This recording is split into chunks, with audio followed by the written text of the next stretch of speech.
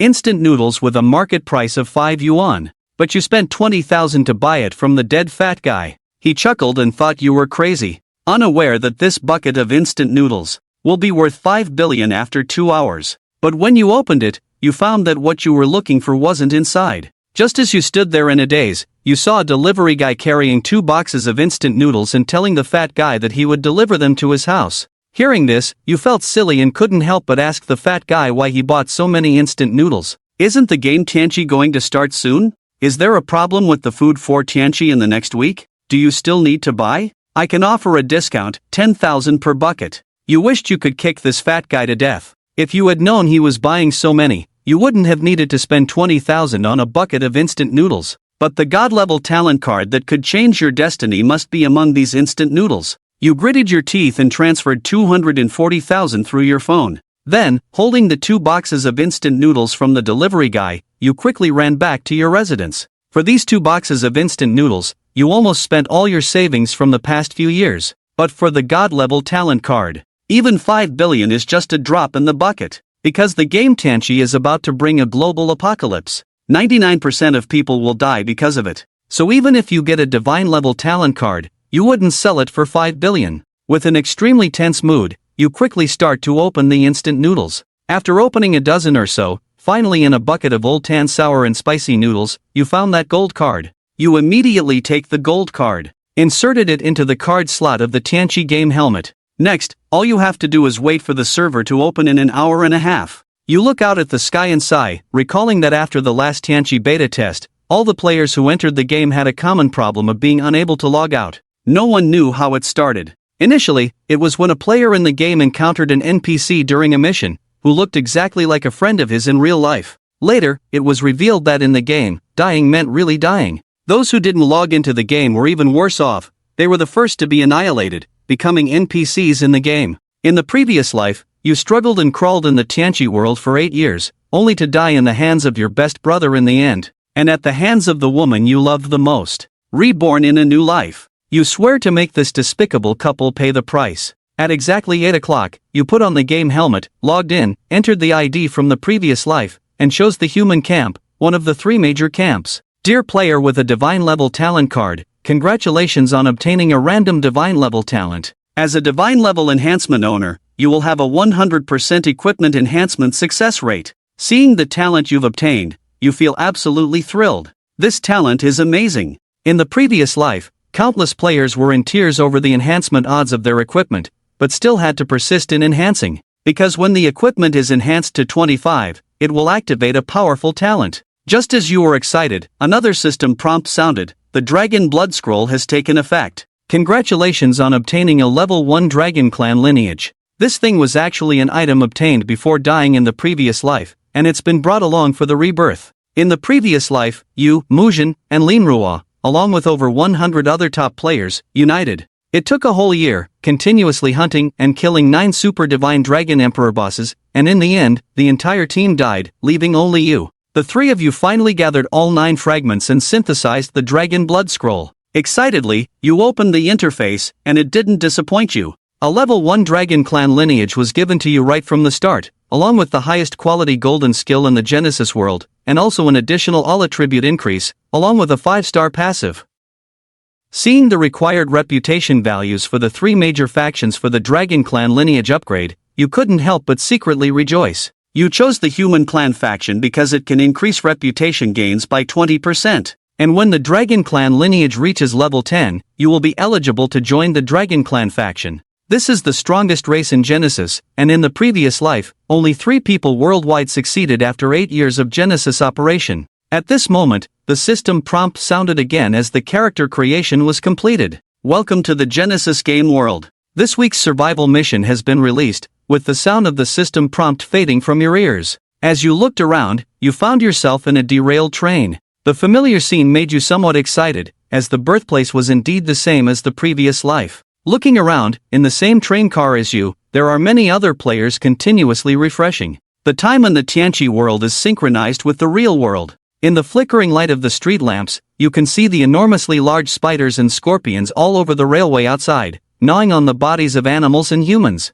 In the extremely realistic game scene around, in the same train car, dozens of other players are excitedly leaning against the windows. These people haven't realized that the world is no longer as simple as a game. The main task for the Tianchi players is centered around survival. The first survival task seems to be to find a safe zone, and the first player to enter the safe zone will receive a generous achievement reward. Just like in the past, the survival task still rewards a revival opportunity. You open the space, and in your backpack, besides the 10 level 1 red potions given by the system, there is only a beginner's greatsword with an attack bonus of 3. Unfortunately, there are no enhancement stones on you at the moment. As the game officially begins, some players in the car can't hold back anymore. A young man with yellow hair rushes out from the train car, brandishing his greatsword at a large spider. Soon after, a scream, and the yellow-haired man who was counterattacked by the level 3 giant spider died on the spot. The body turned into a white light and returned to the car, leaving the yellow-haired man who used up his revival chance dumbfounded.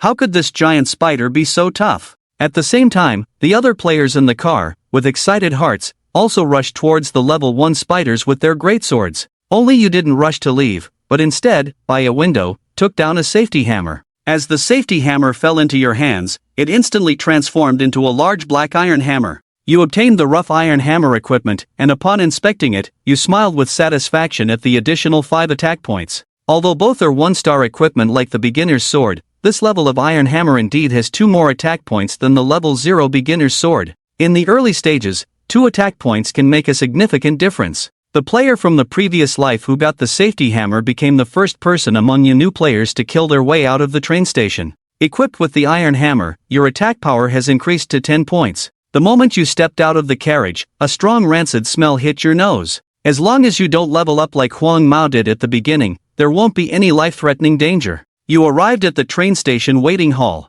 You encountered a large red spider, similar to the black ones you encountered earlier but with a different appearance. You casually threw a probe tree over. The level 2 bio-spider monster seemed a bit unusual. Seeing the description on the data panel, you became more certain it was this creature. You also inadvertently learned about this opportunity. In this life, you are superior to everyone, being the first to reach the waiting hall. Therefore, this welfare monster must be yours. For a level 1 player, it would definitely be difficult to fight a level 2 bio-spider alone, but for you, it's not a problem at all. You approached with the large iron hammer in hand and, with one strike, smashed the spider that was at least a meter tall. Suddenly attacked by the biohazard spider, it immediately swings its 8 furry long legs, turns around, and opens its huge mouth to bite you. You quickly retreat and strike again, dealing another 8 points of damage to the biohazard spider's head with a hammer blow. Although you were not a top expert in your past life, you still have some positioning skills. So, you try to dodge the biohazard spider's attacks as much as possible while looking for opportunities to strike it with the hammer. After all, you can't withstand the biohazard spider's attacks, and the system-provided potion is not meant to be used at this moment. Within half a minute, you have already dealt 80 points of damage to the biohazard spider. The final hammer blow results in a critical hit, causing the biohazard spider to fall in front of you. As the biohazard spider dies, a shiny golden box falls from its body. The box is from the Doomsday World, similar to a welfare lottery. The rarity of the items inside is classified by star ratings, with higher star boxes containing better items. Excited, you open the 1-star box and find 30 enhancement stones inside. For someone with your god-tier enhancement talent, this is truly a godsend. You directly enhance the large hammer to level 25, unlocking the exclusive talent Severe Injury Equipment Wielder, which adds an extra 30 points of damage to each attack. Using only 25 enhancement stones, you have enhanced a basic equipment to the top level of 25. This is an ability that countless high-end players in the previous life could only dream of having. It's just an overrated level 1 trash equipment, but you don't care about that. This level 25 hammer will help you reach the safe zone unimpeded. And remember, the first player to reach the safe zone in each area will receive a generous system reward. Having this exclusive talent, your output ability has been greatly enhanced. After tidying up everything, you left the waiting hall. It's not a wise choice to leave the waiting hall and then try to reach the safe zone based on the distribution of the minimap. When you returned to the birthplace near the train tracks, you saw a group of players from the same batch as you, having a great time fighting the level 1 to 3 biospiders. They completely forgot about the survival task of finding the safe zone and got lost in the fun of monster hunting. Open the map, follow the arrow guide on the map, and head west along the tracks. Suddenly, a flash of light and a level 3 biospider respawned in front of you. Because the respawn distance was too short, you stepped on it. The biospider, stepped on for no reason, immediately opened its mouth and spat a green blob of venom at you. You were attacked by the biospider, losing 13 health points. The attack power of the level 3 biospider is too high. Without any protective gear, even with a 15-star endurance growth, you can't withstand its damage. Your health bar dropped by January 6th. Look what you've got yourself into. Everyone gave you sympathetic looks. That kid is really bold, daring to provoke a level 3 spider. You swing the large iron hammer in your hand and fiercely smash it on the head of the level 3 giant spider. With a crisp sound, a 47 damage appears above the biochemical spider's head. Instantly, several players who were watching the excitement from behind were left dumbfounded. Evading the biochemical spider's secondary attack by transforming, you once again strike with the hammer, dealing critical golden damage. 2 strikes and it's a kill. As they say, high risk, high reward. The experience gained from a level 3 biochemical spider is already equivalent to 3 times that of a level 2 biochemical spider. In addition, this level 3 biochemical spider also dropped 2 copper coins and a level 1 enhancement stone. You pick up the coins and the stone, then head towards the direction of Hopetown in the safe zone. Leaving behind a group of disoriented players in the darkness, did I just see things? 2 strikes and the level 3 biochemical spider is dead. With this level 25 hammer in your hand, you could easily dominate the train station. In the previous life, maybe you would have done it, but now you have bigger goals and don't care about these small gains. You traveled in a straight line at the fastest speed for over 20 minutes and finally saw it. Located at the foot of the mountain over there, Hopetown, a place filled with peace and tranquility. Outside the walls in the city ruins, countless biochemical behemoths have gathered. If it weren't for the protection of the walls, these biochemical behemoths would have long since rushed into the town and killed all the survivors. Currently, there is no announcement for the area, which means that the 886 newbie safe zone you are in has not been entered by any players. The first achievement of entering the safe zone is still available. So you head towards Hopetown, which, in the past, had 34 independent zones. In the game Tianqi world, each zone is further divided into over 1,000 newbie villages. Each newbie village can accommodate roughly over 10,000 players. And that's just in the domestic area, not to mention the numerous ones overseas. You only found out about this after several years in the previous life when the Tianqi world merged zones and initiated the national war. It is evident how popular the game Tianqi is. You have been assigned to the 886 newbie village. In fact, the road you took from the train station is nothing compared to what lies ahead. Here is where you begin the search for the safe zone, the start of this nightmare-level survival mission, the real challenge. Along the way, there are level 1 to 5 biochemical behemoths. Moreover, these biochemical behemoths are not equipped with newbie protection mechanisms. In the previous life, you almost died on the road if you hadn't teamed up with several players. However, in this life, you don't plan to team up with other players anymore. With a reinforced level 25 sledgehammer in hand, you don't need anyone else's help. Along the way, there's practically nothing that can't be handled with a couple of swings of the hammer. If necessary, then 3 swings of the hammer. Even if it's level 4 or 5, it's just a matter of a few swings in your hands. After stumbling along the way, you finally managed to reach level 2. All 5 points were added to stamina, which can increase health and attributes. You pass through the white light curtain and enter the town, greeted by clean streets bustling with NPCs sporting blue IDs. Congratulations to player 4 being the first to enter Hopetown, completing the first player achievement and receiving rewards, 120 reputation points for humans and 10 silver coins. Following the area announcement, a private system prompt sounds in your ear, congratulating you on completing the survival task. You have found the safe zone and earned rewards, including an extra resurrection chance. All survival tasks for this week are completed. Please await the system's release of new tasks next Monday at midnight. You are ahead of other players by at least half an hour, allowing you to enjoy the benefits of the safe zone. Therefore, relying on memory, you arrive at the door of a small house with a red roof. Squatting here is a young girl with a blue identifier and a large yellow question mark above her ID. Little sister, what's wrong? Why are you looking so down? NPC girl looks up at you, tears streaming down her face, and says, Big brother, my father was killed by monsters outside a few days ago. Can you avenge my father and kill those monsters that took his life? Will you accept the mission to avenge the father, with a difficulty level of 20? Without hesitation, you accept the mission. The mission instructs you to follow the map to the Doomsday Factory, kill the cannibalistic bugs inside, and avenge his father. On the surface, it appears to be a normal beginner's task, but only you know that this mission hides a secret. Afterwards, you went to the equipment store in town. With 10 silver and 20 billion copper coins on you, It's quite a fortune considering the server opened less than an hour ago. So you bought a set of beginner's equipment at the equipment store, enhancing some attributes. Then you went to the pharmacy and spent 50 copper coins to buy 50 bottles of level 1 red potions. Then, dragging the large iron hammer, you walked towards the outskirts of Hopetown, where numerous level 1 to 5, peculiar and monstrous biobeasts roamed. You entered the midst of the beasts with the large iron hammer. As your hammer fell, one biobeast after another transformed. Monsters with experience levels 1 to 4 became nothing more than a matter of 2 to 4 hammer strikes in your hands. The only thing that can pose a threat to you now is a level 5 monster. Without a critical hit, you need 6 hammer strikes to kill one. Almost every time you kill a level 5 biobeast, you have to consume a bottle of red potion to make up for the loss. On the way, you encountered many players rushing towards the safe zone. They found it very strange to see you heading out of the safe zone in the opposite direction. It wasn't until they saw your ID above your head that they realized you were the first player to reach the safe zone. We haven't even reached the safe zone, and he's already heading out, they thought. At that moment, a cry for help came from up ahead. Not far away, a girl in a tank top and hot pants was pinned down by a level 5 biospider. After being bitten, her health dropped to 1/4. Seeing the pretty girl in distress, a young man next to her, holding a beginner's sword, rushed towards the biospider.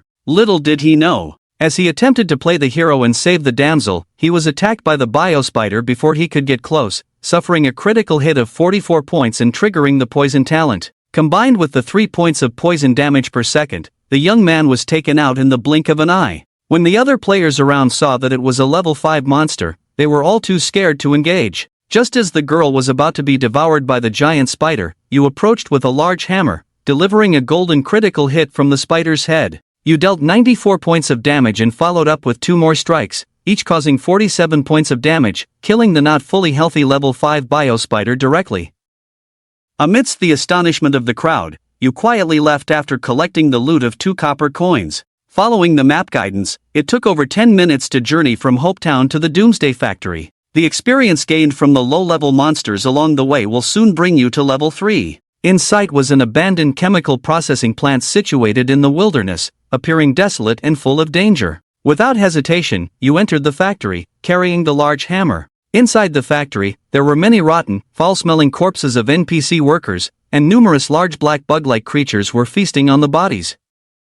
The cannibalistic worms were the target of your journey, and their levels ranged between 3 and 4. With 25 big hammers in hand, you don't need to pay attention to it at all. Lock onto the nearest level 4 cannibalistic insect, and charge in with the big hammer in hand. Just as you were about to finish off the 8th cannibalistic insect, there was suddenly a rumble above your head. Even you, who was calmly spawning monsters, were startled. Above the Gyendi factory, in midair, a huge purple rift in the space tore open, accompanied by a deafening roar. In an instant, a huge fire dragon leaped out from the rift, opening its huge mouth and spewing a scorching flame towards the ground. Devouring the cannibalistic insects in a large area around you, amidst a crackling sound, a large group of cannibalistic insects around you began to jump in panic. A white true damage. In just a few seconds, several dozen cannibalistic insects within a radius of 100 meters around you had all been burned to death. The dragon in the sky and the rift disappeared, leaving you staring in astonishment at the countless cannibalistic insects around, their charred bodies.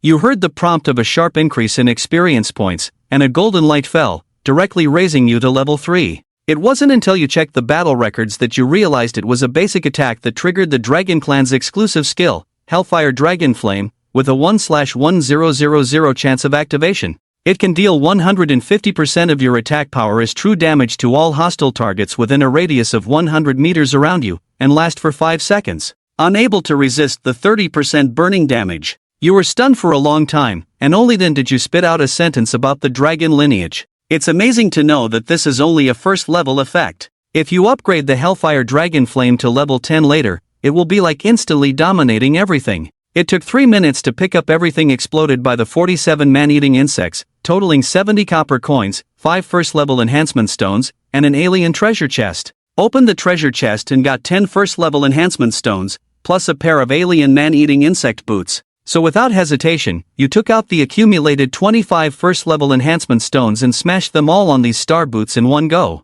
Congratulations on enhancing your man-eating insect boots to level 25, unlocking the exclusive talent of infinite evasion. Looking at the man-eating insect boots in your hand, enhanced to level 25, you felt a little excited. The basic attributes directly increased from 8 points of defense to 28 points. In addition, enhancing to the highest level unlocked the talent of infinite evasion, increasing the evasion rate by 20%, but unfortunately, you still can't use it with only level 3. Put it in the bag. After finishing the task of killing, the remaining 45 man-eating insects should be able to reach level 4. In less than half an hour, you killed the remaining 45 man-eating insects, and golden light fell on your head, leveling up to 4. Eagerly equipped the man-eating insect boots, defense increased from 7 points to 33 points. You forgot to add the 5 points you gained when you reached level 3, so now you have accumulated 10 free attribute points. After putting on the cannibal worm boots, your defense has reached a saturation point. At this point, there's no need to focus on defense anymore, so you put all 10 attribute points into strength.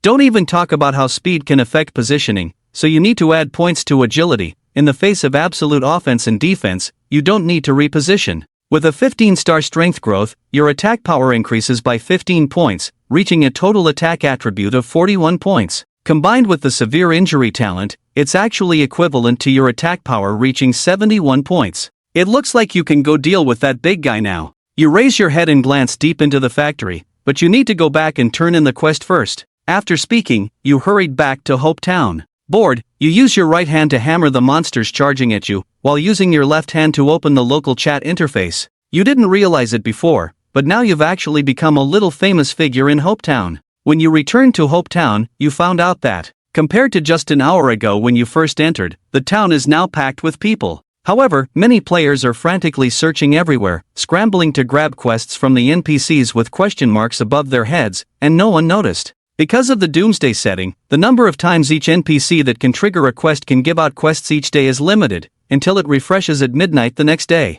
You remember, each quest-giving NPC can give out quests a maximum of 100 times per day, and there are probably over 50 quest-giving NPCs in a safe zone. This means that at least half of the players are unable to receive quests. You remember in your previous life, when you rushed to the safe zone on the first day, not to mention quests, even the low-level monsters around the safe zone were all snatched up. But now, you naturally have no interest in joining them to continue snatching missions. You arrive near the red house. You find that Lingling is still sitting at the door with a worried expression. Little sister, I have avenged your father and killed those monsters. Hearing your words, Lingling lifts her head and finally shows a joyful smile on her face. Thank you, big brother, thank you for helping my father avenge. As she speaks, the girl somehow produces a golden blue ring and hands it to you. Big brother, this is a gift my father once gave me. To thank you for avenging my father, I'm giving it to you. Congratulations, you have completed the mission of avenging the father, and gained rewards, 600 experience points, 100 copper coins, 10 level 1 strengthening stones, and 24 human reputation points. Acquired equipment, lucky ring, and civilian intimacy increased by 6. The quality of the lucky ring adds 9 physical attack power, with no job restrictions. Apart from being able to be normally equipped, this ring actually has a mysterious function, which has already been hinted at in the equipment description. It is not only for equipping, it is also unique. But basically, no player would think of this based on the description, except for you, who has been reborn. Wearing the lucky ring, your attack increases from 41 points to 47 points. It's a pity there aren't enough strengthening stones, otherwise, you could strengthen the lucky ring to level 25 and get more attack bonuses. Upon completion, you once again arrive at the Doomsday Factory. You find that there are already many players here farming the cannibalistic worms. Most players are only at level 2 when doing missions, so it's quite difficult to fight those level 3 to 4 cannibalistic worms alone. You, on the other hand, went straight into the factory. Do you remember in the previous life, there was a player who triggered a rare hidden mission in the Doomsday Factory, seemingly an escort mission? There is a safe zone for an NPC hidden in the Doomsday Factory. Sure enough, you found an NPC in a storage room. It was a middle-aged man with messy hair and a broken right hand, lying in the corner of the storage room as if waiting for death. Looks like you've been trapped here for a long time. Let me take you to a safe place, as per the old man's request. The sudden voice made Isle, who was huddled in a dark corner, look up in surprise. How did you find your way here? He asked. You, who knows about this game plot, implanted in the center. I met a girl named Lingling in Hope Town. She asked me to help her find her father. Hearing the name Lingling, Al couldn't help but cry. He looked at his right hand, already eaten by the cannibalistic worms, and shook his head. Forget it, I'm already useless. Even if I go back like this, I'm just a waste. I might as well die here and be done with it. You know that the game plot has reached this point, and no matter how players persuade, it won't spark Isle's desire to continue surviving. You took out the lucky ring and placed it in front of Isle. Don't you really care about your daughter? You asked. Seeing this ring, Isle's mental defenses completely collapsed. My daughter, he said slowly as he climbed up from the ground. Please, young man, take me back to Hope Town. This ring speaks volumes more than words ever could. Just then, the system's prompt sounds in your ear. Congratulations on triggering a rare hidden quest. Will the Guardian accept it? Without hesitation, accept the quest. As you are player 886 in the safe zone, the first to receive the hidden quest, the system will make a zone-wide announcement. Please choose to make your ID public or keep it hidden. Hidden Ding congratulates the player for triggering the new hidden quest. As player 886 in the safe zone, the first to trigger the hidden quest, you receive a reward of 1,200 human reputation and 1 gold coin. As soon as this zone-wide announcement came out, the chat channel in the 886 safe zone exploded. What luck! It's only been a few hours since the server opened, and already a hidden quest has been found. Wow, the rewards for this achievement are really generous. At this moment, a level 3 male player named Storm Angel is frantically speaking. To the brother who received the hidden quest, if you see this message, please message me privately, send me your location, abandon your hidden quest, and sell it to me.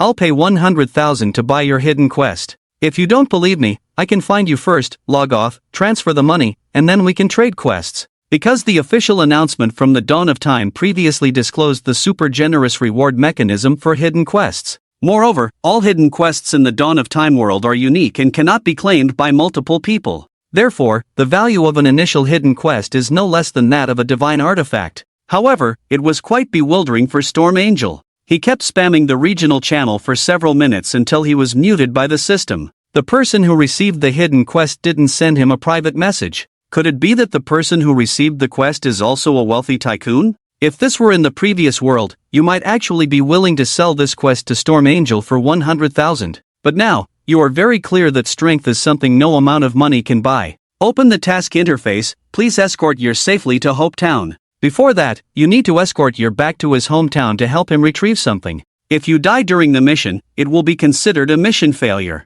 Also, no more than 5 people can carry out this mission together, and the remaining time for the unknown mission reward is 6 hours at most. A mission with a difficulty level of 100. In your memory, after players discovered this hidden mission in the previous life, more than 10 players attempted to challenge it, but all ended in tragic failure.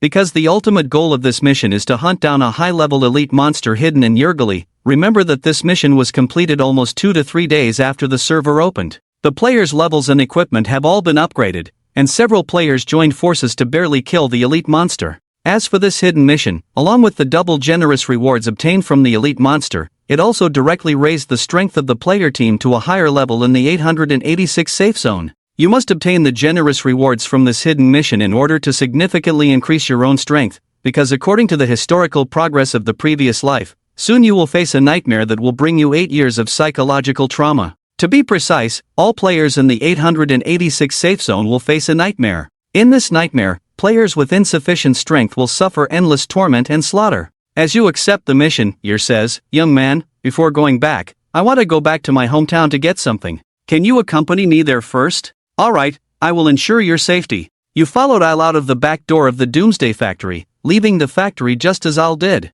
There were countless monsters around, gradually advancing towards us. Isle launched an attack, as if these creatures had a particular grudge against him. You carried a large hammer and walked ahead of Isle. When you saw a biomutant beast approaching, you swiftly struck it with the hammer. Fortunately, all the creatures encountered along the way were relatively low level, requiring just a couple of hits. Dealing with these level 4 lower tier monsters usually took 2 to 3 strikes each. By the time you reached Isle's old home, his health bar was still full. "Young man, my home is on the 3rd floor. Wait here for a moment, I'll go up to get things and come back down immediately." I knew that leaving him alone to go upstairs would undo all our previous efforts, so I didn't listen to Isle's instructions. "I'll accompany you upstairs." After speaking, you carried the large hammer and walked ahead, arriving at the door of room 302 with Isle. To ensure Isle's safety, you asked him to wait outside. As soon as the words fell, you kicked the door open, breaking in as if anticipating what would happen next. In the moment of opening the door, you swung the large hammer, striking a huge biomutant spider that was leaping out of the room, sending it flying.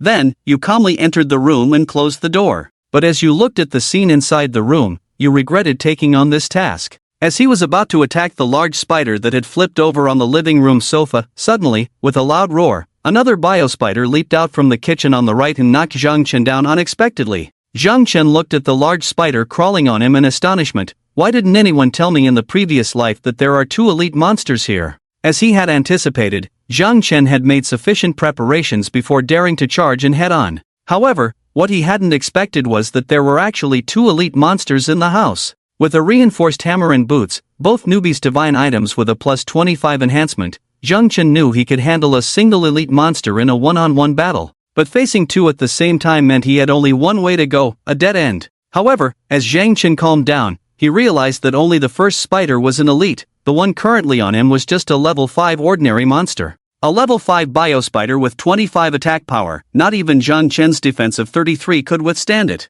So, when it lunged at him, it only managed to bite off 1 point of Zhang Chen's health. False alarm, phew. Seizing the opportunity, Zhang Chen swiftly swung his hammer, sending the large spider flying off him with a bang, dealing a 63-point damage to its head, directly reducing a quarter of its health. With this chance, Zhang Chen got up from the ground and cast a probing spell towards the red large spider on the sofa, which was noticeably larger than the ordinary biospider. However, the result of the probe left Zhang Chen baffled. Biospider leader, physical elite monster level, talent, physical attack, physical defense, magic defense, health points, skills, venom spray, pounce description. A large spider mutated due to environmental contamination. It became a leader after upgrading from eating more than other spiders, causing it to mutate. Wow, even Zhang Chen couldn't discern the data of this spider leader, indicating that its level was at least above 8. Because the player's basic probe spell could only reveal monster data within 3 levels higher than their own, and Zhang Chen's current level was 4. In the world of Doomsday, monsters are classified into 4 categories: ordinary, elite, lord, and boss. Thus, wielding a plus 25 great iron hammer, Zhang Chen embarked on this 1v2 battle. Bang! Another hammer strike landed on the ordinary level 5 biospider, inflicting a 63-point damage, bringing its health down to half. At the same time, the massive body of the spider leader leaped over the ordinary spider blocking Zhang Chen and pounced towards him. Pounce! Caught off guard, Zhang Chen was grazed on the shoulder by the spider leader, causing a sudden 35-point damage. Even the plus 25 cannibal insect war boots couldn't withstand the damage from the spider leader. The spider leader then unleashed its venom spray skill. As Zhang Chen was entangled by the ordinary biospider and couldn't break free, he was hit by the venom, but a big miss appeared above his head, triggering the talent of infinite evasion from the cannibal insect war boots. Lifting the great iron hammer, just as Zhang Chen was about to deal with the ordinary spider first, he seemed to suddenly think of something and shifted his attack target to the spider leader. Bang! A hammer strike hit the spider leader, dealing a 45-point damage. The spider leader's health bar only dropped by about 1/5, indicating that this spider leader had nearly 1,000 total health points. Yet Zhang Chen remained calm, for he had already devised a new strategy. Using an ordinary biochemical spider as a shield, Zhang Chen constantly maneuvered around the spider leader. The spider leader attacking in close combat couldn't even touch Zhang Chen, while Zhang Chen could use the length of his weapon, a hammer, to attack the spider leader.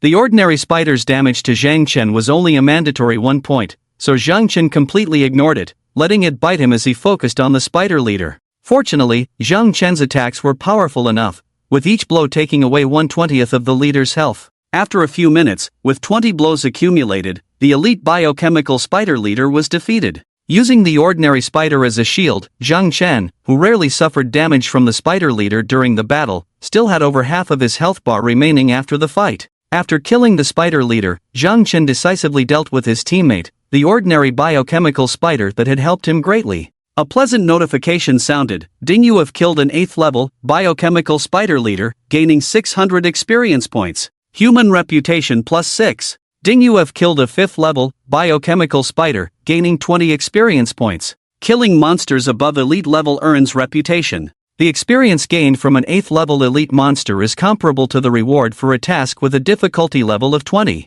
Therefore, after killing the spider leader, Zhang Chen's experience bar increased significantly. Squatting down next to the spider leader's corpse, Zhang Chen picked up 80 copper coins, 12 level 1 enhancement stones, and a shiny 2-star treasure chest. Wow, his luck was really on fire. Items from a 2-star treasure chest were guaranteed to be of 2-star quality, and the enhancement stones were guaranteed to be level 2, making the total value much higher than that of a 1-star treasure chest. However, in the game setting, opening a 2-star or higher treasure chest required a corresponding key, which could be purchased in the store. Since Zhang Chen didn't have a 2-star key at the moment, he had to temporarily put the 2-star treasure chest into his bag. The biochemical spider leader was the key to the hidden mission guardian. Killing the spider leader was essentially completing the mission. In the previous life, the spider leader had been nearly invincible in front of countless new players, but this time, Zhang Chen effortlessly killed it, thanks to the plus 25 artifact hammer and boots. Without these two pieces of equipment, he wouldn't have been able to deal damage to the spider leader or withstand the ordinary spider's attacks, making the battle very precarious.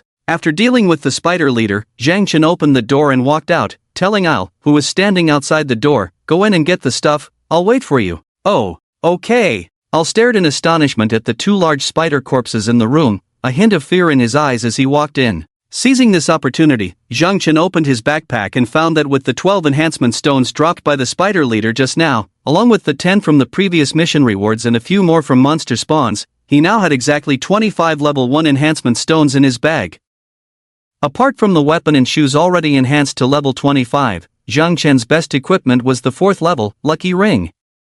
With the Divine Enhancement in hand, Zhang Chen decisively used all 25 enhancement stones on the Lucky Ring. Ding, enhancement successful. Congratulations on enhancing your equipment, Lucky Ring, to plus 25, unlocking the exclusive talent, Lucky Strike. Lucky Ring, plus 25, quality, 1-star physical attack, plus 32, 23, exclusive talent, Lucky Strike. Every third attack by the wearer will definitely deal 150% attack damage to the enemy. Class restriction, none level requirement. For description, this is a ring that can bring you luck. Strengthened to level 25, the Lucky Ring directly increased the attack power by 23 points, raising Zhang Chen's attack power from 47 points to 70 points. Coupled with the talent Heavy Injury of the hammer, Zhang Chen's current attack power has surpassed 3 digits. Invincible. This attack power is truly invincible. Looking across the entire safe zone, there is definitely no player who can withstand Zhang Chen's 2 hits. If the third attack triggers the talent Lucky Strike, it can instantly kill a new player in 1 hit. After all, in the early stages, players rarely allocate their upgrade points to stamina and endurance, resulting in players having generally low health and defense. Even Zhang Chen, who had allocated 5 points to stamina earlier, now only has a total of 175 health points. At this moment, Ear also took his things and walked out of the house. Next, Zhang Chen continued to escort Ear back to the safe zone because the Guardian hidden mission was not considered complete before entering Hope Town. On the way back to the safe zone, to avoid unnecessary trouble, Zhang Chen hid the ID and level indicators above his head. Along the way, various monsters could be seen everywhere, and one could see players either soloing or teaming up to level up by killing low-level monsters. Zhang Chen did not provoke those monsters unless they tried to attack Ear, in which case Zhang Chen would unhesitatingly smash them with a big hammer. Walking on the main road with a blue-named NPC, Zhang Chen's popularity was extremely high, and passing players looked at him with puzzled eyes, whispering to each other, wondering why an NPC with a broken arm was following a player. In this way, after walking along a road for more than 10 minutes, when they were about to reach Hope Town, Zhang Chen suddenly stopped in his tracks. In front of him, several players who seemed very familiar to Zhang Chen were approaching. The 5 of them were in a group, all young male players, and they all shared a common feature: their IDs all had the prefix King. Seeing the leader, who looked only 20 or so, with a rich young master's appearance and the ID King of Glory on his head, Zhang Chen couldn't help but clench his fists, his eyes instantly filled with bloodshot veins, full of hatred. This scene even startled the NPC Ear beside him. "Young man, what's wrong with you?" Ear's concern made Zhang Chen calm down. "It's nothing. It seems like I saw an old acquaintance." "Old acquaintance?" Ear sighed. "Shouldn't you be happy about that? Why do you look so angry?" Zhang Chen sorted out his thoughts and said calmly, "We're almost at Hope Town. I'll take you home first."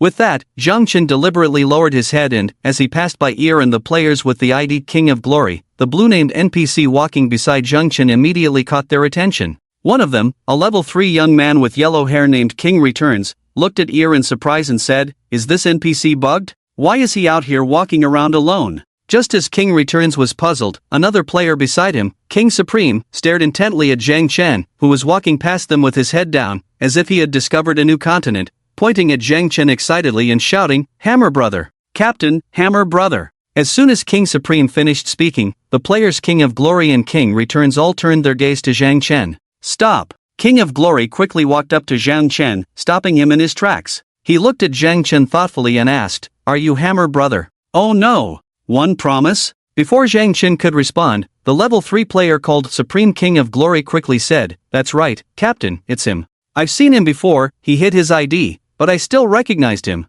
Damn it, Zhang Chen sighed inwardly. He never expected to be recognized like this. Seeing Zhang Chen's silence, King of Glory chuckled and said, "What a coincidence, I was just looking for you, and here you are." Zhang Chen raised his head, pretending not to recognize King of Glory, and asked in a puzzled tone, "Why are you looking for me?" In fact, in this lifetime, Zhang Chen had not yet met him. They had never seen each other before. King of Glory's gaze swept over Zhang Chen and he said with interest, "I heard you have a hammer that can kill a level 5 monster in a few hits?" To his surprise, Zhang Chen did not deny it. "So, it's true?" King of Glory's eyes lit up. "Straight to the point, I have my eyes on your hammer. Come on, name your price." "I have plenty of money, I'll buy that hammer from you." Zhang Chen said expressionlessly, "I'm sorry, it's not for sale." King of Glory didn't take it seriously. "You haven't even named a price, how do you know if I'm willing to buy it or not? Are you willing to sell it?" As soon as King of Glory finished speaking, Zhang Chen casually said, "Give me $1,000,000, and I still won't sell it."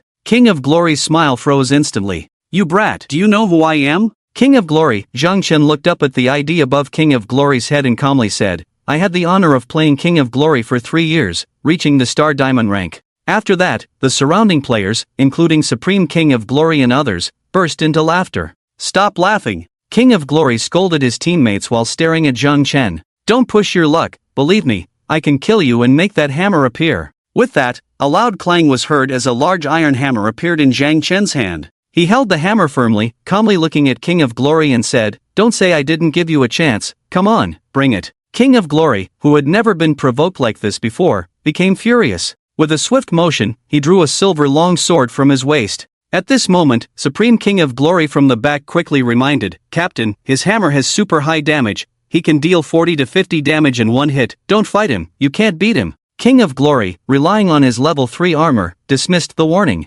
"If he can deal 40 to 50 damage on me, I'll eat shit on livestream." With that, King of Glory swung his sword, striking Zhang Chen's chest, displaying a shocking damage number above Zhang Chen's head. 1. Ding, you have been maliciously attacked by player, King of Glory, the opponent is now graylisted. Attacking him will not trigger a red name. Seeing King of Glory's ID turn from white to gray, Zhang Chen swung the large iron hammer, sending King of Glory flying. 176 critical hit. As King of Glory hit the ground, his body turned into a white light and flew back to the safe zone for resurrection. Ding, you have killed player, King of Glory, as the opponent is graylisted, you have not increased your sin value. Everyone around, including Supreme King of Glory returns, and 2 other King of Glory players, as well as passing casual players who stopped to watch, were stunned. As a level 3 player with full power and a changed weapon, King of Glory dealing only 1 damage with a sword strike while the other guy delivered a 176 critical hit with a hammer, instantly killing King of Glory. What was going on? One could feel the fear in the hearts of the remaining 4 King players as they witnessed their captain being killed right before their eyes. Zhang Chen paid no attention to them, instead crouching down at the spot where the King of Glory respawned upon death, picking up a pair of black pants dropped by the game. In the world of the apocalypse, malicious attacks on white-named players would trigger a gray name, killing 100 players would turn one into a red name, and exceeding 1,000 evil points would turn one into a purple name. White-named players had a 50% chance of dropping an equipment upon death, gray names dropped one equipment 100% of the time, red names dropped 2. And purple names dropped all equipment upon death. Furthermore, gray and red names would also drop a level upon death, and for every additional 100 evil points, another level would be deducted. The punishment for red-named players in this game was severe, making players hesitant to attack others easily. However, the King of Glory had just relied on their clan's power and size, a mere characteristic of the game, paying no attention to this fact. They never expected their opponents to attack them, let alone to be killed in one strike. It's worth mentioning that the pair of biochemical pants dropped by the King of Glory was a level 3 equipment, albeit of 1-star quality, with an additional 6 basic defense points, surpassing Zhang Chen's level 1 novice pants by several points. Most importantly, it was also enhanced to plus 15. The total defense bonus had reached 15 points. No wonder the King of Glory was so confident in front of Zhang Chen. Without divine strengthening, it would take at least 50 to 60 enhancement stones to enhance such an equipment to plus 15. Investing so heavily in a level 3 equipment in the early stages was a sign of true wealth. Therefore, right in front of the returning king players, Zhang Chen equipped the pants just dropped by their leader, increasing his defense from 33 to 46 points. As his gaze lingered at the spot where the King of Glory had died and disappeared, hatred filled Zhang Chen's eyes once again, his thoughts drifting back to 8 years ago, to a memory that haunted him, waking him up from dreams in the future. In the previous life, there was a team of 1,000 players in the 886 safe zone. Upon realizing they were in a post-apocalyptic world where death was real, they took advantage of their numbers and occupied Hopetown for a month, committing all sorts of atrocities, turning it into a nightmare for all players in Hopetown. Zhang Chen was among those who suffered at their hands. One of the most vivid memories was when he returned one night without enough gold to give them, resulting in him being beaten half to death, his limbs broken. In this digital world, as long as a player's health points didn't reach 0, they wouldn't die. Limbs would slowly heal, but the pain, mirroring real life, was unbearable for most. Due to system restrictions, they couldn't escape to other safe zones. The only way to escape their clutches was to reach level 30 and access the teleportation array to the 3rd level main city. However, the team severely hindered solo players' leveling progress, killing higher level players on sight. This was why Zhang Chen took a month to reach level 30 in the previous life. The team that plunged the 886 safe zone into darkness, leaving countless players traumatized, was called Kings of the World, led by the player with the ID King of Glory. Even if Zhang Chen killed the King of Glory once, he couldn't find peace because he knew the King of Glory had a chance to resurrect. The trauma inflicted by Kings of the World in the previous life was too deep. If you dare to be arrogant in this life, I, Zhang Chen, will make you pay. With that, Zhang Chen stood up, accompanied by the NPC heir, and continued towards the safe zone. The Kings of the World didn't dare to block their path, scattering in fear, making way for Zhang Chen. As for these few people, killing them would be a piece of cake, but because they are white-named, Zhang Chen didn't want to end up with a red name, as red-named players couldn't enter safe zones. Waiting for Zhang Chen and Il to leave, the King of Kings and a few others gathered together, watching Zhang Chen's gradually disappearing figure, feeling puzzled. My god! Over 170 damage, even without a critical hit, that's over 80 points.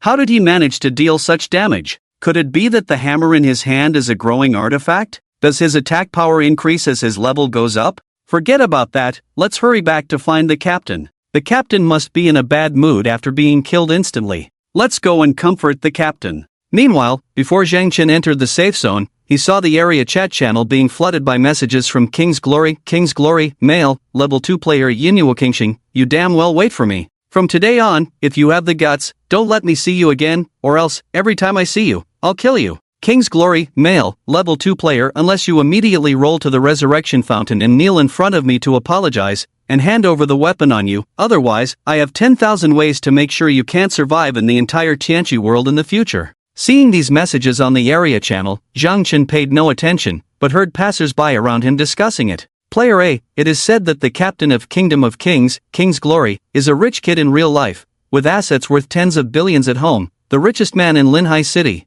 Before entering this game, he spent 1 billion to hire 1,000 professional players at a salary of 100,000 each to create a powerful team. The early strength of this team is extraordinary. Player B, yeah, they've even made announcements throughout the whole area. This kid Yinuo Kingxing is in for trouble, daring to provoke the captain of Kingdom of Kings. I think he's going to be killed and have his account deleted by the people of Kingdom of Kings. Player C, with King's Glory's background, that kid might face retaliation even in the real world. Oh, sympathy for 3 seconds hearing the passers-by's discussions, Zhang Chen felt disheartened. In this life, with Zhang Chen around, he would never let the safe zone 886 repeat the mistakes of the previous life. The sins committed by Kingdom of Kings in the previous life, Zhang Chen would make them pay in this life. Back in Hopetown, Zhang Chen found Ling Ling with Il, and the father and daughter were finally reunited, embracing each other in tears of joy. And in Zhang Chen's ear, a pleasant system notification sounded, ding, congratulations on completing the hidden mission Guardian, gaining rewards, experience plus 3,000, silver coins plus 10, human race reputation plus 120, level 1 enhancement stone plus 100, acquiring skill book fatal blow plus 1, obtaining equipment Guardian armor plus 1. Intense golden light showered down from above, leveling up to 5. The rewards from hidden missions are indeed much higher than regular tasks. Opening the backpack, the first thing that caught his eye was a silver lightweight armor, shiny and beautiful. It seemed to be a good piece of equipment, so Zhang Chen took it out. Guardian armor, quality, 2 stars, HP plus 120, additional attributes, agility plus 3, class restriction, none, level requirement, 5, description. This is the glory of the Guardian, symbolizing that the wearer once protected the people who were stranded outside Hopetown. May this armor, like you protect the people of Hopetown, protect you. Truly a hidden mission, rewarding a 2-star equipment. It's worth noting that it's only been a little over 3 hours since the start of the Tianchi game, and at this point, over 90% of players worldwide haven't even completed half of the 7 equipment slots on their bodies, while Zhang Chen has already obtained a 2-star armor. The basic attributes of these 2-star armors are extremely high. The 1-star armor that can only be purchased at level 5 in the store adds about 50 to 60 points to health. Just by increasing the quality by 1 level, the basic attributes double. And this is still based on the attributes before enhancement. When enhanced to level 25, the basic attributes will increase by another 5 times, which is incredible. Setting aside the armor for now, Zhang Chen's gaze shifted to a white book lying quietly in his bag. In the world of Tianchi, besides learning a basic professional skill each time they change jobs, players obtain most skills through skill books. Skill books can only be obtained by players after reaching level 10 and completing their first job change, either by defeating monsters in the wild or opening treasure chests. This hidden task granted Zhang Chen a privilege, rewarding him with a skill book even before he changed jobs. Although it was a low-quality white skill book, Zhang Chen, who was only at level 5, was still content. Skill books are categorized by color, ranging from lowest to highest quality: white, green, blue, purple, orange, red, and gold. Generally, skill books cannot be upgraded unless they are specific. Zhang Chen picked up the skill book, Deadly Strike, quality, white description, grants the skill Deadly Strike, effect, charges the weapon to launch a deadly attack on the enemy, dealing 115% physical damage, consumes 2 energy points, energy consumption varies with the user's level, at level 1 it consumes 2 points. Cooldown time is 10 seconds. Job requirement, Assassin, players who have not changed jobs can also use it. After changing jobs at level 10, if not an assassin, this skill will automatically be returned in the form of a skill book. Skill slot consumption, 1 white skill. The effects of white skills are definitely the worst, except for the 15% damage increase. This skill has no other special features, but it's better than nothing. In addition, regarding skills, in the world of Tianchi, players need to occupy a skill slot for each skill they master. Starting from level 0, players automatically gain 1 skill slot every 3 levels. Learning a white skill requires 1 skill slot, and as the skill quality increases by 1 level, the number of skill slots consumed increases by 1, with a gold skill requiring 7 skill slots. Of course, don't think that because white skills consume fewer skill slots, you can stack them endlessly. A gold skill cannot be compared to 100 white skills. Throwing away a dozen white or green skills is not as powerful as a single red or even orange skill. Zhang Chen, who had reached level 5, happened to have 1 skill slot, so he used the skill book. As the skill book turned into specks of starlight and merged into Zhang Chen's body, a notification sounded. Ding! Congratulations on mastering the skill Deadly Strike. Checking the skill list, using Deadly Strike at level 5 requires 5 energy points, and with Zhang Chen's 75 energy points, he could use it 15 times. Not to mention the entire server, there are definitely players who have obtained skills before level 10 through special means. At least as the first player in the 886 safe zone to master a skill, Zhang Chen felt pretty awesome. Fortunately, the dragon skills added by the dragon bloodline do not require skill slots, otherwise, Zhang Chen would have been overwhelmed by the first gold skill, Hellfire Dragon Flame. With the 100 level 1 enhancement stones from the hidden task, he could easily craft 50 level 2 stones to enhance the 2-star guardian armor, but Zhang Chen wasn't in a hurry to enhance it because he still had a 2-star chest dropped by the spider leader in his bag. If the chest contained a 3-star equipment, these 100 level 1 enhancement stones could be used to craft 25 level 3 stones, directly enhancing the 3-star equipment to level 25. It's better to be safe than sorry. Luck is unpredictable. Knowing that he could no longer trigger missions on the father and daughter in the IL family, Zhang Chen bid farewell to them and then went to the shop in Hopetown. He spent 1 silver coin to buy a 2-star treasure chest key. It was a moment to witness a miracle. He used the key to open the chest. Ding! Congratulations on opening the 2-star treasure chest, gaining plus 50 silver coins. Oh my, it's not equipment. However, exchanging 1 silver coin for 50 was still worth it. Being able to obtain 50 silver coins at once, Zhang Chen was quite satisfied. In the world of the apocalypse, there were too many places where gold coins were needed. Without this stuff, it was simply impossible to move a step in the apocalypse world. For synthesizing strengthening stones, a large amount of money was required. In the blacksmith shop in town, Zhang Chen spent 125 copper coins to synthesize 50 first-level strengthening stones into 25 second-level ones at a unit price of 5 copper coins per synthesis. Then, with the effect of divine strengthening, using 10 first-level strengthening stones and 25 second-level ones respectively, he strengthened the plus 15 biochemical pants from King's Glory and the Guardian Armor to level 25. Ding, strengthening successful. Congratulations on your equipment, biochemical pants, reaching level 25, unlocking the exclusive talent, defense consolidation. Ding, strengthening successful. Congratulations on your equipment, Guardian Armor, reaching level 25, unlocking the exclusive talent, Angel's Protection. The pants that originally added 6 defense points now had a defense bonus of 21 points after reaching level 25, and the unlocked talent, Defense Consolidation, provided an additional 10 defense points, raising Zhang Chen's defense from 46 points to a high of 61 points.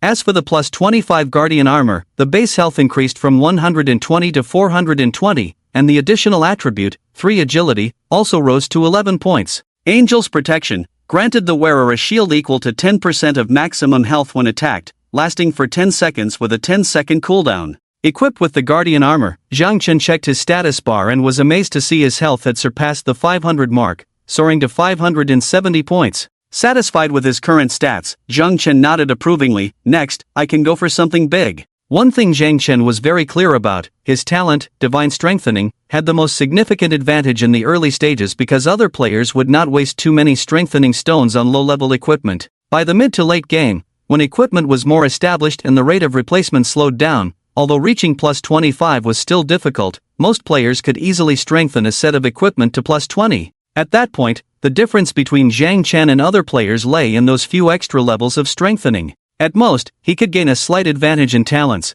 but he would no longer be nearly invincible as he was now. Therefore, Zhang Chen had to maximize his strength in the early stages with this advantage, widen the gap between himself and other players, and expand his advantage infinitely so that they would not be able to catch up with him in the later stages. Glancing at the time, he realized it was already 10 minutes to midnight, just 10 minutes away from the end of the week. In other words, in 10 minutes, a new chapter would begin in the Apocalypse world, releasing new survival missions for all players. Meanwhile, players who had not yet reached a safe zone would be eliminated. With 10 minutes left, Zhang Chen, who had only a few potions left in his backpack, went to the pharmacy. While other players hesitated to use even second-level red potions, Zhang Chen, who had obtained 15 silver coins through hidden tasks and a 2-star treasure chest, spent 10 silver coins without hesitation to buy 100 bottles of third-level red potions that restored 300 health points each and another 2 silver coins to buy 40 bottles of second-level blue potions that restored 40 energy points each. After restocking, the time froze at midnight.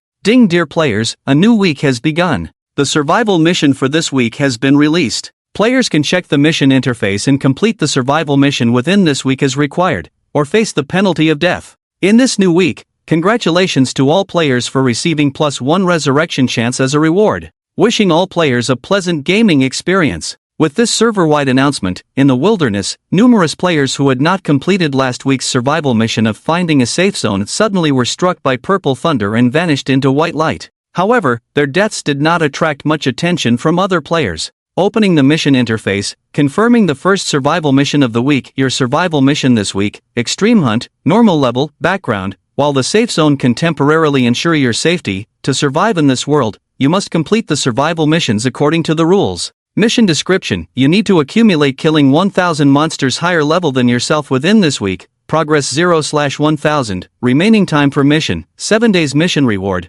+1 resurrection chance. Failure penalty, death. If there is a resurrection chance, death can be avoided. Because today is the first day of the server opening, even though it is already early morning, you can see that the streets and alleys of Hopetown are still bustling as if it were daytime, with countless players coming and going. Some finally received their tasks at midnight refresh and happily teamed up with other players to go out and complete the tasks, while others had just returned from the wilderness after completing their tasks, preparing to submit them. Everything was normal, and no one had yet noticed the crisis. Zhang Chen looked at the bottom right corner of the main interface, where the logout option had turned gray since he entered the game. Zhang Chen, who knew the direction the future would take, didn't think much about it. The next task was to continue leveling up, reach level 10 early to complete the job change, and achieve success. So, relying on memory, Zhang Chen arrived at the blacksmith shop in town and received a task from the NPC boss there to collect 100 wolf skins. Collect wolf skins, Normal task difficulty level 50 description. With the outbreak of the Doomsday Crisis, countless biomonsters and alien creatures are constantly coveting the safety zone of the human race, hoping to one day break into the safe zone and devour the humans inside.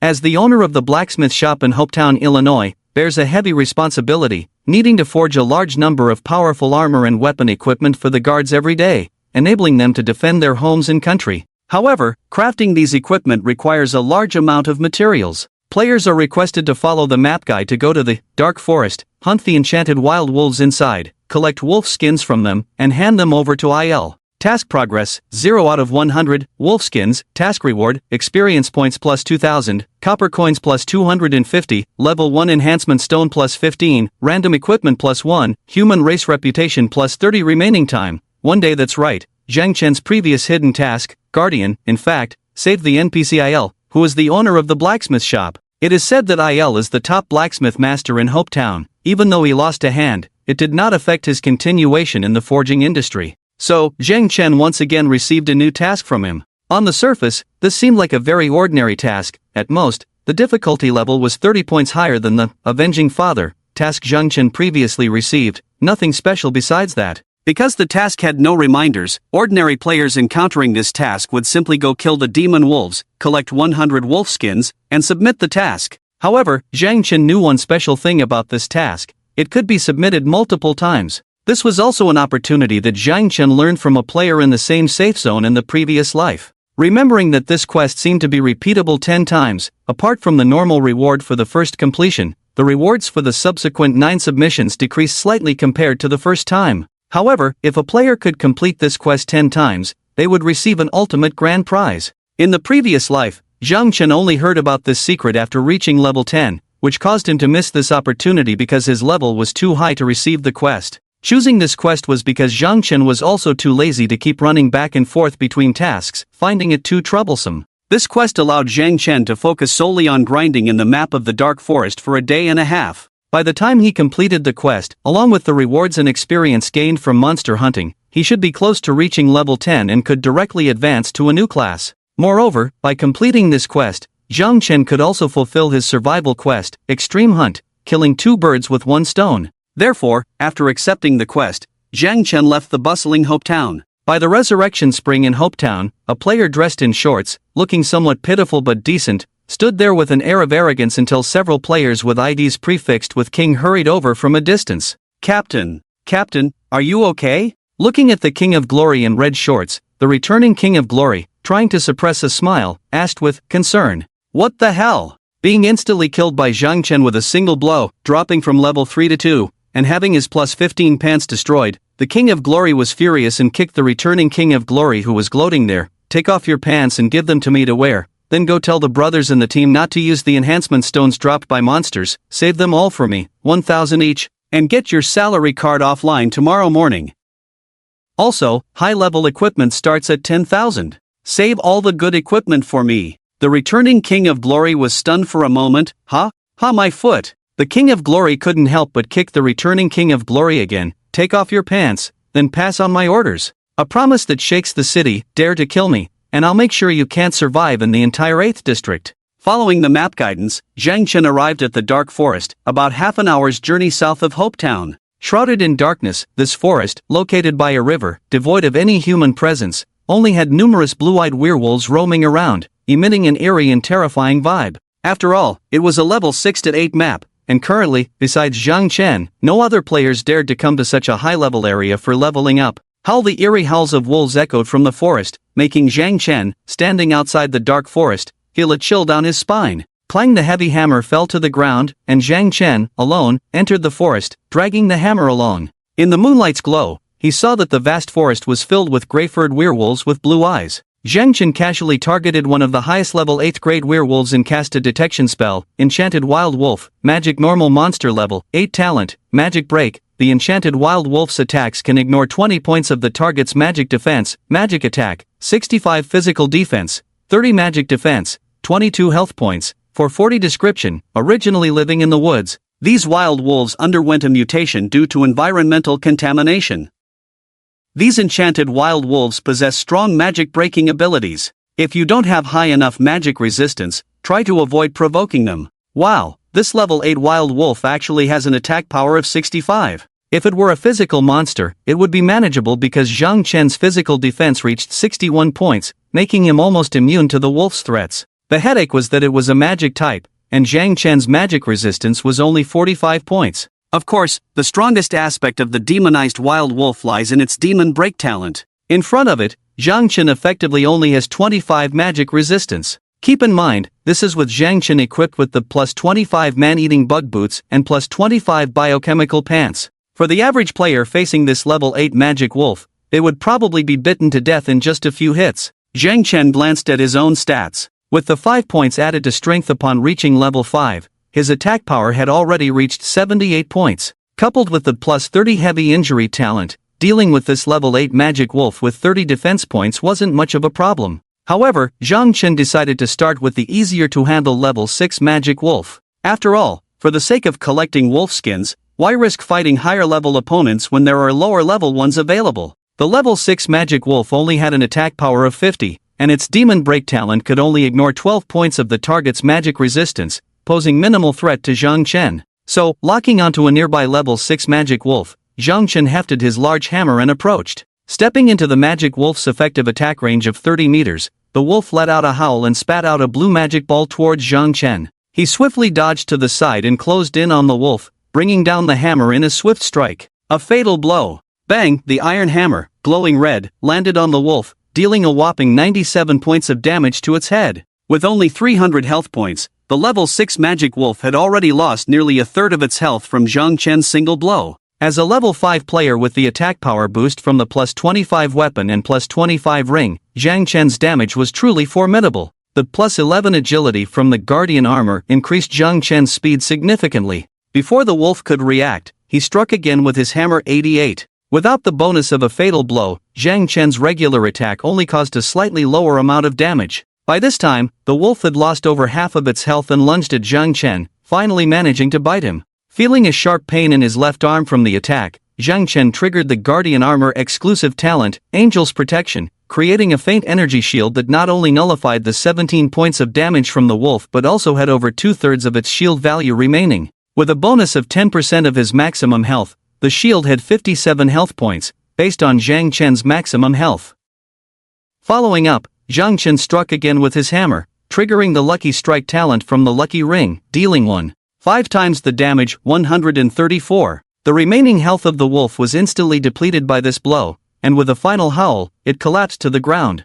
Ding, you have killed a level 6 demonized wild wolf, gaining plus 25 experience points. 3 attacks, unscathed, to defeat a level 6 magic wolf. The efficiency was simply outstanding. Crouching beside the wolf's corpse, besides 3 copper coins, Zhang Chen also obtained a gray wolf skin, precisely what the mission required. Locking onto the next target, he continued his hunt. A fatal blow, a normal attack, combined with the lucky strike triggered by the third attack basically took care of a level 6 magic wolf in 3 strikes. Although the initial fatal blow only added 9 points of damage compared to a regular attack, those 9 points were crucial. Because a level 6 magic wolf had a total of 315 health points, if the fatal blow was replaced with a regular attack, Zhang Chen's 3 attacks would only deal 310 points of damage, requiring an extra strike to end the battle. 1 more strike for 1 wolf, 1,000 more strikes for 1,000 wolves. How much time would that waste? Thus, Zhang Chen preferred to expend a bit more energy. The drop rate of wolf skins is 100%, and Zhang Chen's efficiency in collecting them is extremely high, with his experience bar steadily rising. After killing more than 40 demon wolves in a row, a beam of golden light fell upon his head, and Zhang Chen reached level 6. He allocated all 5 attribute points to strength. Only then did Zhang Chen shift his target from level 6 demon wolves to level 7 ones. Due to the extreme hunt survival mission, he had to slay monsters higher level than himself. Level 7 demon wolves had 50 more health points and slightly higher defense than level 6 ones. It took an average of 4 hits to defeat one with his hammer, but the experience gained increased by 5 points, bringing in 30 experience points per level 7 demon wolf.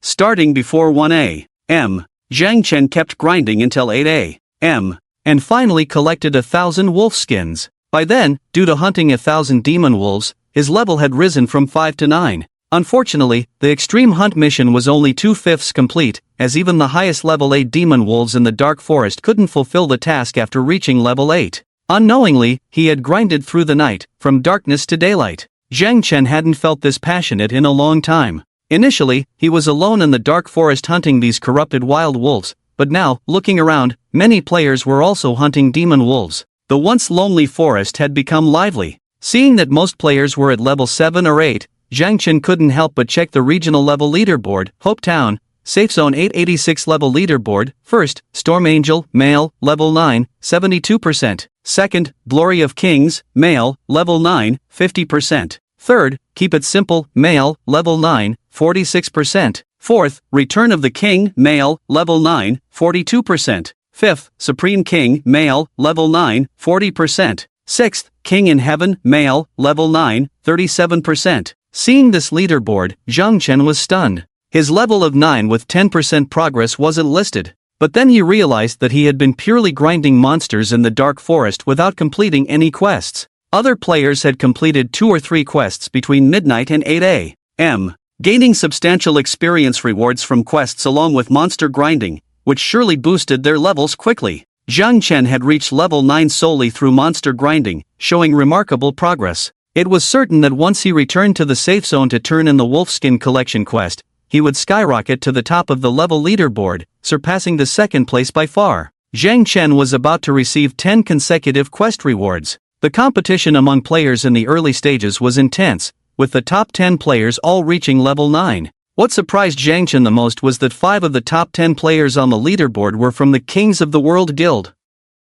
Even the player Glory of Kings, whom Zhang Chen had killed once, dropping his level by 1, had climbed to second place on the leaderboard. It was conceivable that if he hadn't been killed and lost a level, Glory of Kings would have already reached level 10 and completed his class transfer. With a 1,000-member battle team helping with leveling, the speed was indeed fast, and the future was following the historical trend of the previous life. At this rate, the Kings of the World Guild would soon dominate Safe Zone 886. Of course, this was all under the assumption that Zhang Chen made no changes. It's worth mentioning that no one had reached level 10 for the class transfer yet, and the achievement for the first class transfer was still available. Zhang Chen couldn't help but breathe a sigh of relief. As for the first rank Storm Angel, this name seems to have appeared in the regional chat channel before. It seems to be the guy who messaged about buying a hidden task on Zhang Chen for 100,000 renminbi. This guy is not simple, but Zhang Chen doesn't have any impression of him. He probably had a short life in the previous world because in King's Glory, he couldn't stand others developing better than him. Close the leaderboard. Looking up, facing the sun, Zhang Chen stretched lazily. At that moment, a system prompt suddenly sounded in Zhang Chen's ear. Ding, the system has detected that your fatigue has decreased to 30%, please rest. Fatigue is a hidden attribute of players in the end of days world. 100% is the optimal state, automatically consuming 1% of fatigue every 10 minutes. When fatigue drops to 0%, the player will die. Since the server opened at 8 p.m. last night, it has been nearly 12 hours of continuous fighting, making Zhang Chen feel tired indeed. So his plan was to go back to the safe zone to submit the task in a while, level up to 10, complete the job change, and then rest to recover from fatigue. So, Zhang Chen squatted down and picked up the loot dropped by the last demon wolf he had just killed. At that moment, a sudden rush of footsteps came from outside the forest. For some reason, Zhang Chen suddenly had a foreboding feeling. Turning around, he saw a large number of players pouring into the dark forest, with a fierce momentum. Looking at the identifiers above their heads, those player teams, estimated to be 30 to 40 people, all had levels reaching 8 to 9, and their IDs were all prefixed with the word King. Kings of the world. They're not coming for me, are they? Zhang Chen muttered to himself. Just as he was thinking this, the leader of the Kings of the World, a level 9 King's Glory teenager in black armor with a silver longbow in hand, glanced at the players leveling up by killing demon wolves in the forest, then his gaze stopped on Zhang Chen, pointing at him. It's him, surround one promise.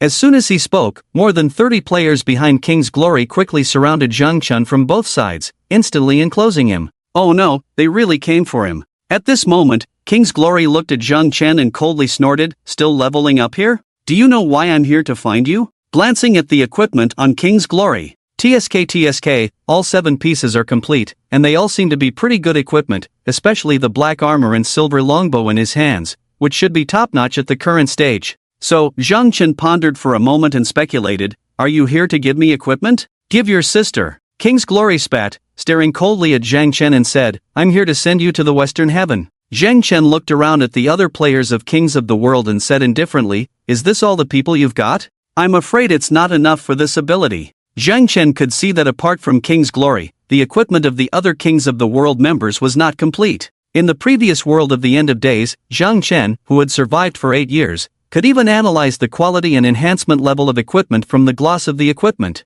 Equipment with a plus 25 enhancement had a faint golden glow on its surface, and the lower the enhancement level, the fainter the glow. The equipment on these ordinary members was all 1-star quality, with an enhancement level not exceeding 10. At the current stage, in the eyes of the surrounding solo players at levels 7 to 8, they were considered above average, but in Zhang Chen's eyes, they were simply trash. Only King's Glory had the best equipment, all probably above plus 20, clearly concentrating all the resources of Kings of the World on himself. Seeing the City of Promise surrounded by so many of his men, King's Glory remained calm and said arrogantly, "Do you know how many people are under my command in the King's Glory? Dealing with a waste like you doesn't even require 1,000 men. Just call over 30 or so brothers, that's already giving you face. Today, you're doomed. I'm going to kill you back to level 0.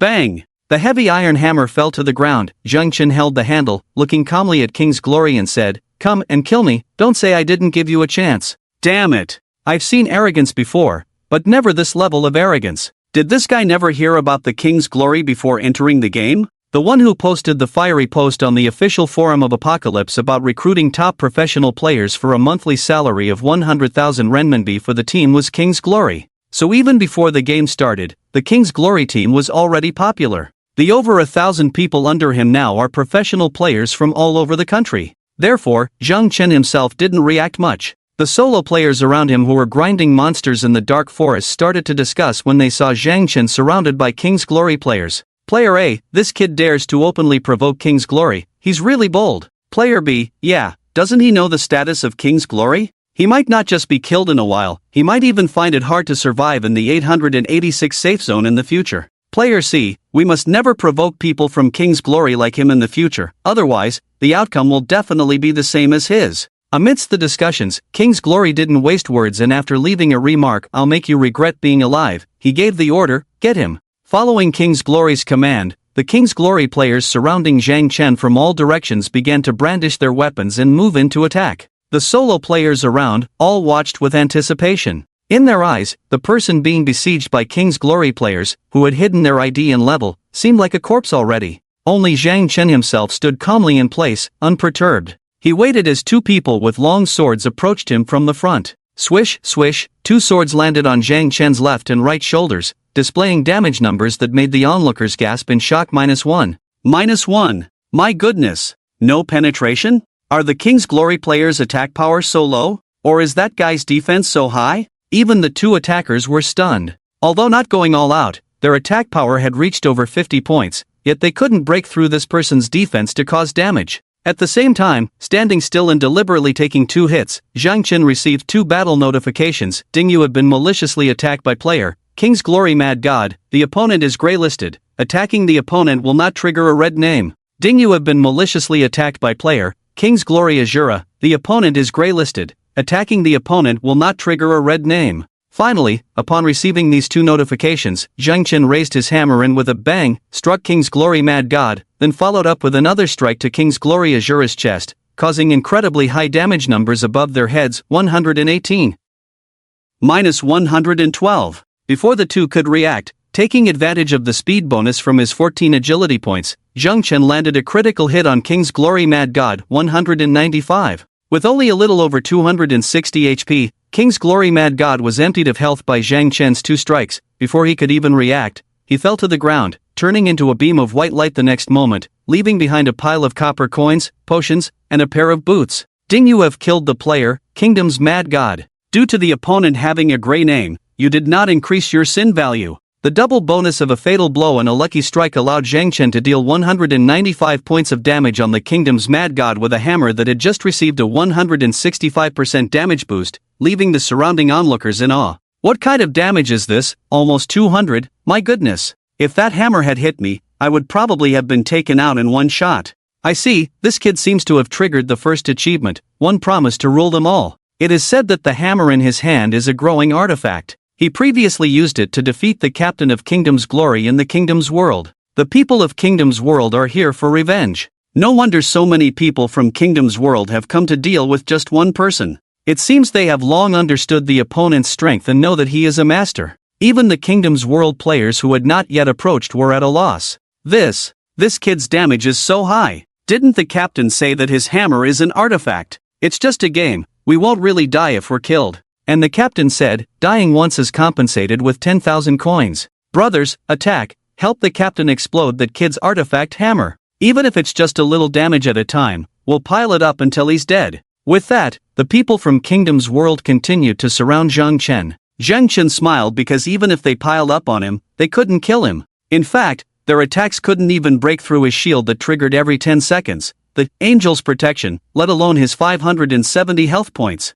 It was enough for them to attack him 570 times. So, Zhang Chen wielded his large hammer and launched a massacre-like counterattack against the people from Kingdom's World attacking him. To be honest, using this level 1-star hammer until now was really a bunch of garbage. Half of Zhang Chen's current damage was actually stacked up using upgrade points. From level 5 to level 9, he received 20 points, all of which he added to his strength. With a growth equivalent to 15 stars of strength, he gained 30 points of attack power, allowing his level 1 hammer to surpass 3 digits, reaching a high of 108 points. This was completely beyond the reach of the players at levels 8 or 9 who lacked proper equipment at this stage. What Zhang Chen lacked the most now was a suitable weapon. Watching Zhang Chen, who could almost kill one of his subordinates with just 2 or 3 hammer strikes, became more and more convinced that the hammer in his hand was a top-grade growing artifact. All his high damage was attributed to the kingdom's glory of that hammer. Unable to resist, he licked his lips and chuckled, "I must get this hammer."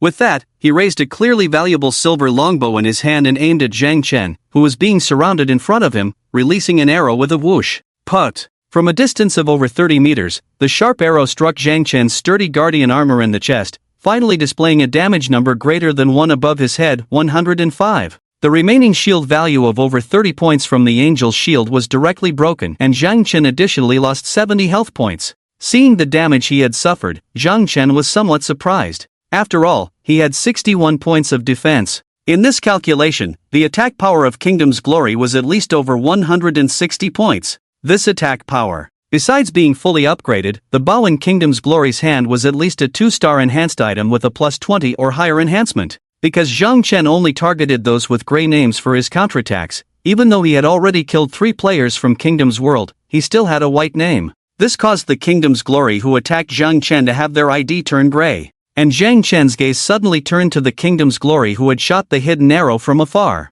Suddenly feeling a chill down his back, the archer in King's Glory kept targeting Zhang Chen. Even Zhang Chen couldn't withstand the damage from King's Glory, taking several arrows in a row, and in the blink of an eye, his health bar dropped by more than half. Facing the extremely high damage from King's Glory, the onlookers began to discuss again. No wonder he's the captain of the King's Glory team. This King's Glory player is really skilled to deal such high damage. Yes, look at the bow in his hand, it must be a top-tier weapon. Just now, I thought one Promise City could counterattack, but now it seems hopeless. If King's Glory shoots a few more arrows, he's done for. Doesn't anyone notice one Promise City's health? King's Glory has already hit him with 3 arrows, dealing over 300 damage, and he still has half his health. At this moment, breaking through the encirclement, Zhang Chen suddenly locked onto King's Glory in the distance, swiftly approaching with a large hammer in hand. King's Glory, who was happily shooting arrows from a distance in the rear, was taken aback when he saw Zhang Chen running towards him. He hesitated for a moment, then turned and ran, kiting Zhang Chen as he fled. Meanwhile, Zhang Chen dodged King's Glory's shots by swiftly approaching and leaping from side to side, causing miss after miss to pop up above his head. Although long-range attacks have a great advantage in kiting opponents, they are also easily dodged by opponents through positioning and evasion. The additional 11 points from the Guardian armor, combined with the player's initial 3 points, gave Zhang Chen a great deal of agility to maneuver. As he closed in on King's Glory, Zhang Chen took out a bottle of level 3 red potion from his bag and drank it. A green plus 300 recovery value popped up above his head, instantly restoring his health to full. In the early game, few players would allocate precious upgrade points to agility for damage, so those top players from King's Glory couldn't catch up to Zhang Chen, and even if they did, they would be smashed to death by a few hammer strikes, completely unable to stop Zhang Chen from getting close to King's Glory. Clearly, King's Glory had focused all his points on attack, with only the initial 3 points in agility. This speed difference allowed Zhang Chen to quickly catch up. The result of being caught up was a heavy blow that knocked King's Glory to the ground with a bang. Unexpectedly, besides his attack power, King's Glory had also developed his vitality and defense, so when Zhang Chen landed a blow that could deal over 110 damage to others, it only caused 90 damage to King's Glory, and his health bar dropped by only a quarter. However, King's Glory was in a panic because as a long-range damage dealer, he couldn't compete in close combat with Zhang Chen. While King's Glory hesitated, Zhang Chen struck again, dealing another 90 damage. King's Glory quickly shot an arrow at Zhang Chen from close range, then retreated while taking out a red potion from his bag. Before he could use it, Zhang Chen, who was chasing after him, landed a blow on his head with his hammer. With a crisp bang, King's Glory felt a buzzing sensation in his head. Ding, you have been attacked by the player, 1 Promise City, losing 297 health points, you are dead. With a thud, King's Glory fell to the ground, filled with unwillingness, and disappeared in a white light before Zhang Chen. Last time it took 1 blow, this time it took 3, showing that King's Glory's resilience had improved. Zhang Chen's final strike, the fatal blow, triggered a lucky strike, dealing a shocking 297 damage, stunning the audience. Onlooker A, oh my god, nearly 300 damage, how did he do that? Onlooker B, is this guy cheating? The damage is too exaggerated. Onlooker C, the captain of King's Glory, the leader of King's Glory, got killed in seconds. After killing the gray-ranked King's Glory and not turning red, Zhang Chen looked down at the spot where King's Glory had just died and disappeared, and was pleasantly surprised to find scattered copper coins and potions, with a delicate silver longbow lying quietly in the center. He actually managed to loot the overpowered longbow from King's Glory, a delightful surprise. It seemed that the value of this bow was indeed very high. Just as King's Glory was killed and the longbow was looted, the players from King's Dominion behind were not concerned about King's Glory being killed, but that bow. Don't let him pick up that bow, brothers, hurry up and snatch the captain's bow back. Quick! With a shout from the King Supreme, the remaining 20-plus players from King's Dominion sprinted towards Zhang Chen at a speed of 100 meters, but they were still a step too slow. Just as Zhang Chen bent down to pick up the longbow and unhesitatingly replaced his hammer with it, after equipping the longbow, the players from King's Dominion who were approaching quickly all stopped in their tracks, staring fearfully at Zhang Chen holding the silver longbow. At that moment, Zhang Chen didn't bother to check the attributes of the bow. He only knew that the reason why King's Glory was able to inflict such high damage on him with 61 defense points was definitely because of this bow, so the attack power of this bow was definitely not lower than his hammer. Therefore, after equipping the longbow, Zhang Chen, who had instantly transformed from a warrior to an archer, raised the longbow in his hand and aimed at the King's Dominion players within his attack range. In the world of Apocalypse, the basic attack range of ranged professions was 50 meters, and these King's Dominion players were only about 20 to 30 meters away from Zhang Chen. Seeing Zhang Chen draw his bowstring, the King's Dominion players paused briefly before charging towards Zhang Chen again. Kill him, brothers, snatch the captain's longbow back from him. These people were truly audacious, knowing full well that they couldn't break through Zhang Chen's defense, yet they still came to their deaths. Of course, it was also because they thought it was just a game, preferring to be killed rather than being looked down upon by their captain. Besides, the captain had promised a 10,000 yuan compensation for each death. As soon as the words fell, a flying arrow shot out from Zhang Chen's hand, hitting the first King's Dominion player in the front, a man wielding a large knife with the ID of a grey level 8 male, 216. His full health bar was emptied with one blow, and the man with the large knife turned into a white light and drifted away, leaving behind a pile of coins and potions. Seeing this damage, even Zhang Chen himself was taken aback. Wow, changing weapons doubles the damage. Looking at the silver longbow in his hand, Zhang Chen was pleasantly surprised, realizing that the value of this bow had exceeded his imagination. An 8 or 9 level player, even with equipment like hats and clothes that increased health points, would only have 200 to 300 health points at most with a 1-star quality and low enhancement level. The one just killed by Zhang Chen with one arrow didn't even have a hat on. After all, even Zhang Chen himself didn't have a hat yet. After Zhang Chen killed one of them with a single arrow, the rest of the players continued to charge fearlessly. Zhang Chen shook his head. If they knew this was a real death game, they probably wouldn't waste any more money on resurrection chances that they couldn't buy. However, Zhang Chen didn't feel sorry for the players from King's Dominion. So, he continued to draw his bow and shoot at them. Swish, swish, swish, 3 more arrows were shot out, landing on 3 different players from King's Dominion, causing 3 shocking damages that made the surrounding onlookers gasp in horror. 248. Fatal blow, 324. Lucky strike, 432. Critical hit, whoosh, whoosh, whoosh. 3 white lights flashed, and the 3 top players of the King's World were instantly killed from a distance of over 20 meters. With an agility attribute of 14 points, Zhang Chen not only gained a speed bonus but also a significant critical hit bonus. Some tried to dodge Zhang Chen's attacks using an S-shaped movement, but it was futile in front of him. In his past life, Zhang Chen was an archer for 8 years, making it impossible for anyone to outmaneuver him. His attacks could accurately predict the enemy's movements. Thus, under Zhang Chen's high long-range output, one white light after another lit up in the dark forest. Everyone hit by Zhang Chen was killed in one shot, except for the two top players, King Supreme and King's Return, who took an extra arrow. Over 30 players from King's World were wiped out without even getting close to Zhang Chen. Due to their previous siege against Zhang Chen, they all had grey names. Therefore, after killing them, Zhang Chen remained with a clean name, without gaining any infamy points. Seeing the scattered copper coins, potions, enhancement stones, and equipment in the large area ahead, the surrounding solo players were dumbfounded witnessing Zhang Chen single-handedly annihilate a group of over 30 players from King's World. Player A, my goodness. It feels like a dream. This guy single-handedly wiped out a group of dozens of players from King's World? Player B, what's terrifying is that he killed everyone with one shot. The damage is just too terrifying. Player C, incredible, who is this person? How can he be so powerful? Could he be an insider from Apocalypse, so he's not afraid of King's World at all because he's backed by Fortune Group? Player D, you're overthinking, bro. Fortune Group issued a statement long ago that Apocalypse guarantees absolute fairness and justice in the game, with no bugs, cheats, or insider operations. This guy's damage is so high, most likely he got a high-level talent that increases damage at the start. But I think he has completely offended King's World. No matter how strong he is, it will be difficult for him to stay safe in Zone 886 or even the entire 8th Zone in the future. Despite the temptation of the coins and equipment scattered on the ground, no one dared to pick them up, fearing that trying to snatch the spoils would lead to being shot by this one promised city with an arrow. Ignoring the discussions around him, after the battle, Zhang Chen finally had time to focus on the silver exquisite longbow in his hand, Silver Moonbow, plus 25, quality, 2 stars level, 8 physical attack, plus 105, 75, additional attributes, strength plus 14, 10, exclusive talent, armor penetration. The wearer's attacks can ignore 35 points of the target's physical defense. Class restriction, archer, can be equipped by non-transferred players. Description,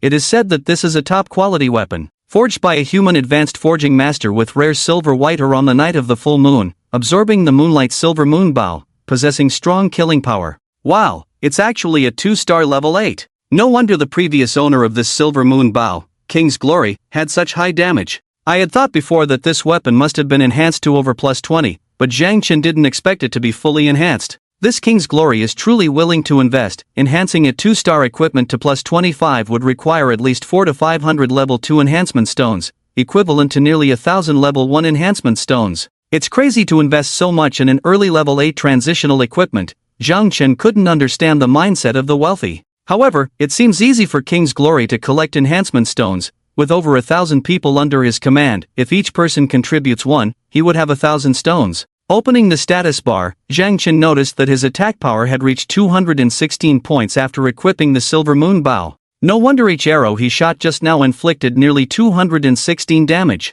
In the face of the talent armor break, the players in the King's World were almost defenseless, and the damage Zhang Chen dealt was all real. As he was about to put away the Silver Moon Bow and clean up the spoils, he suddenly heard a lone player nearby say, "Everyone, check the regional channel, King's Glory has issued a challenge again." Zhang Chen casually opened the regional chat interface and indeed saw King's Glory flooding the chat with messages. "Inua Ching Chang, you killed me twice, return the Silver Moon Bow to me, or I won't let you off. I'll make you crawl in the world of Apocalypse in the future. Inua Ching Chang, return the Silver Moon Bow to me, I can give you a chance to repent. Damn it, Inua Ching Chang. Are you dead?" Watching these unsightly insults in the chat channel, Zhang Chen was not angry but rather found it somewhat amusing. So, Zhang Chen finally spoke in the chat channel and attached the illustration of the Silver Moon Bow. "Inua Ching Chang, male, level 9 player. Thank you, big brother, for sending this weapon. I've tried it, it's very useful, the Silver Moon Bow." As Inua Ching Chang attached the illustration of the Silver Moon Bow to the message and sent it out, the chat channel in Area 886 exploded. Fish forgets 7 seconds, male, level 7 player. Damn. A 2-star level 8 weapon enhanced to plus 25, damn. Please stop sending, male, level 8 player. I'm rich. This bow is simply a divine tool in the early stages. I bet it's worth at least 100,000 bucks, no objections, right? Moyen, male, level 8 player at Inua Ching Chang. Brother, I'll buy your weapon, name your price. Little fool, female, level 6 player. This bow has such high attack power. Ching Chung, little brother, why not give it to me? Will you be my girlfriend? A kind that can be realized. Seeing the discussions of the people in the chat channel, King's Glory, who had just come out of the revival spring in Hopetown, was furious. King's Glory, male, level 8 player Inua Cheng Cheng, King's Glory, asterisk Inua Cheng Cheng. Sorry, I don't quite understand, can you translate that into human language? Next to the revival spring, King's Glory had just finished editing a message when he suddenly received a system prompt. Ding, the system has detected that you are engaging in malicious spamming and using explicit language.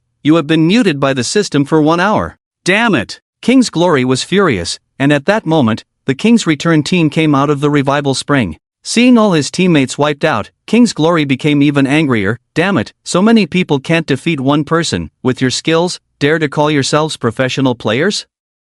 I pay a monthly salary of 100,000 just to hire you, trash? At this moment, King's Return hurriedly said, Captain, calm down, the main issue is that guy's attributes are too high. Besides attack power, did you not notice his defense and health are also extremely high? I'm sure he's fully equipped with plus 25 gear. You're talking nonsense. King's Glory was fuming. I had a team of 1,000 people grinding all night to barely get one set of plus 25 gear. What does he have? He alone managed to get tens of thousands of enhancement stones to strengthen his whole body? So what do we do now? The returning king lowered his head. He has killed you twice, looted 2 of your items, and this matter has become widely known. The Glory of Kings gritted his teeth. Even if my level drops, I can still level up. It's hard to fight without good 2-star equipment in the early stages, especially weapons. Regardless, the Silver Moon Bow must be retrieved for me. Damn it, why did he have to loot the best equipment I had? It's really unlucky. One Promise City, mark my words, within 3 days, if I don't kill you to the point of quitting the game, I'll live stream myself eating shit.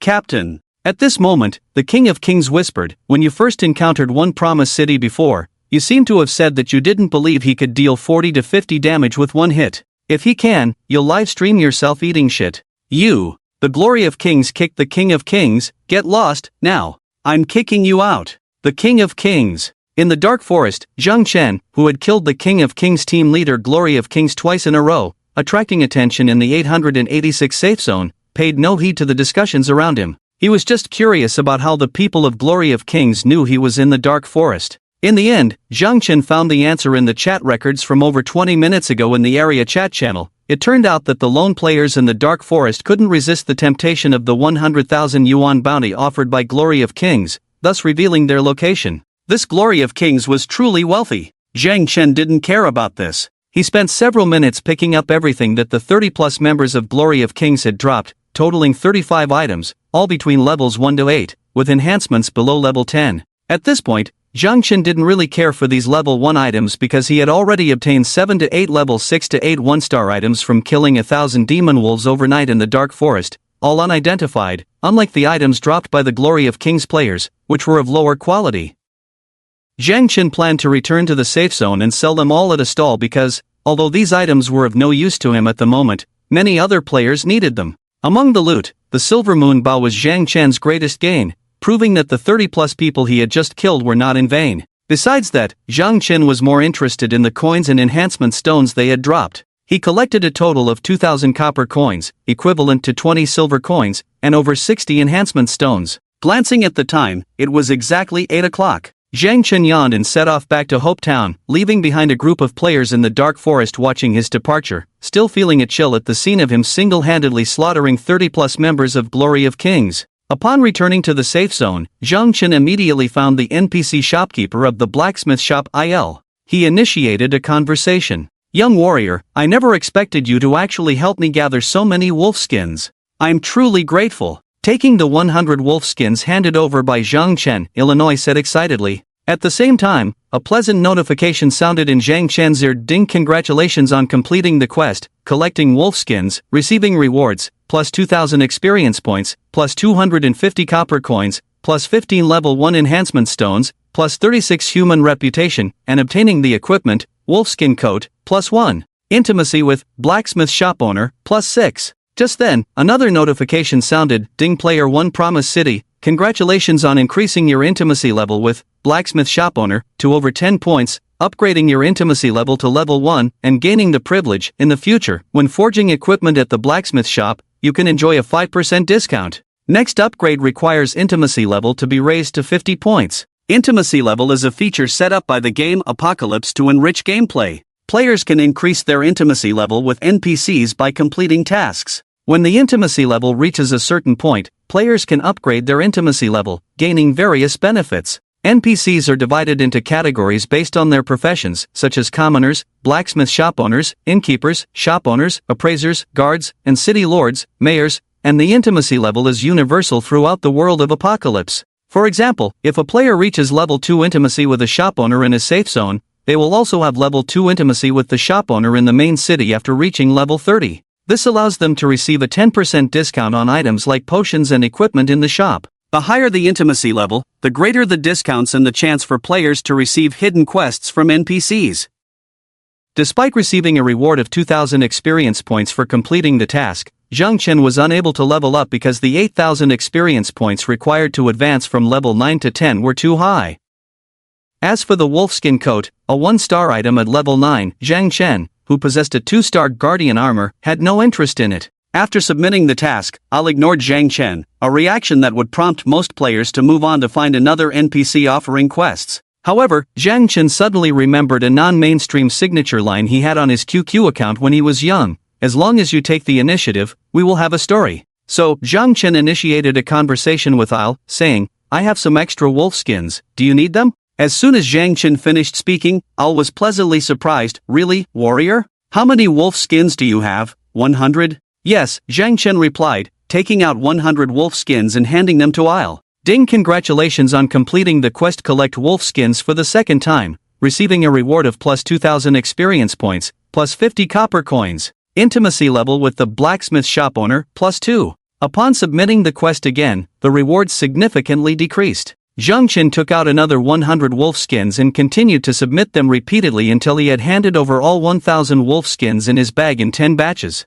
Al couldn't stop smiling. "Young warrior, you have truly surprised me. I didn't expect you to collect so many wolf skins for me. I don't know how to thank you." Zhang Chen replied casually, "Then, can you make me an equipment?" In the previous life, the player who completed this quest 10 times received the ultimate reward of having the blacksmith shop owner craft a top-tier equipment for them. It seemed that only the first player to complete this 10-part quest was eligible to make this request, while the rest could only silently accept a rare equipment reward from Il. True to form, Il did not refuse Zhang Chen's request. "No problem, warrior. What kind of equipment do you want me to craft for you?" After giving it some thought, Zhang Chen said, "Craft me a magic staff." Ever since obtaining the divine talent Divine Strengthening at the beginning, Zhang Chen had a plan in mind for this life: to take a rather unique path and play as the most despised profession in the world of Apocalypse, the Beast Tamer. In the world of Apocalypse, player professions are divided into 7 categories: warrior, assassin, knight, mage, archer, priest, and beast tamer.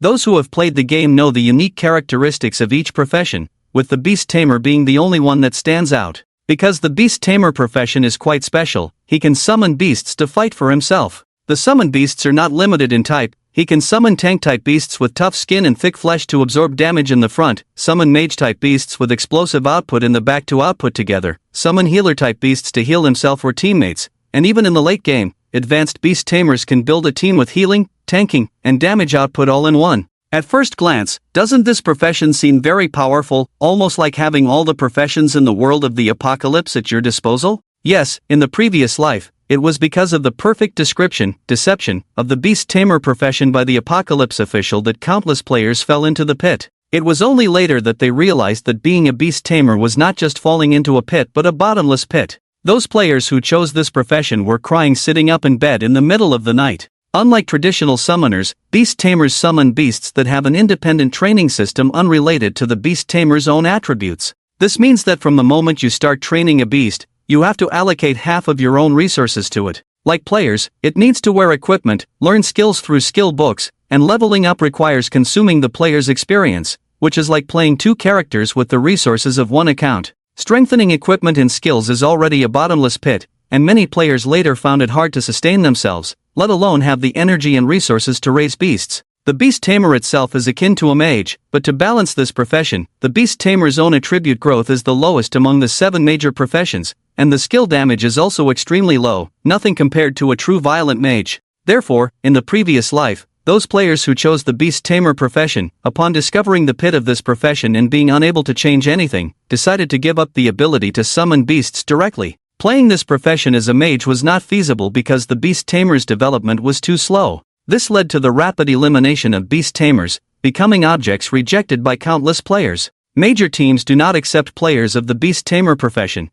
and no one is willing to team up with a beast tamer. All that awaits the beast tamer is extinction. Later on, in a group of 100 players, it was considered lucky to see one beast tamer. Of course, in reality, this profession is very strong. As long as resources keep up, the powerful beasts trained by beast tamers are definitely not weaker than a player's strength. In the previous life, the surviving beast tamers were relatively strong. A casually summoned beast could crush high-ranking players on the city leaderboard. Knowing that this profession is a bottomless pit, the reason Zhang Chen still chose this profession is that the God tier enhancement can make up for the pit in equipment enhancement. Zhang Chen has enough resources to train himself and his summoned beasts. Since the beast tamer uses a magic staff as a weapon, Zhang Chen asked Al to help him craft a staff. Al readily agreed. Warrior, in return for collecting so many wolf skins for me, I promise to do my best to craft an extraordinary magic staff for you. Pausing for a moment, Al continued, however, crafting weapons takes time. Especially the better the weapon, the longer it takes.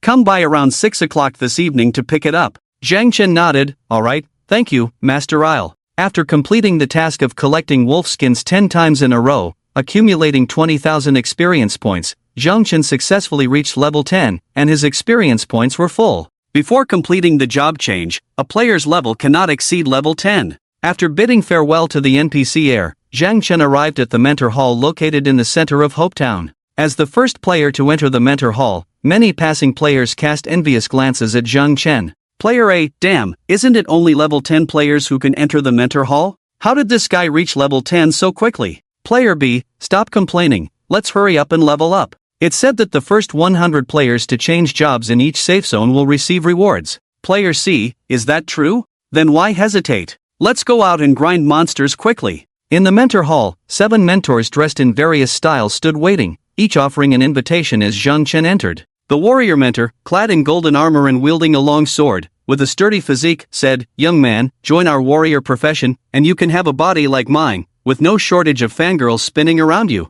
The mage mentor, draped in a white robe, appearing gentle but with a fervent heart, said, "Follow me to learn powerful magic. There's no enemy that a powerful blizzard can't kill. If there is, then 2 blizzards." Before the 7 mentors could finish their introductions, Zhang Chen walked directly to the beast tamer mentor and said, "Hello, mentor, I want to become a beast tamer." The other 6 mentors looked surprised as Zhang Chen didn't even glance at them. The chosen beast tamer mentor nodded. "Alright, I grant you the qualification to become a beast tamer." As soon as he spoke, the beast tamer mentor waved his hand in front of Zhang Chen, and a golden light showered down on him. "Ding, congratulations on obtaining the profession, beast tamer. Ding, congratulations on becoming the first player in Safe Zone 886 to complete a job change. The system will make a zone-wide announcement. Please choose to make your ID public or hidden." This time, Zhang Chen chose to make it public without hesitation. Zone 886 announcement. Ding, congratulations to player 1 Promise City for successfully changing to the profession of beast tamer.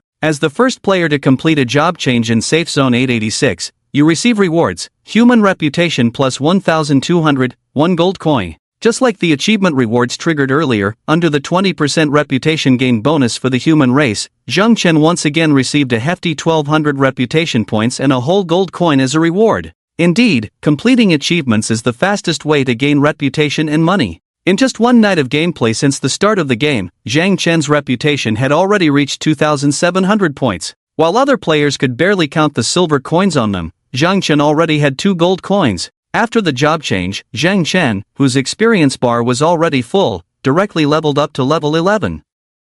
Simultaneously, as the system's zone-wide announcement spread, the chat channel in Safe Zone 886 became lively again. "Omen, male, level 8 player, this leveling up is too fast. Someone has already changed jobs at level 8. Fallen God, male, level 8 player, the rewards are so generous. I only have a few silver coins in my bag, and he got a reward of 1 gold coin, striking it rich. I desire to become heaven, male, level 9 player, damn, it's 1 Promise City again. I remember he was the first to trigger the achievement for entering the safe zone before. I seriously suspect that the guy who triggered the hidden task is also him. Mouse loves cat, female, level 8 player 1 Promise City is so amazing, triggering 3 achievements at once. I really want to get to know him. On the other side, a player who had just received a quest from an NPC in Hopetown, preparing to level up to 10 before changing jobs and seeking revenge on 1 Promise City in King's Glory, heard the zone-wide announcement from above and cursed inwardly, damn. If it weren't for you killing me twice in a row and making me drop 2 levels, the first person to reach level 10 in Area 886 would definitely be me.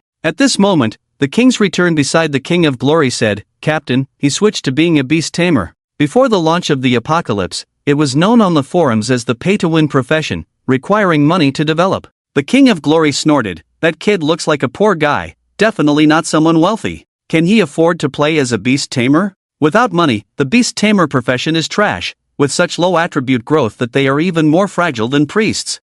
Let's see how you fare against me with that trash profession. In the Mentor's Hall, after completing the job change, the Beast Tamer mentor gave Zhang Chen 6 magical beast eggs, each corresponding to the warrior, tank, mage, marksman, support, and assassin classes, for Zhang Chen to choose one to hatch and obtain a corresponding primary magical beast. Unexpectedly, Zhang Chen skipped this step entirely, not choosing any of the 6 magical beast eggs. Even the Beast Tamer mentor was somewhat surprised. Warrior, magical beasts are the soul of a beast tamer. A beast tamer without a magical beast companion will struggle in the apocalypse world. Zhang Chen remained firm in his decision, thank you, mentor, but I don't need these magical beasts. Because Zhang Chen knew that the primary magical beasts given by the mentor to newly transformed beast tamers were all trash with D-grade quality and aptitude below 50, supposedly assisting the beast tamer but actually just a burden. Zhang Chen didn't want such a trash magical beast to share his resources. Zhang Chen had already planned, he wouldn't use magical beasts until reaching level 30, unless he obtained a top-quality magical beast during this process.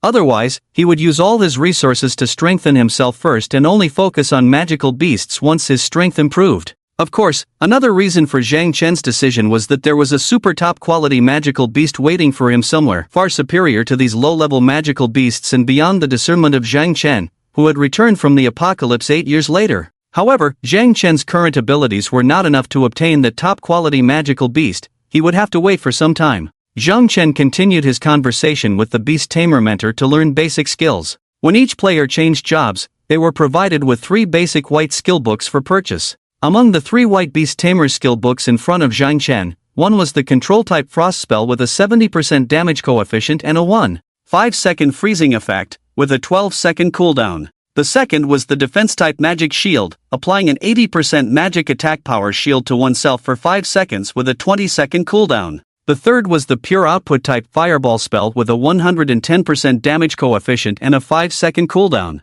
The selling price of all 3 books was 10 silver coins. Essentially, the Beast Tamer was a mage, but with much lower attribute growth and skill damage compared to a mage. A mage's white-quality Fireball spell had a damage coefficient of 130%. Since Zhang Chen followed the output path, he decisively chose the Fireball spell from the 3 skill books, spending 10 silver coins that not everyone could afford at this stage. After receiving the skill book, he immediately used it to learn the Fireball spell. Using the Fireball spell at level 11, Zhang Chen consumed 7 energy points per use. At that moment, 2 somewhat painful system prompts sounded in Zhang Chen's ears. Ding, due to your profession and equipment mismatch, the Silver Moon Bow has been automatically unequipped and placed in your backpack. Ding, due to your profession and skill mismatch, Fatal Strike has been automatically converted into a skill book and placed in your backpack. Zhang Chen had naturally considered this issue long ago. Once he switched to the Beast Tamer profession, he wouldn't be able to use the just acquired top-tier weapon, the Silver Moon Bow, and the skill Deadly Strike. Losing Deadly Strike was a minor issue since it was just a white skill, but what hurt the most was losing the previously top-tier Silver Moon Bow.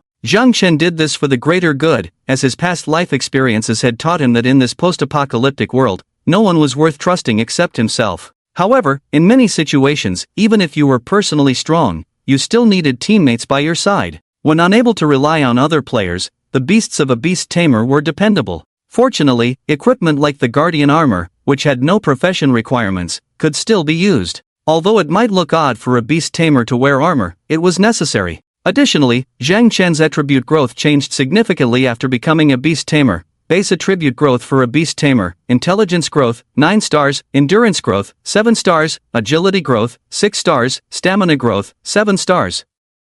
Beast tamer occupational talent, every 3 points of intelligence provide an additional 5 energy points. The attribute growth of a beast tamer was indeed low, perhaps even lower than that of a priest. Compared to a mage, the difference was even more apparent. A mage's intelligence growth reached 12 stars, with endurance, stamina, and agility growth all 2 stars higher than a beast tamer, totaling 9 stars higher overall. However, this was for other beast tamers. With the dragon bloodline bonus, Zhang Chen gained an additional 5 stars in each attribute, making his intelligence growth reach 14 stars, surpassing a mage's by 2 stars. After transitioning to any of the 7 major professions, attribute growth would generally decrease. As compensation, the system would grant each transitioning player 30 free attribute points. With the ability to reset attributes, Zhang Chen now had 80 free attribute points. He made a decision that other players wouldn't dare to make after resetting attributes. He allocated all 80 points to intelligence. Typically, even mages would allocate some points to stamina to ensure survival. However, relying on the vitality boost from the level 5, 2-star guardian armor, Zhang Chen decided to forego adding points to stamina. After allocating the points, Zhang Chen checked his status bar, name, Zhang Chen level, 11 profession, beast tamer race, human revival times, 3 talent, divine enhancement, divine talent, intelligence, 89 endurance, 7 agility, 17 stamina, 7 magic attack, 157 physical defense, 67 magic defense, 60 health points, 504 energy points, 222 experience points, 1230/22,000 money, 2 gold coins, 62 silver coins, 25 copper coins life skill, basic scouting reputation, 2706 special status, dragon bloodline LV1. Description: a newly transitioned beast tamer, just beginning to showcase his strength. The difference in attributes from before the transition wasn't significant, especially since Zhang Chen's attack had already reached 157 points without any weapon equipped. If he were to equip a weapon like the Silver Moon Bow, it would be incredible. Before Emoli could create a staff, Zhang Chen couldn't find any decent weapon for the time being. He had no choice but to open his backpack and rummage through the 40 to 50 pieces of 1-8th level 1-star equipment inside. He found a trashy level 7 staff with an additional 14 points of magic attack. Spending 25 level 1 enhancement stones, he instantly turned the trash into a treasure, flame staff, plus 25, quality, 1-star level, 7 magic attack, plus 49, 35, exclusive talent, burning. The wearer's attacks can ignite enemies, causing them to suffer burning damage equal to 25% of the wearer's attack power per second for 3 seconds, class restriction, mage, priest, beast tamer. Description: this is no ordinary staff, it is extraordinary. After equipping the flame staff, Zhang Chen's magic attack reached 206 points, only reducing his attack power by 10 points compared to when he removed the Silver Moon Bow. With his class matters settled, Zhang Chen headed to the appraisal office in town to identify all the equipment he had obtained in the Dark Forest. The appraisal fee for 1-star equipment below level 10 was not expensive, averaging only 20 copper coins per piece. Then, Zhang Chen, suppressing his drowsiness, carrying a backpack full of equipment, arrived at the bustling main street of Hopetown. It was already past 8 in the morning, and at this moment, players who had stayed up all night preparing to log out and go to work discovered an anomaly in the game. What's going on? Why can't I log out? With a shout from the crowd, other nearby players also opened the game interface. Indeed, everyone found that the logout button in the lower right corner was unresponsive. How can this be? Is the game bugged? I have to work at 9, if I get stuck in the game, how am I going to explain to my boss? The officials need to come out and explain, what's going on? The crowd fell into chaos. However, all of this was within Zhang Chen's expectations because in his previous life, they only discovered the issue of being unable to log out at this time. This is a real death game world. Someone shouted, and then someone in the crowd said, "Don't scare us. It's true, I have a friend who died several times, used up all his revival chances, and after dying outside just now, he didn't revive anymore.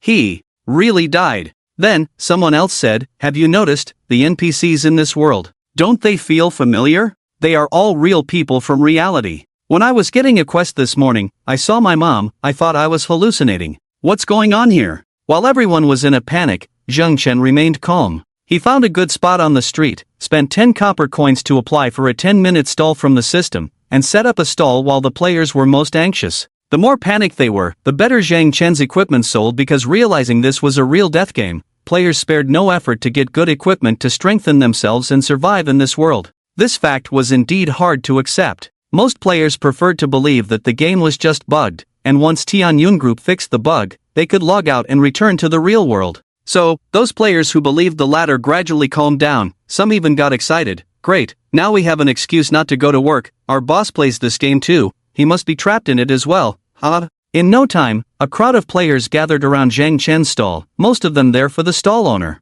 Zhang Chen intentionally displayed his ID prominently above his head, LV11 Beast Tamer 1 Promise City, attracting extra attention. The players surrounding Zhang Chen began to discuss among themselves. An uncle with a scruffy beard, holding a large sword in his hand, isn't this the famous figure from our District 886, the one who killed the leader of the King's Glory team, King of the World, twice, 1 Promise City? A voluptuous young lady, yes, it's the first time I've seen him in person. Turns out 1 Promise City is such a young little brother. He's truly promising. A young man wearing glasses and looking scholarly. If this is really the end of the world, equipment is the most crucial thing for survival. He has all equipment above level 5 on his stall, which is quite useful for us in the early stages. As soon as the young man with glasses finished speaking, players rushed to buy equipment one after another. Since Zhang Chen had clearly priced all the equipment on his stall, he didn't need to do much. He just sat behind the stall, watching players in front of him pay for the equipment and collecting the money. Indeed, these 1-star quality junk equipment above level 5 were still tempting for these novice players.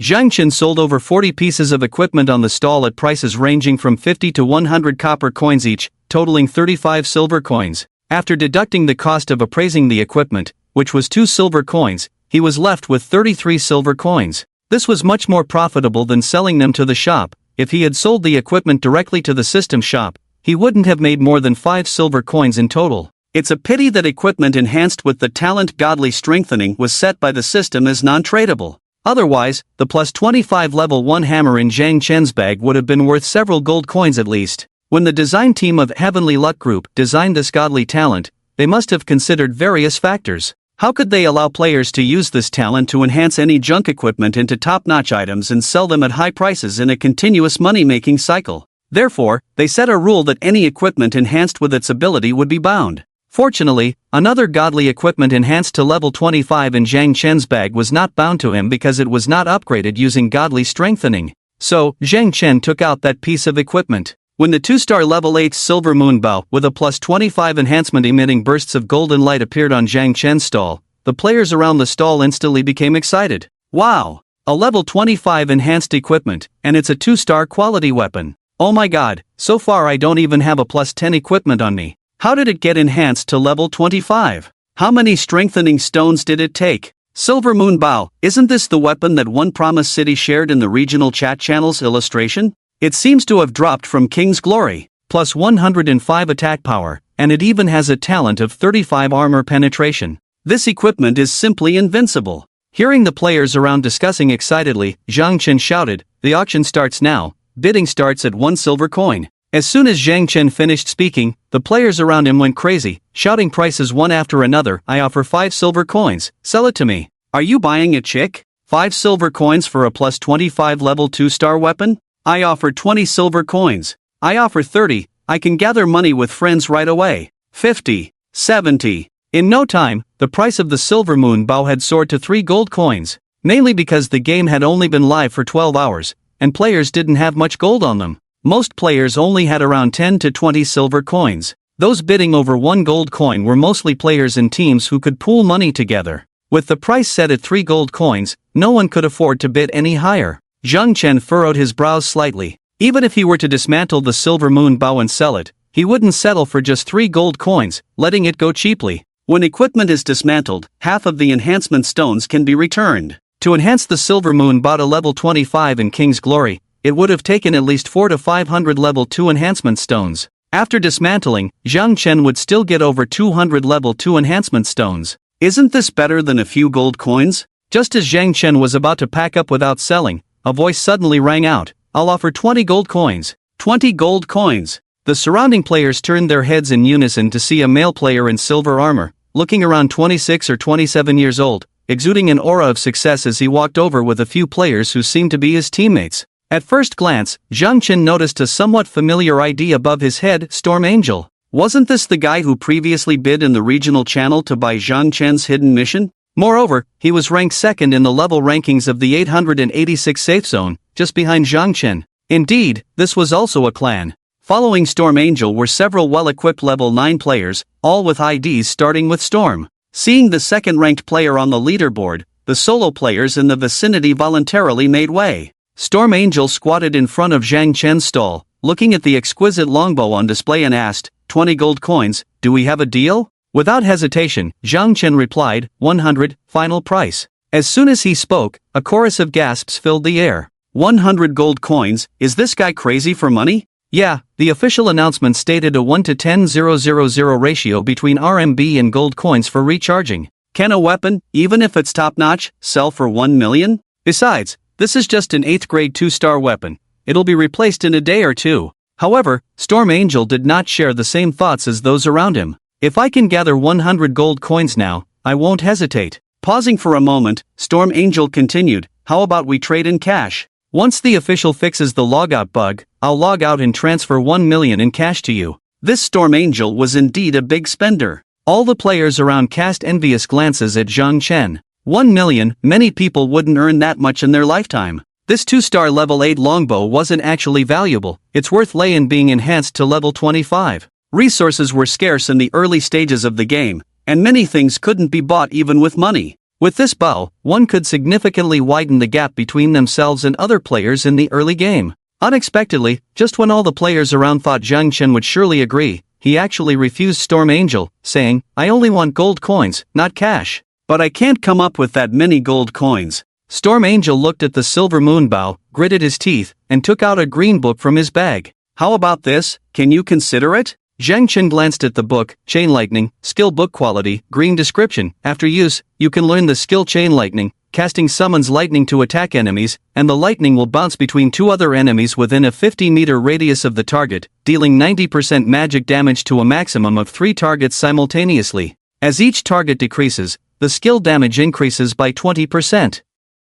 Cooldown, 12 seconds, consumes 10 energy, class, Mage, Beast Tamer. When used by a Beast Tamer, initial damage is reduced to 80%. Skill slot consumption, 2. It was a green group attack skill. To be honest, when Zhang Chen saw this skill book, he was tempted. A mage's group attack skill was quite rare. From Storm Angel's regretful expression, it was clear he had gone all out. The value of this green mage's group attack skill book is actually not lower than the Silver Moon Bow, because equipment will be phased out as levels increase, but skills won't. A good skill can even be used for a lifetime. However, Zhang Chen, an old bird, did not show his liking for the skill book on his face. He pretended to hesitate and said, well, I'll take 30 gold coins, plus another 100 level 1 enhancement stones, and this skill book, how about that? Zhang Chen was prepared for the other party's disagreement, planning to directly exchange the Silver Moon Ball for the Lightning Chain. Unexpectedly, the Storm Angel hesitated for only a moment and nodded, no problem, I'll immediately gather money from my brothers in the team, give me 10 minutes.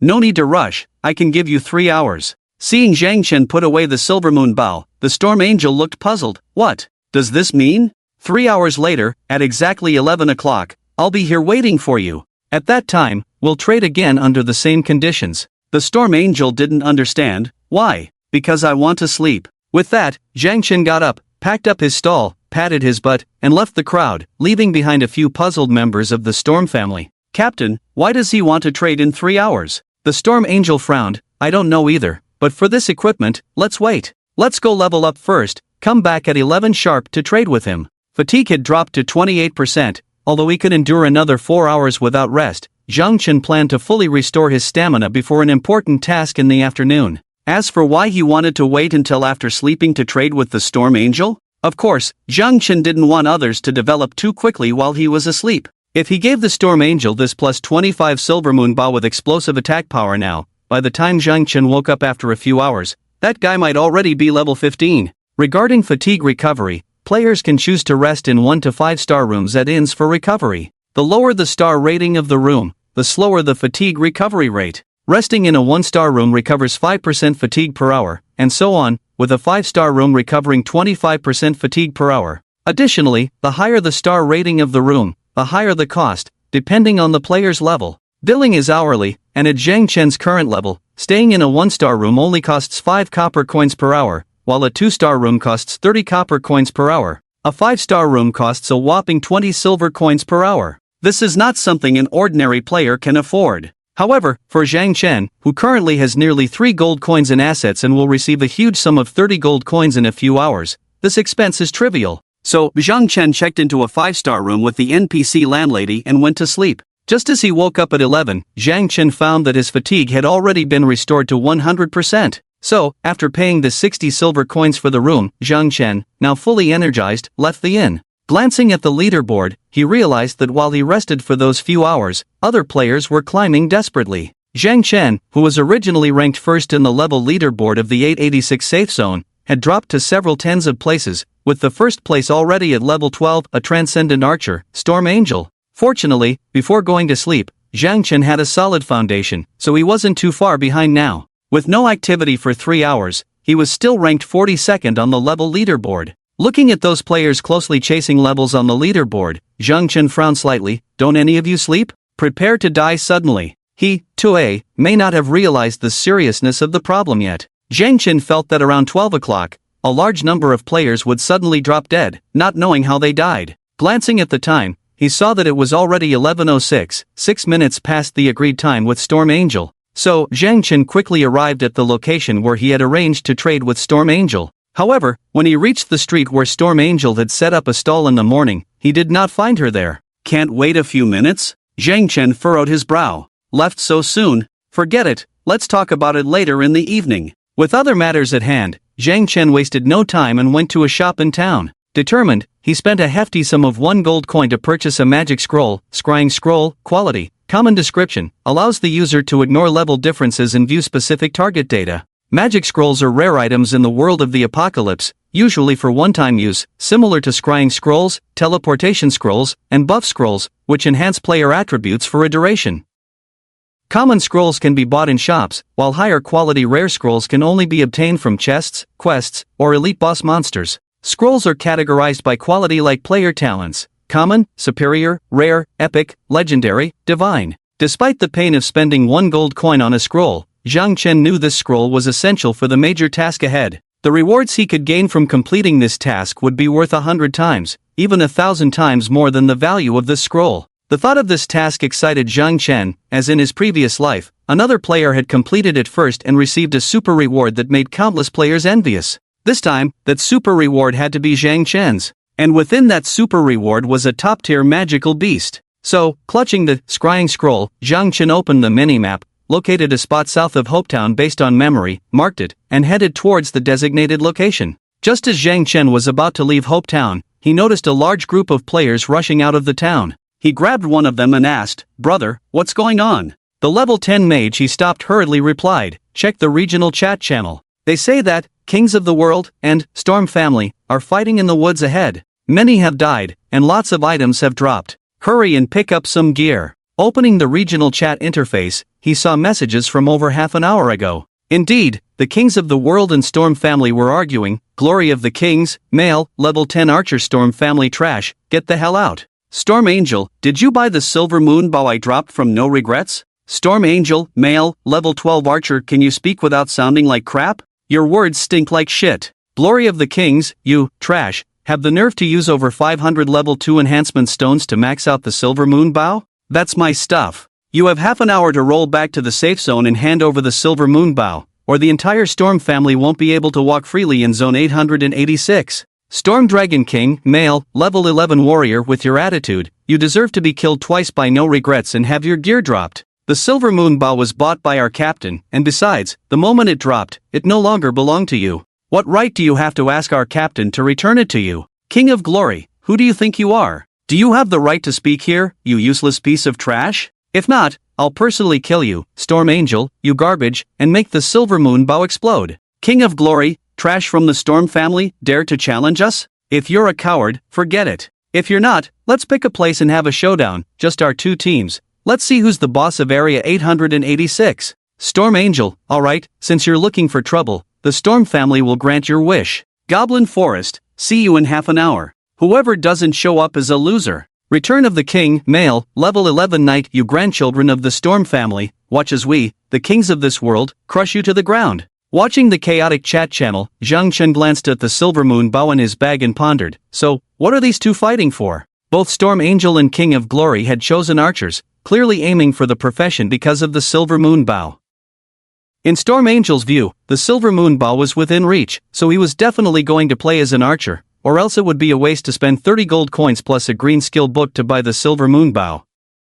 King of Glory, on the other hand, was confident he could snatch the Silver Moon Bow back from One Promise City, so he also played as an archer. It seemed like there was a good show ahead. Closing the chat channel, Zhang Chen followed the scattered players around him towards the direction of the Goblin Forest. Since Zhang Chen's original destination was near the Goblin Forest, it was conveniently on the way. A few minutes later, they arrived at the Goblin Forest, where the outskirts were already crowded with onlooker players, while inside the forest, the sounds of intense fighting could be heard from afar. Pushing through the crowd, Zhang Chen looked around and saw hundreds of players from the two major families engaged in fierce combat inside the forest. Countless arrows mixed with magic balls flew back and forth in the forest, amidst the players' shouts and the clashing of swords and blades, echoing through the woods. White lights constantly flashed inside the forest, with players falling in battle at every moment. The ground was littered with money, strengthening stones, and equipment dropped by fallen players, but no one bothered to pick them up, letting them accumulate. Curious, Zhang Chen asked a bystander next to him, "Brother, how's the battle going?" The person pointed towards the forest and said, "Just look, it's clear that the kings are dominating. King of Glory is a 1,000-member team, while the Storm family seems to have only 300 to 400 people in total. The numerical difference is too great, they are no match at all." As soon as he finished speaking, another mage player beside him sighed, "The Storm family is doomed." "Is that so?" "Not necessarily," Zhang Chen said, and without another word, he walked out from the crowd and headed towards the Goblin Forest. Seeing this, the other scattered players behind him cast mocking glances at Zhang Chen. What is this kid up to? Is he going to loot or kill? Probably looting, otherwise, do you think a low-level beast tamer like him can kill anyone in the early stages? If he dares to go in, he's not afraid of being shot down by random arrows. Hey, there are always a few fools who don't care about their lives for a little profit. Just now, several people who went in to loot were instantly killed. This kid actually dares to go in. Ignoring the chatter behind him, Zhang Chen revealed his hidden ID above his head, LV11 First Transformation Beast Tamer One Promise City, in white font,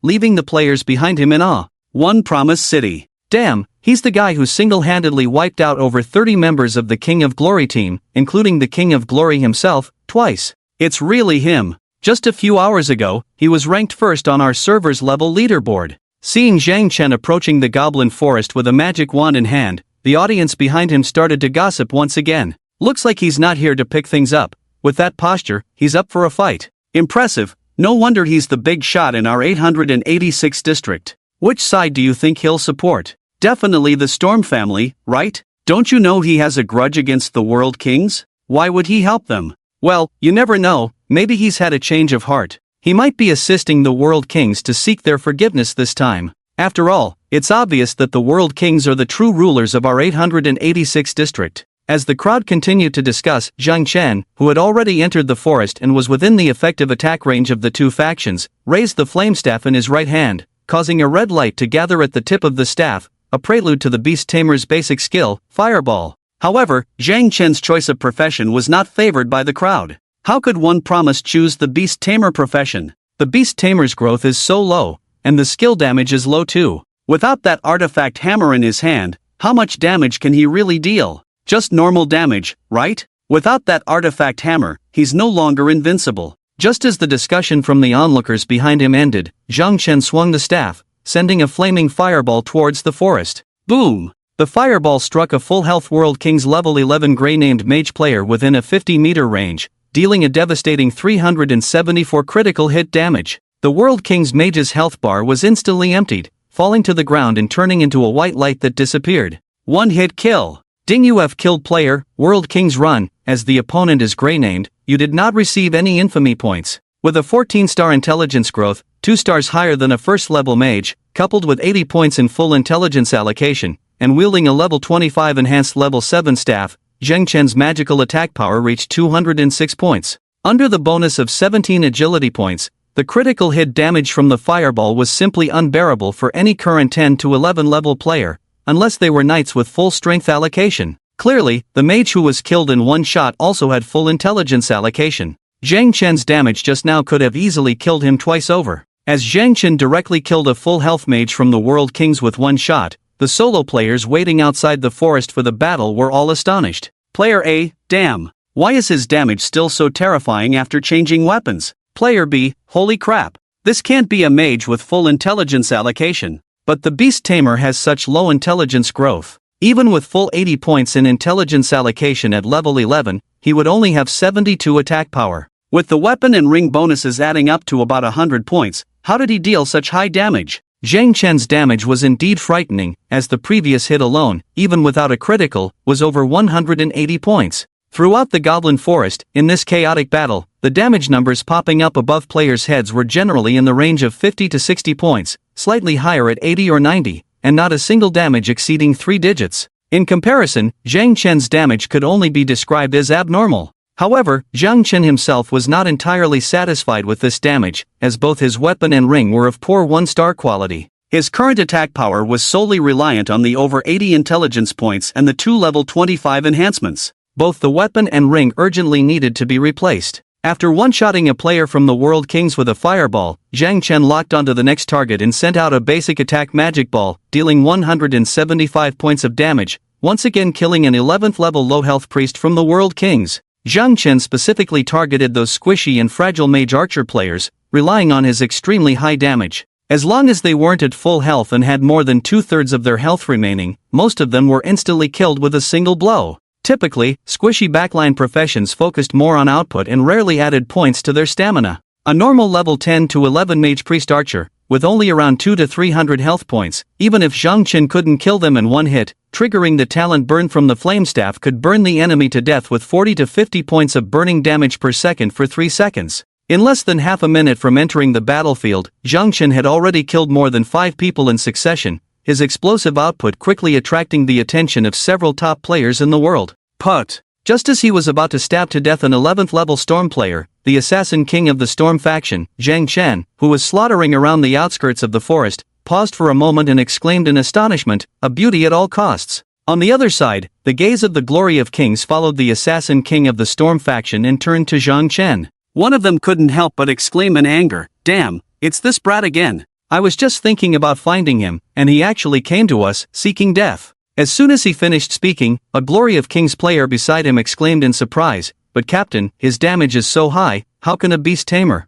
have such high damage?" Indeed, upon seeing Zhang Chen's damage, even the Glory of Kings were somewhat shocked. However, they quickly understood, this trash must have put all his points into intelligence. Definitely squishy, watch me one-shot him with an arrow. As he was just finishing off the 6th person from the world's top players with a basic attack, Zhang Chen, he was hit by a flaming arrow, but triggered the talent Infinite Evasion from the man-eating insect boots, causing a big mist to pop up above his head. Damn it! The Glory of Kings player was incredulous. Is he a god? Who builds a mage with agility? Originally, Zhang Chen was still searching for the figure of the Glory of Kings in the crowd, but now, the Glory of Kings attack had directly exposed himself. So, Zhang Chen locked his gaze on the Glory of Kings, waved his staff, and cast a just cooldown fireball towards the Glory of Kings about 40 meters away. Boom! The scorching fireball hit the Glory of Kings, exploding with a high damage of 145 above his head. Relatively speaking, the Glory of Kings had much higher defense than others.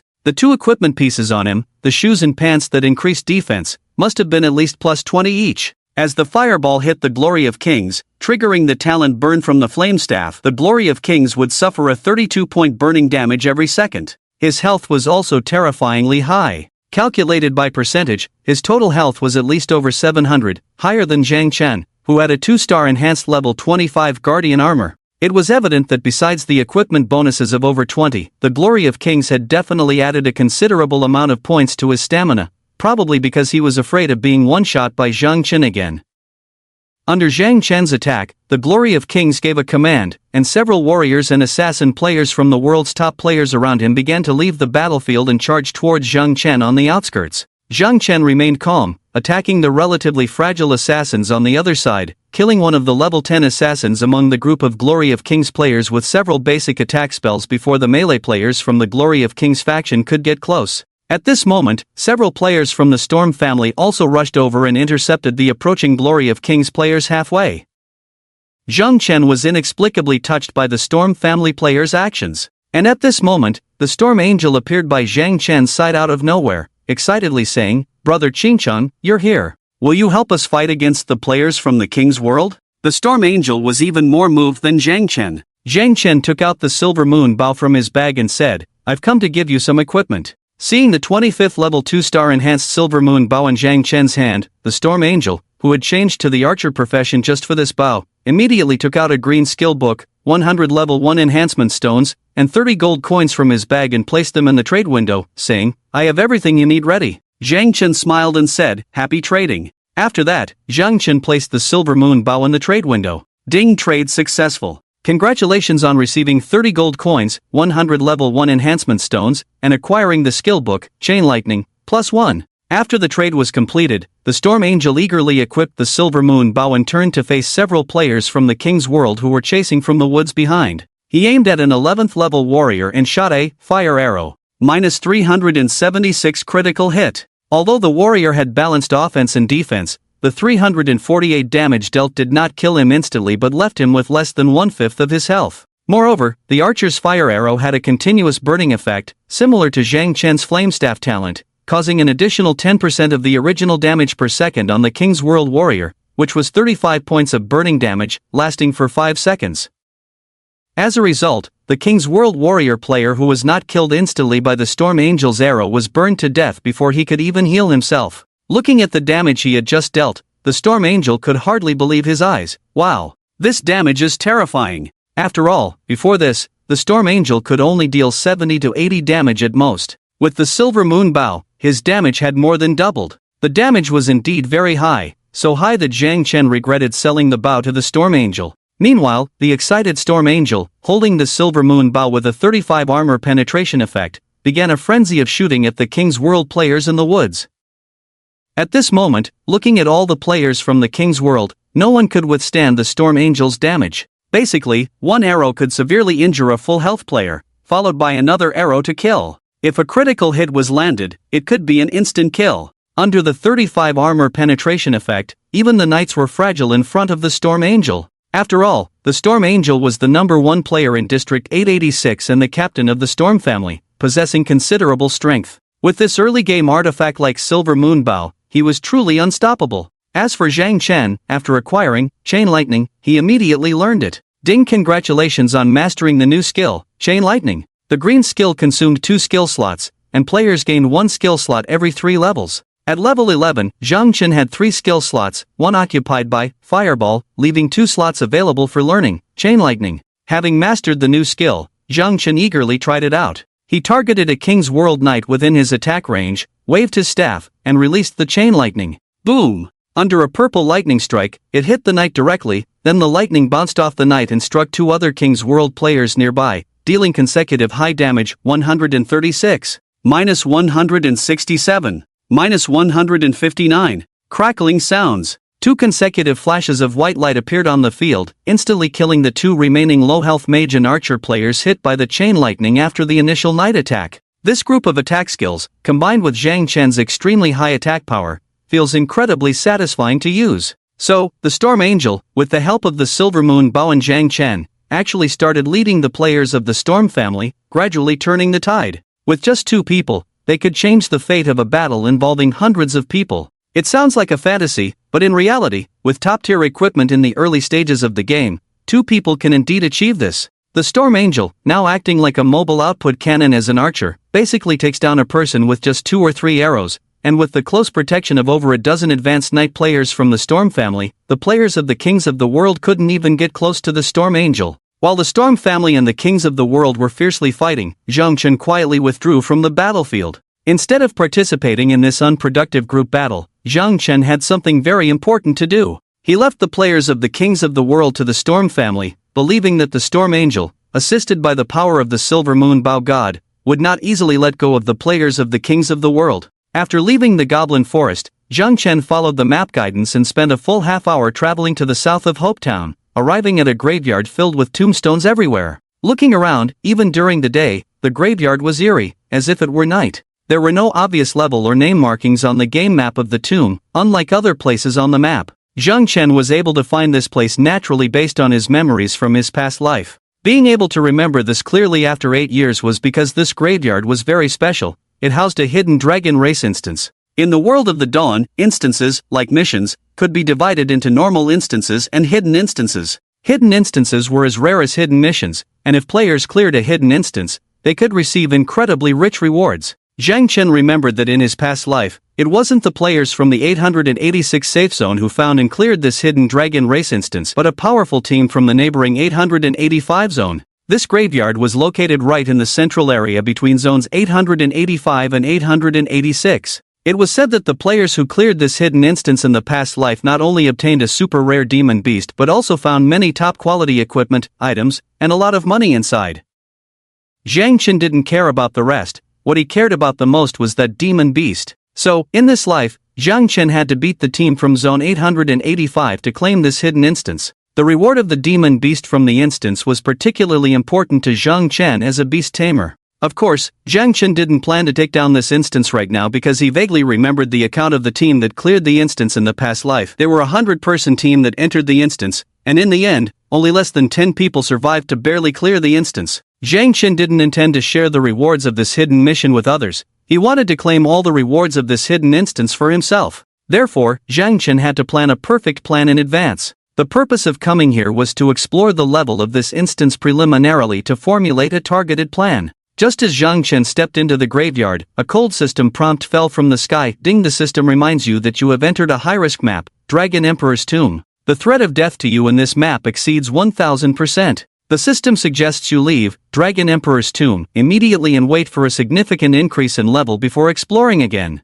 Zhang Chen knew that this kind of reminder from the system usually appeared when a player was truly facing a death threat from the game world of Dawn, just like a level 50 player entering a level 100 wilderness map. However, Zhang Chen directly ignored the system's warning and continued deeper into the Dragon Emperor's Tomb. Opening the map, it was discovered that after entering the Dragon Emperor's Tomb, below the map, there appeared an introduction about the Dragon Emperor's Tomb. Dragon Emperor's Tomb, unknown level description. The dragon race, a powerful species that has existed on Earth for millions of years, surpassing the human, demon, and alien races in strength, and being an extremely mysterious race. It is said that a top-tier dragon emperor sleeps in this tomb, hence it is called the Dragon Emperor's Tomb. The day the Dragon Emperor awakens will be the day of the three races' downfall. Having survived 8 years in the Tianqi world in the previous life, Zhang Chen had some understanding of the still mysterious dragon race. The leader of the dragon race is called the Emperor, and each dragon emperor is the most powerful existence of the dragon race.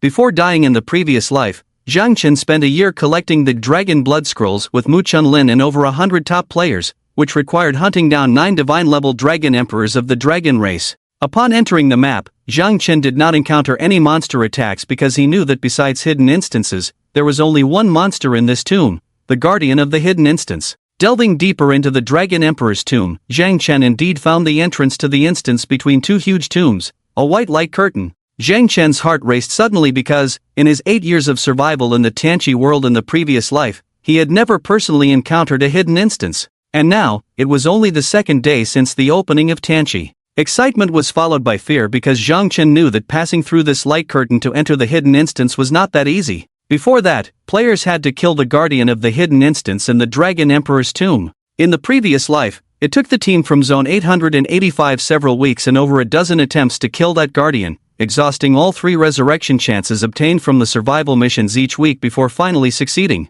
This was also shared by the players from zone 885 in the cross-zone chat channel to show off. Zhang Chen's purpose in this trip was to check the data of that guardian. By mastering its data, he would know what level of strength he needed to reach in order to kill it and enter the Dragon Emperor's Tomb instance. Therefore, he took out that exploration scroll he bought for 1 gold coin from his bag, held the scroll in his hand, and approached the entrance of the Dragon Emperor's Tomb.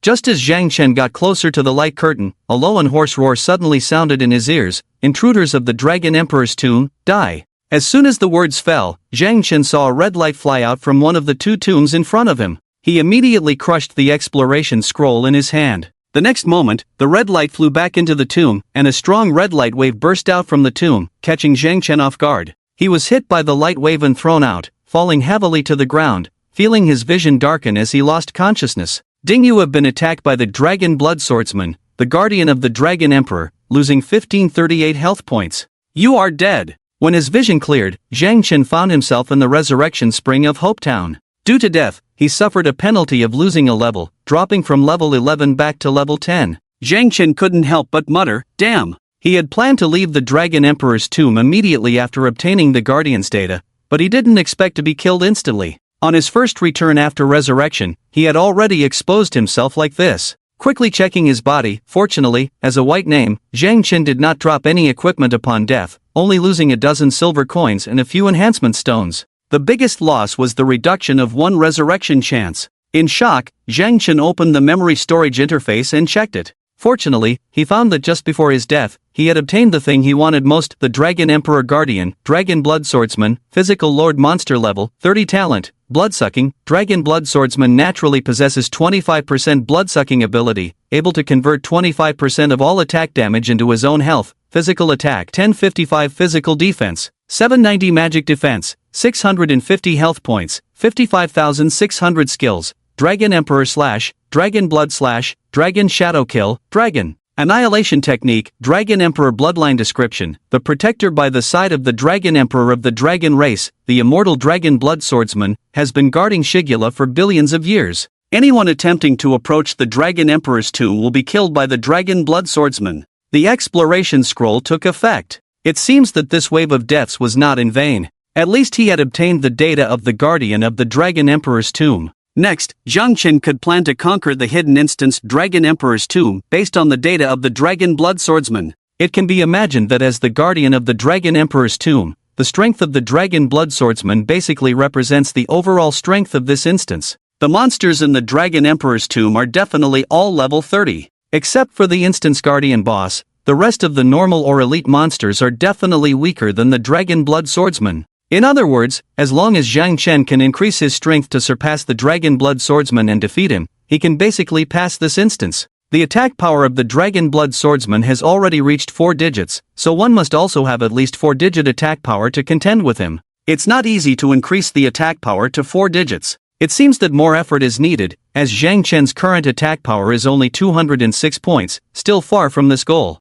Checking the time, it was already a little past 11:50 in the afternoon. Zhang Chen touched his growling stomach and walked into a restaurant in Hopetown. In addition to fatigue, players also have a hunger level. Just like fatigue, the player's hunger level is at its best when it reaches 100%, and when it drops to 0%, the player faces the danger of death. However, the hunger level decreases at half the rate of fatigue. Fatigue decreases by 1% every 10 minutes, while hunger decreases by 1% every 20 minutes. Since the server opened at 8 o'clock last night, it had been almost 16 hours now, and Zhang Chen's hunger level was still at 52%. Hunger can be restored by eating, and the more expensive the food, the better it tastes and the more hunger it restores. As a wealthy player with 31 gold coins, Zhang Chen, who came to the restaurant, directly ordered a steak for 50 silver coins and a bottle of red wine for another 50 silver coins.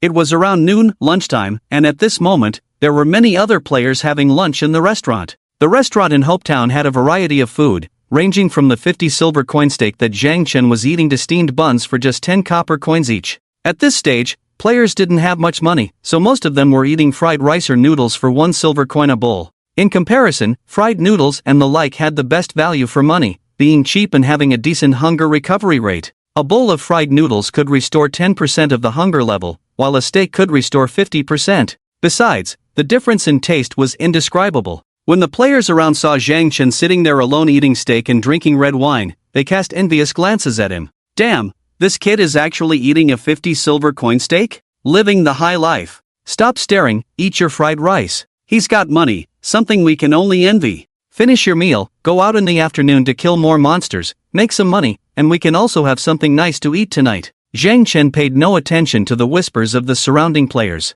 He was eating steak while browsing the chat channel of Safe Zone 886. When he saw the chat records frantically refreshing inside, Zhang Chen almost sprayed out a mouthful of red wine. Glory of Kings, male, level 10 archer. Dammit, the dogs of Storm family, today killed half of the kings under my command. I remember, you wait, I will definitely not let your Storm family survive in Zone 886 for 3 days. Storm Dragon King, male, level 11 warrior. All you know is to talk big. Besides boasting, what else can you do? Today, you ran faster than wild horses in the Goblin Forest. If you dare, don't run, you coward. Glory of Kings, damn it, if it weren't for that one Promise City helping you, and in giving your storm leader a pile of shit with my silver moon bow, relying on you trash, can you defeat us, the kings of the world? Storm Angel, by the way, Didn't you threaten to kill that one promised city several times before? Why do I feel like every time you see him recently, you act like a mouse seeing a cat? Glory of Kings, asterisk asterisk asterisk asterisk. These two major teams really have the leisure to chat, but it's also good.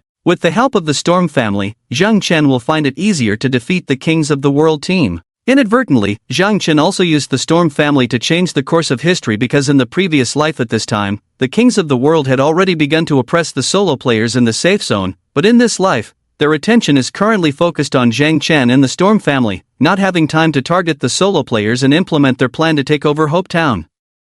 Closing the chat interface, Zhang Chen had just finished lunch, with both hunger and fatigue reaching saturation. Next, he would go out to do a mission to level up, pass the afternoon, then go find Al in the evening to get a weapon, strengthen his power once again, and prepare for a bigger challenge tomorrow. In his memory, it should be the third day since the server opened, where every small area in all major regions of the Tianqi world would face a disaster. If they could overcome this disaster, players would have a chance for a collective power boost, otherwise, if the safe zone fell, all players belonging to the same safe zone would die. So before that, Zhang Chen had to work hard to improve his strength and prepare for tomorrow. In Zhang Chen's view, the magic staff that Al was forging was at least a 2-star weapon. With a 2-star weapon above level 10 and enhanced to level 25, Zhang Chen's strength would double. As a Reborn player, in Zhang Chen's memory, there were still opportunities in Zone 886 or its surroundings, but many required a certain level or strength. With Zhang Chen's current strength as a level 10 beast tamer, many opportunities that were within reach couldn't be utilized for now.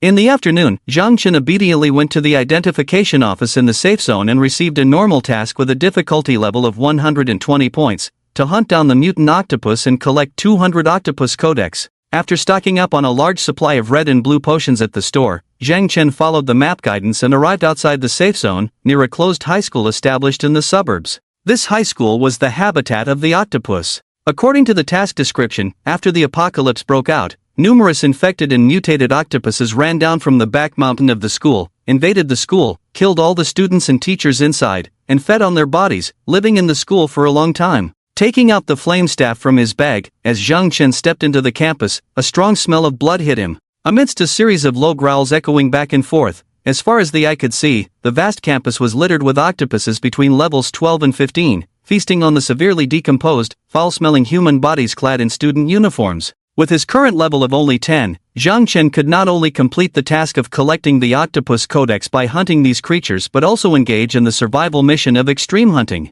With Zhang Chen's current attributes, taking on level 12 octopuses was a breeze, defeating level 13 creatures posed no problem. However, in order to maximize the effectiveness of the skill Lightning Chain, which only had an 80% damage coefficient, Zhang Chen chose to target the lowest level 12 octopus as his initial target.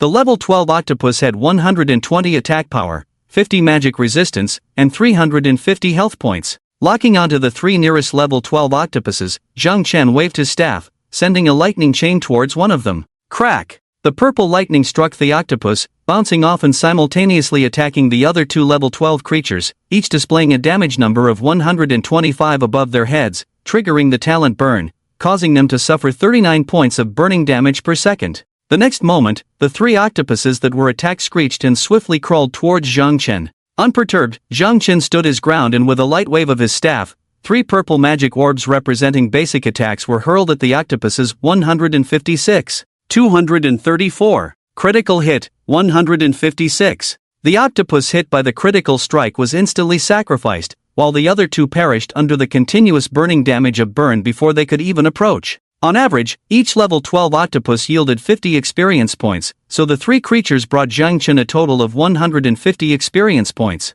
Walking over to the octopus corpses to collect the spoils, Zhang Chen was surprised to find that only one octopus codex had dropped from the three creatures. It seemed like a prolonged battle was on the horizon. With his divine strengthening and dragon bloodline, Zhang Chen's attack power at level 10 was at least twice as high as that of players of the same level, making it easy for him to handle level 12 octopuses that would be a challenge for other level 10 players.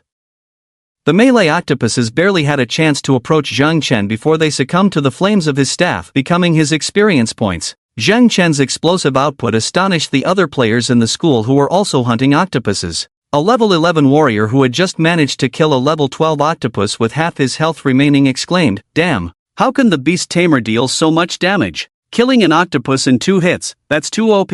A level 10 priestess who was casting healing spells on her teammates remarked, "Isn't that the famous handsome brother? Wow, it's my first time seeing him in person. He looks so handsome and powerful." Before she could finish her sentence, her teammate, an 11th level assassin, shouted, "Damn it, heal me." But before the priestess could reach him, the assassin fell victim to the claws of a level 13 octopus and perished. Meanwhile, Zhang Chen continued to collect loot from the fallen octopuses and effortlessly cast spells to eliminate the surrounding creatures, drawing admiring glances from nearby players. The speed at which he was clearing monsters was already impressive, but halfway through the battle, when Zhang Chen cast a fireball spell that killed an octopus, he triggered the golden skill Hellfire Dragon Flame with a 1 in 1,000 chance. Roar! A deafening dragon roar echoed through the air as a scorching dragon flame poured down from above, instantly covering all octopuses within a 100-meter radius of Zhang Chen. Real damage as high as 315 points jumped off the heads of dozens of octopuses within the range. Accompanied by a continuous burning damage of 69 points per second,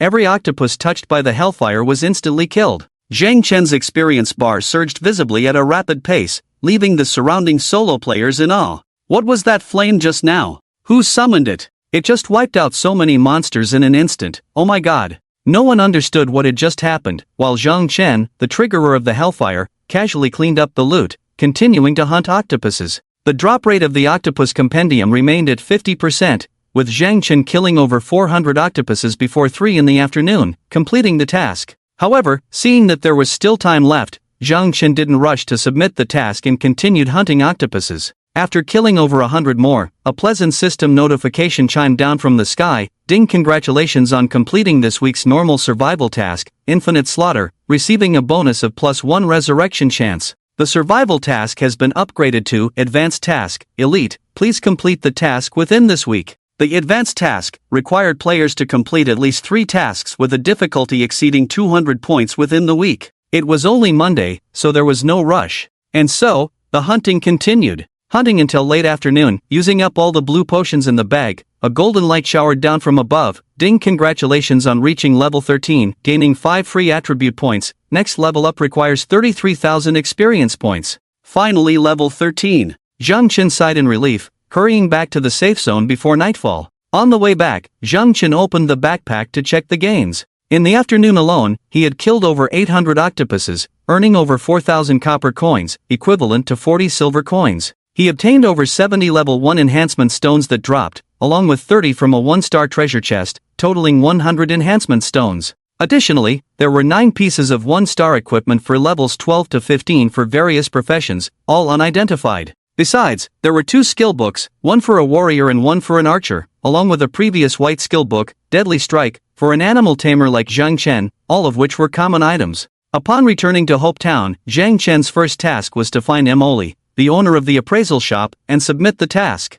"Ding, congratulations on completing the task, collecting Octopus Compendium, receiving 12,000 experience points, 30 silver coins, 30 level 1 enhancement stones, 48 human reputation points, obtaining equipment, Eternal Chain, +1. Intimacy with appraisal shop owner, +8. Opening the backpack, a blue crystal necklace lay quietly inside. Zhang Chen took it out. Eternal Chain, quality, 2 stars energy value, +60 additional attributes, intelligence +6 class restriction, magician, animal tamer, priest level requirement, 13 description. This is a necklace symbolizing eternity. A 2-star equipment. And it was the necklace Zhang Chen needed right now, with an additional 6 points of intelligence, bringing joy to the animal tamer. After reaching level 10 and changing professions, as players mastered more skills, the energy consumption increased. Despite Zhang Chen currently having only 2 skills with low consumption, the current energy of over 200 was just enough. Once you have a few more skills, you will find that the energy consumption is really huge.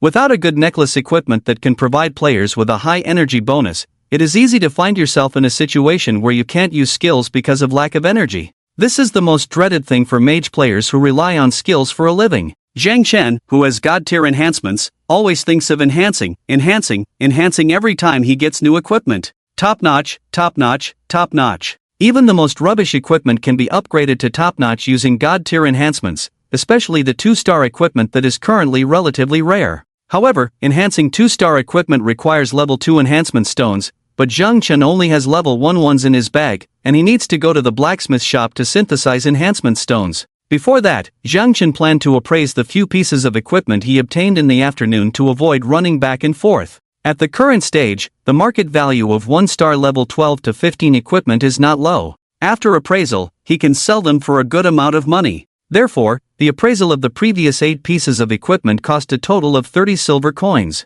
When there was only one pair of level 14 mage pants left, the boss of the appraisal shop actually asked for 50 silver coins. Instead of being shocked, Zhang Chen was somewhat delighted. Because in the world of Tianqi, when players appraise equipment, there is a small chance of triggering advanced appraisal. For equipment of the same value, the cost of advanced appraisal is 10 to 50 times that of normal appraisal. Advanced appraisal is like gambling, with a certain probability of improving the quality of the equipment, but there is also a chance that it will decrease. Zhang Chen thought, even if the 1-star equipment is bad, it shouldn't drop to 0 stars. So, without hesitation, he spent 50 silver coins on advanced appraisal. The boss of the appraisal shop waved his hand over the black pants, and a golden light flashed. Ding, appraisal successful. Congratulations, your 1-star equipment, magician pants, quality has been upgraded to 2 stars. What a stroke of luck. He actually rose again, triggering advanced appraisal for the first time in this life, and succeeded in upgrading. Because Zhang Chen is quite knowledgeable about this. When players appraise equipment, there is only a 1% chance of triggering advanced appraisal, and with advanced appraisal, there is only a 10% chance of improving the equipment's attributes and quality again, a 40% chance of remaining the same, and a high 50% chance of decreasing the quality of the equipment. This time, he was really lucky. He suddenly got 2 2-star equipment pieces. This surprise came too suddenly. Looking at his backpack, through task rewards, monster drops, and the 100 enhancement stones obtained from the Storm Angel, at this moment, Zhang Chen has as many as 390 level 1 enhancement stones. With a synthesis rate of 2:1, he can get nearly 200 level 2 enhancement stones, which is enough to enhance all his 2-star equipment to top level plus 25. Just using them to enhance the newly acquired Eternal Chain and Magician Pants is more than enough. At the moment, even if Zhang Chen wants to enhance his whole body, he doesn't have the capital, because including these 2 pieces of equipment, he only has 3 out of the 7 parts of his body with 2-star quality equipment. Unexpectedly, Zhang Chen, who was desperate for enhancement stones in the previous life, now has so many that he can't use them all in this life. So, Zhang Chen went to the blacksmith shop. This is also a troublesome matter, as players must come to the blacksmith shop to synthesize enhancement stones. In the blacksmith shop, Illinois, who lost his right arm, is still there using his left hand to make equipment with all his might. The crisp sound of clanging can be heard clearly, and his daughter Ling Ling is by his side, both of them with happy smiles on their faces. And it can be seen that the equipment IL is making is the metal staff promised to be custom made for Zhang Chen.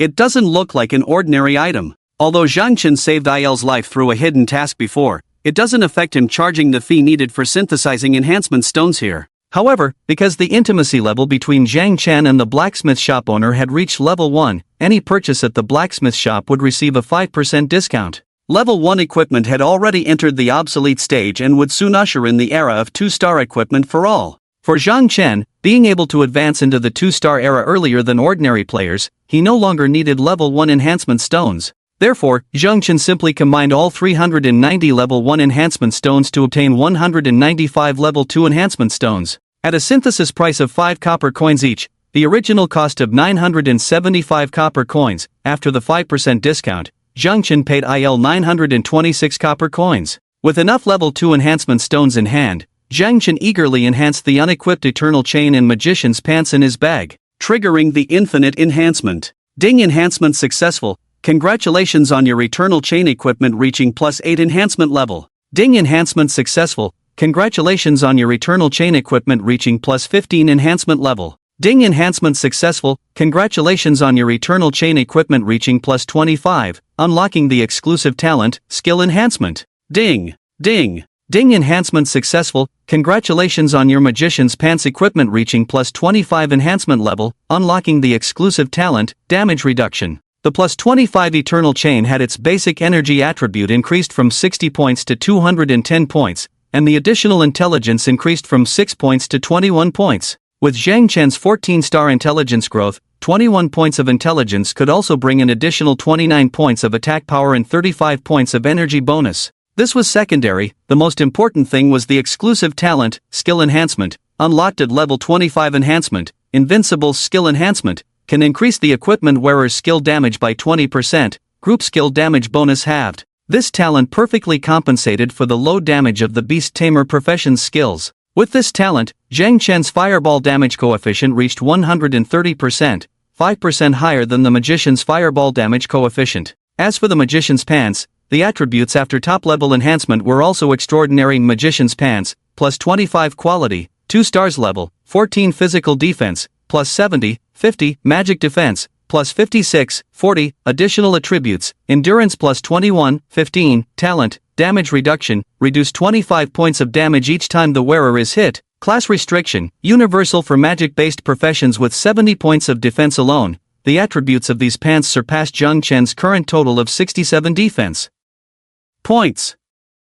Coupled with 25 points of damage reduction, it was simply invincible. After equipping these pants, who could defeat Zhang Chen? Unfortunately, Zhang Chen was only at level 13 at the moment and couldn't use these level 14 pants yet.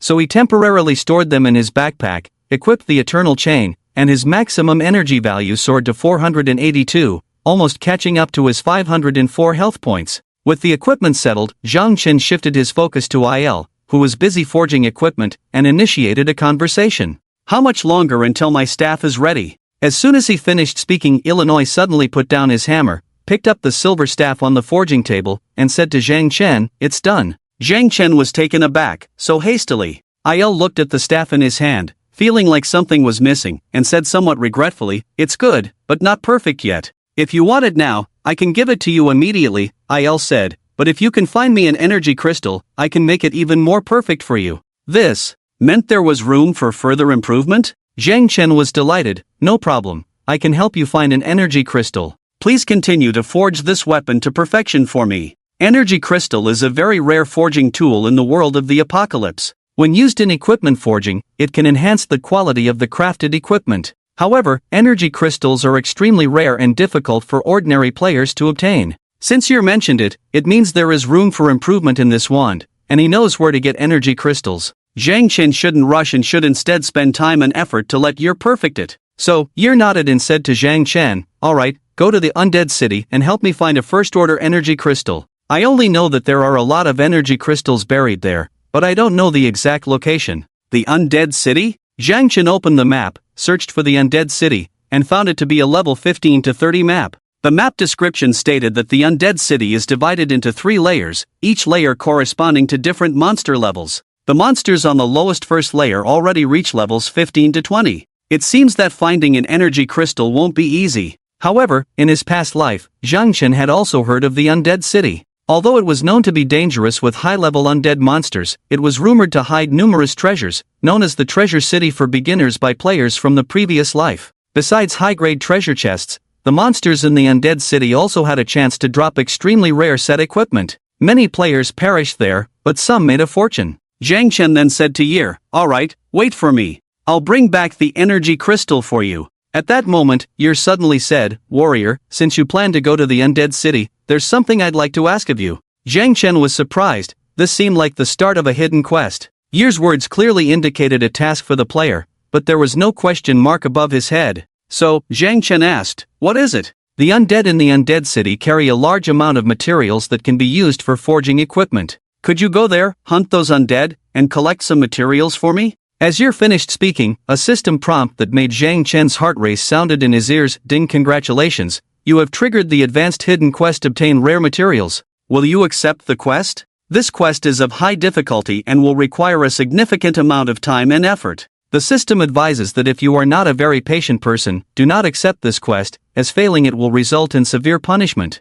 It was indeed a hidden quest. And it was the advanced hidden quest following the completion of the Guardian advanced hidden quest by Zhang Chen. This was an unexpected gain, not within Zhang Chen's expectations, as in the previous life. This advanced hidden quest had not been discovered by players, even those who completed the Guardian hidden quest. Due to its high level of secrecy, if Zhang Chen had chosen not to obtain the energy crystal just now and directly taken the wand from Yer, he would have missed this hidden quest. An advanced hidden quest holds greater value than a hidden quest. Excited, Zhang Chen didn't hesitate and immediately accepted the quest. Such a rare opportunity was not something even a fool would give up. The next moment, the system's notification sounded, "Ding, congratulations on accepting the advanced hidden quest, obtain rare materials. You can view details in the quest interface." Quickly opening the quest interface, obtain rare materials, advanced hidden quest difficulty level. For 40 description, it is said that the undead in the undead city harbor a large amount of rare materials that can be used for forging equipment.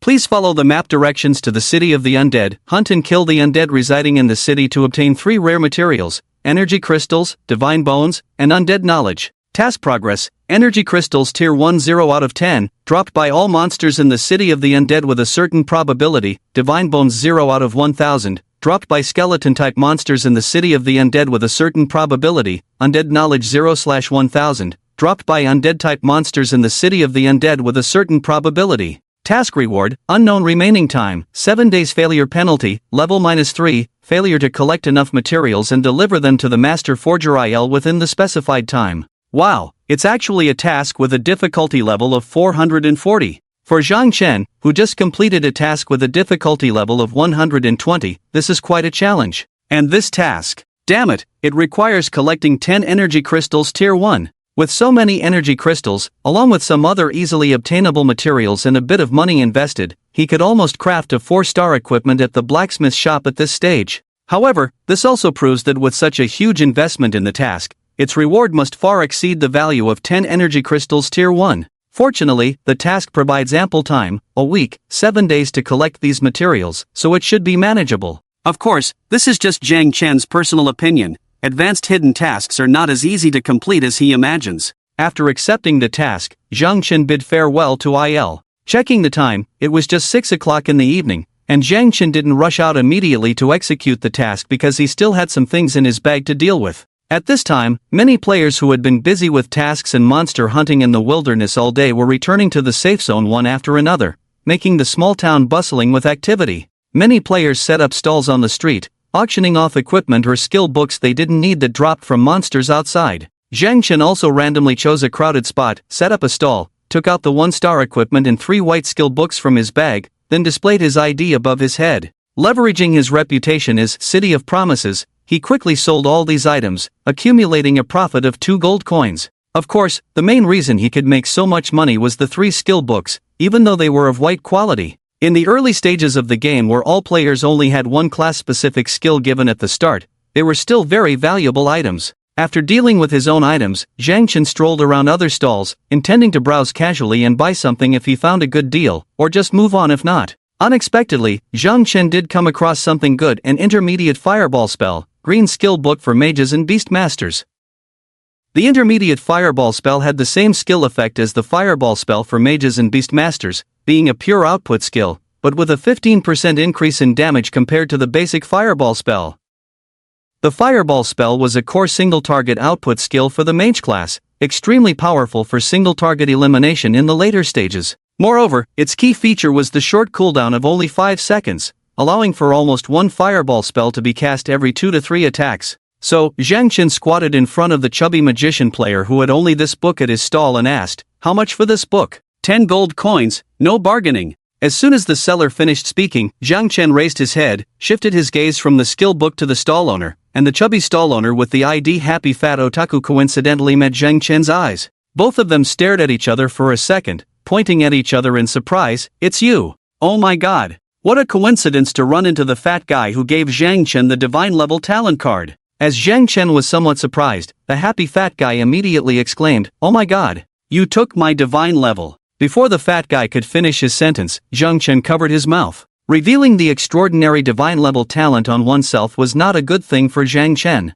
The fat guy, feeling wronged, was about to cry, "Give me back my divine level talent." "It's too late for that, stop talking nonsense." Zhang Chen pointed at the green skill book, intermediate fireball technique, and said to the fat guy, "Do you know why there are so few people around your stall? Because you're robbing people. This book is worth at most 5 gold coins, consider it compensation. I'll give you 10 gold coins for it. You think a few gold coins can compensate for my loss?" The fat guy, feeling justified, insisted, "Is a divine level talent only worth a few gold coins? I want 50 gold coins. You take a step, and you want a mile?" Zhang Chen frowned slightly. "Weren't we not engaging in forced transactions before? You willingly sold it to me, can't blame me for your greed, right?" The fat guy gritted his teeth, solely focused on demanding money from Zhang Chen. "Then I won't sell it. Others sell it for 10 gold coins. If you want to buy this book from me, you must pay 50 gold coins."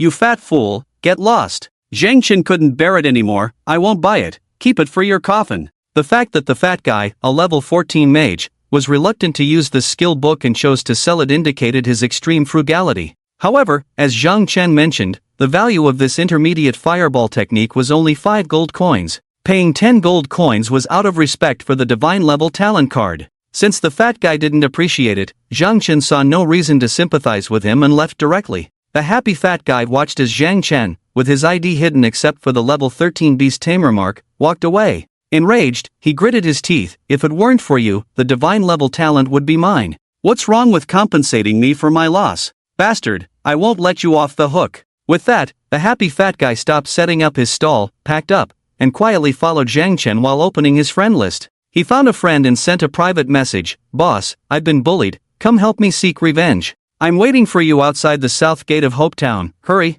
Before leaving the safe zone, Zhang Chen visited the pharmacy, spending a total of 5 gold coins on a large bag of red and blue potions, with blue potions accounting for 70% and red potions only 30%. This time, Zhang Chen was prepared to grind all night in the undead city, so he needed sufficient potions to avoid wasting time running back and forth. After stocking up, Zhang Chen followed the map guidance and headed towards the undead city located south of Hopetown. Constantly analyzing the development trends in Area 886, Zhang Chen checked the regional level rankings and seemed to make a significant discovery. 1. Storm Angel, male, level 15 Archer 2. Storm Dragon King, male, level 14 Warrior 3. And Mushi, female, level 14 Mage 4. Supreme King, male, level 14 Assassin 5. Keep the name short like mine, male, level 14 Knight 6. Storm Fantasy, female, level 14 Mage. Currently, the level rankings in Area 886 were mostly dominated by members of the Storm family, significantly altering the historical course from the previous life. At this time in the previous life, about 5 out of the top 10 in the level rankings were dominant figures, but now, only the Supreme King ranked 4th represented the dominant figures. For Zhang Chen, this was a good thing, as being suppressed by players from the Storm family meant the dominant figures couldn't rise, preventing them from being as arrogant as in the previous life. After obtaining the Silver Moon Bow, the Storm Angel seemed to be injected with chicken blood, soaring in levels all the way up to level 15. He had long held the top spot on the 886th district leaderboard, and no one could surpass him. The Storm Angel was quite extraordinary. In comparison, Zhang Chen felt somewhat ashamed. As a reborn individual with a divine talent and dragon lineage, he hadn't even made it into the top 100 of the regional rankings. Of course, if it weren't for being leveled down by 1 due to being instantly killed by the Dragon Blood Swordsman before, Zhang Chen could have at least made it to the top 10. Unlike the Storm Angel and the Glory of Kings players who had a bunch of people helping them level up, no matter how Zhang Chen took shortcuts, he couldn't match their leveling speed. Well, it seemed he needed to put in more effort. Although levels didn't represent everything, he couldn't fall too far behind others. After closing the leaderboard, Zhang Chen continued alone, heading towards the direction of the undead city. Not long after leaving the safe zone, he faintly felt a chill behind him. Turning around, he saw that the happy fat otaku had somehow followed him without him noticing. Beside him were 2 others, a warrior and an assassin, both at level 14 like the fat guy. Obviously, they were a team with the fat guy, and they weren't just passing by. They were specifically targeting Zhang Chen. Seeing them following, Zhang Chen stopped and asked, "Why are you following me? What do you think?" The happy fat otaku now harbored immense resentment towards the person who had taken away his divine talent. He shouted at Zhang Chen, "Give me all your money and equipment, and we'll call it even between us." Call it even? Zhang Chen found it somewhat amusing. Do I owe you something? Not giving it? Then I'll just take it myself. With that, the happy fat otaku's gaze turned cold as he took out his magic staff and ordered the 2 people beside him, "Kill him, and we'll split whatever drops." As soon as he finished speaking, the 2 warriors and the assassin next to the fat guy unsheathed their blades without a word and charged towards Zhang Chen. "Since I can't retrieve my divine talent, I'll destroy it." The level 14 warrior and assassin, the identical twin brothers who stood out among the crowd, swiftly closed in on Zhang Chen. Meanwhile, the level 14 mage happy fat otaku, who was casting spells in the rear, looked at Zhang Chen as if he were already a corpse, a useless level 13 beast tamer. It wasn't just the 3 of them who saw him this way. Because they were on a main road, there were many passing players who also looked at Zhang Chen with eyes that seemed to say, he was as good as dead. Since Zhang Chen had hidden his ID, almost none of the passing players recognized him. Passerby A, although I don't know the grudge, 1 against 3, the one being attacked is a beast tamer with the lowest attribute growth, the most fragile, it's a sure death, no suspense. Passerby B, Definitely, regardless of the profession, even if he changes his job, 1 against 3 is impossible to win against, right? The passersby's comments made the happy fat otaku even more smug. Even with a divine talent at the start, you're still so trash, with such low levels, and you even chose such a useless profession, truly wasting a divine talent. Getting worked up, dealing with trash like you, I even informed the boss, completely unnecessary. Watching Zhang Chen standing still, the happy fat otaku couldn't help but sneer. Are you already scared stiff so quickly? You really are a coward. As soon as he finished speaking, the happy fat otaku waved his staff, and a boom of a fireball spell was launched towards Zhang Chen, who was over 30 meters away, within his attack range. The fireball soared over the heads of Dugu Lingyun and Dugu Tianxia, landing first on Zhang Chen's chest, dealing over 80 points of damage to his head. Not bad damage, it seems like a mage focused on intelligence and pure burst. With Zhang Chen's current 60 magic defense, he couldn't withstand the damage from any mage player above level 10. However, for an average player, this level of defense was already high. Happy Fatty was visibly surprised. He didn't expect his fireball to only inflict this much damage. He anticipated at least a 3-digit figure. After being attacked by Happy Fatty, Zhang Chen remained standing, waiting for Dugu Tianxia and Dugu Lingyun to approach and launch attacks with charge slash and assassinate respectively. Ding Yu have been attacked by player Dugu Lingyun, losing 41 health points. The opponent is now grey-listed. Ding Yu have been attacked by player Dugu Tianxia, losing 59 health points. The opponent is now grey-listed. Looking at Zhang Chen's health bar, the combined attack of the 3 opponents only took away 1/3 of his health. Dugu Lingyun and Dugu Tianxia, standing in front of Zhang Chen, exchanged glances, both surprised. This guy has high defense. In their eyes, they were confident they could focus fire and instantly kill this level 13 beast tamer. The result was beyond their imagination. Indeed, although Zhang Chen was not satisfied with his current 67 physical defense, he had to admit that his defense was comparable to a knight of the same level. Zhang Chen's profession was one of the most fragile among the 7 professions of the Heavenly 7. With only a 7-star base endurance growth as a beast tamer, this was the most shocking aspect. This was without reaching level 14 or equipping the magician's pants. If he had equipped them, the 3 attacks he just received would have caused only 1 point of mandatory damage. Standing still and waiting to be hit, Zhang Chen saw all 3 opponents' IDs turn gray. He slowly drew out his flame staff. At the same time, a hint of killing intent suddenly appeared in his calm eyes, making Dugu Lingyun and Dugu Tianxia feel an inexplicable fear. Locking onto the assassin Dugu Tianxia, Zhang Chen took a step back to create distance, wielding his flame staff. He launched a basic attack, hitting Dugu Tianxia's chest with 17 agility attributes, followed by a second consecutive attack, 218.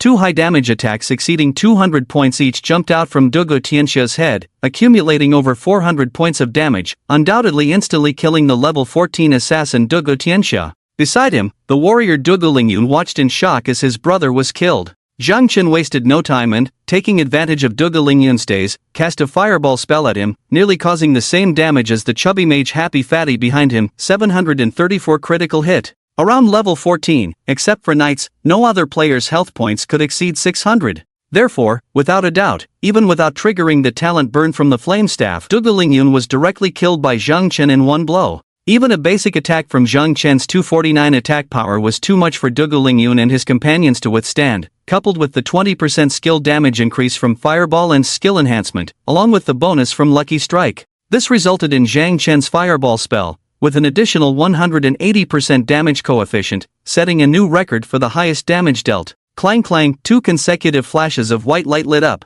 Both Dugu Tianxia and Dugu Lingyun were killed by Zhang Chen without any resistance, dropping a pile of potions, silver coins, and 2 pieces of equipment before turning into white light and disappearing. The players behind were shocked and quickly stepped back a few steps, their faces filled with disbelief. How could a beast tamer have such high damage? This is impossible. Zhang Chen was a beast tamer with full intelligence points and an intelligence growth of up to 14 stars, even more violent than a mage. Although only at level 13, with the enhancement of a set of plus 25 god-tier equipment, Zhang Chen's strength had already reached the level of a level 20 player. Zhang Chen, who had just killed 2 people, shifted his gaze to the only remaining player, the Happy Fatty, and said, "Do you know who I am?" The Happy Fatty swallowed nervously and subconsciously looked at Zhang Chen's head, only to see that he had hidden his ID. At that moment, Zhang Chen revealed his ID by opening the settings, level 13 beast tamer, Inuwa Qingcheng. Inuwa Qingcheng. Seeing this name that had appeared countless times in the regional chat channel since last night, as well as in the regional system announcements, not only the happy fatty but even the onlookers were stunned.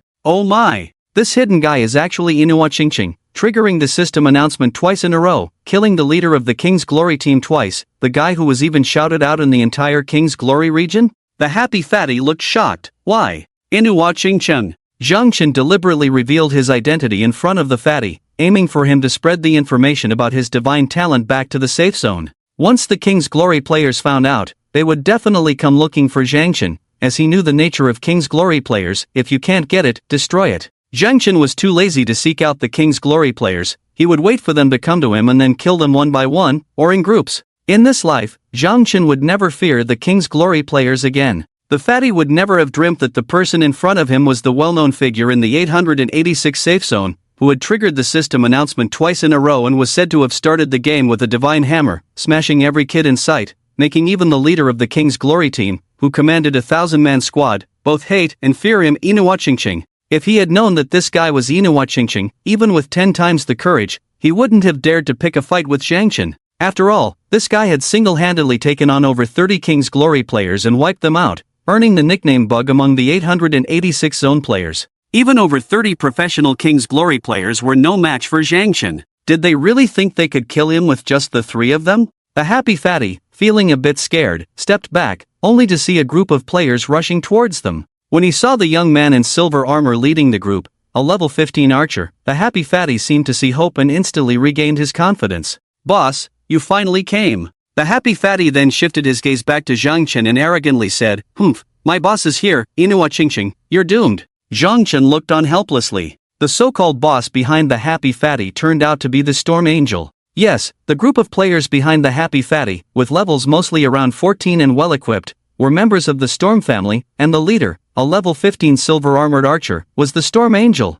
The silver longbow he held in his hand was the silver moon bow that Zhang Chen had sold to him. The arrival of the Storm family caused a stir among the onlookers. Wow, the powerhouse behind that fat guy is actually the Storm family. The Storm family's momentum is quite impressive. They managed to surpass the king of the world in just one day. And that Storm Angel, who is also the #1 expert in our 886 district leaderboard. Even the captain of the Storm family came in person. Now, even the formidable One Promise City is in trouble. It feels like the Storm Angel alone could take down One Promise City, not to mention he brought so many elite players from the Storm family. These people speaking clearly had no idea about what had happened in the Goblin Forest before. Walking up to the happy fat otaku, they hadn't even noticed the Storm Angel, Zhang Chen, on the other side. They asked the happy fat otaku, "What's going on?" The happy fat otaku pointed at Zhang Chen and said to the Storm Angel, "Boss, this guy bullied me. He killed Lingyun and Tianxia. Luckily, you arrived just in time. If you were a step later, even I would have died at his hands." "Oh, who's being so arrogant?" With these words, the Storm Angel followed the direction pointed by the happy fat otaku's hand and looked at Zhang Chen. Suddenly, the Storm Angel froze, then after a while, he coldly said, "Daring to touch even my brother, seeking death." With the Storm Angel, the #1 player in the 886 district leaderboard, and the massive support of the Storm family, the happy fat otaku's legs trembled with pride. "One Promise City, did you hear that? I'm brothers with the Storm Angel. If you dare to bully the good brother of the #1 player, I'm telling you, you're done for." Unexpectedly, as soon as the words fell, a sharp arrow shot out from the Storm Angel's hand next to him, piercing through the happy fat otaku's head. Ding, you had been attacked by the player, Storm Angel, losing 378 health points. "You are dead." The happy fat otaku, who was looking smug just a moment ago, stared in disbelief at the Storm Angel aiming a bow at him, and said in astonishment, "Boss." Putting down the longbow in his hand, the Storm Angel, with an expressionless face, said to the happy fat otaku, "Sorry, the brother I mentioned wasn't you. It's him." The Storm Angel pointed at Zhang Chen. In the next moment, the happy fat otaku, who was killed instantly by the Storm Angel, fell to the ground with a face full of disbelief and turned into a white light, flying away. This scene shocked the surrounding onlookers. Player A, what is going on? Aren't the Storm Angel and that fat guy on the same side? Why kill your own people and call One Promise City a brother? Player B, my god, this damage, it's not even a critical hit. Isn't this too insane, even higher than One Promise City's damage? The #1 player in the leaderboard is truly terrifying. Seeing the Storm Angel shoot his fat brother without a word, Zhang Chen couldn't help but be stunned for a moment and said to the Storm Angel, "Killing your own people, is it necessary to be so ruthless?" The Storm Angel just smiled faintly. "Own people? He and I are not that close. He was just a friend I knew from a previous online game. But you are my brother, the Storm Angel." Being called brother by the #1 player in the leaderboard and the leader of the Storm family, the Storm Angel, countless passerby players around cast envious glances at Zhang Chen. Zhang Chen casually replied, "Well, thanks, brother. But come to think of it, has the Storm Angel's damage really become this high now?" To be honest, the damage he inflicted on the happy fat otaku just now startled Zhang Chen. 378, and it wasn't even a critical hit. This damage was even higher than when Zhang Chen used Fireball combined with a lucky strike on Du Shulingyun, excluding the critical hit damage. Looking at it this way, aside from skill bonuses, through damage calculations, the Storm Angel's attack power must have exceeded 300 plus, even higher than Zhang Chen. Terrifying. Just because Zhang Chen gave the Storm Angel a 2-star bow, did it directly propel him to take off in the early stages? It can be imagined that besides weapons, the ring in the hands of the Storm Angel must also be a top-tier enhanced item, far ahead of Zhang Chen in terms of equipment. Just as Zhang Chen was thinking this, the Storm Angel had somehow appeared in front of him. "Thank you for being willing to sell me the Silver Moon bow earlier. Thanks to this bow, I was able to develop so quickly in the early stages." As the Storm Angel's words fell, Zhang Chen nodded. "Also, thank you for helping me out with a troublesome situation earlier." The Storm Angel felt a bit embarrassed. "I thought you were going to say I stole your kill. With your strength, taking him down would have been a piece of cake." With that, the Storm Angel suddenly handed something to Zhang Chen. "Sorry for taking your kill. What he dropped should rightfully be yours." Looking at what the Storm Angel handed over, Zhang Chen was surprised. It was a green skill book, Intermediate Fireball. Wow, the Intermediate Fireball that Zhang Chen had planned to buy from Happy Fat Otaku for 10 gold coins but missed out on was now dropped right after Happy Fat Otaku's death. Clearly interested in the skill book, Zhang Chen restrained his excitement and calmly asked the Storm Angel, "What does this mean?" "It's for you," the Storm Angel said. "Aren't you a beast tamer? This skill could come in handy for you." "What's the price?" Zhang Chen asked intentionally. The Storm Angel smiled. "No need for your money. Like I said, if it weren't for me just now, you would have been the one to kill him, so this should be something you obtained. Therefore, it belongs to you." Zhang Chen accepted the skill book from the Storm Angel without hesitation. "Thank you. If I come across good equipment or skill books in the future, I will consider selling them to you first." The Storm Angel joyfully replied, "Great, as long as it's something I need, price is not an issue." After a pause, the Storm Angel continued, "Brother, let's add each other as friends for future contact." "No need for friends, I prefer to be alone. The safe zone isn't that big, we'll meet again sooner or later, there will be plenty of chances to run into each other," Zhang Chen said. "That's fine." The Storm Angel sounded a bit regretful. Zhang Chen waved his hand. "I have things to attend to, I'll take my leave. Thank you for the skill book, until we meet again." With that, Zhang Chen turned and walked away. It was because of the betrayal by his good friends Mu Chen and Lin Ruo in the previous life, who had an 8-year friendship, that Zhang Chen in this life dared not easily trust anyone again, let alone make friends easily. As Zhang Chen left, beside the Storm Angel, there was a 14th level mage woman named Storm Fantasy, who looked a few years younger than the Storm Angel, dressed in a green magic robe, exuding charm in both figure and appearance. She said to the Storm Angel, "Honey, this person lacks tact. Why did you give him a skill book for free?" The Storm Angel shook his head, as if seeing through everything. "Haven't you noticed? This person is extraordinary, probably a hidden big shot. Who knows, there might be a super powerful team behind him, even stronger than our Storm family. Otherwise, with just him alone, it's impossible to progress so smoothly in the early stages. So we must maintain a good relationship with him, we must not give the king of the world a chance to turn one promised city into an ally. Moreover, it's just a green skill book. Do you know how much impact the bow he sold me had on me?" The Storm Angel looked at the Silver Moon bow in his hand, still somewhat excited. "I believe his backing will secretly provide him with better equipment. When he has good equipment he can't use, he can sell it to me. This is also an important channel for me to enhance my strength." The Storm Fantasy nodded. "You really do think things through, dear husband." Meanwhile, at the revival spring in Hope Town, the chubby mage who had used up a resurrection chance to come back to life, Fatso the Happy Otaku, opened his friend list with a puzzled expression. He found Storm Angel and angrily sent a message. "What do you mean by this?" Ding. Storm Angel replied instantly, "Touch my brother, face death." Ding. Storm Angel sent another message. "From today on, let's end our friendship here. If you dare target one promise, you will regret it." Seeing this message, Fatso the happy otaku fumed with anger, ready to send a message full of curses to Storm Angel, but received a system prompt instead. Ding, the other party has blocked you, message cannot be sent. Damn it! Fatso the happy otaku cursed loudly, you bastards, may you all die a horrible death. On the other side, on the way to the undead city, Zhang Chen looked at the intermediate fireball spell in his hand and couldn't help but sigh. I offered you 10 gold coins, you wouldn't sell, insisted on giving it to me for free, why bother? With that, Zhang Chen decisively covered the fireball spell in his skill list with the intermediate fireball spell, completing the learning process. Due to the limited skill slots and the rule in the Dawn world that players cannot possess two of the same skills simultaneously, covering or extracting lower level skills to make room for higher level ones is the only option. However, the cost of extracting skills is quite high. Unless it's a very rare skill like the basic fireball spell, it's not worth spending a few gold coins to extract it. At level 13, Zhang Chen had 4 skill slots, just enough to accommodate 2 green quality skills, intermediate fireball spell and chain lightning.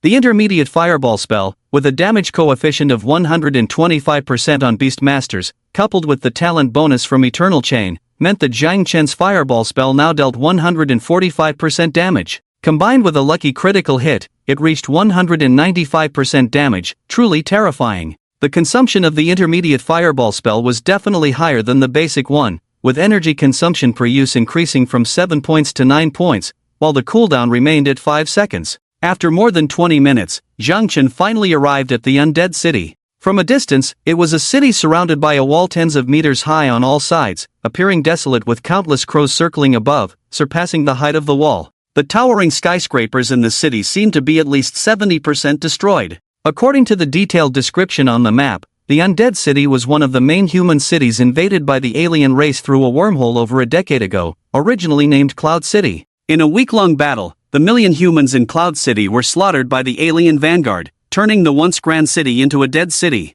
After breaching Cloud City, the aliens considered it a base on Earth, and their leader, Loki, used his transformative powers to turn the million corpses into skeletons and undead to guard this base, the undead city. With the lowest level monsters in the undead city being level 15, and the average player level currently around 13, it was now considered a suitable leveling spot for players. Hence, many players were seen entering the undead city, mostly in groups rather than alone, except for Zhang Chen. Thus, Zhang Chen followed the other players towards the undead city. Around him, the solo players heading to the undead city were filled with excitement, chatting and laughing. Player A, I heard there are countless high-star treasure chests buried in the undead city, with a chance to drop set equipment. Player B, yes, even before the server of the Dawn of the Ancients opened, I saw the official introduction about the undead city map and the announcements. It said that this place is like a treasure trove for new players. Player C, really? Then today, we must make a fortune in the undead city. Player D, don't think it's that easy. I heard that the monsters in the undead city are much stronger than the ones in the wilderness at the same level.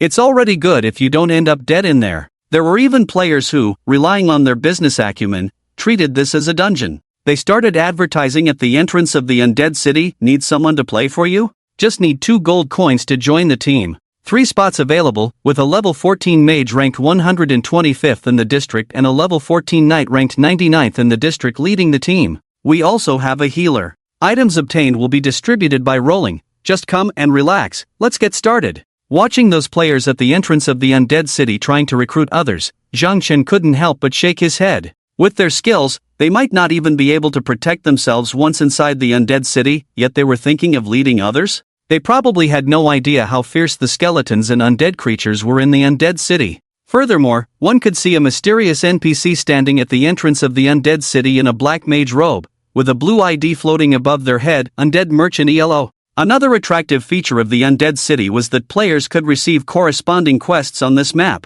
Besides hunting for treasures, they could also receive quest rewards, killing 2 birds with 1 stone. The NPC who could trigger quests was this Undead Merchant, ELO. According to the rules, each player could only receive 1 quest from ELO per day. Players could choose the difficulty level themselves, but they had to complete it within the day, or they would face severe penalties. At this moment, players had already crowded around ELO, eagerly trying to receive quests. So, Zhang Chen also approached ELO and initiated a conversation. Adventurer from Hopetown, are you ready to enter this crisis-ridden undead city? I'm ready. As soon as Zhang Chen finished speaking, ELO nodded. Alright, come and receive your quest. Of course, you can also choose to enter the undead city directly, but that way, your profits will be greatly reduced.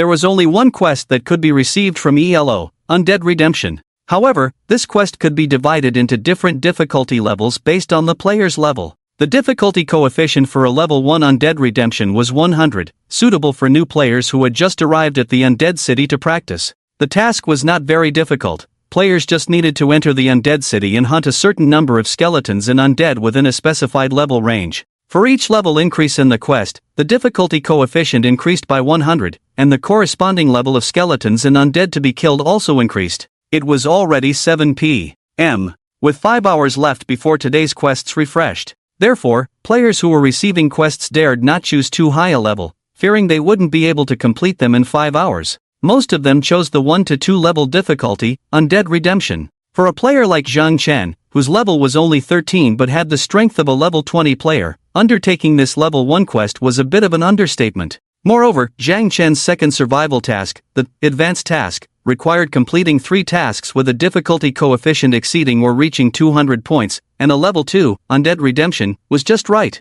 So, Zhang Chen accepted a level 2 quest. Ding, you have received the quest, Undead Redemption, level 2 difficulty. You can check the details in the quest interface. Soul Redemption, level 2 difficulty, mission difficulty factor, 200. Description: after the massacre by the alien vanguard, Cloud City became a city of the undead, where the million humans who died in Cloud City had their souls immortalized. Under the transformation of the alien leader, Loki, they turned into skeletons and undead, guarding the city of the dead for the aliens. Players are requested to enter the city of the dead and redeem the souls of these deceased humans. Mission progress: Skeleton Warrior 0-90, Skeleton Archer 0-90, Undead Mage 0/90, Undead Assassin 0-90. Note: targets killed must be at least level 17. Basic mission rewards: experience points plus 42,000, silver coins plus 60, level 2 enhancement stones plus 15, human reputation plus 50, random equipment plus 1, with a certain probability of obtaining rare undead set equipment. Failure penalty: level -1, 10% loss of current money, and must wait 1 day before receiving the Soul Redemption mission again.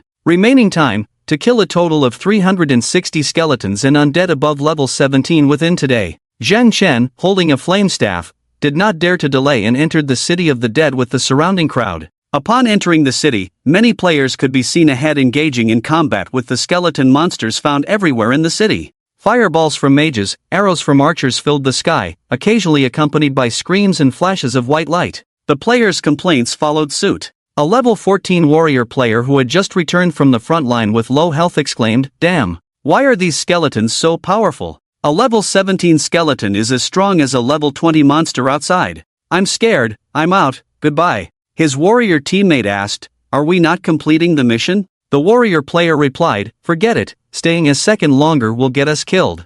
I'd rather die from the mission penalty, at least I won't waste a resurrection chance or lose equipment." A solo player fighting level 15 skeletons said, "I'm glad I took on a level 1 difficulty mission. These level 15 skeletons are tough enough. I'm lucky I didn't take on a higher level one, phew." Watching the players around him fight the skeletons with fervor, Zhang Chen began to search for his own targets. Obviously, the players who took on the level 1 difficulty Soul Redemption mission were the most numerous. As they passed through the area of level 15 to 16 skeleton monsters and arrived at the level 17 to 18 area, they found that there were very few players challenging the high-level skeletons here. Looking around, in the streets and alleys of the City of the Dead, there were skeletons wielding rusty large iron swords or carrying skeleton longbows, devoid of any flesh or blood. The skeletons in this area were all between levels 17 to 18, and those battling them were mostly level 14 players. The level difference was too great, making it quite challenging for these players even in groups of 3 or 4. White lights kept flashing around them, and Zhang Chen even witnessed a 4-player team being wiped out by a newly spawned level 17 elite skeleton warrior. When the team was defeated, the elite skeleton warrior still had 2/3 of its health, but none of the other players dared to engage, as they had just witnessed how the 4-player team sacrificed themselves, only managing to chip away 1/3 of the elite skeleton warrior's health. Upon entering this high-level area, Zhang Chen focused his gaze on the roaring and arrogant elite skeleton warrior, saying, "Wow, going straight for an elite from the start? Let's do this," he continued. While other players could only watch in silence, Zhang Chen, holding his flame staff, approached the imposing skeleton commander. The surrounding players began to discuss, a level 13 beast tamer, is he planning to solo that level 17 elite skeleton? He's truly fearless as a newcomer. Ha, he's walking into his own death, without even a teammate, and he's a low-level beast tamer with poor attributes. Do you really think he can withstand a few strikes from the skeleton commander? A few strikes? Didn't you see that team just wiped out? They were all level 14 warriors and knights with full gear in the frontline professions. Not even a few of them could withstand 2 or 3 attacks from the skeleton commander. This guy, at most, can take one hit and be instantly killed. No one had faith in Zhang Chen. Indeed, if you put yourself in his shoes, seeing a level 13 beast tamer holding a 1-star staff, without even a hat, trying to solo a level 17 elite monster, you'd think the other person must be out of their mind. Just then, Zhang Chen, who had entered the skeleton commander's 50-meter effective attack range, stopped, raised his staff, quickly cast a spell, and a fireball shot towards the bellowing skeleton commander wielding a large cleaver. Boom! The scorching fireball hit the skeleton commander accurately, and in the next moment, a blood-red damage number popped up above its head, 218. This over 200 points of damage undoubtedly shocked the countless players watching the scene, as it was quite unbelievable for a level 13 beast tamer to deal such damage, especially to an elite monster 4 levels above him. Nevertheless, the crowd still didn't believe in Zhang Chen. Even with higher damage, they thought he couldn't possibly be a match for the skeleton commander alone. The only one who thought differently was Zhang Chen himself. Having slain even 9 divine dragon emperors, Zhang Chen didn't really care about a mere level 17 elite monster. Boom! Another basic attack released a purple magic sphere, hitting the skeleton commander and dealing 150 points of damage. The initial fireball had triggered the flamestaff's talent, causing a burning effect on the skeleton commander's head, with 38 points of damage per second. Roar! The attack skeleton commander roared and then charged towards Zhang Chen with the large cleaver in hand. Here he comes, get ready to watch that guy get killed in one strike. That staff in his hand seems to be a treasure. With such high damage and a burning effect, it must all come from that staff. Let's agree that whoever grabs it after he's killed gets to keep it. Ignoring the discussions of the onlookers, as the skeleton commander approached, Zhang Chen kept swinging his staff, casting chain lightning, followed by several basic attack magic spheres, hitting the skeleton commander with a series of damages on its head, 270. Chain lightning single target damage plus lucky strike, minus 150. Minus 300 critical hit. Minus 225 lucky strike. Minus 38 burning. Minus 38 burning. A series of extremely high damages caused the skeleton commander, who had finally approached Zhang Chen from 40 to 50 meters away, to have only 1/3 of its health bar left, having consumed 2/3 of it. Damn! This is insane! A gasp of shock echoed around. Seizing the opportunity, as the skeleton commander launched a charge slash, Zhang Chen gave up the chance to launch another attack, jumped to the right, and passed by the skeleton commander, miss. He then sent a fireball spell back, and astonishingly dodged the skeleton commander's slashing attack through positioning once again. This scene once again shocked the surrounding players. This guy is quite the skilled player. It's not easy for a magic class profession to dodge enemy attacks through skillful maneuvers, but with 17 points of agility, Zhang Chen seemed to have divine assistance. Taking advantage of each dodge opportunity, Zhang Chen continued to counterattack, steadily depleting the skeleton commander's health. However, it is impossible to achieve 100% evasion of enemy attacks through manipulation alone. After 2 misses, the Skull Leader's large sword finally struck the guardian armor in front of Zhang Chen's chest, 228. Triggered by the attack, the angel shield with 50 shield points was broken, and Zhang Chen suffered an additional 178 points of damage. With a full health bar above his head, he lost 1/3 of it directly. The damage from this Skull Leader is unexpectedly high. No wonder the previous 4-person team was wiped out. However, Zhang Chen, relying on the exquisite positioning accumulated over 8 years in his past life,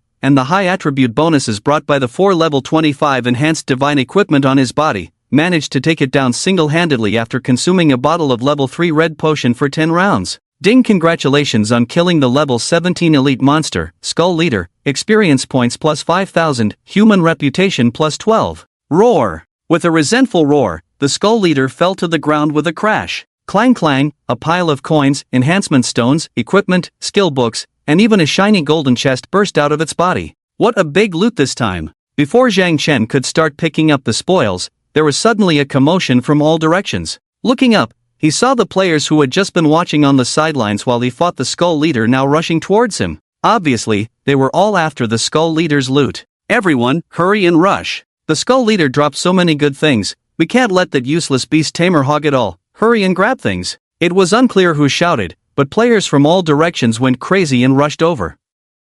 Zhang Chen couldn't help but chuckle. Useless? A useless person managed to solo a level 17 elite skull leader, while all you could do was watch from the sidelines. Does that mean you are even worse than useless? Trying to snatch things from Zhang Chen was out of the question. As he squatted down, Zhang Chen opened the settings and turned on the ID display function. With the 4 words "One Promise City" appearing above his head, the large group of players rushing towards him from all directions stopped in their tracks, staring in disbelief at the ID above Zhang Chen's head. One Promise City. He's actually One Promise City. Damn, no wonder he can solo elite monsters at level 4. The current situation was probably that since Zhang Chen was the first to enter the safe zone and triggered the area announcement, he had been in the spotlight. Then, after killing the leader of the King's Glory team twice in a row, many players saw him, and King's Glory even called him out in the regional channel. With one battle, he became famous, and the name One Promise City was already well known in the 886 safe zone. However, the fame was only for this ID.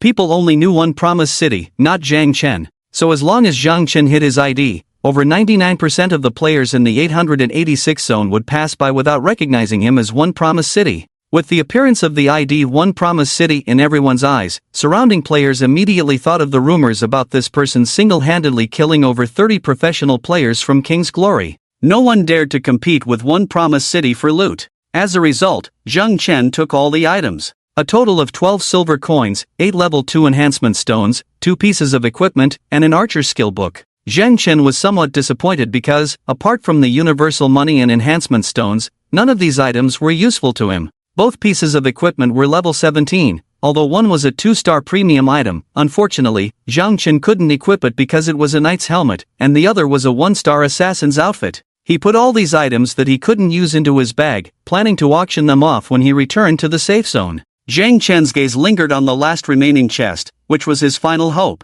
It was a 2-star treasure chest, but fortunately, Zhang Chen was well prepared. He was afraid of finding a treasure chest in the wilderness, so before coming out, he had already bought several 2-star keys and 3-star keys in the store. So, Zhang Chen took out a 2-star key, with a hint of anticipation, opened the treasure chest. With a clang, as the chest opened, what came into view was a silver-gray ring. Upon picking it up and looking at it, Zhang Chen was instantly delighted. Silver bone ring, quality, 2 stars attack power, 35 additional attributes, stamina plus 5 class restriction, mage, beast tamer, priest level requirement, 14 description. This is a ring made by grinding the bones of a skeleton general into powder. It is said that wearing this ring can grant the true legacy of the skeleton general, becoming a powerful individual like it. A 2-star mage ring that increases attack power is quite formidable. In the world of the apocalypse, only equipment dropped directly by monsters needs to be identified before wearing. Equipment obtained from opening chests or completing quests does not require identification. The level of equipment obtained from the former is determined by the level of the monster that dropped it. The latter is based on the level of the first player to obtain it, with a maximum deviation of 1 to 2 levels. It can be seen that the basic attributes of this ring before enhancement already exceed the 25 levels of enhancement brought by the 32 attack power bonus of Zhang Chen's current equipment, the Lucky Ring. When it is enhanced to the highest level, the increase in attack power is simply terrifying. The additional 5 points of stamina, when enhanced, can reach 18 points, significantly improving Zhang Chen's survivability. It is indeed a pleasantly surprising acquisition. What Zhang Chen lacks now is such a top-quality ring. Unfortunately, like the magician's pants, both are level 14 equipment, which Zhang Chen, currently at level 13, cannot use yet. Placing the silver bone ring next to the magician's pants, Zhang Chen opened the status bar and found that after just receiving 5,000 experience points from the skeleton general, his current experience was at 23230/33,000, still lacking 10,000 experience points to reach level 14. Therefore, with the ring and pants as his targets, Zhang Chen stepped over the skeleton general's body, holding the flame staff, and headed towards the area where level 17 to 18 skeleton warriors and skeleton archers were densely gathered. Zhang Chen had already single-handedly killed a level 17 elite skeleton general. Dealing with these ordinary skeleton warriors and archers would certainly be a piece of cake for him. However, these skeleton monsters all had a somewhat tricky talent. The skeleton warrior possessed a talent called Innate Physique, which could provide it with up to 30% damage reduction, while the skeleton archer had a talent called Innate Frenzy, granting it a 20% damage bonus and 20% attack speed bonus. Unfortunately, Zhang Chen's current level was 4 levels lower than the skeleton warrior, exceeding the effective range of basic reconnaissance spells. Apart from talents, Zhang Chen couldn't see any other data. Oh well, he would just have to fight blindly. Holding the flame staff, Zhang Chen quickly locked onto his target and cast a fireball spell towards a nearby level 17 skeleton archer. Boom, 244. A third of the health bar above the skeleton archer's head was directly depleted. The skeleton archer immediately retaliated, drawing its bow and shooting an arrow, which flew towards Zhang Chen. Due to the 20% attack speed bonus from Innate Frenzy, Zhang Chen's movements seemed feeble against the opponent's rapid attack speed. He failed to dodge successfully and was hit in the shoulder by the skeleton archer's arrow 189. Even with the 50-point shield damage reduction from the angel shield, Zhang Chen still suffered a high 139 points of damage. Under the influence of Innate Frenzy, the skeleton archer's damage was almost catching up to that of an elite skeleton general. Zhang Chen followed up with a lightning chain, combined with a basic attack triggering a lucky strike, and swiftly dealt with the skeleton archer in 3 moves. In the process, Zhang Chen was hit twice, losing over 300 health points. If the skeleton archer landed one more hit, he would be done for. No wonder even with teaming up, it was challenging for players around to defeat these level 17 skeletons. One was too tanky, and the other too fierce, making it a tough battle. Killing a skeleton archer rewarded Zhang Chen with 100 experience points and 9 copper coins. After the fight, Zhang Chen took out a bottle of red potion from his bag, gulped it down, and restored the lost health. Moving forward, for each skeleton archer killed, Zhang Chen had to consume a red potion, occasionally interspersed with a blue potion, which most players couldn't afford. A bottle of level 3 red potion cost 10 copper coins, while a skeleton monster dropped a maximum of 9 copper coins. It was barely breaking even for Zhang Chen. However, with his substantial 31 gold coins, he didn't mind the expenses as long as these high-level skeletons brought him greater experience gains and allowed him to complete the Undead Redemption quest. The reason for targeting the skeleton archers first was their lower health and defense compared to the skeleton warriors, making it quicker to defeat them. Zhang Chen was eager to reach level 14 to equip magician pants and a silver bone ring, making it easier to deal with these skeletons. Before that, he dared not use lightning chains against multiple targets simultaneously due to the high damage of the skeleton archers. If surrounded by 3 of them, Zhang Chen would be instantly killed. Looking around, other players struggled against these high-level skeletons without the enhanced attributes of level 25 divine equipment or dragon lineage. They found it extremely challenging, but they couldn't easily abandon the quest due to the severe penalties for failure. Zhang Chen found it relatively easier to deal with these skeleton monsters compared to other players. However, he still found it quite challenging for himself. While hunting these skeletons, Zhang Chen was simultaneously working on 2 quests. The Undead Redemption quest was straightforward, with each kill increasing the progress by 1. But the hidden quest was trickier. It took Zhang Chen killing 5 skeleton archers in a row to finally drop a piece of divine bone. The quest required collecting a total of 1,000 divine bones. Setting that aside, the current focus was on reaching level 14. Patiently, one by one, Zhang Chen kept clearing the skeleton archers. As Zhang Chen cast a fireball spell to kill the 31st skeleton archer, a violent dragon roar echoed from above.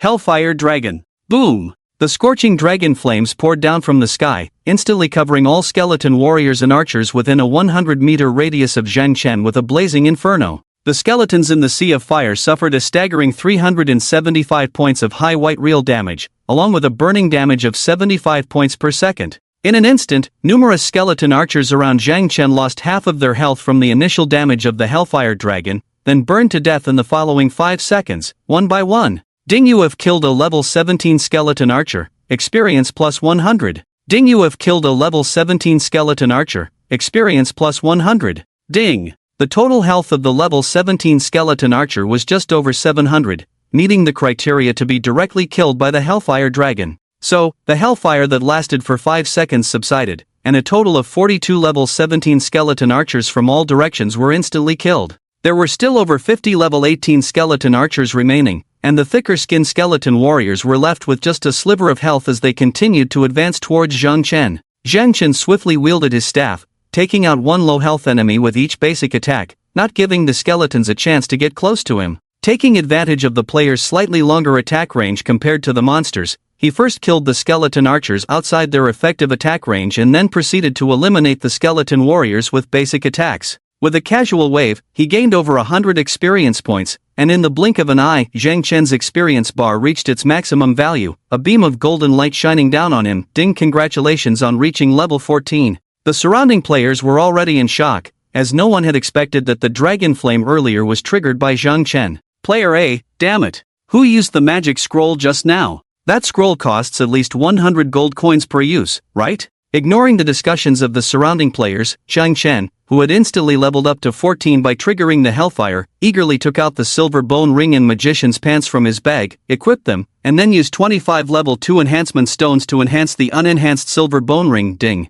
Ding! Ding! Congratulations, your equipment's silver bone ring has been enhanced to level 25, unlocking the exclusive talent Advanced Heavy Injury. Enhancing the silver bone ring to level 25 increased its attack power from 35 to 123 points. Advanced Heavy Injury was a talent to remember because it was the upgraded version of the Heavy Injury talent that Zhang Chen had unlocked when he enhanced his first weapon, the Big Iron Hammer. Advanced Heavy Injury could increase the wearer's attack damage by an additional 50 points per hit. Checking his status bar, under the powerful boost of the silver bone ring, Zhang Chen's attack power instantly soared from 249 to 340 points. With the added defense of the 2-star level 14 magician's pants, his defense broke the 3-digit mark, reaching 131 points. The additional 18 points of vitality from the silver bone ring raised Zhang Chen's health attribute to 720 points.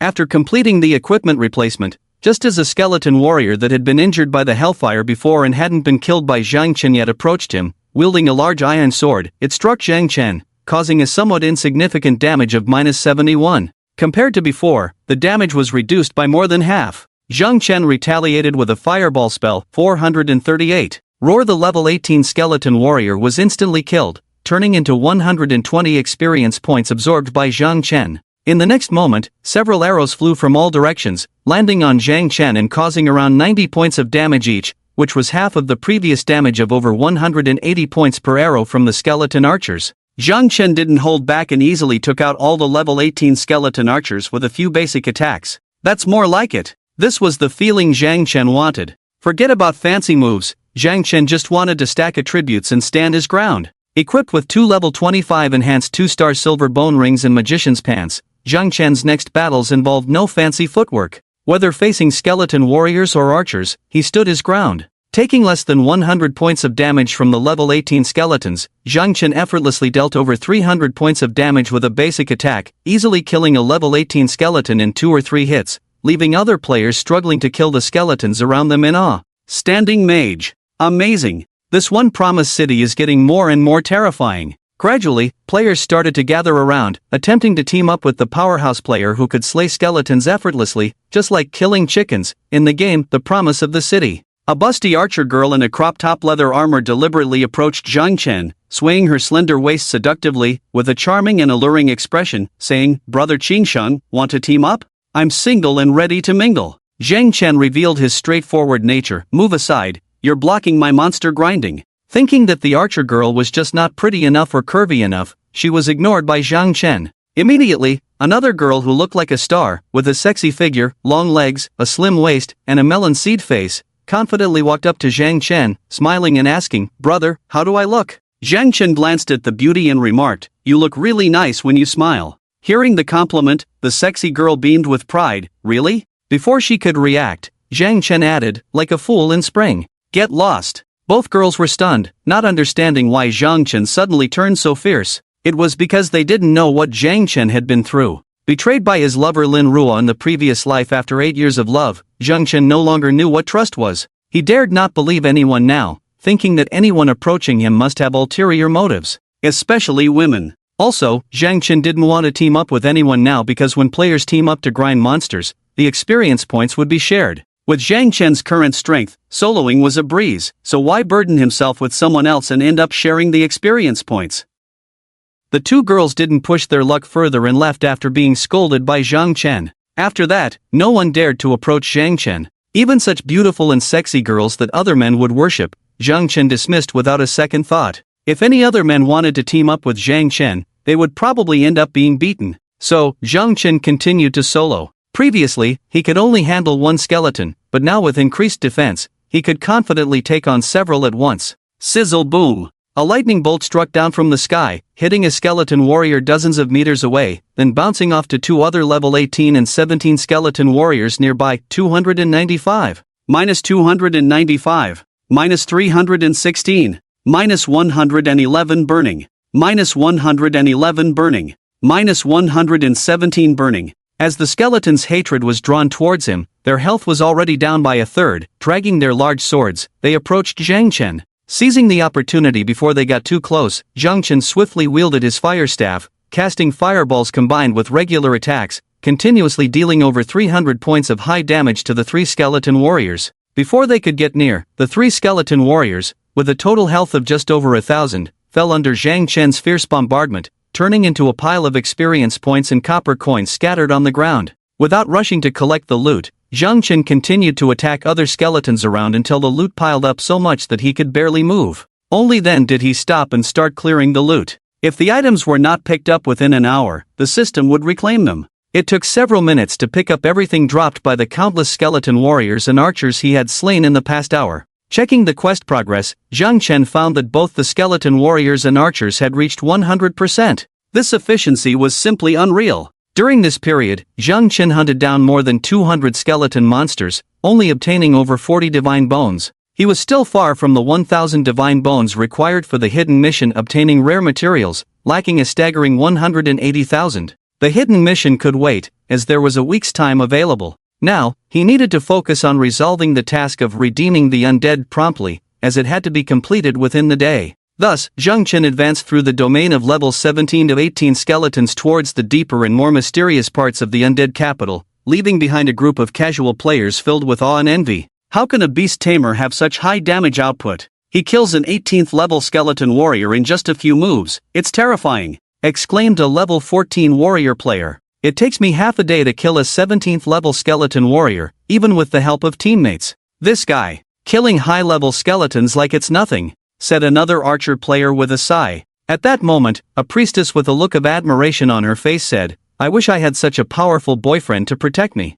If only Noble Promise was my boyfriend, we could level up together by hunting monsters. Passing through the level 17 to 18 domain, all skeleton warriors and archers attempting to stop Zhang Chen were turned into experience points and money under his high output, adding to his wealth. The undead capital was divided into 3 layers, each area clearly defined as either the skeleton domain or the undead domain. After passing through the skeleton domain, Zhang Chen arrived at the other half of the undead capital, the undead domain. The post-apocalyptic street scene remained the same, desolate as ever, but what was different in this area was the absence of skeletons. Instead, translucent humanoid monsters roamed aimlessly on the streets, some wielding staffs, others holding short knives. These were the undead mages and undead assassins, Zhang Chen's next targets to hunt down. The 17 to 18 level undead mages and undead assassins were of similar strength to the skeleton warriors and archers, posing no real threat to Zhang Chen as he could take them down in just a few moves without breaking a sweat. Thus, Zhang Chen spent over an hour eliminating 90 undead mages and 90 undead assassins,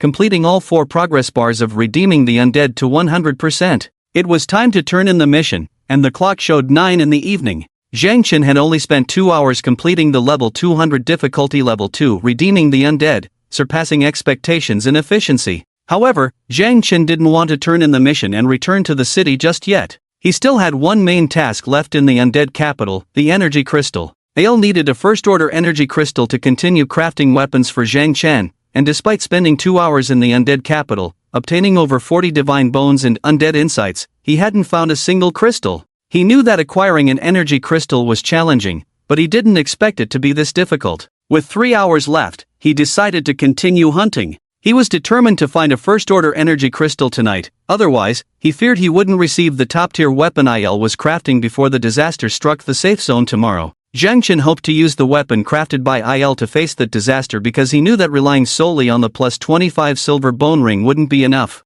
So, Zhang Chen continued hunting the undead. From 9 o'clock until 11:30 at night, he still hadn't found a single energy crystal. During this period, Zhang Chen did manage to obtain 2 rare pieces of equipment from the undead set, but unfortunately, the drops from regular monsters were all of 1-star quality and not usable by Zhang Chen. One belonged to the warrior set, the undead battle armor, and the other was from the assassin set, the undead necklace. The set bonuses for the undead sets of the 7 major professions varied. For example, the warrior set increased lifesteal ability, while the assassin set boosted movement speed. The mage and beast tamer undead sets provided bonuses to casting speed, with a 2-piece set granting plus 5% casting speed, and a 3-piece set granting 10%. Completing the 7-piece undead mage set would result in a massive 50% increase in casting speed. It would be great to obtain a high-star undead mage set.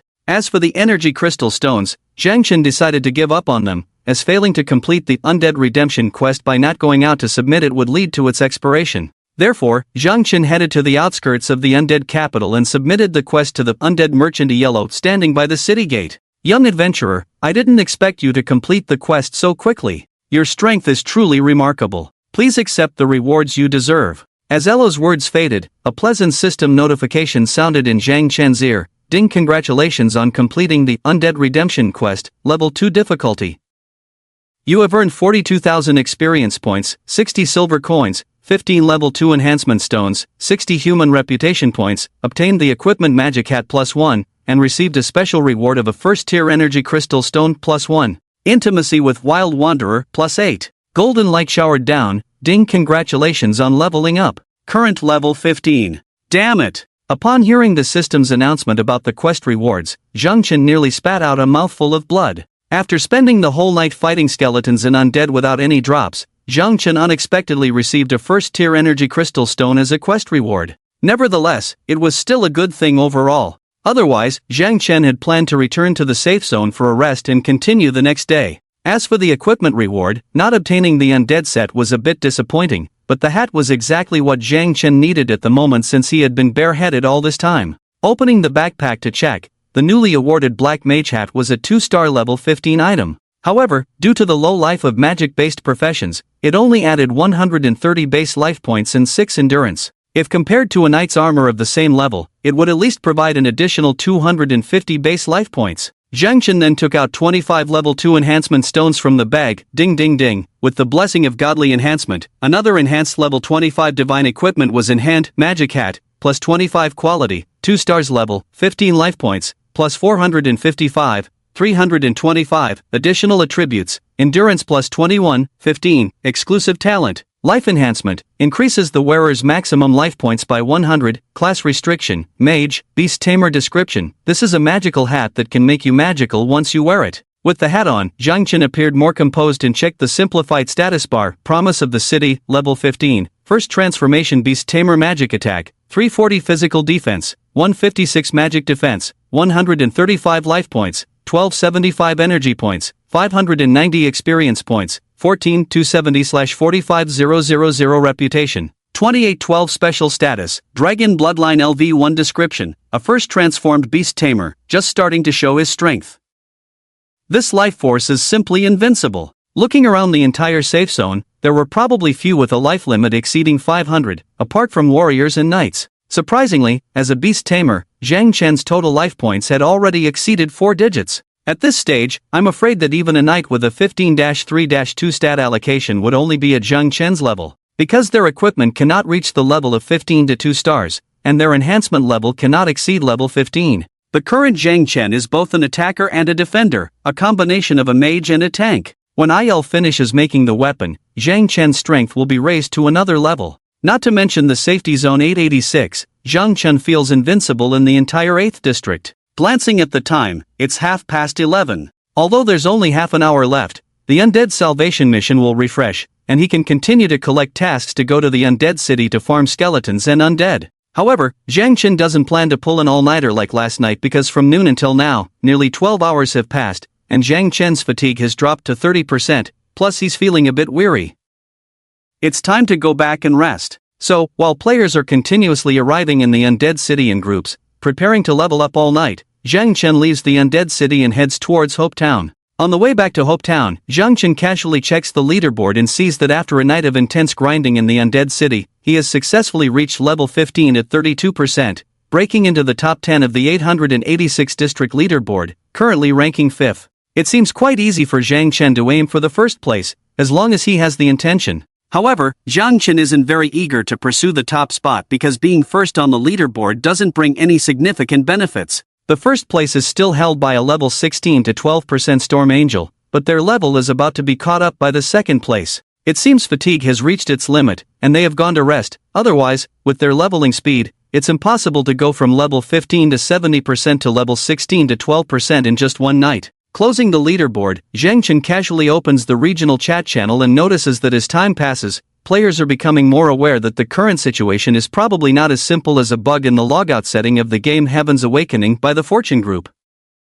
Fire Dance Whirlwind, male, level 14 assassin, what's going on? Why hasn't the logout bug been fixed yet? It's been over a day since the server opened. Questioning, chat emoticons, have you not realized that this isn't a bug anymore? We are truly trapped in the world of Heaven's Awakening, and death here is real death. Dream Tears, male, level 15 knight, it's true, I have several friends who ran out of revival chances and died, and they disappeared, they really died. Fear, kawaii, female, level 14 mage, crying, don't scare me, why is this happening? I want to log out, I want to go home, I want to eat the braised pork my mom makes, crying. Call me DJ, male, level 13 beast tamer, what's the use of eating? If your mom didn't log into the game last night, she's probably dead by now, haven't you noticed? The NPCs in this game are all people who didn't log into the game in reality. Perhaps this is no longer a game, but a doomsday catastrophe. Watching these chat records, Zhang Chen doesn't feel anything. However, he knows that soon, the people of the King's World will start implementing their plan to take over Hopetown completely. Up to now, Zhang Chen has only delayed their plan, not fundamentally changed the course of history. Closing the chat channel, he continues on his way. Along the way, he sees many players fighting monsters between levels 10 to 15 for leveling up. After beginning to doubt the authenticity of this post-apocalyptic world, players started desperately leveling up to enhance their strength, ensuring their survival in this world. It was only when Zhang Chen passed by a crossroads that he suddenly heard a commotion coming from the right side. What do you want? Get out of the way. Following the direction of the sound, he saw a group of players forming a circle, surrounding several other players, each brandishing their weapons aggressively. Zhang Chen immediately grasped the situation. Most likely, the majority of players on one side intended to kill and plunder, a common occurrence for Zhang Chen, who had survived 8 years in the previous world of the apocalypse. Besides hunting monsters and completing quests, killing other players was another way to gain benefits, even more effective than the former. What surprised Zhang Chen was that the players on the outer circle, who were attacking, all had IDs starting with King, indicating they were players from the King's World. Had the King's World already begun implementing a plan to take over Hopetown? Zhang Chen remembered that in the previous world, the King's World had done the same, starting half a day earlier than this world. They had probably started around noon, roaming the wilderness to kill solo players, plundering their resources to strengthen themselves, instilling fear in countless solo players who dared not resist them. The 4 players surrounded by 15 or 16 players from the King's World were 3 men and 1 woman, a knight, an assassin, an archer, and a priest, all at level 14, of average strength. The surrounding King's World players were also at level 14, with 1 even at level 15. A level 15 assassin, the King's Slayer. Those who could reach level 15 were at least in the top 100 in the 886 region, as Zhang Chen, with 15% at level 15, ranked 5th. The highest level King's Slayer seemed to be the leader of this group of King's World players. He was playing with a valuable-looking blood-red dagger of at least 2-star quality, a smirk on his face as he scanned the group in front of him, saying, "Hand over all your valuable items, equipment, money, enhancement stones, everything." Before the 4 young players surrounded could respond, one of them, a knight in black armor with the ID Guan Yun Chang on his head, stared sharply at the King's World players and said, "If you want resources, why don't you do quests and hunt monsters yourself? Robbing others? What kind of skill is that?" "You're mistaken," the King's Slayer said with a faint smile. "Being able to rob others is the real skill. After all, everyone can hunt monsters and loot." Another young assassin named Lu Shen did beside the knight Guan Yin Chang added, "Aren't you afraid of tarnishing the reputation of the King's World by doing this? A 1,000-member battle team bullying ordinary players and extorting resources from them. What's the value of reputation in this post-apocalyptic world?" The King's Slayer dismissed. "Isn't staying alive the most important thing? This is no longer a game world. If you want to survive, hand over all your resources, or else, don't blame us for being ruthless." Surrendering equipment and resources would indeed be a dead end. Among the 4, the archer, a man in his mid-20s named Qingfeng, stood firm, saying, "It's impossible unless you step over our dead bodies. If you won't take a toast, you'll have to take a beating." The King's Slayer snorted coldly. "Fine, then we'll kill you and loot your equipment. Brothers, attack. Kill that woman too, no need to show mercy." With the King's Slayer's command, the dozen or so King's World players around them began to encircle and attack Qingfeng and his companions. 2 fists are no match for 4 hands. How could 4 people possibly defeat over a dozen opponents? So quickly, Qingfeng and his group were defeated, all 4 of them were injured. "Just you few pieces of trash, dare to challenge us, the kings of the world, seeking death." The King of Killers held a dagger, approaching the injured 4. While Qingfeng and the others gritted their teeth, inwardly terrified, all they awaited was death. At that moment, beside the king of killers, a warrior hurriedly said, "Boss, there are people coming over there." Turning around, they indeed saw a mage approaching from the street, dressed strangely, heading their way. Observing the lone figure approaching, wearing a mage hat, wielding a magic staff, and clad in armor, the king of killers furrowed his brow slightly. What the hell is this, a mage in armor? Beside him, the level 14 warrior, king of godly battles, expressed concern. "Boss, that guy seems unfriendly. Perhaps he's their teammate?" The king of killers glanced at Qingfeng and the others,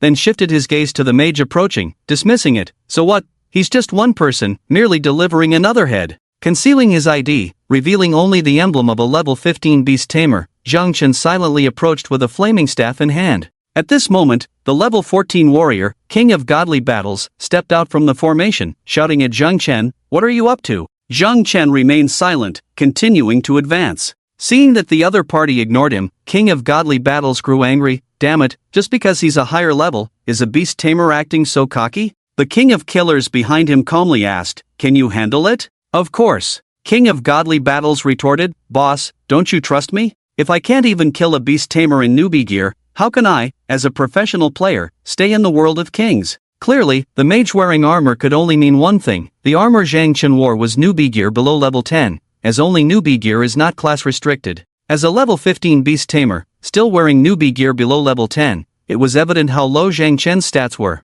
Therefore, King of Godly Battles did not regard Zhang Chen, who was only one level higher, with much concern. With a swift motion, he drew a shining silver longsword from his waist, pointing it at Zhang Chen, sneering, "If you don't summon a beast now, you won't even have a chance to fight with one." Zhang Chen calmly replied, "Not needed. Kid, you're dead." Zhang Chen's indifferent attitude completely enraged King of Godly Battles, brandishing his sword and charging towards Zhang Chen. Meanwhile, the players from the King of Killers and the Kings of the World in the rear gazed sympathetically at Zhang Chen. To them, as a beast tamer with the lowest attribute growth among the 7 major professions, and wearing newbie gear below level 10, Zhang Chen was as good as dead once King of Godly Battles closed in with a charge and slash. Even the 4 players who had been targeted by the Kings of the World earlier looked at Zhang Chen with concern. However, besides concern, they were more puzzled. Watching the young knight Guan Yunchang, who was only 21 or 22 years old, puzzled as he looked at Zhang Chen ahead, asking, "Who is he, and why is he helping us?" "I don't know."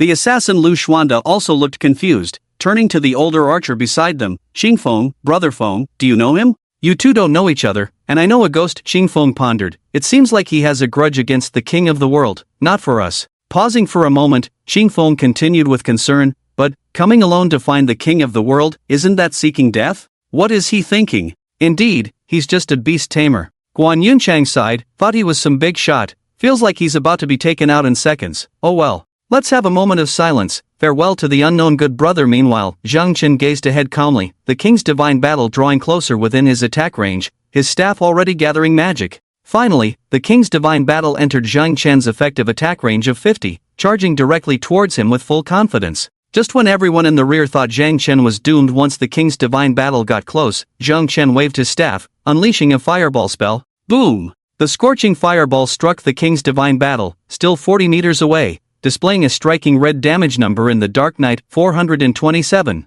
Apart from the king's divine battle himself, the players of the king's world behind him, along with Guan Yunchang and the others, were all left dumbfounded. The king's divine battle, too excited to notice, continued charging towards Zhang Chen, unaware of the damage caused by the fireball spell from the insignificant beast tamer. Triggering the flame staff talent, the king's divine battle approached with a burning sensation on his head, suffering 115 points of burn damage per second, while Zhang Chen calmly watched him draw near without making another move. Before reaching Zhang Chen, the king's divine battle's health bar was emptied by the accumulated 345 burn damage over 3 seconds. Collapsing in front of Zhang Chen with a single thud, the king's divine battle, who came to pay his respects, transformed into a beam of white light before he could comprehend what had happened. With just one fireball spell, a level 14 warrior was slain. Due to the king's divine battle's previous malicious attack on Guan Yunchang and the others, resulting in a gray name, after killing the king's divine battle, Zhang Chen's hidden ID above his head did not turn red and remained concealed. In the rear, the remaining players of the king's world were all stunned. He was killed in seconds? What kind of damage is this? Guan Yunchang and Lu Xuanda, who thought Zhang Chen would be instantly defeated, were utterly astonished. Oh my god, is this guy cheating? Dealing 400 damage with one fireball? Amidst the shock, the players of the king's world were more filled with anger. He killed our leader, brothers, let's get him. Right, that staff of his must be top tier, maybe a 3-star weapon,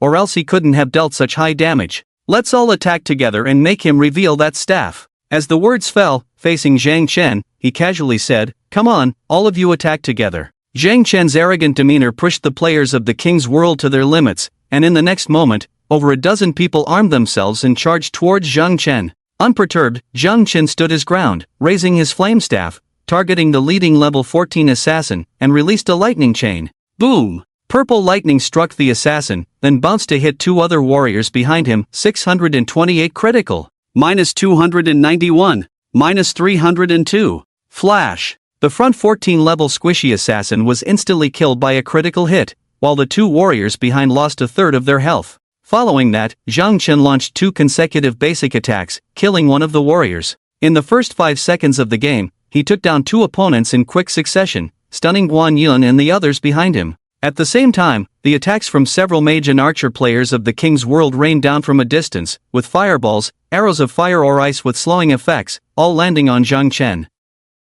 3 mages and 2 archers from the opposing side launched 5 attacks simultaneously, triggering Zhang Chen's talent Infinite Evasion from the man-eating insect war boots, causing 2 miss above his head, plus 3 low almost negligible damages, 45. -28. -39. The attacks triggered the talent Angel's Protection from the Guardian Armor, totaling 112 points of damage from the 3 opponents, not even breaking through Zhang Chen's Angel Shield with 128 points of protection. Damn this kid. His attack power is high, but his defense is also so high. It's insane. Doesn't this just show that he's fully equipped with good gear? Don't be afraid, we have so many people against him, even if his gear is top-notch, he can't possibly be our match. Let's continue to kill him. Amidst the words, the melee players of the king's world continued to approach Zhang Chen. Meanwhile, Zhang Chen stood still, wielding his staff. Boom! A series of basic attacks combined with a fireball every 5 seconds bombarded the group of King's World players in front, dealing extremely high damage, 289, -318, -714 critical hit, -446, -119 burning, -107 burning, -112 burning. The white lights flashed one after another, and before the King's World players could even get close, Zhang Chen had already killed a third of them. The remaining ones who approached were all left with low health, relying on their high health and thick defense. Zhang Chen didn't even bother to move, standing there letting the soldiers and knights of the King's World fight, saving all his time for output. Every swing of his staff was accompanied by a flash of white light. The attacks from the King's World players felt like scratching an itch on Zhang Chen. With his defense of 156 points and the 25 points damage reduction talent from the Magician's Pants, even an assassin with armor-piercing attacks couldn't deal 100 points of damage with one strike on Zhang Chen, while the rest's damage ranged mostly in the 30s and 40s, which was insignificant for Zhang Chen with 1275 health points. As a result, the surviving players of the King's World were filled with fear. This is a mage? A mage meatier than a knight, this is the first time I've seen. How much health does he have? After hitting him for so long, he only lost this much health. He's just standing here not moving. Is he looking down on us? Just as everyone was talking, boom! Another lightning chain struck down, killing 3 low-health King's World players nearby. In an instant, only one person was left on the field, a level 14 priest, the King's World healer. Looking around and seeing that all his teammates had perished, the King's World healer's legs trembled in fear. Who are you exactly? Want to know? Good, then I'll let you die with understanding. Zhang Chen smiled faintly, then opened his settings and activated the ID display. When the 4 white characters One Promised City appeared above Zhang Chen's head, not only the King's World healer but also Guan Yun and the others behind him were stunned. Guan Yun, oh my, it's actually the top player from our 886 district. No wonder he's so awesome, single-handedly wiping out a team of over 10 King's World players. And all this without even summoning a Warcraft. Lu Xuanda, oh my goodness, to think I have the chance to witness a top player, and even have my life saved by him. Damn, I feel too excited to sleep tonight. Boom! In the world of kings, the last man standing, the king's nanny, opened his mouth but before he could speak, he was hit by Zhang Chen's fireball spell, wiping out over 400 points of his health bar, and was sent back to the safe zone for resurrection. Silence fell around as Zhang Chen quietly began collecting the scattered loot around him. From start to finish, he didn't even spare a glance at Guan Yun Chang and his companions. Because Zhang Chen's intention was never to save them, he was only here for the people of the King's World. In this life, anyone from the king's world that Zhang Chen encountered would not be spared. As Zhang Chen was looting, the players he incidentally rescued cautiously approached him. "Boss." "Thank you, boss." "No need," Zhang Chen casually replied. After picking up everything and standing up, ready to leave, a soft voice called out, "Zhang Chen." Zhang Chen froze. Turning around, he said, "How do you know my name?" His words trailed off as he locked eyes with the priestess girl among the four,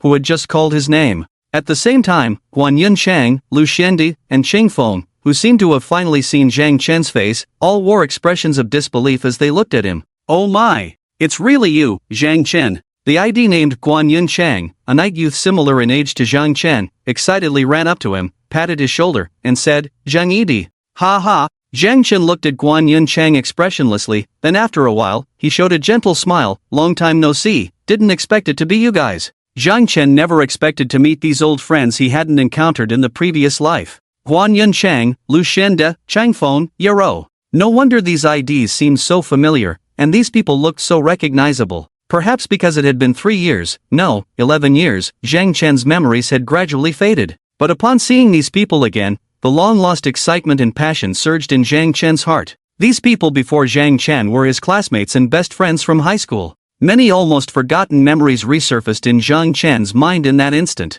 Back in high school, there was a legend at Linhai Middle School Class 305 called the Peach Garden Three Brothers. It was said that the three of them were sworn brothers who did everything together, skipped classes together, fought together, ate together, played games together, shared a dorm room, and almost shared a girlfriend. Because at that time, only one of them was single, and when they swore brotherhood in the Peach Garden, they vowed, "A friend's wife, do not deceive." And one of the Peach Garden Three Brothers was Zhang Yide, who was Zhang Chen. The other two, the young players in front of Zhang Chen named Guan Yunchang and Lu Xiande, were actually named Guan Hao and Lu Xing. Thinking back to that time, Guan Hao and Lu Xing were truly the best buddies in Zhang Chen's life. Zhang Chen even remembered a time when he was beaten up by a group of thugs outside. Guan Hao took 2 stabs for him and ended up in the hospital for half a month. And Lu Xing once got into a fight with the guy who stabbed Zhang Chen and Guan Hao, resulting in a bloody mess and a trip to the police station. They were truly Zhang Chen's brothers. In the previous life, Zhang Chen never met Guan Hao and the others. Perhaps some inadvertent action changed some subtle historical events in this life, leading Zhang Chen to reunite with these good friends once again. Guan Hao and Lu Xing, upon seeing Zhang Chen, felt like they had traveled back 3 years in time. They each extended their palms and stacked them together, shouting, not born on the same year, month, and day, but hoping to die on the same year, month, and day. Seeing Zhang Chen unmoved, Guan Hao awkwardly smiled, then patted Zhang Chen on the shoulder and said nonchalantly, "You, 3 years ago on graduation day, vanished into thin air, making it so hard for me and Lu Xing to find you." Zhang Chen was about to say something when his gaze inadvertently shifted to the other 2 people beside him, an archer named Qing Feng and a priest named Yaro.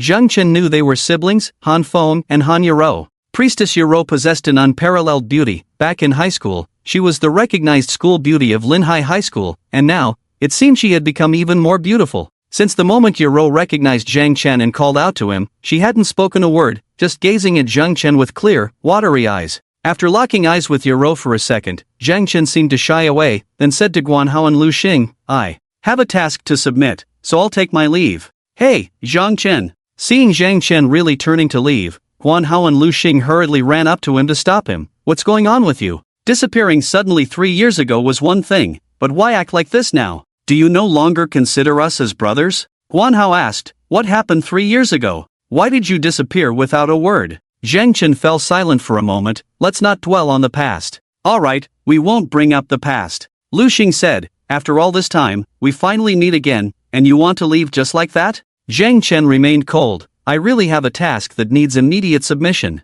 "Fine, we're all from the same district, and we happen to be heading back too. Let's go together." As Guan Hao's words fell, Zhang Chen said, "No need, let's go our separate ways." With that, Zhang Chen ignored them and walked away alone. Watching Zhang Chen leave like that, Guan Hao wanted to chase after him but was held back by Lu Xing. "Forget it, maybe after 3 years, things have changed, he no longer sees us as his former brothers." Guan Hao couldn't believe it. "That's impossible." "Why is it impossible?" Lu Xing said, "Didn't you see his strength just now? He's a legend, the 886 district god player who terrifies even the top players in the game. He just single-handedly wiped out a team of top players. We're simply not on the same level as him anymore, destined not to be friends like before." Meanwhile, the priestess Yoro was squatting on the ground, crying. On the other side, Zhang Chen continued his journey to Hope Town, his heart unable to calm down because he had encountered several of the most important people in his life before the start of the last world apocalypse. He actually wished to reunite with Guan Hao and Lu Xing to reform the Peach Garden Three Brothers group like 3 years ago,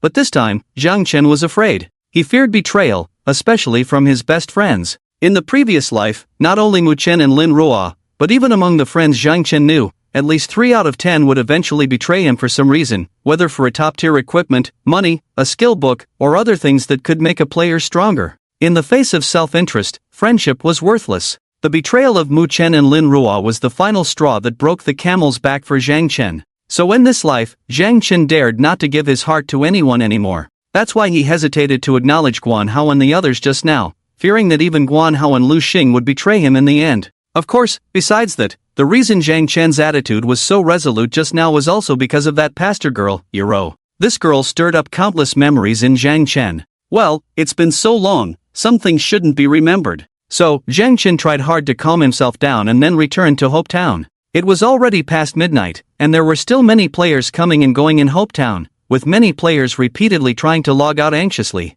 Zhang Chen went straight to the blacksmith shop and found NPC Earl forging equipment even in the middle of the night, handing him a first-order energy crystal. Perhaps anticipating the disaster that would strike Hope Town tomorrow, Earl was busy forging equipment all night for the town guards. Receiving the energy crystal submitted by Zhang Chen, Earl nodded approvingly. "Young adventurer, you really didn't disappoint me, you actually found an energy crystal." Zhang Chen placed his hope in Earl. "Master Earl, it's up to you next." Earl nodded. "Don't worry, with this energy crystal, I will definitely craft a top-notch weapon for you." After a pause, Earl continued, "Come back around noon to pick it up, by then it should be almost ready." Noon was fine, he could get the weapon before the disaster struck Hope Town, and he could use it to fight against the disaster. Specifically, it was a disaster for other players in Hope Town, but for Zhang Chen, it was a stroke of luck. Thinking of this, Zhang Chen felt a bit inexplicably excited. At this moment, Earl asked Zhang Chen, "By the way, how did your collection of divine bones and undead knowledge go?"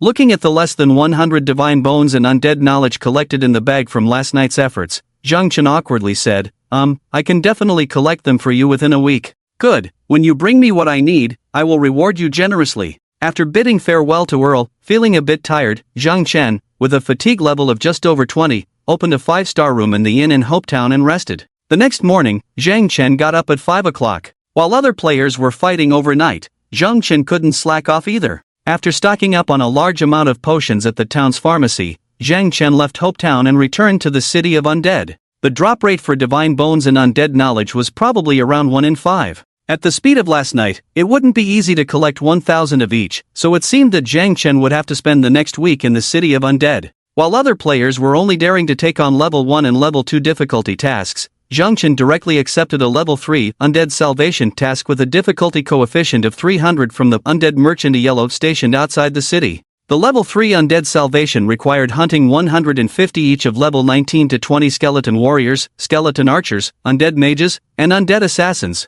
At this stage, most players basically didn't have the ability to fight against level 19 monsters, so when Zhang Chen entered the city of undead and arrived at the level 19 to 20 area after passing through the 2 lower level areas, he couldn't see a single player around. So, Zhang Chen took out his flame staff and started slaughtering. With an attack power of 340 and over 1,200 health points, Zhang Chen had more than enough strength to deal with level 19 to 20 skeletons in undead. Thus, after completing the task and grinding for an extra 2 hours, from early morning to around 11 in the morning, Zhang Chen, at level 16 and 80%, felt the time was getting tight, so he decided to stop. After midnight, he had another important task to complete, concerning the imminent disaster approaching the major safety zones. The city of undead could be divided into 3 levels. Levels 15 to 20 formed the first level, 21 to 25 the second, and 26 to 30 the third. To enter the next level, players had to complete a challenge from the previous level, which involved killing 2 types of skeleton creatures and 2 types of undead, each 1,000 in number.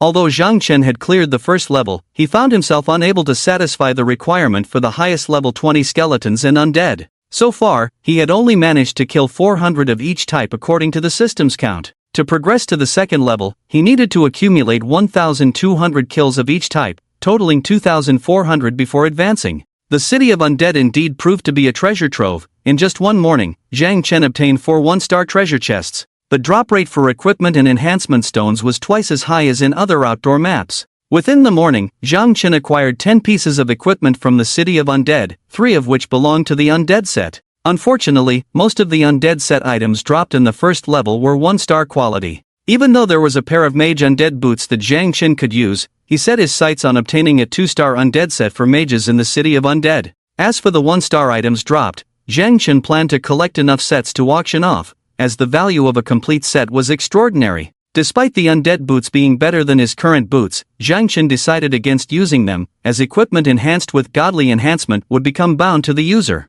When Zhang Chen arrived in the morning, the area was deserted, and by noon, there were only a few players in the 19 to 20 level area of the city of undead, struggling to deal with the skeletons and undead.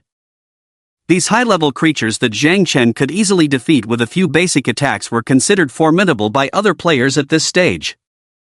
Moving through the 17 to 18 and 15 to 16 level areas, Zhang Chen noticed numerous player groups engaged in battling low-level skeletons and undead, indicating the map was nearly saturated with players. It was evident that the city of undead was highly popular among players. The first player to collect a complete undead set would be considered a top player. After leaving the city of undead, Zhang Chen submitted his quest at Iluo. Subsequently, several exhilarating system notifications sounded in succession. Ding, congratulations on completing the quest Undead Salvation, level 3 difficulty, receiving rewards, plus 70,000 experience points, plus 1 gold coin, plus 15 level 2 enhancement stones, plus 72 human race reputation. Special rewards, plus 1 first tier energy crystal, plus 1 undead robe, plus 10 intimacy with wild wanderer. Ding, congratulations on leveling up. Current level 17, next level requires 86,000 experience points. Ding, congratulations on increasing intimacy level with Wild Wanderer to level 1, gaining privilege,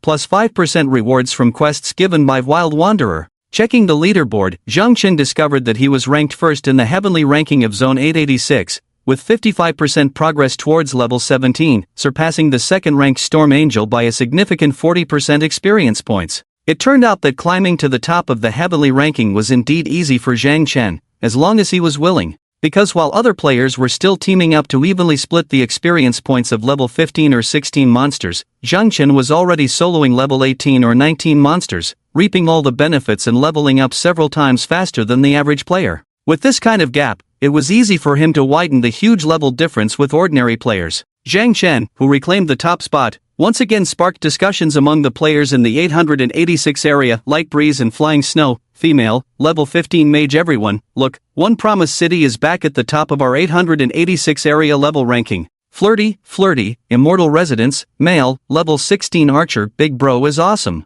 When I checked this morning, he was still in 5th place, only at level 15. But in just one morning, he managed to level up twice. That leveling speed is too fast. Can you take us little brothers to level up with you? Pitiful. At the same time, on a certain wilderness map, while teaming up with teammates to farm the level 18 mutated black bears in King's Glory, watching the messages in the regional chat channel, he gritted his teeth in anger. One Promise City, if it weren't for you killing me twice before and causing me to drop in rank twice, could you have been the first on the leaderboard?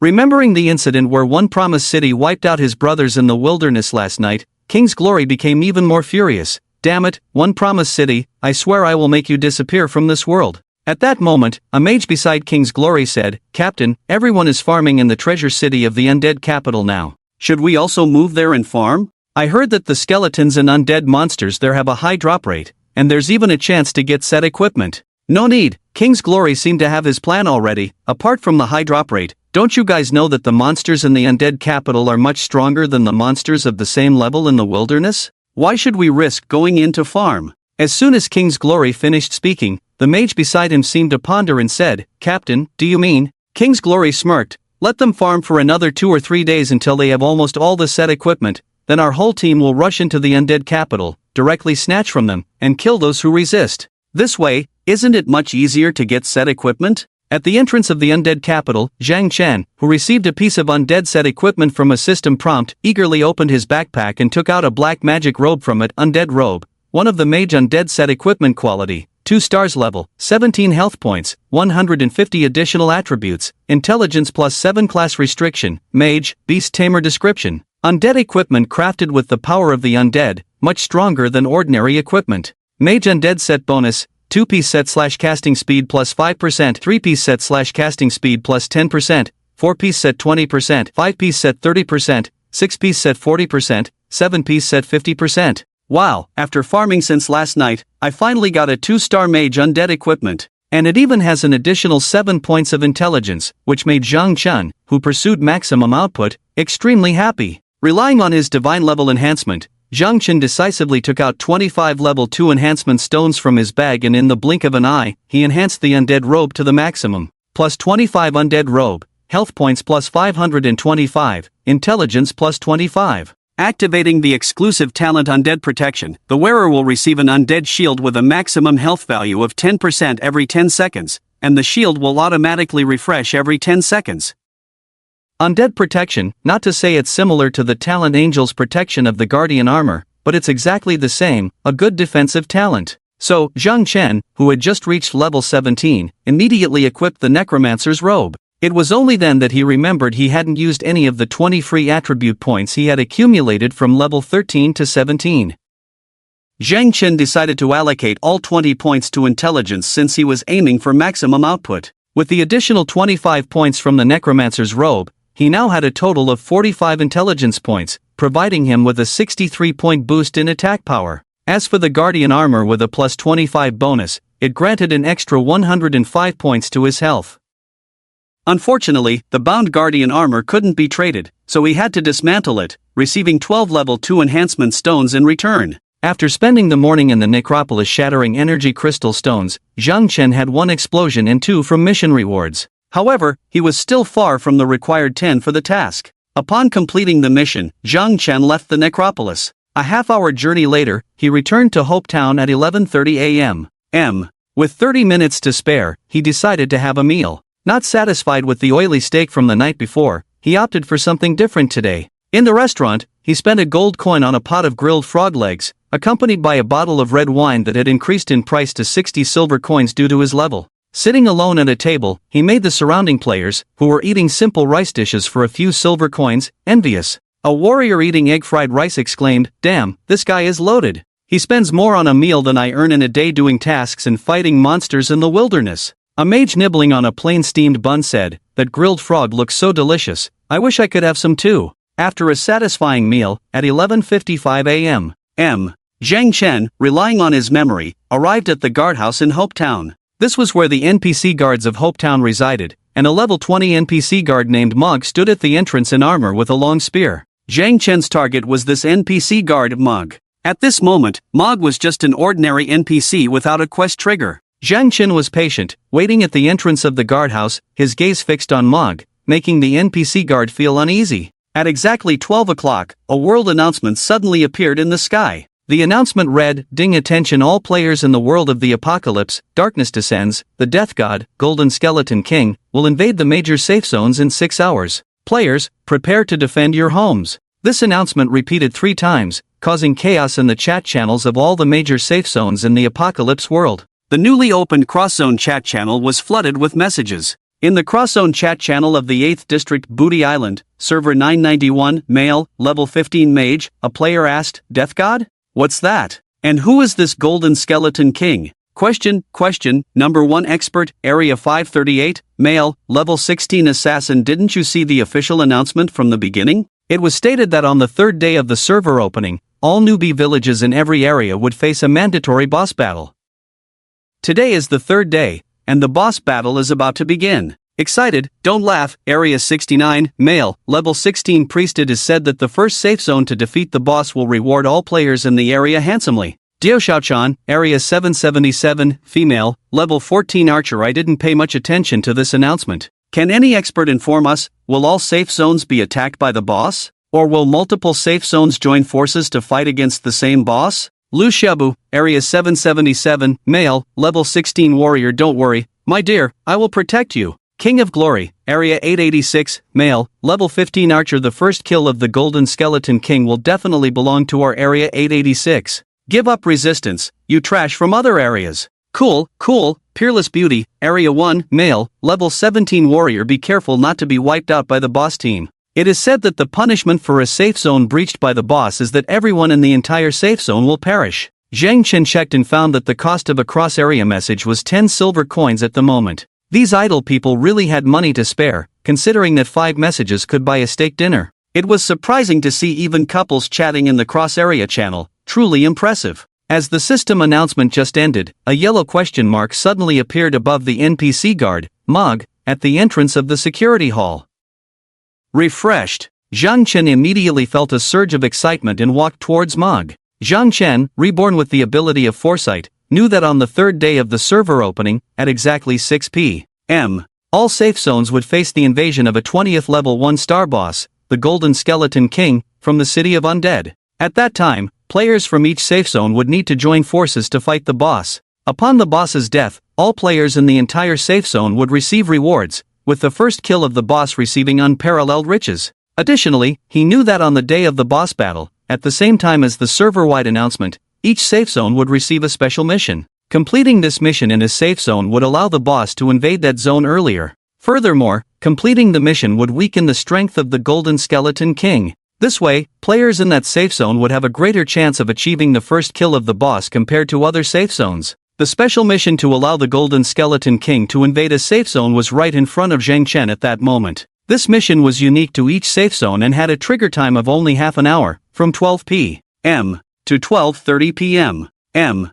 If no one accepted the mission after this time, it would disappear. In the previous life, a player from a safe zone discovered this mission, completed it, and allowed the boss to invade their safe zone earlier, and then they couldn't withstand the boss's attack, and the entire zone was wiped out. The first kill of the Golden Skeleton King had to be achieved by Zhang Chen because he vaguely remembered that the person who achieved the first kill of the Skeleton King in the previous life received a huge reward of 10,000 reputation points from the system. Of course, there were other generous rewards as well. No matter how strong Zhang Chen was individually, he couldn't single-handedly lead the entire safe zone. What was coming was a team battle that all players in the safe zone had to participate in together. Therefore, to have a chance at achieving the first kill of the Golden Skeleton King, Zhang Chen had to make sure the boss invaded Hopetown early. So, Zhang Chen approached the NPC guard Mog and initiated a conversation. "Respected guard, why the long face? What's troubling you?" Imogo sighed, his face full of worry. "Disaster is looming over Hopetown.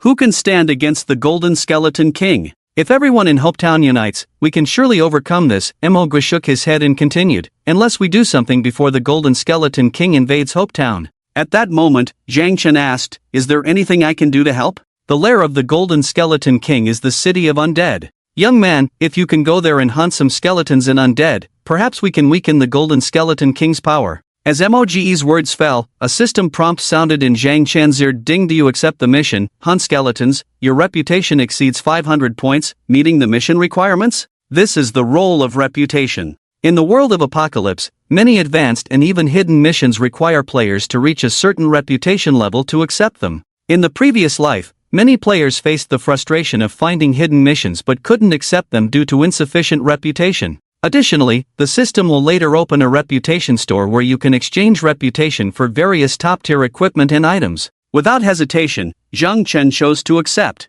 However, the next system prompt left him puzzled. "Ding, the system has detected that your team has fewer than 5 members, so you cannot accept the mission." This mission requires a team? This was somewhat unexpected for Zhang Chen because, truth be told, he didn't want to team up with anyone unless absolutely necessary. Since this mission had to be accepted as a team, there was no way around it. Resigned, Zhang Chen opened the regional chat interface, composed a message, and sent it out. "Promise of the city, male, level 17 beast tamer. Anyone want to team up to clear the City of Undead? Need 4, I'll lead, you just need to lie down." Perhaps players were busy leveling up with tasks at the moment. The once silent regional chat channel exploded with Zhang Chen's sudden message. "Omen, male, level 16 assassin. Wow. First time seeing Promise of the City talking in the regional chat. Quick, cling to his thigh." Flirty, Desire for the Heavens, male, level 15 warrior, the top player in District 886 leading a team to clear the City of Undead? Wow, I want to join.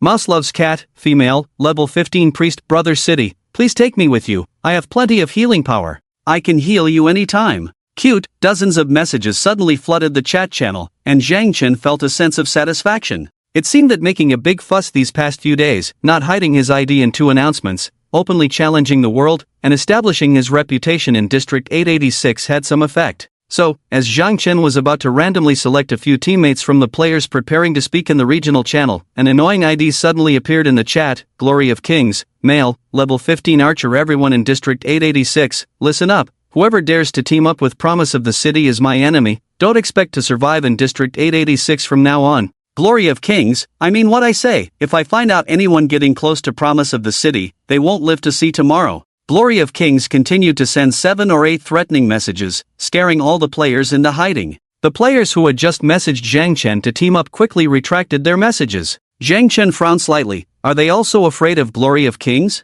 But thinking about it, in this life, Zhang Chen is smooth sailing, fearless of the world. But in the previous life, Zhang Chen was so scared of those in power that he would avoid them from afar, not daring to oppose them. Pausing for a moment, Zhang Chen continued in the chat channel, "Don't worry, join the team, I'll protect you." Before he could finish speaking, the King of Glory interjected, "Protect my ass. You can't even protect yourself, and you want to protect others? One Promise City, let me tell you, the next time I see you will be your end." At this moment, Zhang Chen couldn't be bothered to argue with the King of Glory. The most important task at hand was to quickly form a team, because if they didn't form a team and receive the mission before 12:30, the mission would disappear. So, Zhang Chen ignored the King of Glory and continued to send team formation messages in the chat channel. To his surprise, no one dared to contact him for half a day. It was understandable if ordinary players didn't, Zhang Chen thought. If members of the Storm family saw his team formation message, they would surely come to assist him, but there was no response from them either. A bit disappointed. Just then, a message notification sounded, and Zhang Chen received a friend request. Ding player, Yuru, female, level 15 priest, has requested to add you as a friend. This ID made Zhang Chen's heart skip a beat. After hesitating for a moment, Zhang Chen accepted the friend request. Ding, you have received a new friend message. Yuru, where are you? Before Zhang Chen could reply, Yuru sent another message. I just saw you speaking in the regional channel, so, you'd rather call for help in the region than team up with us? After a moment of hesitation, Zhang Chen glanced at the time. It was already 1:10, so he replied to Yuru, I'm in the safe zone, near the blacksmith shop. Yuru almost instantly replied to Zhang Chen's message, okay, wait for us, we're also in the safe zone, we'll be right over. Zhang Chen didn't reply to Yuru's message anymore because he didn't know how to face this girl now. A friend or an ex-girlfriend? Zhang Chen's memories were brought back to 3 years ago. Or for the reborn Zhang Chen, it was 11 years ago. At that time, Han Yuru, the recognized school beauty of Linhai High School, was in a relationship with Zhang Chen. They were each other's first love, and they were a perfect match. Despite often skipping classes to play games online with Quan Hao and Lu Xing, Zhang Chen's academic performance had always been among the top in the grade. Although Han Yuru's academic performance was average, apart from her extraordinary looks and temperament, her family background was also very privileged, with her father being the CEO of a listed company with assets exceeding $1 billion. The time in high school with Quan Hao, Lu Xing, and Han Yuru was truly unforgettable for Zhang Chen. However, later on, due to a certain incident, Zhang Chen had to leave Han Yuru. This once-in-a-lifetime girlfriend, whom they had vowed to be together forever, also left Quan Hao, Lu Xing, and them without saying goodbye because of this incident. Ah! Zhang Chen sighed, some things are just destined, and you can't escape them. Even though he had made it clear when they met before. Obviously, Han Yuru wanted to take advantage of the opportunity when Zhang Chen posted the team formation message to get close to him again. Zhang Chen had no choice but to accept her because without Han Yuru's help in forming a team, he wouldn't be able to complete the mission of hunting skeletons, which was a big deal concerning the first kill of the world boss in the apocalypse world and the huge reward that came with it. So, after closing the chat interface, Zhang Chen went to the blacksmith shop in town. Because IL had mentioned that around noon, the staff could have the staff ready, and now, he could go and get the equipment from IL. It took so long to complete the 10-link task, and after going to great lengths to find a first-order energy crystal, a weapon was finally crafted, which must be of at least 2-star quality. If the final result turns out to be a 1-star staff, Zhang Chen swears he will send Ear back to the Doomsday Factory. Finding Ear still busy forging equipment, Zhang Chen initiates a conversation. Young man, you're here. Ear stops what he's doing immediately upon seeing Zhang Chen, smiles, and says, I've been waiting for you for a long time, and you finally arrived. Zhang Chen is delighted. Does this mean Master Ear has already finished forging the equipment for me? It's been done a long time ago, but I'm not sure if it meets your expectations. With that, Ear returns to the shop and emerges with a silver staff.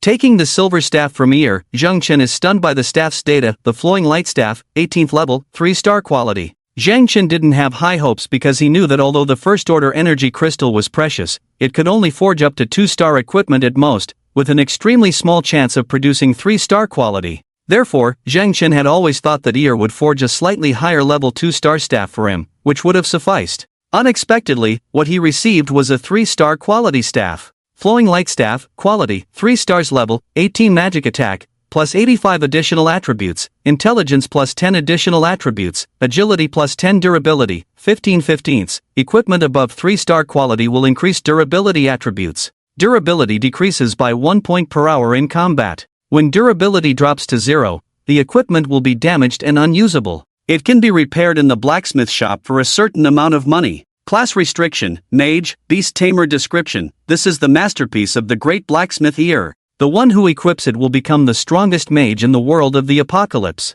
A 3-star staff with dual attributes and unexpected gain. At this stage, even 2-star equipment is still very rare across the entire server. Many people consider having more than 2 pieces of 2-star equipment a luxury, yet Zhang Chen already has a 3-star weapon. Invincible. Although Zhang Chen's current level does not allow him to use this staff, it doesn't stop him from enhancing it first. Level 2 enhancement stones are no longer sufficient for enhancing 3-star equipment. So, Zhang Chen proceeds to synthesize enhancement stones at the blacksmith shop. 2 level 2 stones can be combined into 1 level 3 stone, with a single synthesis costing as high as 50 copper coins. Without hesitation, Zhang Chen takes out 100 of the 150 level 2 stones from his bag, spends 25 silver coins, and synthesizes 50 level 3 stones. He keeps 25 in his bag for the next 3-star equipment, saving him from having to constantly come to the blacksmith shop for synthesis. The remaining 25 stones are all used on the Flowing Light Staff. With the assistance of Divine Level Enhancement, the staff is immediately enhanced to the maximum, plus 25. In addition to the attack power skyrocketing from 85 points to 298 points, the dual attributes of intelligence and agility also increased to 35 points. What excites Zhang Chen the most is the unique talent it unlocks, multiple attacks. Multiple attacks, when the wearer launches a basic attack, they can simultaneously target 2 enemies within range, dealing 60% damage to each. The wearer can manually activate/deactivate multiple attacks. When deactivated, the wearer's basic attack deals 110% damage to a single enemy. The higher the equipment's star rating, the rarer the talent unlocked after reaching maximum enhancement. For Zhang Chen, this talent is like a divine aid. It can be imagined that once he reaches level 18 and equips this 3-star staff, his damage output might even be able to instantly take down a knight in a few hits. And this staff is the artifact that Zhang Chen prepared to use tonight to deal with the Golden Skeleton King boss. Of course, the prerequisite is to reach level 18 before 6 o'clock in the evening. Putting the Flowing Light Staff into his backpack, at that moment, a shout came from behind, Zhang Ida. Turning around, Zhang Chen saw that Guan Hao, Lu Xing, Han Feng, and Han Yura had already arrived. The 4 of them were only at level 15, with mismatched equipment, placing them at a lower level of strength. It's no wonder that back in high school, they were always the weakest players, dragging Zhang Chen down, and things hadn't changed much since then. "You're here," Zhang Chen greeted them indifferently, looking like strangers. Knight Guan Hao walked up to Zhang Chen and said, "Kid, be honest, did you forget our previous friendship because you think we're low level and weak, pretending not to know us?" Following him, the assassin Lu Xing also said, "Yeah, otherwise why didn't you team up with us when you were looking for a group in the regional channel?" Zhang Chen fell silent for a moment and said, "Have you not seen the news about the king's glory?" Guan Hao, "Yes, we did." Lu Xing, "So what? Do you want a round of applause?" Zhang Chen said, "You've seen it, and you still dare to team up with me. Aren't you afraid of the retaliation from the king's glory afterwards? We, the Peach Garden brothers, fear no one." Zhang Chen continued somewhat coldly, "Alright, consider it as me hiring you. Don't worry, you won't lose out. After you help me complete the task, I'll give each of you 5 gold coins. 5 gold coins? Ha, you're quite generous." Guan Hao suddenly pushed Zhang Chen hard and said angrily, "What's wrong with you? Do I have to beat some sense into you to make you realize?" In the background, the archer Qingfeng also said, "Zhang Chen, if you encounter any difficulties, you can tell us directly. We won't stand by and watch. Even if we have to fight against the king's glory with you, we won't back down." Han Yuru bit her lip lightly, her eyes fixed on Zhang Chen, full of nostalgia and sadness. She didn't understand why Zhang Chen had abandoned her 3 years ago, acting as if he had never known her. Zhang Chen seemed unwilling to explain further. "If you don't want to help, I won't force you." With that, Zhang Chen left first, heading towards the security hall. Guan Hao and the others were furious but could only follow silently, because they couldn't let go of Zhang Chen, even though he no longer saw them as brothers. Arriving at the security hall, they found that the NPC guard Mog was surrounded by players, all of whom had discovered the task. Fortunately, none of them met the requirements to receive the task yet. After all, in the early stages, not everyone had 500 reputation points, and most players only had 200 to 300 points by now. While Mog still had a question mark above his head, Zhang Chen immediately created a team, pulling Guan Hao and the others in to form a 5-person team. Then, Zhang Chen approached Mog again, triggering the dialogue, and this time successfully received the task. Ding Yu and your teammates Guan Yunjiang, Lu Xuanda, Xingfeng, and Yuro have received the task hunting skeletons. You can check the task details in the task interface. Only the team leader needs to meet the reputation requirement. The members can join freely. After receiving the task, the yellow page above Mog's head immediately turned gray. Because this task was unique, once the first player received it, others couldn't. Other players around who didn't qualify for the task looked at Zhang Chen and his team with admiration. Zhang Chen casually opened the task interface and checked Hunt the Skeletons, normal task difficulty level, 220 description, darkness is about to shroud Hope Town, the god of death, Golden Skeleton King, will be ready to invade Hope Town at exactly 6 p.m. tonight. Players are required to go to its lair, the Undead City, and weaken the combat power of the Golden Skeleton King by hunting the skeletons marked in the Undead City. Note, your attacks will also cause the Golden Skeleton King to invade Hope Town earlier, specific time depending on the progress of the task. Task progress, 0/infinite, no upper limit. The more marked skeletons killed within the specified time, the greater the weakening effect on the Golden Skeleton King. Task rewards, depending on the task completion level remaining time. Task deadline is today at 4 p.m. Finally, he successfully received this task. The personal and regional first kill rewards of the boss are calculated on a regional basis. The 8th region has over 1,000 safe zones, and there are definitely many areas that can trigger this task, not just Zhang Chen alone. So, next is to see which region's team has a relatively high task completion rate. At this moment, Guan Hao, Lu Xing, and others who also received the Hunt the Skeletons task were somewhat curious. What kind of task is this that can weaken the boss's attributes? Zhang Chen said, there's no time to lose, you guys go resupply, and then we'll set off immediately. After getting ready, a team of 5 set off for the Undead City. Zhang Chen walked at the front, silent, while Guan Hao and the others following behind were all in a serious mood. After a long silence along the way, Guan Hao suddenly smiled and said, remember back in high school when the 3 of us often skipped classes to play games? Every time we skipped class, the monitor had to find a way to cover for us.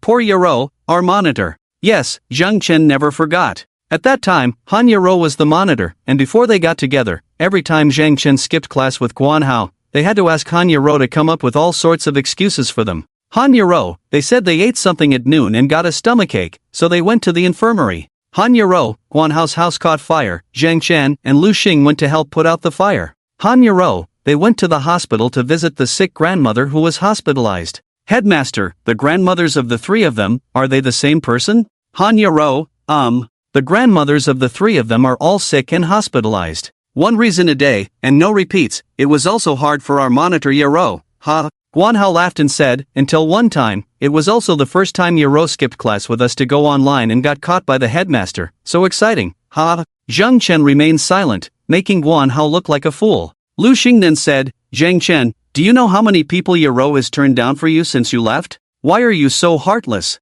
Alright, stop talking. Zhang Chen finally couldn't help but speak up. It's not that Zhang Chen is heartless, but rather, in this life, after being reborn, Zhang Chen no longer wants to be bound or influenced by anyone. In this life, Zhang Chen doesn't need any friends or brothers, let alone a lover. What he needs is unbridled strength. This is a fact that the 8 years of survival in the previous world of the apocalypse taught Zhang Chen. Relying on any family, friendship, or love is not as good as making oneself strong and reliable. With Zhang Chen's light reprimand, Guan Hao and Lu Xing fell silent, while Han Yaro walking behind couldn't help but silently shed tears. Soon, the group arrived at the Undead City. At noon, players were coming in and out of the Undead City in an endless stream, and the entire Undead City was filled with players teaming up to kill skeletons and undead creatures. In the first 2 lower-level areas, there were almost no places left to stand. Standing at the entrance of the City of the Dead, Zhang Chen asked Guan Hao and the others, have you completed today's soul redemption mission? Not yet. Guan Hao shook his head and said, our levels are too low,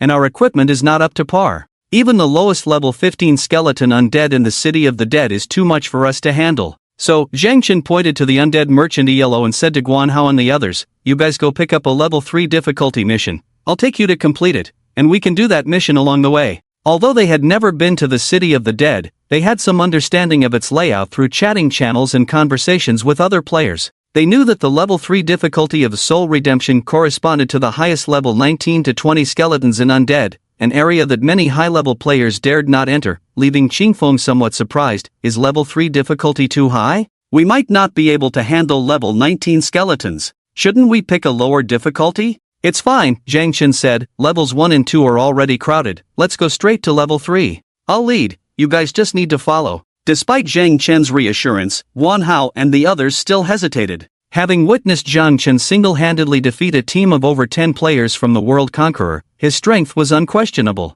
What Guan Hao and the others were worried about was themselves. Lu Xing whispered, "We've run out of resurrection chances. Are we really going directly to level 3? What if?" Before he could finish, Guan Hao said, "I trust Zhang Chen anyway." "I trust him too," Qingfeng added, "and the first and second level areas are already overcrowded, there's no place for us there. Let's go to level 3 then." With that, Han Yaru was the first to approach the undead merchant ELO. After triggering a conversation, she directly received a level 3 difficulty soul redemption mission from ELO. While other teams of 16 or 17 level players only dared to accept level 2 difficulty missions, Han Yaru, a level 15 priest, boldly took on the level 3 difficulty soul redemption mission, causing a stir among the players around her. A level 16 warrior uncle remarked, "This girl is so brave, daring to take on level 3 difficulty, impressive." A level 17 assassin said, "What a beautiful lady, want to team up? I'll help you complete the level 3 difficulty." Seeing a group of male players with ill intentions surrounding Han Yaru, Zhang Chen's clenched fists immediately relaxed. What was he jealous of? Han Yaru had long been unrelated to him. Whoever pursued her or was with her was her own business, nothing to do with him. Seeing Han Yaru unable to break free from the players eyeing her beauty, Han Feng and Lu Xing hurried to help, but unexpectedly, as friends of Han Yaru, they were met with hostility from the players trying to get close to her. A level 16 strong knight pushed aside the skinny Lu Xing with his body and sneered, "With your level and strength, you dare to come out and bring a girl? What's it to you?" Lu Xing shouted at the players surrounding Han Yaru, "Who dares to touch Yaru? I'll kill you." As Lu Xing's words, spoken without thinking, fell, several players surrounding Han Yaru, with murderous intent, approached him. "Kid, who do you want to kill?" Surrounded and helpless, Han Yaru looked extremely nervous and scared, casting a helpless gaze not far away at Zhang Chen. But when she saw Zhang Chen not even glancing at her, Han Yaru felt utterly hopeless. Lu Xing and Han Feng, facing several burly men approaching menacingly, involuntarily stepped back. What do you want?" Whoosh! One of the level 16 burly warriors with a scruffy face, named Yumighty, didn't say a word and directly drew the long sword from his waist, gradually approaching Lu Xing and Han Feng, coldly saying, "With just a few useless guys like you,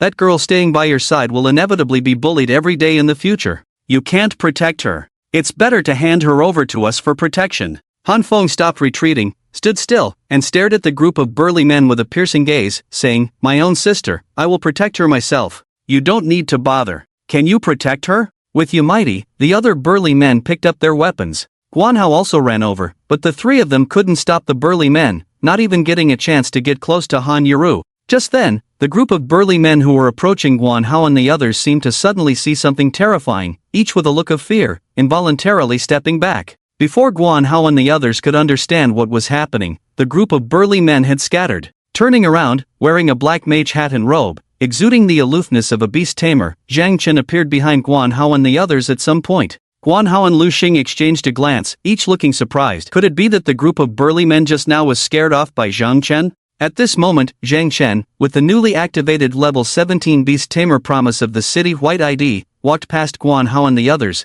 heading straight towards Han Yaru. Many players' gazes around were drawn to promise of the city, except for the group of rogue players still surrounding Han Yaru, unaware of the situation. It wasn't until Zhang Chen approached that one person among them noticed him. At first sight, there was a look of astonishment, promise of the city. With that person's shout, the group of people surrounding Han Yaru all turned their attention to Zhang Chen, each looking shocked. Isn't this promise of the city, the number one player in our 886 districts leaderboard? Yes, he looks so fierce. What is he up to? Is he going towards that girl, Han Yaru? Is she his friend? Amid the discussions of the onlookers, the group of players surrounding Han Yuru saw Zhang Chen approaching with a murderous intent and quickly dispersed. Their intuition told them that Promise of the City was targeting the priest girl named Yuru, and they didn't dare to continue harassing her in front of the top-ranked player. Indeed, seeing the players disperse, Zhang Chen did not approach further but turned and walked into the city of undead. Han Yuru couldn't help but breathe a sigh of relief, watching Zhang Chen's cold departure, feeling a warm sensation in her heart mixed with a hint of disappointment. Then, she followed Guan Hao and the others, catching up with Zhang Chen, leaving behind a group of players lingering outside the city of undead, engrossed in heated discussions. Player A, the boss's aura is indeed formidable. Just standing there can scare off a group of people. Impressive. Player B, exactly, who in our 886 district doesn't know that Promise of the City is a bug? Dozens of top players in King's World can't beat him alone. Such a top player is not someone we ordinary folks can mess with. Player C, but come to think of it, those 4 people seem to be his recent teammates because he just called for people in the regional chat channel, and I heard he used to be a lone wolf, never having teammates. But not long ago, didn't King's Glory announce in the district that anyone teaming up with Promise of the City would be enemies of King's World? Aren't these people afraid of death? For the promise of being the number 1 on the heavenly ranking list, they offended the entire world of kings. Player D, yes, although the big shots are big shots, the world of kings is,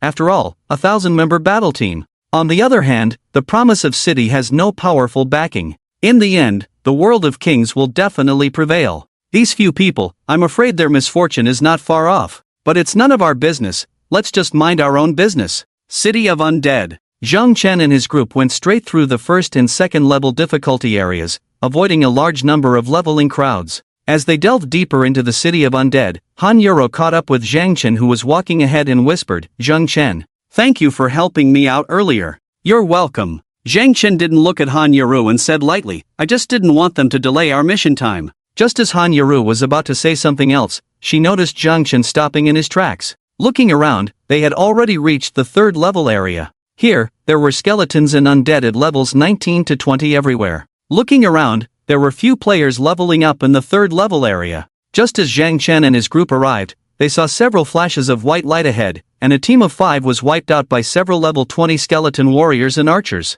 Seeing this scene, Guan Hao and the others were stunned. These level 20 skeletons are too powerful. Lu Xing swallowed hard, feeling fearful. Shouldn't we go back to fight lower level skeletons? If we stay here, it's too dangerous. Our levels are so low, we might be killed instantly by those skeletons. At this moment, Zhang Chen, who was at the forefront, said, "It's okay, you guys don't need to do anything, just stay behind. The rest, I'll handle it alone." With that, to the astonishment of Guan Hao and the others, Zhang Chen took out a flame staff and began targeting his enemies. The task of hunting skeletons did not include all skeletons in the area. The skeletons needed to be killed for the task would be marked with a flashing light by the system, visible only to those who had accepted the task, appearing as dimly glowing skeletons. Looking around, numerous skeletons could be seen with glowing marks. Taking a few steps forward, raising his staff, Zhang Chen targeted a level 19 glowing skeleton archer within his effective attack range and began casting a spell. Fireball! Boom! A scorching fireball flew towards the skeleton archer ahead, hitting it directly, causing a damage number that left Guan Hao, Lu Xing, and the others stunned. 986 critical hit.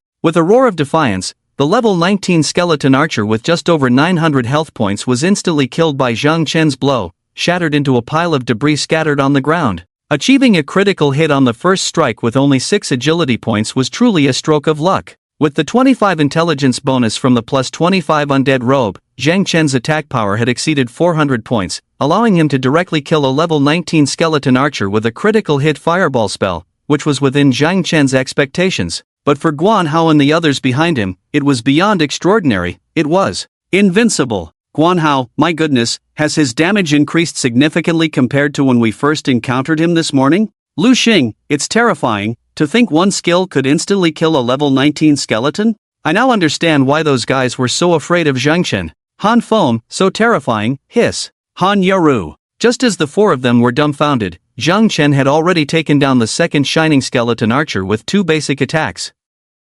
In the rear, where Guan Hao and the others did not make a move, they heard a series of system notification sounds in their ears. "Ding, your team has killed a level 19 skeleton archer. You gain 20% combat experience, experience plus 30. Ding, your team has killed a level 20 skeleton archer. You gain 20% combat experience, experience plus 34. Ding! Teaming up to grind monsters had its advantages in high killing efficiency, but the experience gained would be evenly distributed among the team members. With a maximum of 5 people in a team, each person could only receive 20% of the experience, except for the one who landed the final blow, who could get an additional 10% experience, totaling to 30%. This meant that a level 19 skeleton archer could bring 30 points of experience to Guan Hao and his group, while Zhang Chen could get 45 points. Consequently, from then on, Guan Hao and the others hardly needed to lift a finger as Zhang Chen single-handedly led the way, swiftly taking down one skeleton after another. They could only watch in amazement as Zhang Chen, this abnormal fellow, effortlessly eliminated a skeleton archer with 1 or 2 strikes,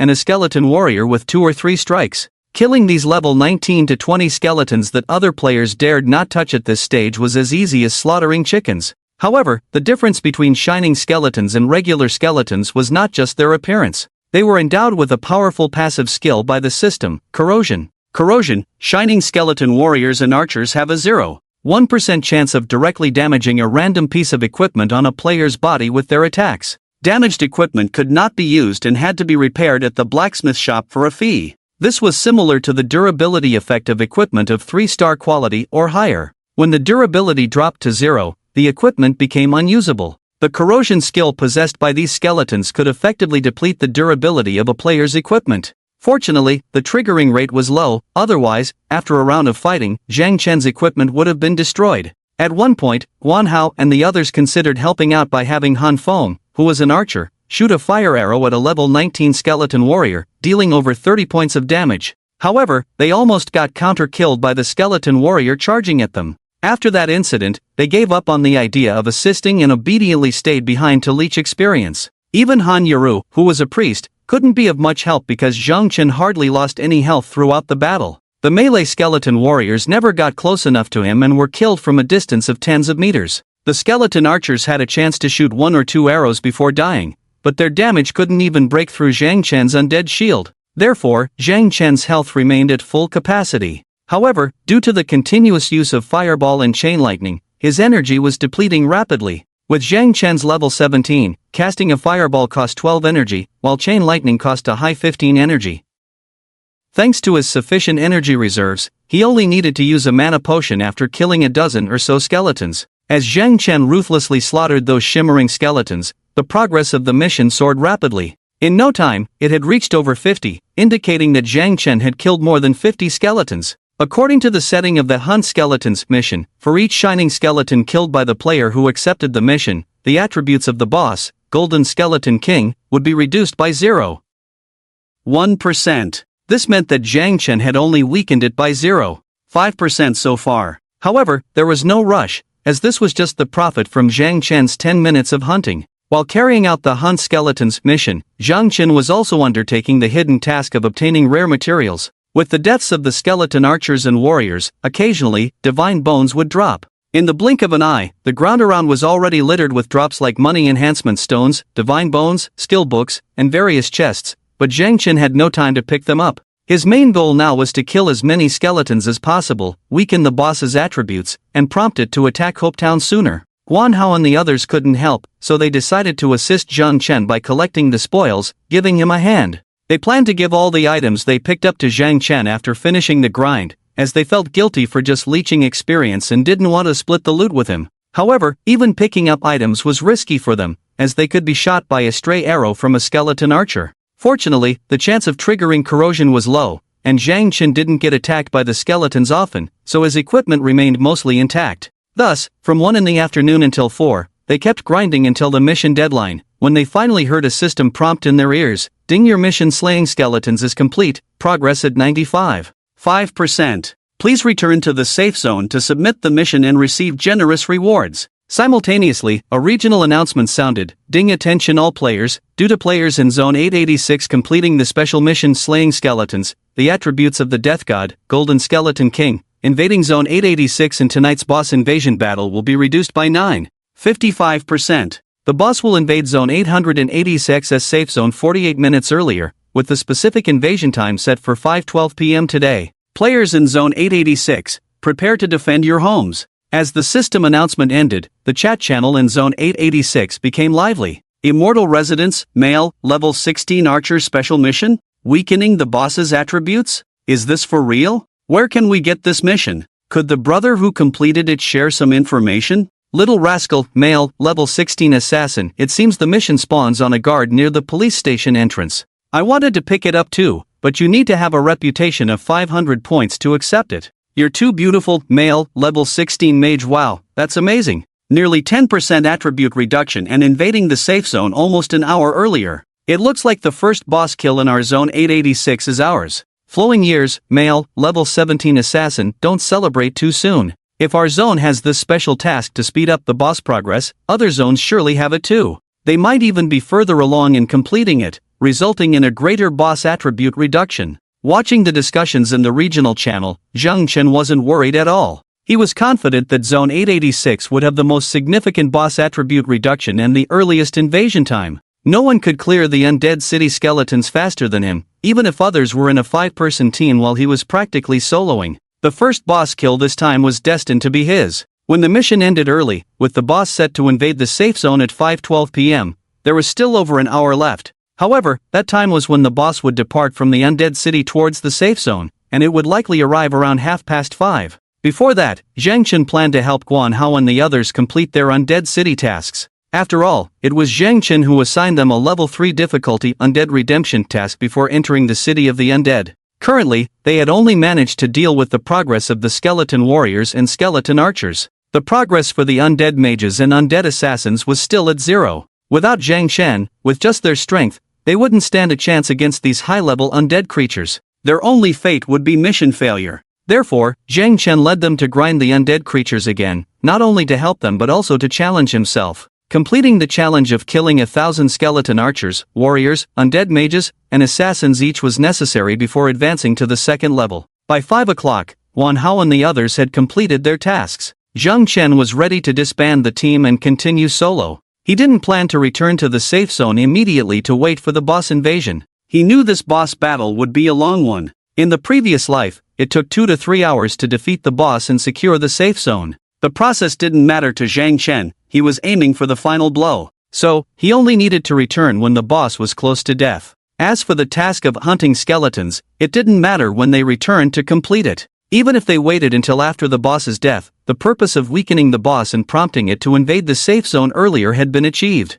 Although the rewards for the boss battle would be calculated based on the total damage contributed by players, the one who landed the final blow would receive the most generous reward, surpassing all others regardless of their damage contribution. In comparison, the rewards based on damage calculation were insignificant. It was more profitable to spend that time challenging hidden tasks in the city of the undead. Additionally, since Zheng Chen's experience bar was at 99%, he was about to reach level 18 and equip the 3-star flowing light staff. If Guan Hao and the others hadn't taken 70% of Zheng Chen's experience, he would have reached level 18 by now. Thus, Zheng Chen disbanded the team. Without a word to anyone, he headed deeper into the city of the undead alone. Guan Hao, Lu Xing, and the others stood there like fools, watching Zheng Chen leave. Despite their heartache, they didn't dare to disturb him further. Guan Hao looked at Han Yiru. He knew her feelings for Zheng Chen hadn't faded in 3 years. She had rejected numerous suitors for him, including Lu Xing. In Han Yiru's deep eyes, there was a sense of loss.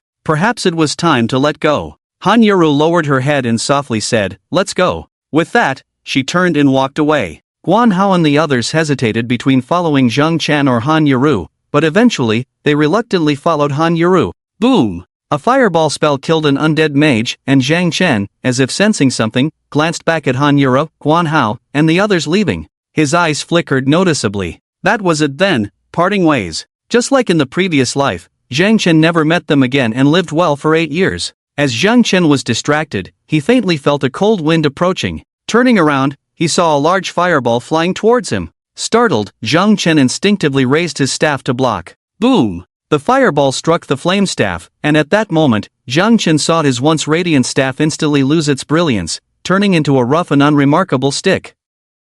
At the same time, 2 battle alert sounds rang in his ears. Ding, you have been attacked by the undead mage's fireball, losing 168 health points. Ding, unfortunately, your weapon, the flame staff, has been affected by the undead mage's corrosion. It is now damaged, and you will not be able to use it normally in this state. Damn it! Upon hearing the system prompts, Zheng Chen couldn't help but curse softly. How could he be so unlucky? He had been grinding for so long without any issues, and now, towards the end, he triggered the same probability of corrosion as the Hellfire. For such a long time, not even triggering the Hellfire once. It's really when one is unlucky, even drinking water feels like choking. Looking at the flame staff that had lost its function in his hand, Zhang Chen felt somewhat helpless because he didn't have a spare weapon in his bag. Meanwhile, the level 20 undead mage who had just attacked Zhang Chen continued to wield his staff against him. Boom! Another fireball shot towards him, but Zhang Chen dodged it. Frustrated by the undead mage's relentless attacks, Zhang Chen pulled out the plus 25 level 1 iron hammer he had obtained at the train station earlier and hadn't dismantled yet. Dragging the hammer, he charged towards the undead mage. Equipment below level 10 was not restricted by class, so it was not impossible for a mage to use a hammer. This was the only weapon in Zhang Chen's bag that he could use. Closing in on the undead mage, Zhang Chen swung the hammer down, dealing 415 points of damage to the undead mage. With the iron hammer's plus 18 attack power and an additional 30 damage from the talent's severe injury, the attack power was similar to that of the flame staff, so the damage output remained the same. However, by switching to the hammer, Zhang Chen could no longer use the beast tamer skills and could only rely on basic attacks against the undead mage. Nevertheless, as a beast tamer, Zhang Chen managed to defeat the undead mage with a few hard hits. Picking up a glowing undead cognition dropped by the undead mage along with a few copper coins, Zhang Chen checked his status bar and realized he was only a few hundred experience points away from reaching level 18. He decided to kill a few more skeletons or undead to level up. Just as Zhang Chen was about to continue hunting the undead, a commotion suddenly erupted behind him.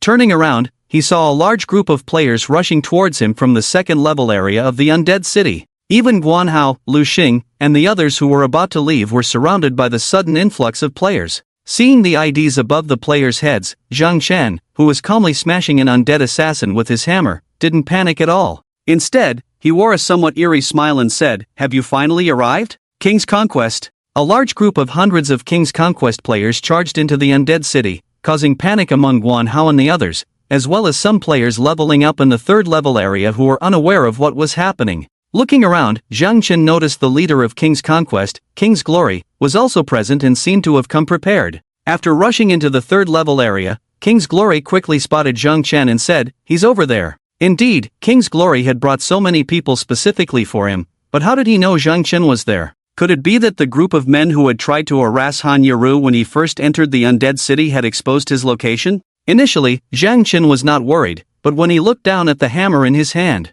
oh no, of all times, the flame staff had to break now. Did he really have to use this hammer to deal with King's Conquest? Well, a hammer was a hammer, and Zhang Chen believed he could take down King's Conquest with it. Ahead, as the King's Conquest players flooded in, the solo players leveling up in the third level area quickly scattered, while under King's Glory's command, the King's Conquest players swiftly moved towards Zhang Chen. Clang clang clang clang. As everyone gathered closer, they brandished their weapons, each looking as if they were about to devour Zhang Chen. They eagerly launched an assault. Zhang Chen furrowed his brows slightly. Are these people all fired up today? Normally, they scatter like mice at the sight of me, but today, they seem reckless. Could it be because they outnumber me this time? However, as Zhang Chen pondered, it seemed that there were quite a few of them every time they targeted him before. The rapidly updating chat channel soon provided Zhang Chen with the answer. Falling Leaves, male, level 16 archer. Have you seen the people from King's Glory? There are at least a few hundred of them, and they seem quite imposing.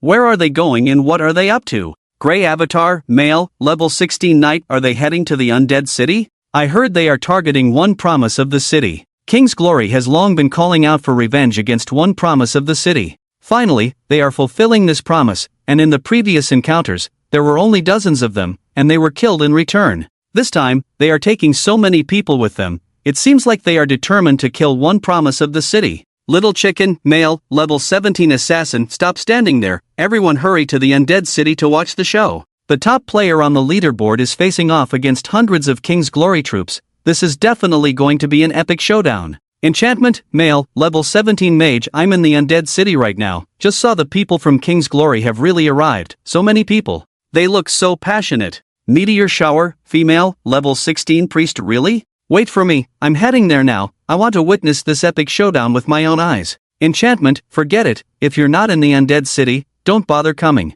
It's not a team battle. One promise of the city is alone. Even if they are powerful, can they defeat the entire King's Glory team? I'm afraid the battle will be over before you even arrive. One Promise of the City, this time, is truly doomed. It turned out that this time, almost the entire King's Glory army was mobilized. Such a grand display truly surprised Zhang Chen. Ironically, the King's Glory army stopped 50 meters away from Zhang Chen, lined up in a row. Obviously, they knew that with the damage of One Promise of the City, it would be effortless to kill any one of them, so no one dared to approach Zhang Chen's effective attack range, fearing they would be killed instantly by Zhang Chen. Of course, they were unaware that Zhang Chen had lost his long-range attack ability and had become a melee mage unable to use any skills. At this moment, the level 16 archer, King's Glory, squeezed out from the crowd of King's Glory. One Promise of the City, this time, let's see what you're made of. Zhang Chen remained calm, not rushing to take out his hammer, but stood calmly in front, looking at the level 16 King's Glory and said,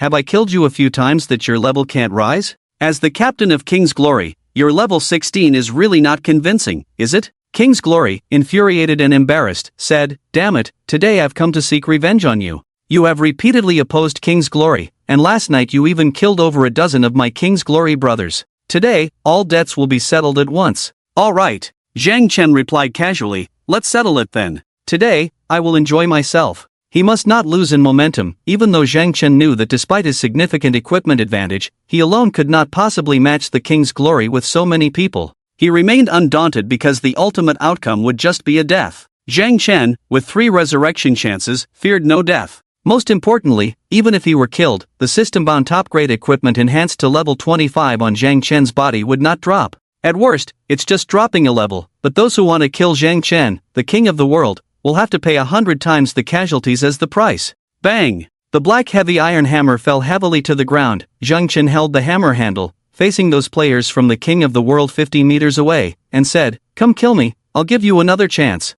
Seeing the hammer in Zhang Chen's hand, the players from the king of the world who stood at a safe distance looked at each other in confusion. What is this guy up to again? Isn't he a beast tamer? What does that hammer in his hand mean? Who knows? It is said that he previously wore level 10 novice armor as a beast tamer and completely defeated over a dozen of us from the king of the world. That was just last night.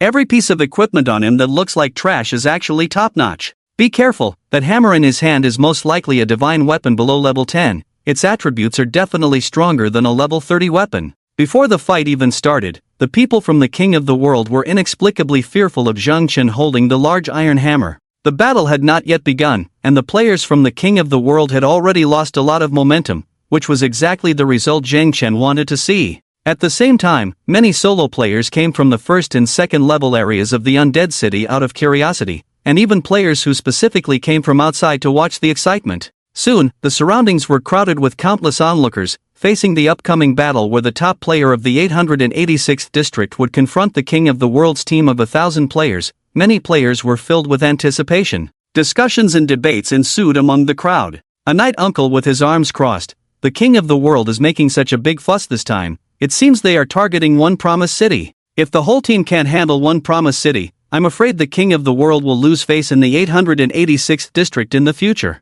A priestess sister eating a lollipop. Really, so many people bullying Brother City. It's too much. The people from the king of the world have no shame. A mage guy with glasses? Shame? You don't know how One Promise City single-handedly wiped out dozens of small teams from the king of the world twice before. One Promise City is a bug in our 886th district. If the king of the world doesn't mobilize so many people, how can they deal with this bug? A warrior man stroking his long beard. This time it's over. One Promise City is going to die. A busty archer lady. I don't think so. I have high hopes for this little brother city. Although young, he is strong. That hammer in his hand should be a novice artifact. Otherwise, why would he still be using a low-level hammer at level 17? In the early stages of this game, it's all about attributes. As long as One Promise City can overpower the king of the world in attributes, even if 1,000 people from the king of the world come, they won't be able to do anything to One Promise City. Hearing the various discussions from the surrounding onlookers, the King of Glory was determined. If I don't kill you today, I'll change my name. As soon as he finished speaking, the level 17 Silver Armor Knight who had returned to the King of Glory whispered in his ear, "Captain, you said last time you didn't believe One Promise City could deal out 40 to 50 points of damage, otherwise you'd livestream yourself eating shit. You haven't done it yet. I'll eat your uncle." The King of Glory kicked the returning King of Glory hard, then gave a command, "Brothers, kill for me. Whoever kills One Promise City will be rewarded with 100 gold coins." Damn! The surrounding onlookers exploded. 100 gold coins, isn't that too generous? Damn, I want to join the battle too. If I'm lucky enough to kill one Promise City, 100 gold coins will be enough for me to exchange for a set of top-notch equipment above plus 20. Even Zhang Chen himself was somewhat shocked when he heard the bounty amount offered by the King of Glory. Was he really worth that much now? One person's head is worth 100 gold coins. Zhang Chen felt a bit suicidal. Ahead, with a command in the game King's Glory, countless players rushed towards Zhang Chen. For 100 gold coins, for glory, kill. Standing in place, Zhang Chen held a large hammer, quietly waiting for the enemies to arrive. At the same time, a strong killing intent gradually emerged in his eyes. Want to kill me? Not that easy. As soon as he spoke, a level 16 warrior, the king's warlord, charged towards him. As the warrior swiftly approached and stabbed himself, triggering a gray name, Zhang Chen raised his hammer and with a swift strike, sent the king's warlord flying. In the next moment, both of them suffered damage, -1. -392. The warrior player, who was hammered away, stared in disbelief at the 1 point of mandatory damage floating above Zhang Chen's head. Although he was not a full-force warrior, with his attack power of over 180 points, the king's warlord, who was originally confident, was surprised that he couldn't even break through the opponent's defense. This guy's defense was too outrageous. While the king's warlord was puzzled, Zhang Chen approached and struck him again, dealing a massive critical hit of 884 points, instantly wiping out a third of the king's warlord's health.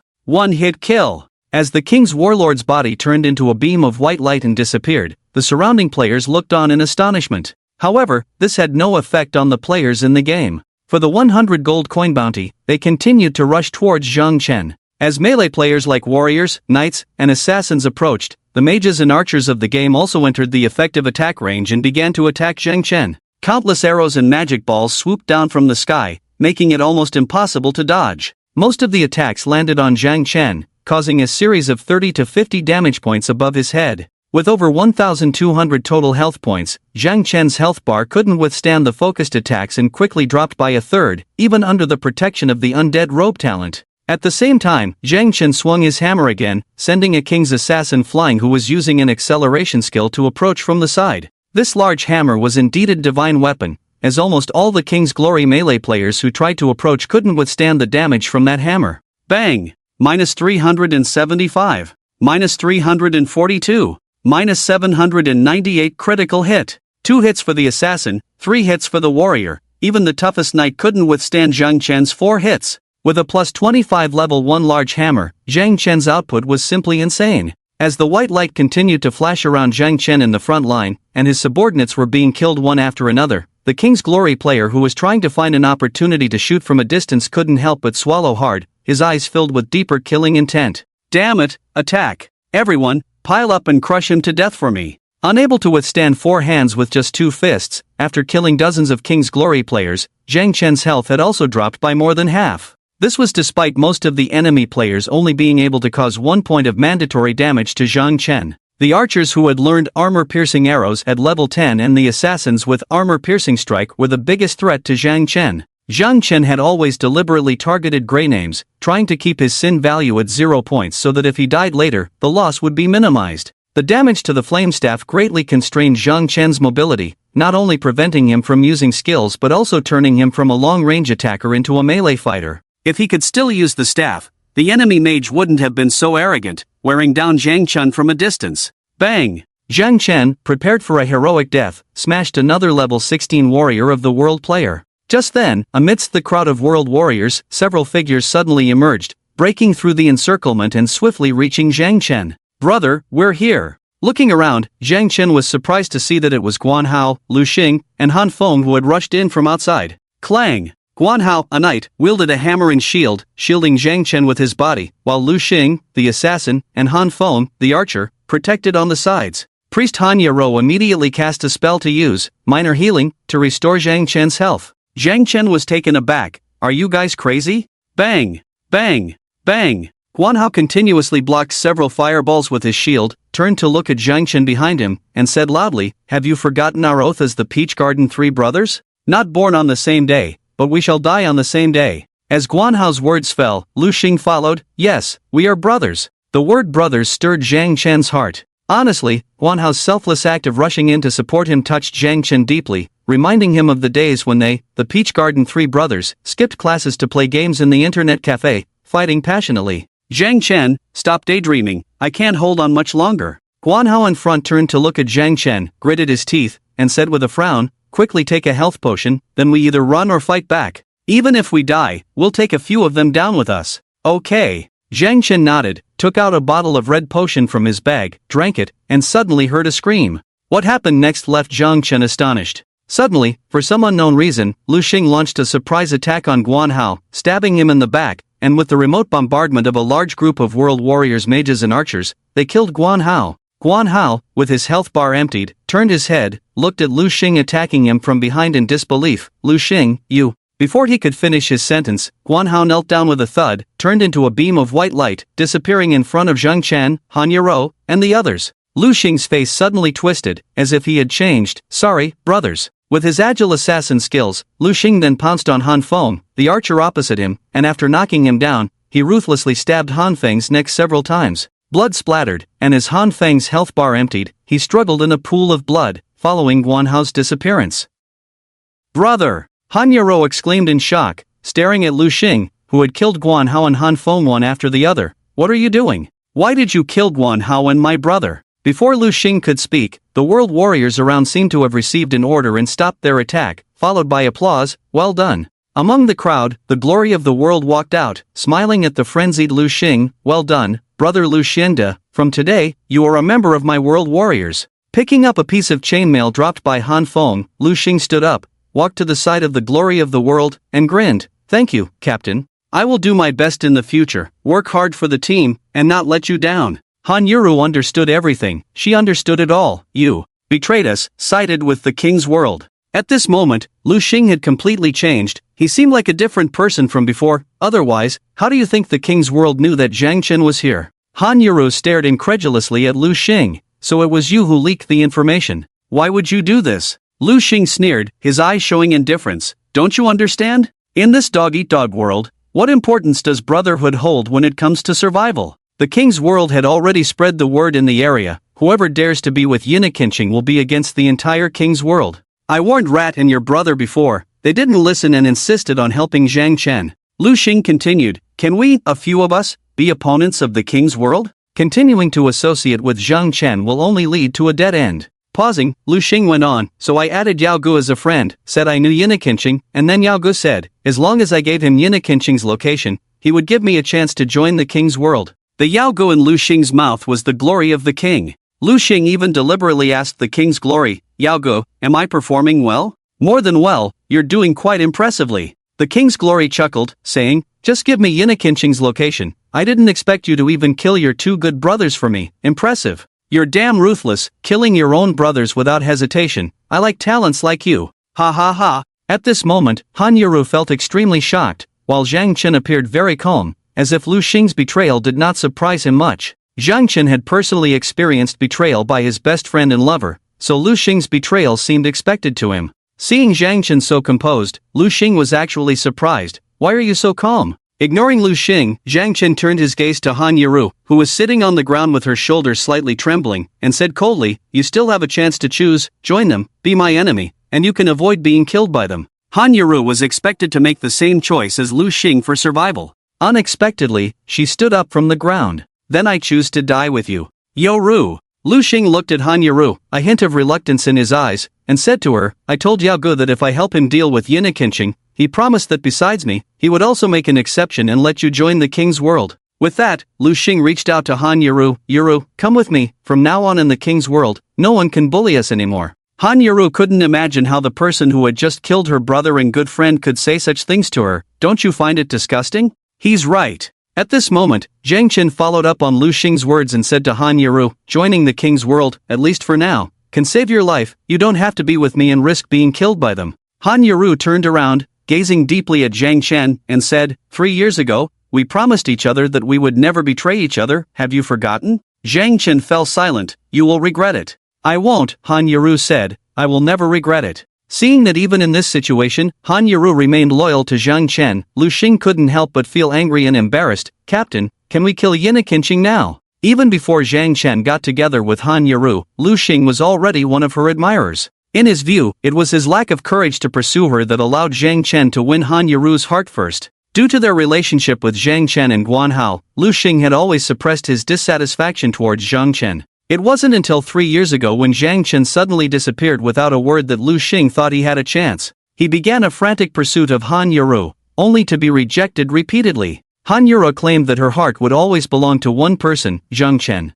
This made Lu Xing believe even more that Han Yuru rejected him because she still had feelings for Zhang Chen. He thought that only when Zhang Chen was completely out of the picture would he have a chance with Han Yuru. As Lu Xing finished speaking, King of Glory smiled faintly. Of course, can you kill him yourself? Lu Xing looked at Zhang Chen, visibly intimidated, knowing that facing Zhang Chen with his own strength would be like hitting a rock with an egg. At that moment, King of Glory said, "You are not his match. Your task is done. Leave the rest to me. I promise I will do it. That woman is yours. One promise, one city, one death." Lu Xing nodded gratefully. "Thank you, Captain." King of Glory stared at Zhang Chen as if he were looking at a dead man and ordered, "Kill him." Clang! The players of King's World around them continued to launch attacks on Zhang Chen. Despite being alone, Zhang Chen remained calm. He wielded a large hammer, delivering a critical blow that took down a warrior from King's World, creating an opening behind him. Then, to everyone's surprise, Zhang Chen abandoned Han Yuru and ran off alone. Lu Xing and King of Glory were both dumbfounded. What the hell? He doesn't even want his woman and is running for his life? Seeing Han Yuru's disappointed expression, Lu Xing seized the opportunity and laughed. "Yuru, do you see? This is the person you've been longing for all these years. In a moment of crisis, he abandoned you and fled for his own life. Is this the kind of person worth your thoughts?" Watching Zhang Chen run off alone, Han Yuru felt thoroughly disappointed. She never expected that the person she desperately wanted to protect would abandon her and escape alone. The assassin King of Glory hurriedly said, "One promise is about to flee. I will lead people to chase him." "No rush," King of Glory remained calm. "He's running in the wrong direction. Where can he go? Even if he runs further in, it's a dead end. However, to prevent him from using a teleport scroll, go after him without hesitation. Catch up and at least let me see one piece of equipment he drops. Rest assured, Captain, leave it to me." King of Glory's orders were followed as the King's World players, led by the Supreme King, chased after one promise deep into the undead city.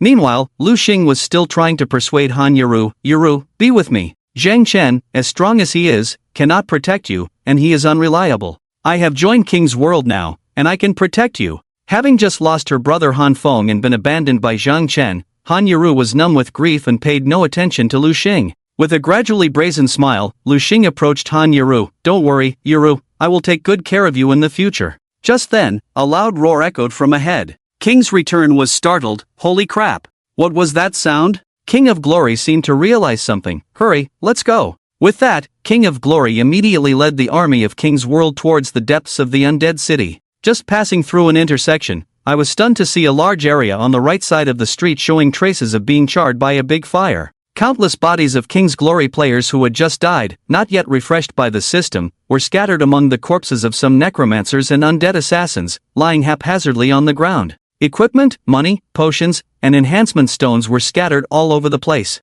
In the midst of these bodies stood a man in a black mage robe, holding a silver-gleaming magic staff in his hand. On top of his head shone a bright white ID LV. 18 Beast Tamer City of Promise. Around Zhang Chen, amidst the ruins burned by the flames of hell dragons, there were still many surviving King's Glory white-named players who had been spared because Zhang Chen had designated them as protected targets. This was also why Zhang Chen could kill so many King's Glory players and still maintain a white name, because all his targets were gray-named. The scene before them left the King's Glory players and the King's Glory players who had rushed over with him dumbfounded. The field lit up with countless white lights simultaneously, indicating that all the dead King's Glory players had respawned at the same time, meaning they had died simultaneously. What power could have killed so many people, including those level 19 to 20 undead, in an instant? In the eyes of King's Glory players, besides shock, there was only more shock. No one noticed that the level of City of Promise had just risen from 17 to 18 before he escaped, and he had replaced his weapon from a large hammer to a magic staff. The white-named players who had witnessed their companions being mass-killed by a dragon's flame were all dumbfounded. King's Return couldn't believe it and said, "How did he manage to kill so many people at once?" King's Glory also swallowed hard, but he knew one thing for sure: this person must be eliminated as soon as possible. We can't afford to keep him around any longer, or the threat to our King's Glory will only grow. But it seems like he's become even more powerful than before. King's Return said anxiously, "I feel like he's getting stronger all the time. All the top players were wiped out in no time. How are we going to kill him? Humph. King's Glory snorted disdainfully. Look at the scorch marks on the ground. He definitely just used a magic scroll, and at least an epic level or higher rare scroll. I don't believe he can use another one. Do you really think he's invincible? He almost got killed by us just now outside. It's not that he's fast. It's just that his equipment is way better than ours. No matter what, he's just one person here. If we can't kill him with so many of us, then we might as well eat shit. Pausing for a moment, King's Glory continued, kill him, everyone attack together. Burst all the equipment on him for me. With King's Glory's command, countless King's Glory players behind him rushed towards Zhang Chen ahead. Zhang Chen remained calm, his gaze sharp as he watched the front, waiting for the frontline King's Glory players to enter the effective attack range within 50 meters. Boom! With a light wave of his staff, a blue lightning bolt descended from the sky, striking the foremost gray named LV-16 King's Glory warrior player, and bouncing towards two others behind him, inflicting damage on all three. 1236 critical hit.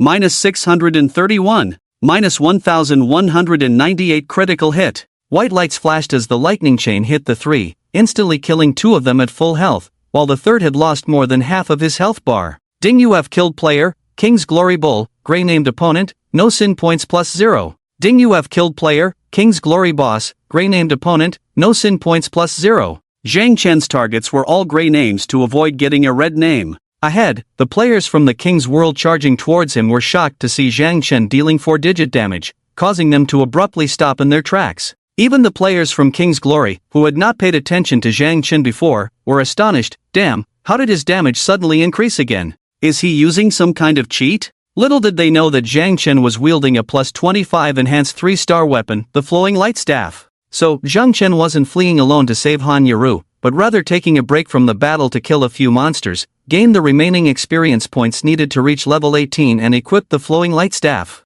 Only then could Zhang Chen single-handedly take on the hundreds of players from the King's World. Unexpectedly, the King Supreme and his followers caught up. With the Flowing Light Staff equipped at level 18, Zhang Chen cast a fireball spell, instantly killing the King Supreme and triggering a 0.1% chance of Hellfire Dragon Flame, wiping out the gray-named players and undead monsters who had followed the King Supreme. They had come looking for trouble, and Zhang Chen had no intention of leaving the undead city alive, but he was determined to make the King's World pay 100 times more than himself. With the Flowing Light Staff in hand, Zhang Chen emerged from the ruins scorched by the Hellfire Dragon Flame, appearing to the King's World players like a demon from hell. Since the players from the King's World dared not approach, Zhang Chen had to take charge of the battle. Seeing Zhang Chen approaching, the King's World players instinctively began to retreat. Who wouldn't be afraid of Zhang Chen now? Even King's Glory was afraid. His damage was so high that even a knight in front of him could be killed in just 2 or 3 hits. Gradually, other onlookers joined in, staying back to watch the spectacle.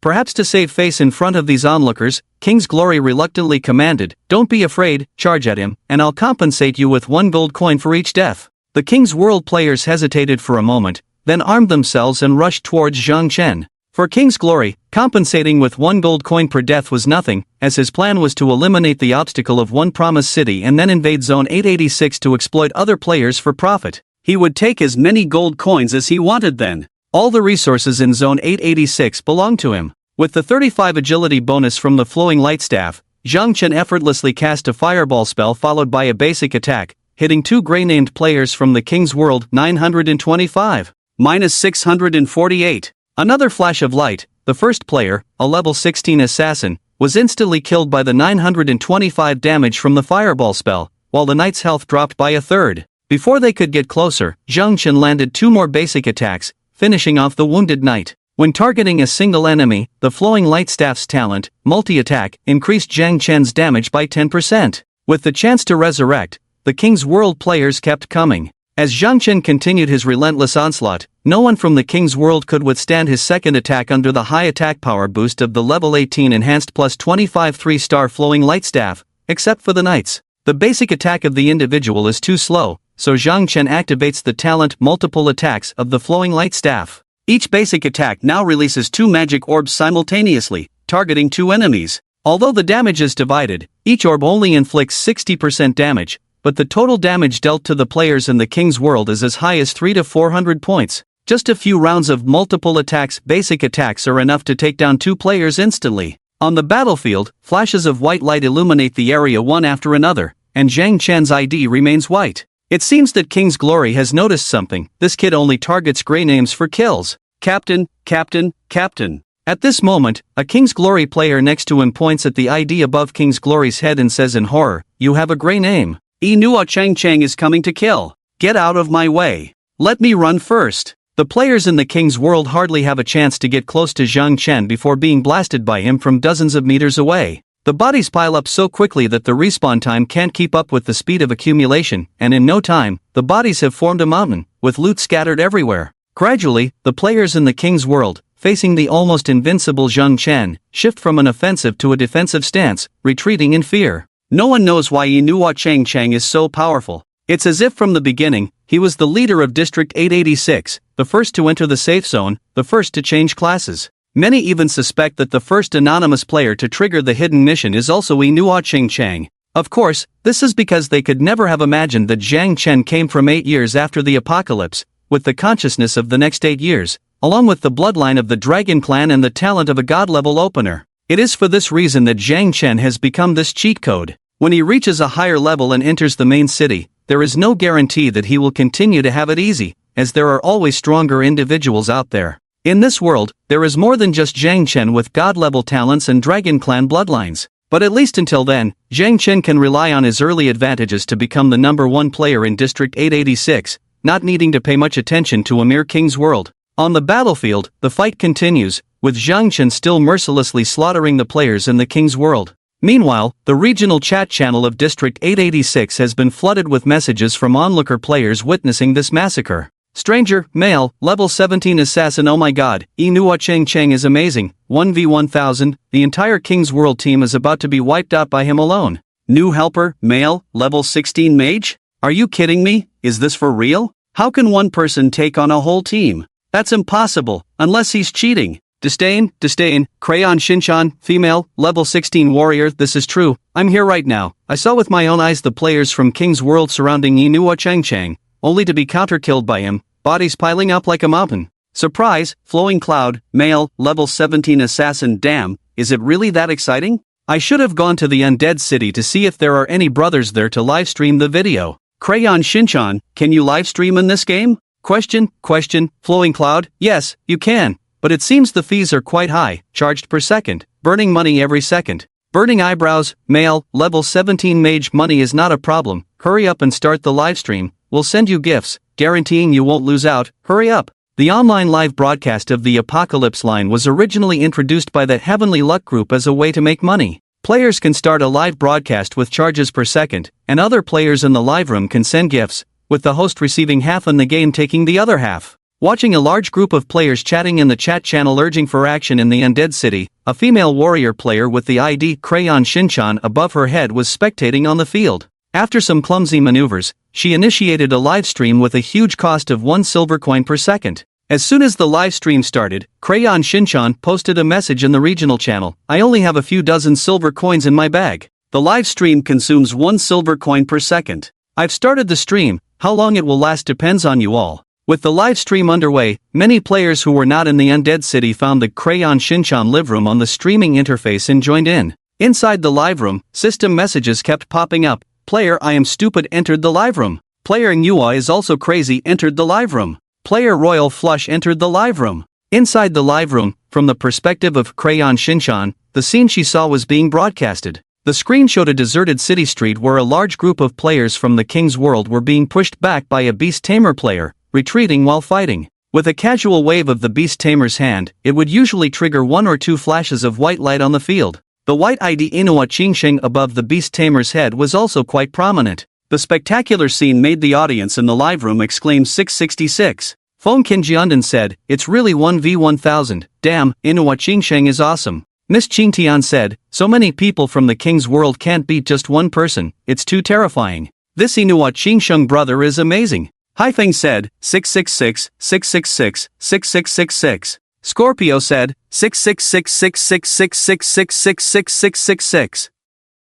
Following that, Crayon Shinchan saw the barrage of gifts exploding on the screen. Player Fong Kinjiandan sent a gift of flowers X1. Unit price 1 silver coin. You receive 50% profit, 50 copper coins, automatically deposited into your backpack by the system. Player Fong Kinjiundan sent a gift of flowers x66. Player Miss Ching Tian sent a gift of fireworks x10. Unit price 3 silver coins. Player Storm Angel sent a gift of yacht x1. Unit price 10 gold coins. Luo Tiani said, "Wow, even Storm Angel has come, splurging on a 10 gold coin yacht. Being rich is really willful." On this side, watching the backpack funds of Crayon Shinchan skyrocket from a few dozen silver coins to over 10 gold coins due to the explosion of gifts in the live room, she was so excited she was about to cry. She had never seen so much gold coins before, and she hadn't done anything except start the live stream. Seeing Crayon Shinchan's live room bustling, many players who were watching on-site also followed suit, opening new live rooms. In order to attract viewers, the titles of the live rooms were also diverse.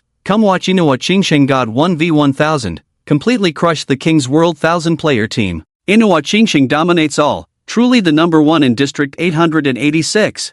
On the field, Zhang Chen was indeed still dominating, with at least over 50 King's World players hanging under the glow of his flowing light staff. In fact, the reason why so many players from the King's World couldn't defeat Zhang Chen alone was because they were afraid. They didn't dare to launch an attack. Zhang Chen was human, not a god. Even with his high defense and thick health, under the armor-piercing attacks of a dozen archers and assassins, he could be instantly killed. Fear made them forget to resist, truly treating Zhang Chen as an invincible existence. So, Zhang Chen, alone, fought his way to where Guan Hao and the others had fallen before. Lu Xing, who didn't know what had happened earlier, was still clinging to Han Yeru's side, trying to please her, until he saw the King's World army constantly retreating, Zhang Chen breaking through the encirclement, holding his staff, gradually approaching their direction. Lu Xing looked at Zhang Chen, who had come straight to him despite being able to stop even the king of the world, and was suddenly shocked. At the same time, Han Yeru, who had already felt life was not worth living after thinking Zhang Chen had abandoned her to escape alone,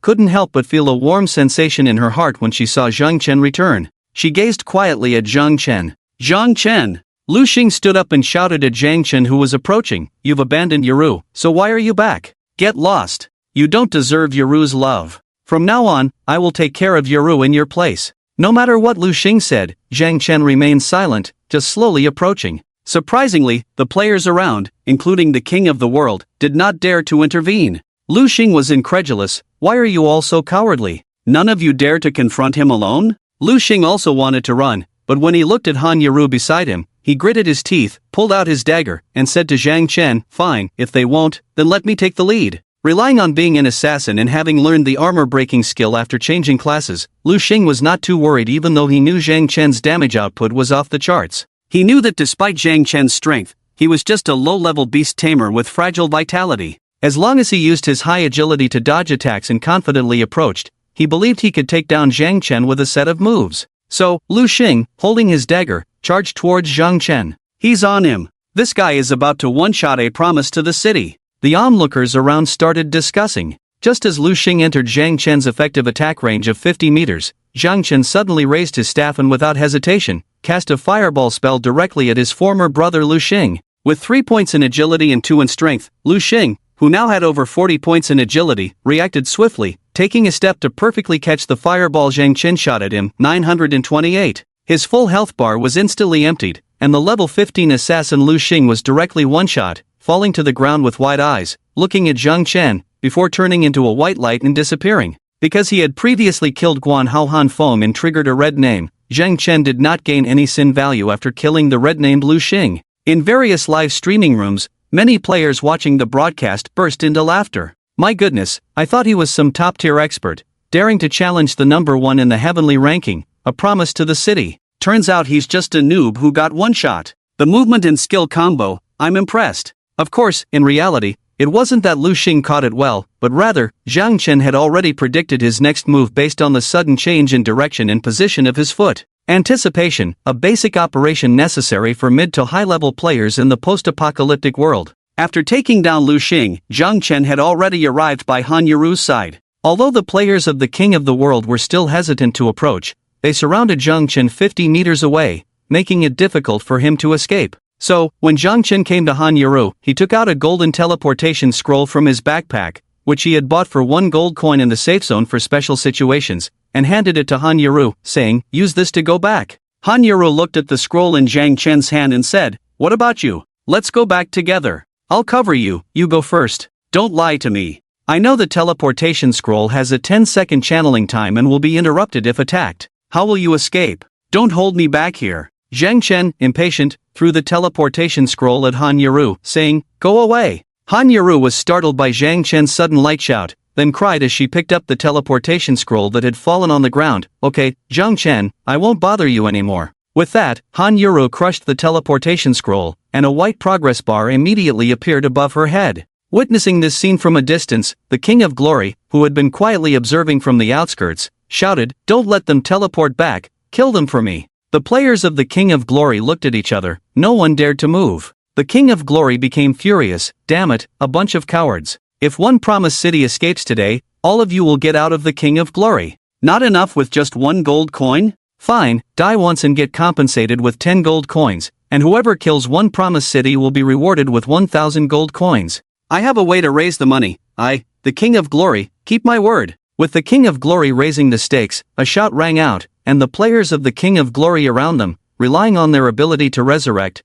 no longer hesitated in fear. They came at Zhang Chen with the mentality of "it's just dying once and losing 1 level," brandishing their weapons. Zhang Chen furrowed his brows slightly, realizing that they were no longer afraid and had officially launched an attack. Watching the progress bar above Han Yaru's head, there were 5 seconds left. At that moment, a dozen mages and archers from the King of Glory who had entered effective range in the rear began waving their staffs and pulling their bows, aiming at Zhang Chen and Han Yaru, and started long-range attacks. Swish, swish, swish, dozens of arrows and magic balls shot over in unison. Han Yaru closed her eyes in fear. However, at that moment, Zhang Chen, who could have dodged these attacks, used his own body to shield Han Yaru from all the attacks. Fireballs and arrows rained down on Zhang Chen. 46. -1. -9. -126. -78. Dozens of damages ranging from over 100 to as low as 1 point crazily jumped above Zhang Chen's head, and his health bar instantly dropped by half. Seeing this scene, the King of Glory finally realized a problem he had overlooked before. It seems he's not invincible after all.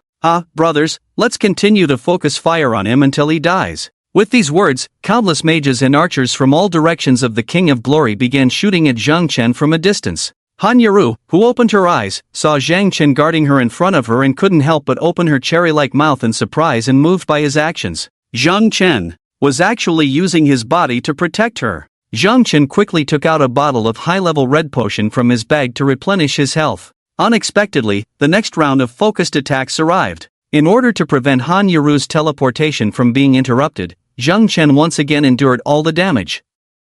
This time, his full health bar was directly emptied. "Zhang Chen!" Han Yaru cried out. As the progress bar above her head completed, she immediately turned into a beam of white light and disappeared in the city of the undead. "Ding, you have been attacked by the player, King of Glory's armor-piercing arrow, losing 235 health points. You have died." With his health bar emptied, Zhang Chen, who seemed almost invincible in the eyes of the King of Glory and the bystander players around him, turned into a beam of white light and dissipated. At the moment when Zhang Chen was killed instantly, the viewers in various live streaming rooms were shocked by the scene that had just unfolded on the field. "Hang up! What's going on? One Promised City's big shot got killed? Isn't he invincible? Domain of the gods, invincible my foot, he's just a person, not a god. How could he really take on 1v1000? It's just that the idiots from the King of Glory were scared before. It was just a psychological effect. They didn't dare to act. If they really did, One Promised City would have died long ago. Little cutie, what's wrong? Didn't you see it? One Promised City was clearly protecting that girl named Yaru. Otherwise, how could he have been killed? Dock away. Yeah, I really envy that sister from earlier. Inuwa Qingqing sacrificed himself to protect her. Invincible felt so lonely. My undefeated god has fallen. Seeing Inuwa Qingqing, who was almost invincible before, being easily killed at this moment, even the King of Glory who delivered the final blow couldn't believe it. He's down just like that. After a moment of shock, King of Glory couldn't help but burst into laughter. What did I say? That guy is human, not a god. We have so many people in our king's world, how could we not defeat him alone? As the one who landed the final blow, King of Glory couldn't stop laughing. I didn't expect the final blow to be mine. Save me 1,000 gold coins. At this moment, King of Glory's companion, King's Return, said excitedly, Captain, Inuwa Qingqing had valuable equipment on him, even one piece dropped is priceless. Reminded by King's Return, King of Glory suddenly realized, damn, I almost forgot. Saying that, King of Glory immediately ran to where Zhang Chen had just died and disappeared, looking at the scattered silver coins, a dozen enhancement stones, and some potions on the ground, couldn't help but spit. Nothing exploded. How can this guy have such good luck? Although a bit regretful, King of Glory felt excited again. Well, killing him once is enough, it will dampen his spirit. Let's see how this brat will act so arrogantly in our king's world in the future. With that, King of Glory took the opportunity to shout in the 886 area chat channel. Inuwa Chingcheng, thought you were invincible? How come you ended up in my hands today? Ha, thought you were so awesome, but you're nothing. Killing you so easily, it's boring. Hope you have a chance to resurrect and hear what I'm saying. Inuwa Chingcheng. Remember this, today is the first time, from now on, every time I see you, I'll kill you. Without a chance to resurrect, you better hide in the safe zone, got it? Your good days are over. As King of Glory's messages appeared in the area chat channel, countless players in the 886 area who had just watched the live broadcast or were present directly felt indignant for Inuwa Chingcheng, but afraid of retaliation from King's World, players dared not speak out in the area, only whispering in private. Player A, sending a whole team of 1,000 people to besiege Inuwa Chingcheng, how shameless.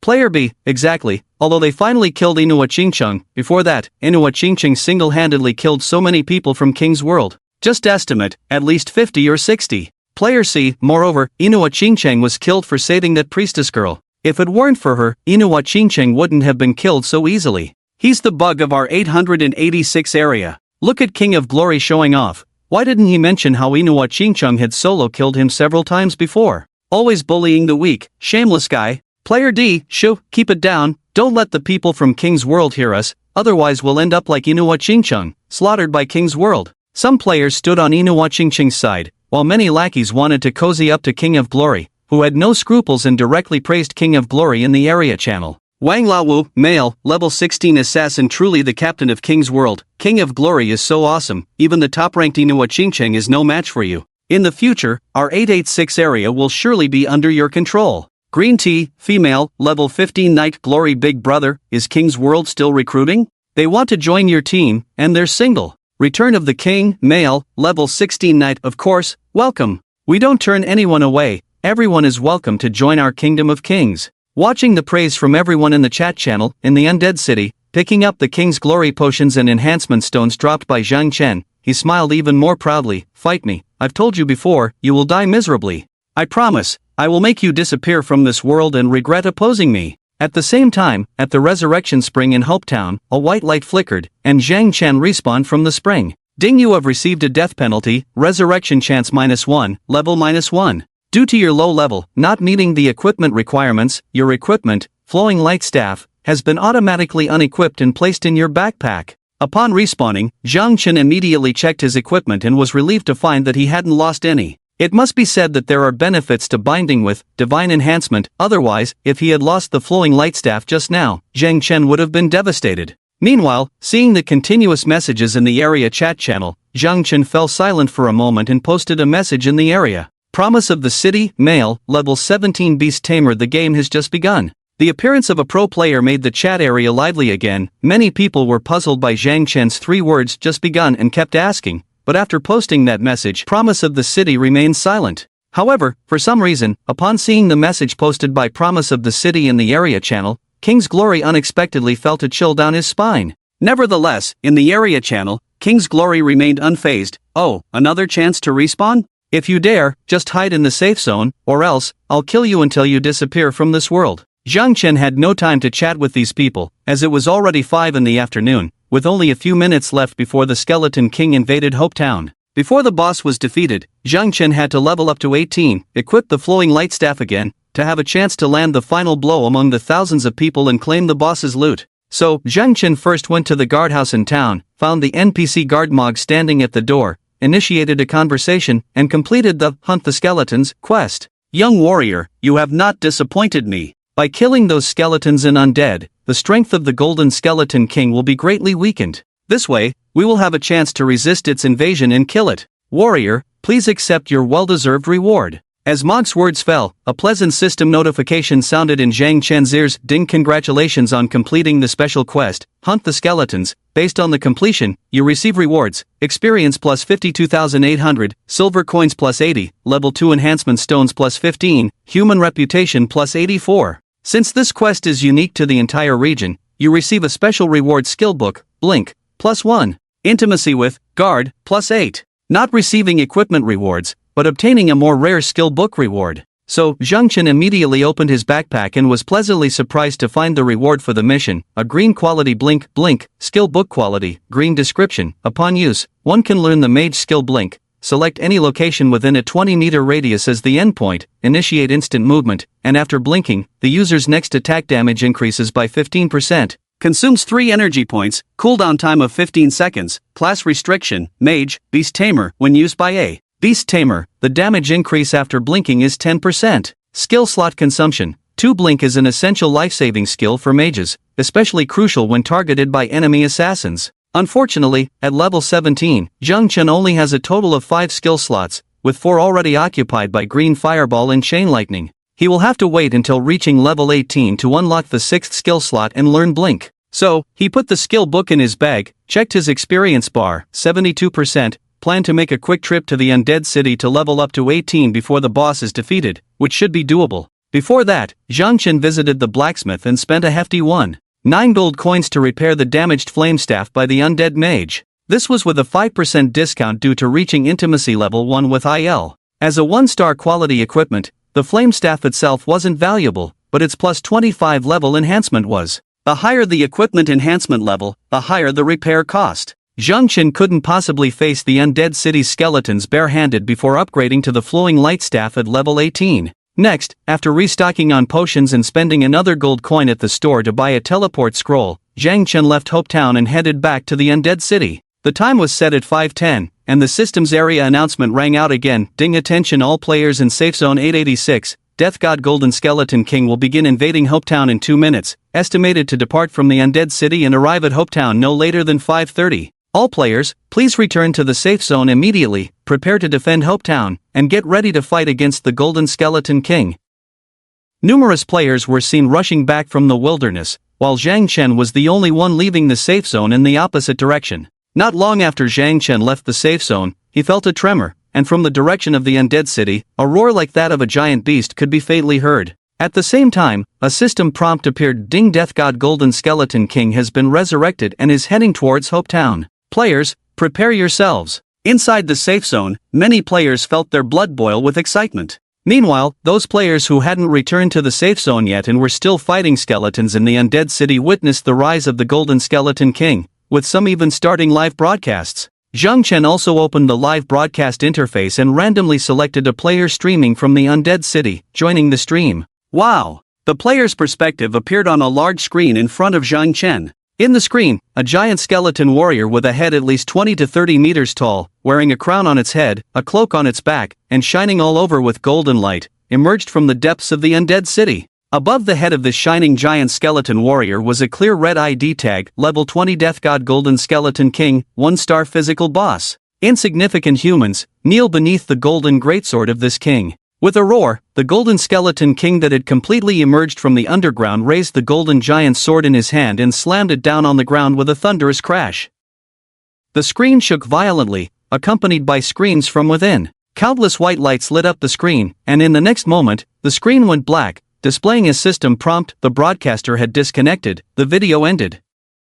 In the safety zone, numerous players watching the livestream were left dumbfounded. Player A, damn, this Skeleton King is huge, like freaking Godzilla. Player B, did you see how many people he took out with that one sword strike? It's terrifying. Who can withstand that? Player C, even if we can't withstand it, we have to try. They say if we can't resist, everyone in the safety zone will die. It's coming, oh god, I'm so scared. Player D, everyone, stay calm. We must unite and quickly strategize before the boss reaches us. Knights and warriors, move forward to block. Don't let the boss enter the safety zone. Mages and archers, stay back and attack. While everyone in the 886 safety zone was fervently discussing how to confront the boss, Zhang Chen, who was on his way to the Undead City, encountered the Golden Skeleton King approaching from the Undead City towards Hope Town. Boom! Boom! Every step the Golden Skeleton King took felt like an earthquake, sparks and lightning trailing behind the giant golden sword. All players attempting to stop it were either slashed into white light or crushed underfoot by the Golden Skeleton King. Zhang Chen halted, exclaiming, damn, still as fierce as ever. So, Zhang Chen bypassed the Golden Skeleton King and headed straight to the Undead City. At this moment, the vast undead city was deserted, except for those who had died and respawned. All other players had returned to the safety zone. The most dangerous place is sometimes the safest. The players vying for dominance probably never expected Zhang Chen to return to the undead city for leveling up. Even if they knew, at this moment, they had no time to deal with Zhang Chen. In the world of kings, they were surely trying to land the final blow on the boss. Just as Zhang Chen stepped into the undead city, a zone announcement sounded. Ding, the death god, Golden Skeleton King, has begun invading the safety zone. From now on, the protection system in the 886 safety zone is lifted, allowing player versus player combat in death. Monsters can enter, and until 10 o'clock tonight, all players within 1 kilometer of Hopetown will receive special protection from the system. Death within the protected area will not consume a revival chance, items will not be dropped, only 10% of the current level's experience will be lost. The red name system is suspended.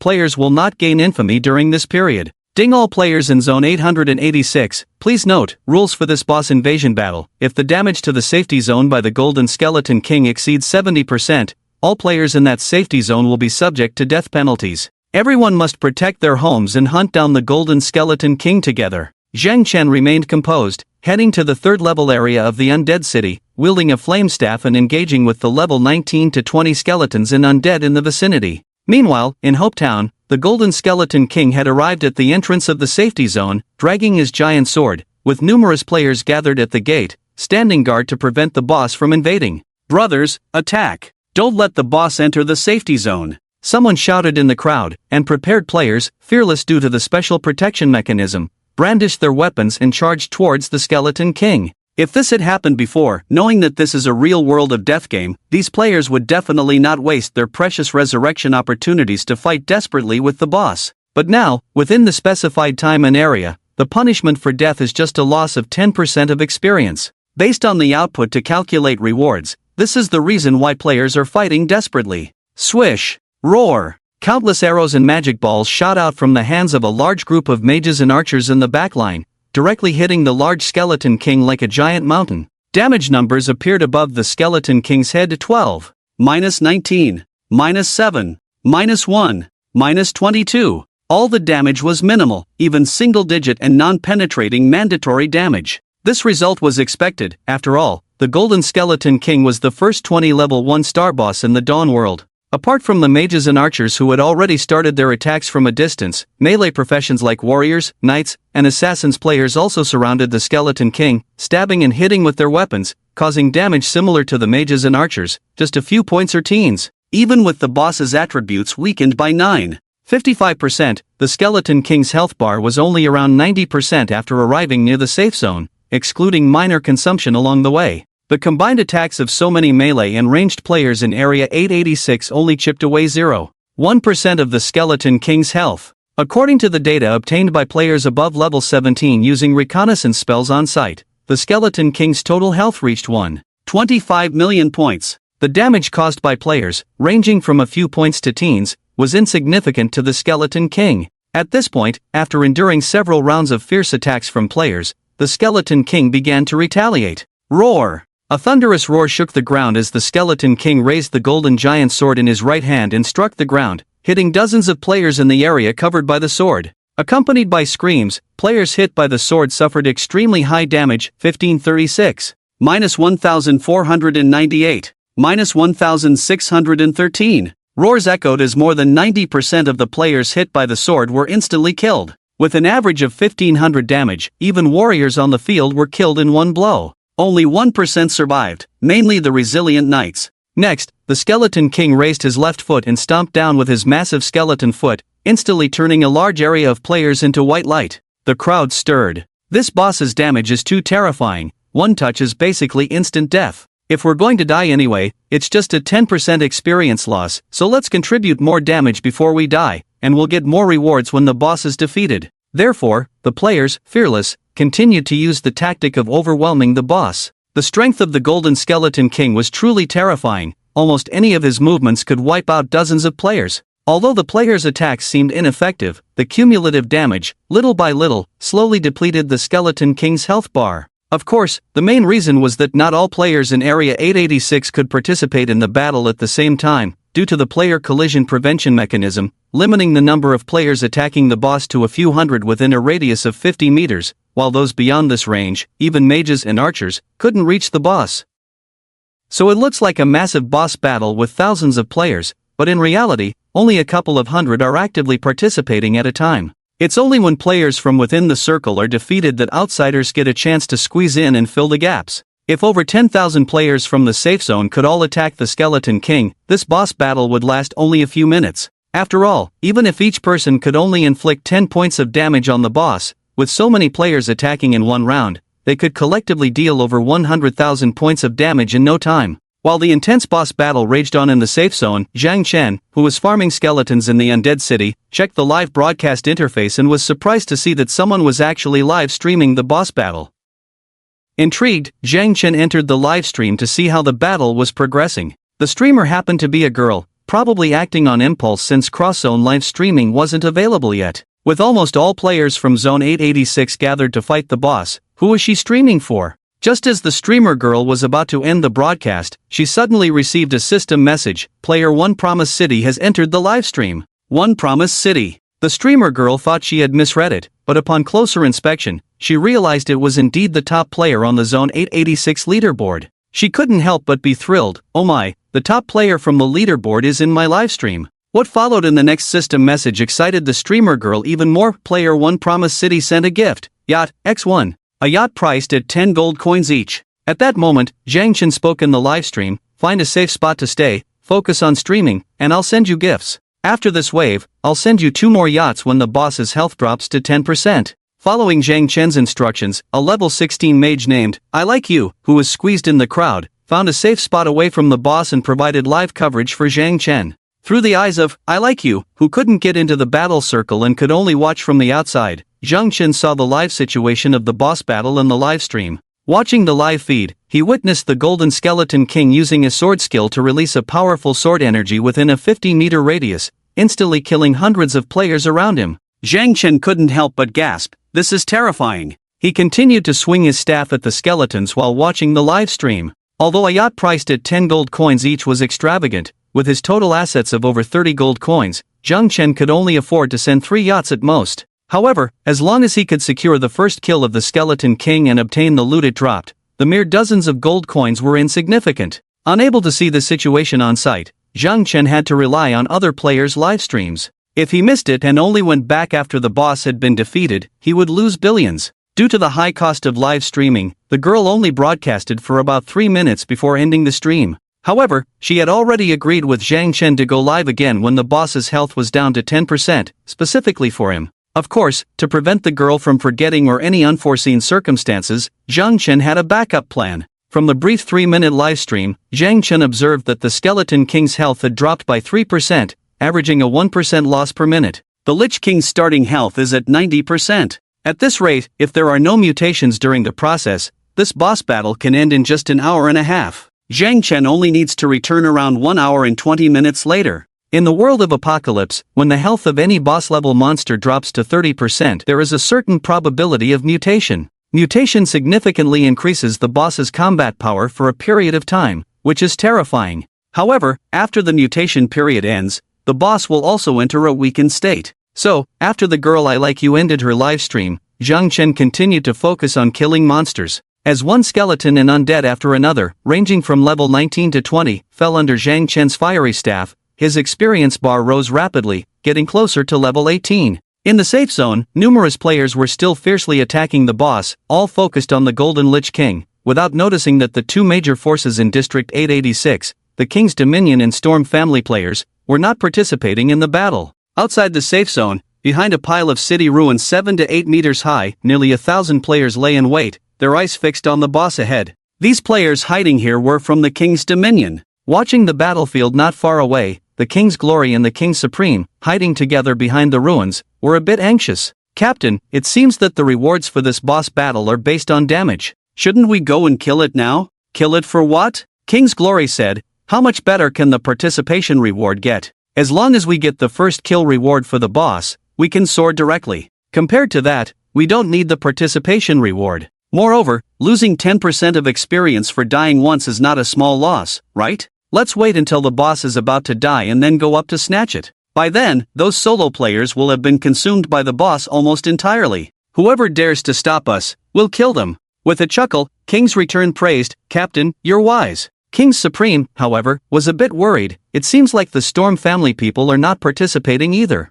Won't they have the same idea as us, waiting to snatch the boss when it's about to die? Who cares? King's Glory dismissed. I've already figured out the Storm family's details. What can a mere 400-person trash team do against our 1,000-person team, the King's Dominion? Last time in the Goblin Forest, we suffered losses due to equipment, letting them crush us with Labor's god-tier weapon, plus the help of one promise. Now, the equipment gap between us is not that big, and one promise has been killed by us once, so they're out. This time, as long as they dare to come out and snatch the boss, I'll make sure they regret it. It's time to avenge the last battle in the Goblin Forest. On the other side, behind another pile of ruins, indeed, the Storm family players were also hiding. Captain, haven't seen the King's Dominion people. They're probably hiding somewhere too, waiting to snatch the boss. As the level 17 warrior Storm Dragon King finished speaking, the Storm Angel gazed at the nearby Lich King and said, "Regardless, we must grab the first kill reward and loot from the boss. It must not fall into the hands of the King's Dominion, otherwise, in the future, there will be no place for our Storm family in District 886.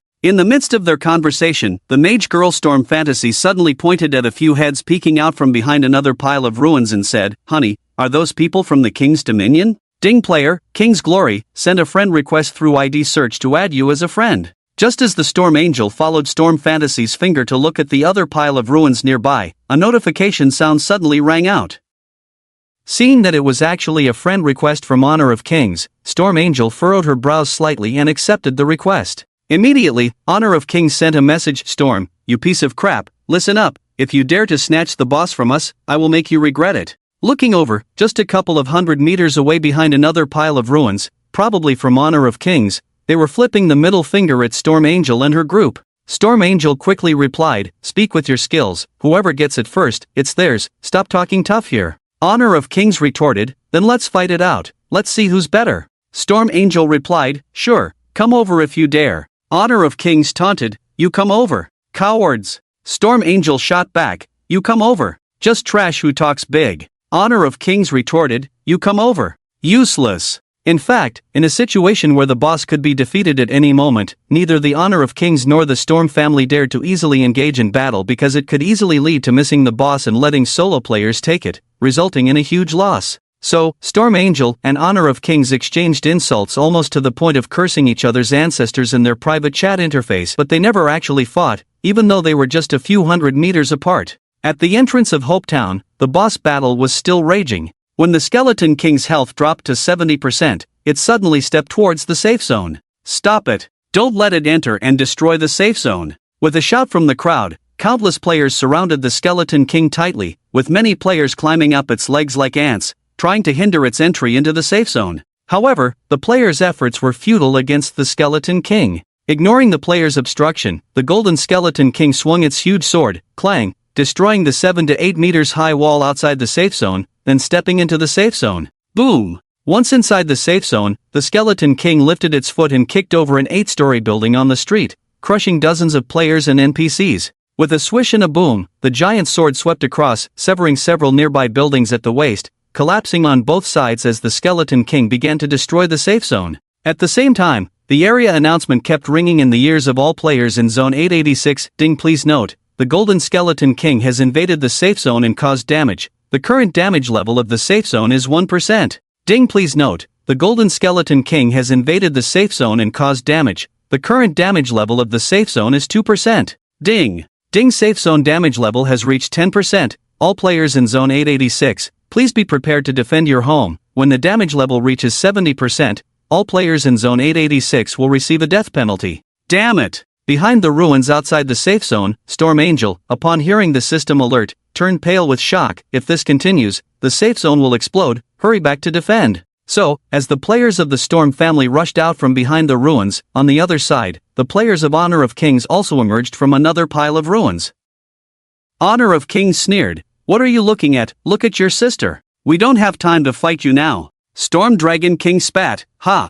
Once we take down the boss, watch me crush you trash from Honor of Kings." Honor of Kings retorted, "The boss belongs to us, the trash from the Storm family can keep dreaming." Ding's safe zone damage level has reached 15%. The system alert sounded once again. The two major teams, Honor of Kings and the Storm family, with thousands of players, hurriedly ran towards the safe zone as if flying. It has been proven that the average strength of players from the two major teams is indeed stronger than those solo players. As the players from the King's World and Storm family joined the battle, the boss's movements were greatly restricted. Under the attacks of the two major teams and numerous solo players, the boss gradually retreated from the safety zone. Following that, the battle proceeded smoothly for an hour. The Skeleton King's health had dropped to 29%, passing the mutation phase without triggering it. Then, the health dropped to 15%, 14%. At that moment, the players from the King's World revealed their true colors, actually starting to slaughter the surrounding solo players. Clang! Several solo players who were fully engaged in fighting the boss were killed by the King's World players without any defense, turning into white light and disappearing. Panic spread among the crowd. Among the solo players, a level 16 warrior wielding a long sword incredulously watched as the King Supreme stabbed another solo player to death. King's World, what do you mean by this? What do we mean? We're sending you to meet your maker. Before the words had even settled, the King Supreme swiftly rushed over and killed the wounded warrior with a few slashes. At that moment, the King's Glory shouted, "Anyone who doesn't want to die, get lost. Boss, we, the King's World, claim it." Why? We fought the boss together, why should we give it to you? Why? Because of strength. With that, King's Glory drew the bow and, with the help of teammates, shot down the magician player who had just spoken. Due to the system's protection, the red name system was temporarily suspended. King's Glory, who had killed several players in a row, still had a white ID above their head. They continued to draw the bow and engage in a frenzy of shooting at the surrounding solo players, with numerous white lights flashing on the field, screams echoing continuously. Under the rampant slaughter by the King's World players and the harassment of the Golden Skeleton King boss, the solo players gradually gave up resistance and scattered to escape.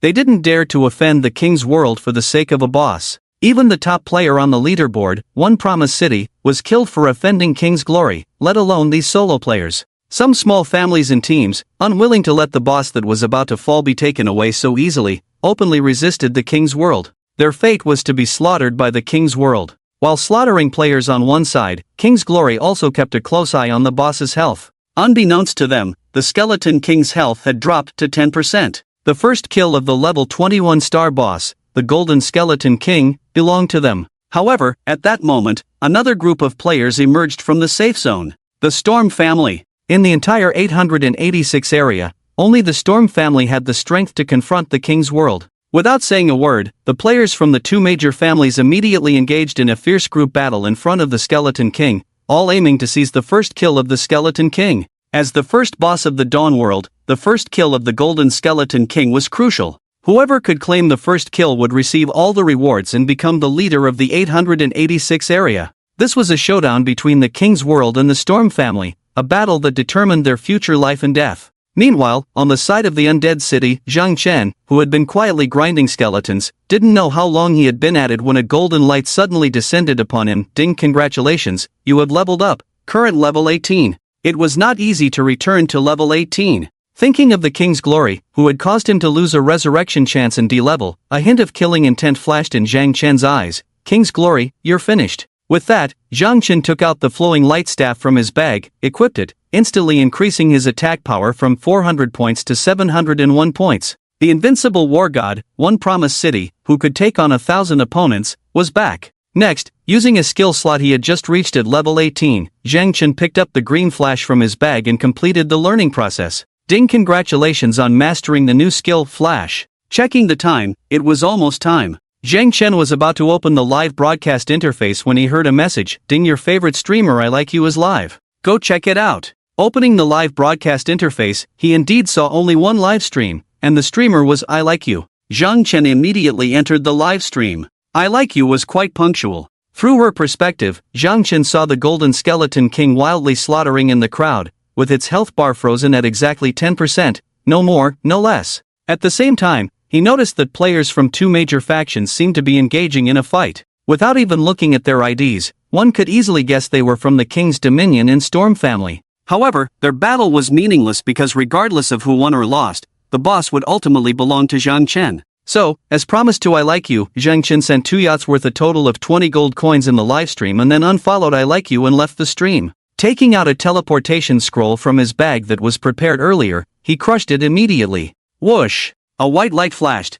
and Zhang Chen disappeared in the undead city. In the blink of an eye, he reappeared in Hopetown. Holding the flowing light staff, Zhang Chen checked his ID and headed towards the village entrance. At this moment, the largest exit of Hopetown was already crowded with players, facing the Golden Skeleton King with only a sliver of health left on its health bar. However, all those players could only watch from a distance in the safety zone and dared not engage the boss. Various complaints and dissatisfaction could be heard from the crowd. Player A, the people from the King's Dominion are so shameless. They were nowhere to be seen when we were fighting the boss, and now they come out when the boss is about to die, wanting to claim it all for themselves and not letting us have a chance. Player B, where did the Storm family go? It's all for their own benefit, this is human nature. Player C, but their power is immense, and we are not their match. I hope they end up hurting each other, leaving the boss for us to take advantage of. Amidst the discussions, a sudden shout came from the crowd. Yinuo Qingxing is here. As soon as the words fell, players turned their heads and indeed saw a man with the title Level 18 Beastmaster Yinuo Qingxing, holding a silver glowing staff,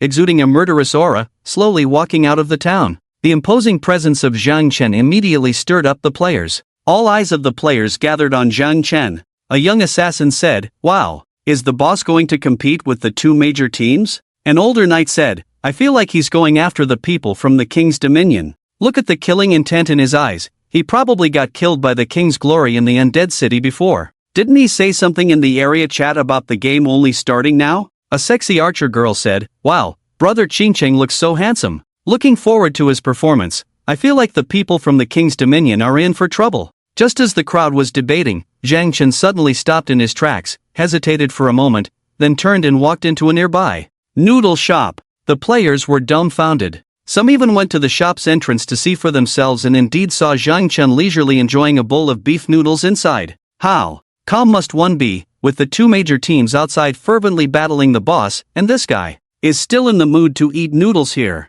Having effortlessly finished his beef noodles, Zhang Chen patted his belly, let out a satisfied burp, and declared, "I'm full. Let's get to work." With that, he left the noodle shop, gazed towards the village entrance, and noticed that the boss's health bar was at 5%. Amid the curious gazes of the scattered players around, Zhang Chen once again wielded his flowing light staff and headed outside. Witnessing the extraordinary strategist in action, the surrounding players dared not speak or question, simply silently making way for him. At this moment, the battle outside had escalated into a fierce stage, where the Storm Angels no longer held the significant advantage they once did over the players of King's Dominion. The Storm Clan players were on the verge of being wiped out, as the King's Dominion players dominated the battlefield, with the Golden Skull King seemingly within their grasp. Suddenly, a man in black robes, holding a staff, calmly emerged from the safe zone. "Inuwa Qingcheng." A King's Dominion player noticed Zhang Chen approaching and exclaimed, "Captain, Inuwa Qingcheng is here to steal the boss." "Steal the boss?"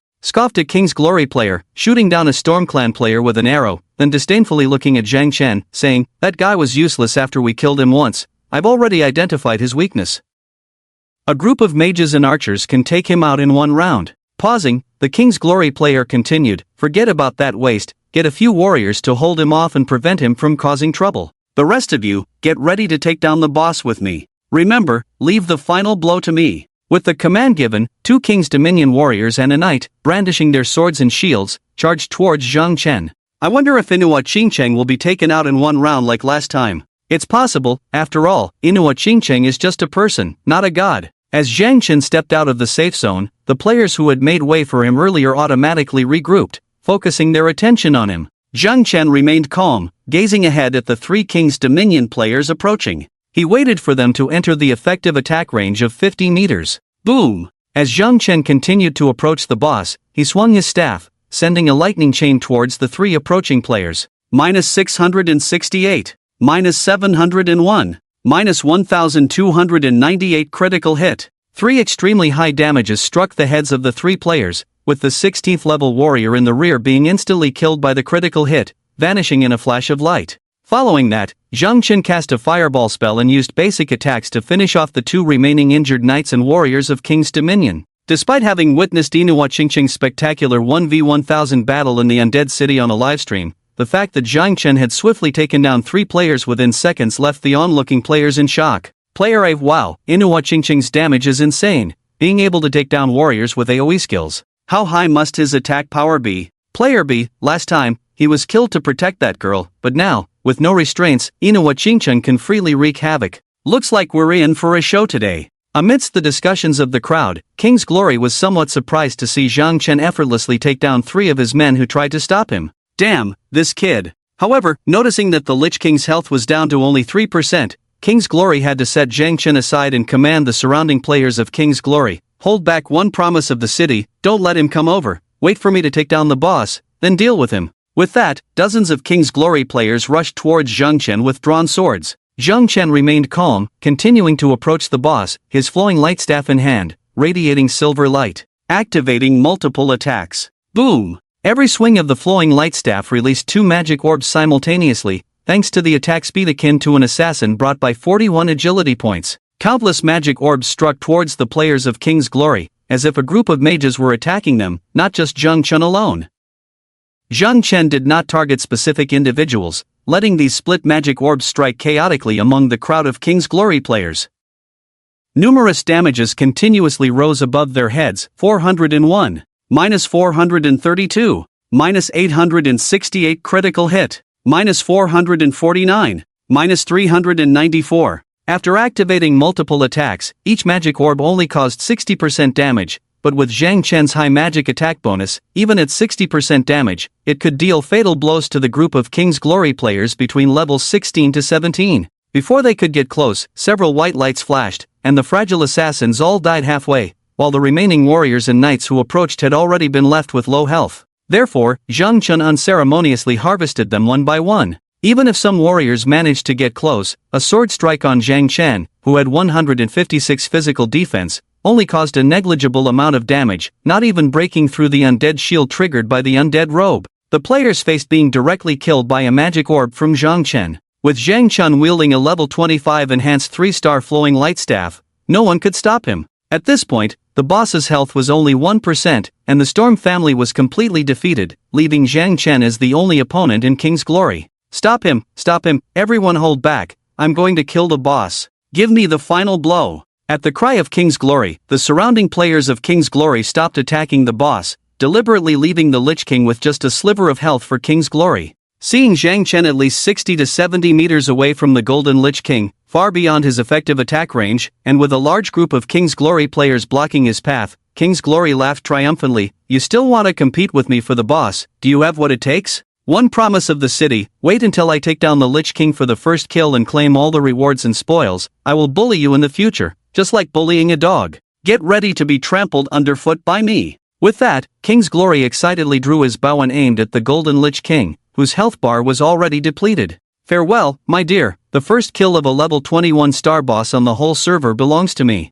As King's Glory's fire arrow was about to fly out, suddenly a scorching fireball leaped over his head, landing on the Lich King's body before his arrow could reach, displaying a blood-red damage number above its head: 861. The last sliver of health on the Lich King's head was completely wiped out, while King's Glory's fire arrow was deemed invalid as it arrived a step too late on the already deceased Lich King. How could I die at the hands of you ants? This town will eventually fall under General Locke's domain. Roar! With a deafening roar, the colossal body of the Skeleton King crashed to the ground. Even in death, as it fell, it crushed dozens of top players in the area. Simultaneously, countless golden lights showered from all directions, granting all players who had encountered the boss in this battle the experience of a level 20, 1-star Golden Skeleton King. Leveling up was guaranteed, and some players with high damage contributions even gained 2 levels. Above Zhang Chen's head, 3 consecutive golden lights descended. Ding! Congratulations on landing the final blow on the level 20, 1-star Death God, Golden Skeleton King, gaining final blow experience plus 600,000, prestige plus 2,400. Ding! Congratulations on reaching level 19. Ding! Congratulations on reaching level 20. Ding! Congratulations on reaching level 21, next level requires 350,000 experience points. Ding! Congratulations on achieving the server first kill of the Golden Skeleton King. The system will broadcast a server-wide announcement. Please choose to reveal/hide your ID. Server-wide announcement. Ding! Congratulations to player from the 886th safe zone of the 8th major area for achieving the server first kill of the Death God, Golden Skeleton King. completing the boss first kill achievement. Rewards include level +1, gold coins +100, prestige +12,000, 5-star treasure chest +1, revival chance +1. Server-wide announcement, ding. Server-wide announcement, ding. Server-wide announcement, ding. Congratulations to the 886th safe zone of the 8th major area for becoming the first safe zone to kill the Golden Skeleton King. All players in the 886th area of the 8th major area receive rewards of level +1, gold coins +3, prestige +1000, 2-star treasure chest +1, revival chance +1. Server-wide announcement, ding. Cross-server chat function is temporarily open. This session will last for 1 hour. You can speak in the cross-server channel by spending a certain amount of money. And this cross-server chat will hide all player identities and level information. With several consecutive server-wide announcements, the newly opened cross-server chat channel was instantly flooded with numerous messages. Tremble, little kids, player from the 250th zone of the 4th major area. Damn. Is the 8th major area that awesome? It's only 7 o'clock now, and you've already taken down the boss in just an hour? Are you cheating? Why does our zone's boss still have 50% health? Damn it all. Player from the 886th zone of the 6th major area. Damn it all. It got me all fired up. Turns out it's the 886th zone of the 8th major area, not my 886th zone of the 6th major area. Got excited for nothing. Damn, love of the city, player from the 999th zone of the 25th major area. Wow, the rewards for the first kill are amazing. Everyone in the safe zone gets a level up, plus 3 gold coins. Wow, envy, jealousy, hate, I want it too. Assassin, player from the 364th zone of the 18th major area. The guy who got the first kill is making a fortune, 100 gold coins, and a 5-star treasure chest. This time he really hit the jackpot, these rewards, straight up skyrocketing. Hellish Azura, player from the 1st zone of the 1st major area. Damn. Just a step too slow, we almost had the first kill reward. I love Benshi, player from the 89th zone of the 1st major area. The guy above sounds like he's for real, just a step away? I'm not buying it. Server-wide announcement. Ding. Congratulations to the first safe zone of the 1st major area for becoming the 2nd safe zone to kill the Golden Skeleton King. All players in the 1st zone of the 1st major area receive rewards of current level experience plus 80%, gold coins plus 2, prestige plus 800, 2-star treasure chest plus 1, revival chance plus 1. Upon hearing the system announcement, Zhang Chen sighed, thank goodness, we almost had the first kill taken from us. Sure thing, here is the translated text. Indeed, there are always people beyond people, and realms beyond realms. Zhang Chen swiftly accepted the mission and pushed the progress of the hunting of the skeletons task to 955 points. Unexpectedly, someone else had already taken down the boss a step ahead. Zhang Chen was content. He claimed the first server kill of the boss, and besides the abundant experience reward from the level 20, 1-star boss that directly boosted him by 3 levels, personal achievement rewards and regional bonuses further elevated him by 2 levels. Thus, Zhang Chen's level skyrocketed from 18 to 23 in an instant, a leap of 5 levels. However, the system announcement left the players of the King's Glory game dumbfounded. This turn of events was beyond anyone's imagination. They had thought the boss was theirs for sure, only to have it snatched away by the stunning beauty, Yinnekingshang. But how did he manage to steal the boss? Amidst the shock, the players of King's Glory turned around to see that Yinnekingshang had somehow covered the distance from 60 to 70 meters away to within 50 meters of the Skeleton King. How was this possible? How could he move with such incredible speed, breaking through the blockade of so many players of King's Glory and instantly reaching that position? Soon, King's Glory figured out the answer. He must have used Flash. It had to be said, King's Glory guessed right. Seeing the prize so close only to be snatched by someone else, especially by the one he despised the most, Yinnekingshang, King's Glory was on the verge of exploding with rage. Damn you, Yinnekingshang. Daring to steal my boss, you're asking for death. Zhang Chen shrugged it off. Oh, is it your boss? Damn it. Furious, King's Glory immediately ordered, everyone, attack. Let him have the final blow on the boss, but all the loot belongs to me. Don't let him get close to the loot. With that, as the players of King's Glory rushed towards Zhang Chen, King's Glory hurried towards the corpse of the Golden Skeleton King. Beside the Skeleton King's corpse, countless gold coins, equipment, enhancement stones, treasure chests, and skill books piled up like a mountain. It was evident that each item was a priceless treasure. This was the most valuable loot from the Skeleton King boss. In comparison, the first kill achievement was insignificant. As long as he obtained these spoils, King's Glory could still rise as usual.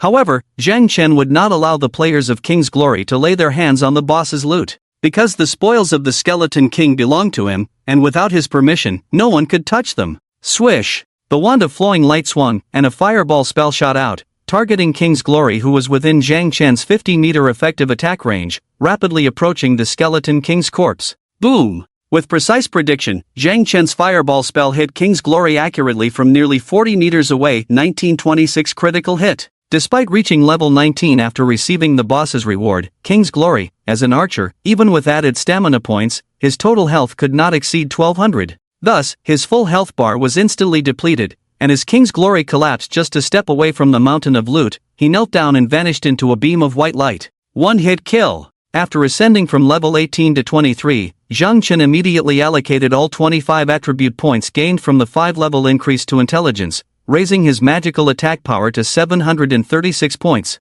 Coupled with the advanced severe injury talent of the Silver Bone Ring, which increased damage output by 145%, and the critical hit fireball spell, it was a force that King's Glory could not withstand. Ding, you have killed the player, King of Glory. The opponent is whitelisted. Due to the system's protection phase, you did not gain any sin value. As Zhang Chen cast a fireball spell to instantly kill the King of Glory, players from all directions, under the command of the two vice-captains, King's Return and King Supreme, launched an attack on Zhang Chen. While ordering their subordinates to hold Zhang Chen back, King's Return and King Supreme ran towards the boss. At this moment, Zhang Chen's focus was not on these players of the King's world. Revenge could come later. Right now, his focus was on the loot from the Skeleton King. Boom! A lightning chain struck down, severely injuring 3 approaching players from the King's world, then triggering multiple attacks with basic attacks, killing them. Just as the 15-second cooldown for Flash was completed, Zhang Chen immediately used it to disappear from his original position,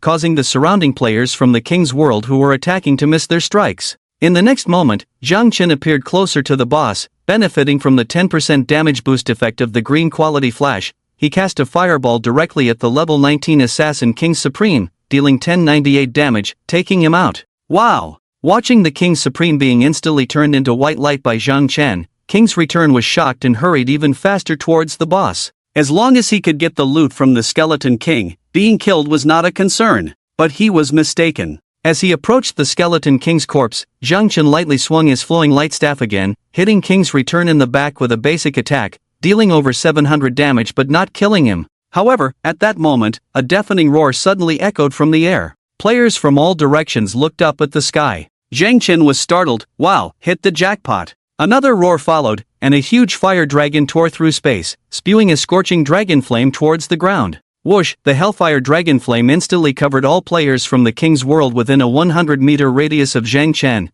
causing each of them to suffer a whopping 1154 points of white true damage on their heads under the scorching flames. Within the area covered by the Hellfire Dragon Flame, over 40%, at least hundreds of mages, archers, and priests from the King's world were instantly turned into white light, while the rest barely survived with a trace of health, unable to withstand the 271 points of unremovable burning damage per second brought by the Hellfire Dragon Flame. In an instant, the remaining 60% of archers, warriors, knights, including King's Return who was just a step away from the loot, were all burned to death by the Dragon Flame. Ding, you have killed the player, King's Canyon, sin value +0. Ding, you have killed the player, King's Warlord, sin value +0. Ding, you have killed the player, King's Run, sin value +0. In the blink of an eye, within 100 meters radius around Zhang Chen, not a blade of grass remained, yet his ID above remained white. Outside the engulfing range of the Hellfire Dragon Flame, the surviving players around were all dumbfounded. The crowd exploded. Player A, so the dragon flame I saw on the map of a high school when farming octopuses was triggered by a love so beautiful. Player B, this damage is insane, these group effects, it's like wiping out the heavens, the earth, and the air. This magic scroll must cost at least a few hundred gold coins. How can he afford it? Player C, how do you know it's a scroll? Couldn't it be a skill he possesses? Player D, I refuse to believe it, such a powerful AoE skill, how could it be a player's innate ability? It must be an advanced magic scroll. As the surrounding onlookers were in a heated discussion, Zhang Chen took the opportunity of the nearby area being cleared of enemies to swiftly dash towards the corpse of the Skeleton King. He reached out and touched the countless spoils piled up like a mountain, only to hear a series of pleasant system notification sounds ringing in his ears. Ding, congratulations, you have obtained 15 gold coins. Ding, congratulations, you have obtained a 3-star treasure chest, +1. Ding, congratulations, you have obtained 21 gold coins. Ding, congratulations, you have obtained a skill book, Undead Storm, +1. Ding, congratulations, you have obtained equipment, Golden Bow of the Undead, +1. Ding. At least a dozen notifications entered his ears. By the time Zhang Chen picked up all the spoils, players from all directions, including the King of Kings, had already approached. Even the King of Glory, who had been killed by Zhang Chen before, rushed back from the resurrection spring in the safe zone. Because it was still within the system's protection period, as long as one died within 1 kilometer of the safe zone, it would not consume a resurrection opportunity, and only 10% of experience would be lost upon death. The King of Glory who returned after dying once still remained at level 19. Seeing that Zhang Chen had picked up everything next to the skeleton king's corpse, the King of Glory's face turned pale with anger. Damn it, one promise, I advise you to spit out all the loot from the boss. Otherwise, you're dead. Zhang Chen calmly stood up, turned to the furious King of Glory, and casually said, what's the point of asking me to hand it over? If you have the ability, kill me and loot it yourself. Zhang Chen's provocation completely angered the King of Glory. Even in the system's protection phase, the safe zone cannot protect you. Today, I will kill you back to level 0. Zhang Chen held the shimmering silver flowing light staff and said, come kill me, I'll give you one last chance. Today, unless I kill you back to level 0 and loot all the equipment on you, I won't share the same surname as you. Brothers, attack! With a command, countless players from the King of Kings rushed towards Zhang Chen. With a light lift of the flowing light staff, under the lightning chain attack, the 3 assassins who were at the forefront were instantly killed. At that moment, a violent dragon roar pierced through the air from the floating sky. Hellfire Dragon. Whoosh! After a wave of Hellfire Dragon, hundreds of players from the King of Kings within 100 meters of Zhang Chen were once again all killed. Following the players who rushed forward one after another, Zhang Chen continued to wield his staff like a mobile turret. Boom! Boom! Boom! Whoosh! Whoosh! Whoosh! Under the bombardment of the double magic spheres triggered by multiple attacks, the players from all directions of the King of Kings hardly had a chance to approach Zhang Chen and fell one after another about 20 to 30 meters away from him. Because of the distance, even the mage archers who attempted to launch a concentrated fire attack from 40 to 50 meters away found it extremely difficult to hit Zhang Chen. In the world of the apocalypse, the farther the distance, the lower the hit rate for ranged professions. Relying on his 41 points of agility, Zhang Chen easily dodged the attacks of the mage archers by making slight movements, making it impossible for a situation like the previous round of concentrated fire killing in the undead city to occur. Seeing that even the concentrated fire of the mage archers was ineffective this time, the King of Glory, who was watching from 50 meters away from Zhang Chen, swallowed deeply and said incredulously, this guy, why did he suddenly become so fierce? Why does it feel like he's different from when he was in the undead city before? Isn't this the same person? The King of Supremacy, with the same doubts as the King of Glory, said, Captain, have you noticed too? This one promise, I even feel like he let us kill him on purpose back in the undead city this afternoon? The King of Kings, with an incredulous expression, said, this positioning, this maneuver. I refuse to believe he wasn't aware this afternoon. Could it be that this afternoon, he was truly killed just to protect that girl? After a moment of silence, the King of Glory suddenly realized, within a 1 kilometer radius near the safe zone, there is a protective phase. Killing won't give you a red name. Damn, this kid is really intentional. He was afraid of getting a red name this afternoon, so he deliberately showed weakness to let us kill him. Did he already know that when the boss invades the safe zone, the system will activate protection? Just as the King of Glory was pondering, Zhang Chen suddenly appeared from about 60 to 70 meters away, using a flash to move within 50 meters of the King of Glory, shouting, I told you, the game has only just begun. Before he could react, a fireball spell struck the King of Glory, who was instantly killed. Damn it! With a flash of white light, the King of Glory disappeared into the crowd. Even surrounded by numerous players of the King of Kings, they couldn't protect him. Meanwhile, Zhang Chen's mouth curled into a smile. The King of Glory was right, Zhang Chen had indeed planned it all. This afternoon in the city of the undead, Zhang Chen didn't want to go all out in case he got a red name. If he were killed, the loss would be too much for him to bear. So, he used the excuse of protecting Han Yuro to give the King of Kings an easy opportunity to kill him. As a reborn person from 8 years in the future, Zhang Chen knew that when the boss invasion battle started, all safe zones would activate system protection, during which players wouldn't get a red name for killing. Therefore, what Zhang Chen was showing now was his true strength without holding back. Under Zhang Chen's frenzy of killing, the number of deaths among the King of Kings players increased sharply. Countless white lights kept flashing around, igniting the passion of the onlooker players in the distance. Player A, One Promise City is awesome. Player B, a true 1v1000, I wish I could livestream this game now. Does the game support cross-region live streaming? Soon after, a large number of players poured out of the safe zone, and players from the Storm family also joined the battle. Brothers, kill them! It's the system's protection phase now. Don't hesitate, let's kill the King of Kings players to 0 level. With the command of the Storm Angel, players from the Storm family immediately engaged in combat with the King of Kings players. For Zhang Chen, the addition of the Storm family players was like a divine assistance. The number 1 and number 2 players in the 886th district teamed up to launch a strong counterattack against the King of Kings 1,000-player team. The scene descended into chaos, with screams mixing with white lights, and the clash of swords and blades. Due to the system's protection, the death penalty was significantly reduced, and players from the King of Kings and the Storm family kept dying and resurrecting, continuously pouring into battle like an endless war, leaving the onlookers stunned. Onlooker A, who do you think will win this battle? Onlooker B, I bet a pack of spicy sticks on the King of Kings. After all, they have more people, over 1,000, while the Storm family and One Promise City together are less than half of them. Onlooker C, who cares who wins or loses, what's it got to do with us? Nothing's at stake, it's boring, I'm going out to grind monsters and level up after half an hour of battle. The average level of the King of Kings and Storm family players had dropped from 20 to 18.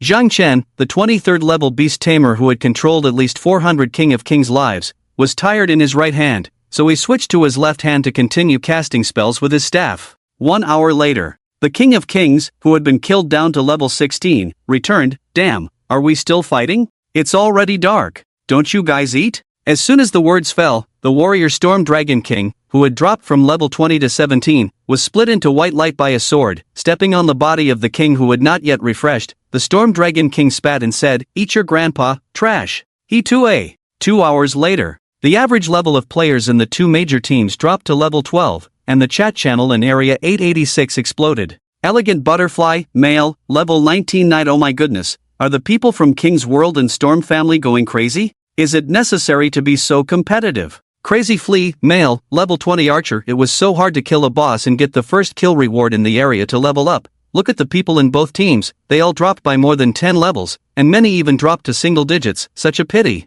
Flowing Stream on Small Bridge, female, level 18 mage. Did you notice that the people from King's World and Storm family have died at least dozens of times each, but only the handsome guy from One Promise City hasn't died even once? Supreme Starlight, male, level 19 beast tamer. Exactly, his damage output is too explosive, anyone from King's World who gets close to him dies. The number of heads taken by One Promise City is at least over 4 digits. Miss Cow, female, level 18 priest. Heavens, if there was no system protection, the consequences would be unimaginable. Crazy Flea, without system protection, would they dare to play like this? In the blink of an eye, it was already 9:30 in the evening, with only half an hour left until the end of the system's protection. At this time, Zhang Chen had already killed the King's Glory to the Resurrection Spring. Watching the King's Glory, who had just respawned from the spring, with his level dropped to 1, standing in front of the Resurrection Spring, Zhang Chen waved his staff lightly. Fireball spell. Boom! The freshly resurrected King's Glory died again. There were many players from King's World guarding around the Resurrection Spring. Their levels had all dropped to around 10,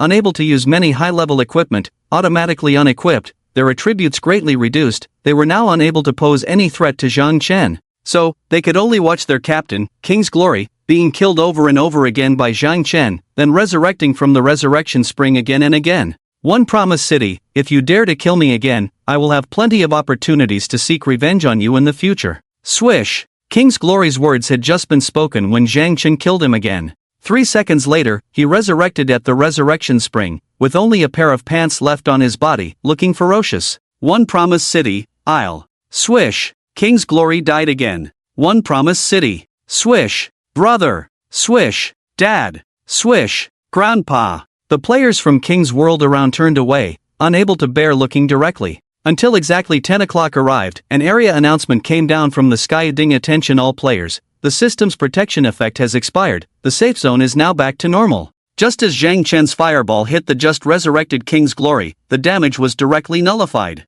Suddenly, King's Glory seemed to have regained his arrogance, swaggering out of the Resurrection Spring, standing in front of Zhang Chen with a big pair of pants, looking very arrogant as he said, "Come on, kill me again.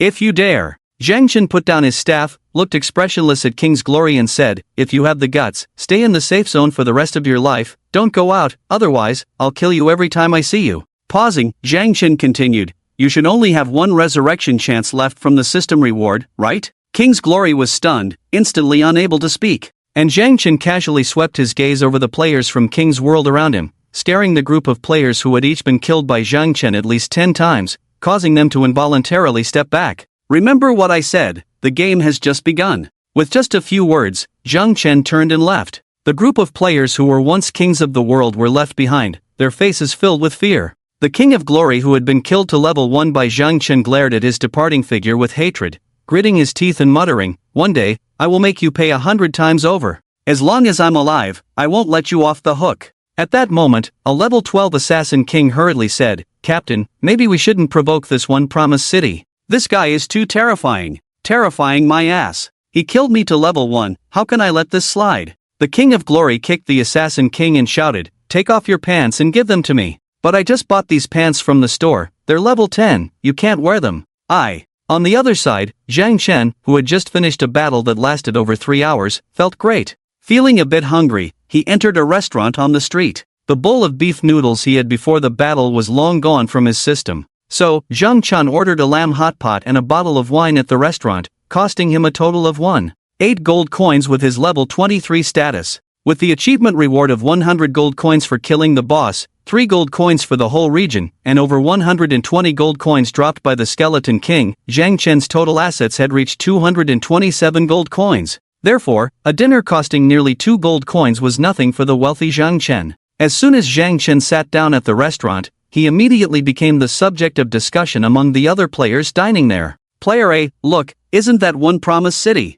He slaughtered the entire king of the world tonight, and even sent the King of Glory back to level 1. Player B, yeah, he's invincible, a true master, so amazing. He's the pride of our 886 district. Player C, but it seems like both Storm Family and King of the World suffered heavy losses tonight. Even the Storm Angel dropped to level 15, he was the second on the leaderboard. The average level of the two major teams has dropped to 12 or 13, it's terrifying. Player D, isn't this a good thing? It's good that the King of the World no longer bullies others with his power, let's see how they'll bully now. The discussions of these casual players around didn't bother Zhang Chen as he enjoyed his hot pot. While eating the lamb hot pot, Zhang Chen finally had the chance to check his earnings for the night. Opening his backpack, it was filled with items dropped by the Skeleton King and rewards from the system. Each item was invaluable. Zhang Chen counted them. 3 2-star treasure chests, 1 3-star treasure chest, and 1 5-star treasure chest. 3 skill books, 4 pieces of equipment, too lazy to count the enhancement stones, and 5 first-order energy crystals directly exploded.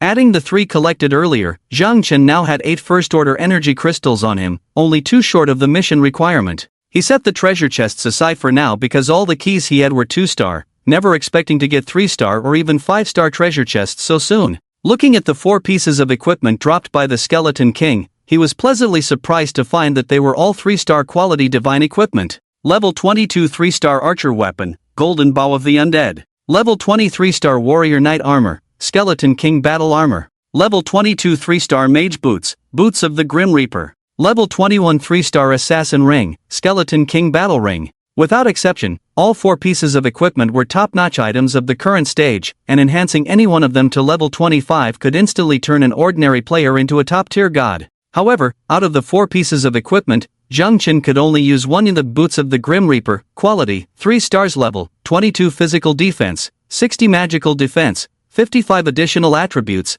agility plus 12 additional attributes, agility plus 10 class, mage, beast tamer description, the Grim Reaper's boots, imbued with the powerful consciousness of the god of death, the Golden Skeleton King. These boots bear the power of the Grim Reaper, offering the wearer the protection of death. Unidentified. With dual agility bonuses, they are considered top tier. Since speed has always been a weakness for mages, the 35 agility points brought by the flowing light staff have greatly enhanced Zhang Chen's maneuverability. It can be said that his ability to move freely among so many players in the King's World tonight is all thanks to these 35 agility points. These boots of the Grim Reaper, with their dual agility bonuses, once identified and further enhanced, could accumulate at least close to 100 points of agility. Looking at the level 4, 1-star cannibal insect boots on his feet, Zhang Chen couldn't help but sigh. These boots have arrived at just the right time. However, they cannot be strengthened or used while still unidentified, so Zhang Chen placed the boots of the Grim Reaper along with the other 3 pieces of equipment into his backpack.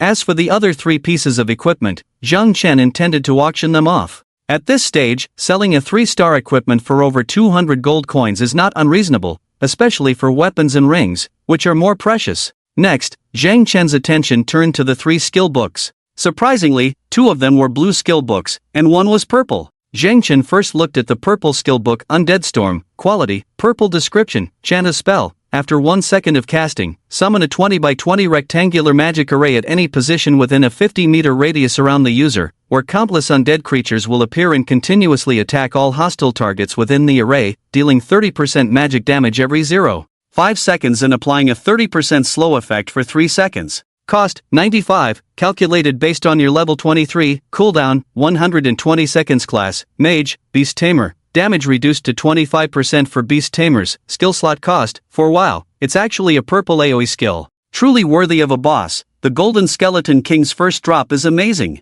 Zhang Chen was pleasantly surprised. AoE skills are already very rare in the Dawn world, and the purple quality Undead Storm can be considered a divine skill at the moment. Although he was eager to learn this skill that he could use, the purple skill required a high skill slot cost of 4, and currently, Zhang Chen only had 1 skill slot left. Moreover, Fireball, Chain Lightning, and Blink, these 3 skills, are all very effective in the early stages, so it's not very cost-effective to replace them with the Undead Storm, which has a long cooldown of 2 minutes. It's better to wait until level 30 to unlock all 4 skill slots. Therefore, Zhang Chen put the Undead Storm into his bag and then turned his attention to the other 2 blue skill books. These 2 books were not usable by him. One was the Knight's Undead Thrust, and the other was the Priest's Undead Healing.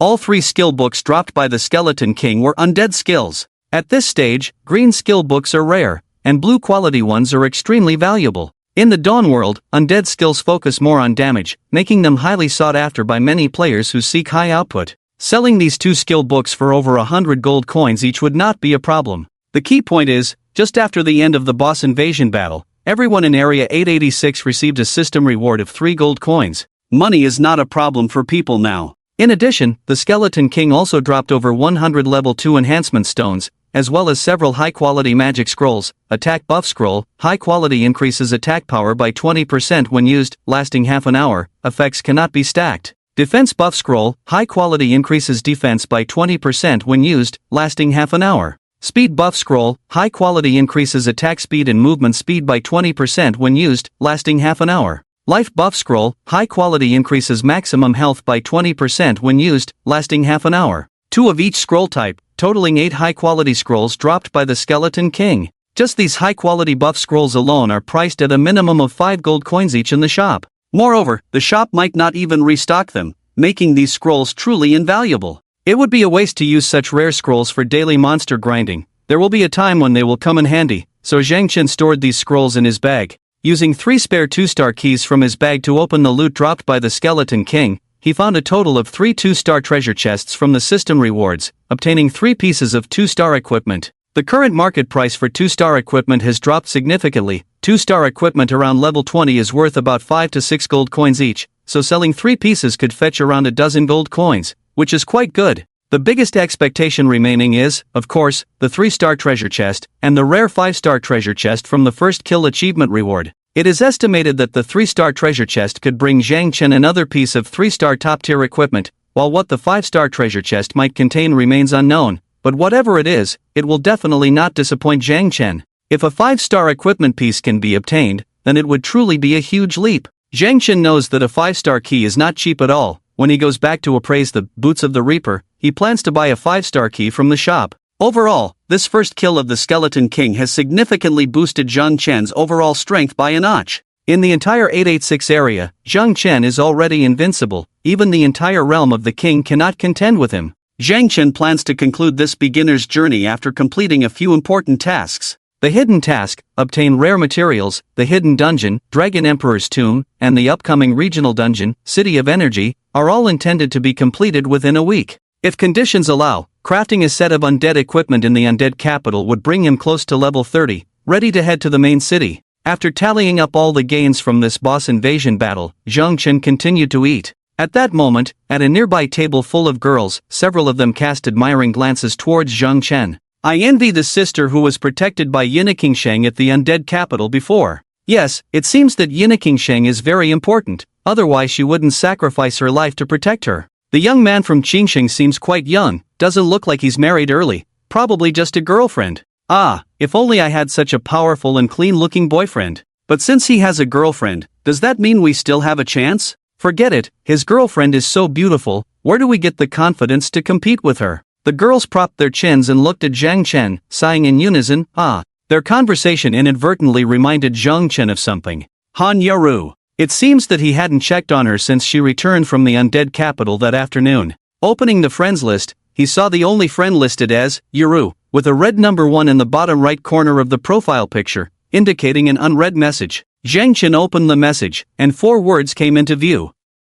I want to see you. Looking at the time, Han Yaru realized that she had sent herself this message at 7 o'clock in the evening, right after the Skeleton King boss was defeated. At that time, Zhang Chen was busy slaughtering players in the game, so he didn't notice the message. Now, it was already past 10 o'clock. Initially reluctant to respond, Zhang Chen hesitated and sent a message back, "Where are you?" Ding soon, Han Yaru replied to the message as if she had been waiting by the screen all along. "I'm at Hope Hotel, room 302. Zhang Chen was taken aback, she even booked a room. After dinner, Zhang Chen left the restaurant and headed to Hope Hotel in town. Room 302. Just as he knocked on the door, it swung open, and a graceful figure dashed out of the room. Then, Zhang Chen felt a soft warmth mixed with a faint scent of a young girl, throwing herself into his arms. The familiar fragrance made Zhang Chen feel a pang of recognition. "Zhang Chen, please don't leave me again." Zhang Chen's heart skipped a beat, but he coldly pushed Han Yaru away. "Don't be like this." Han Yaru looked at Zhang Chen with teary eyes and said, "I have nothing left, I've lost everything."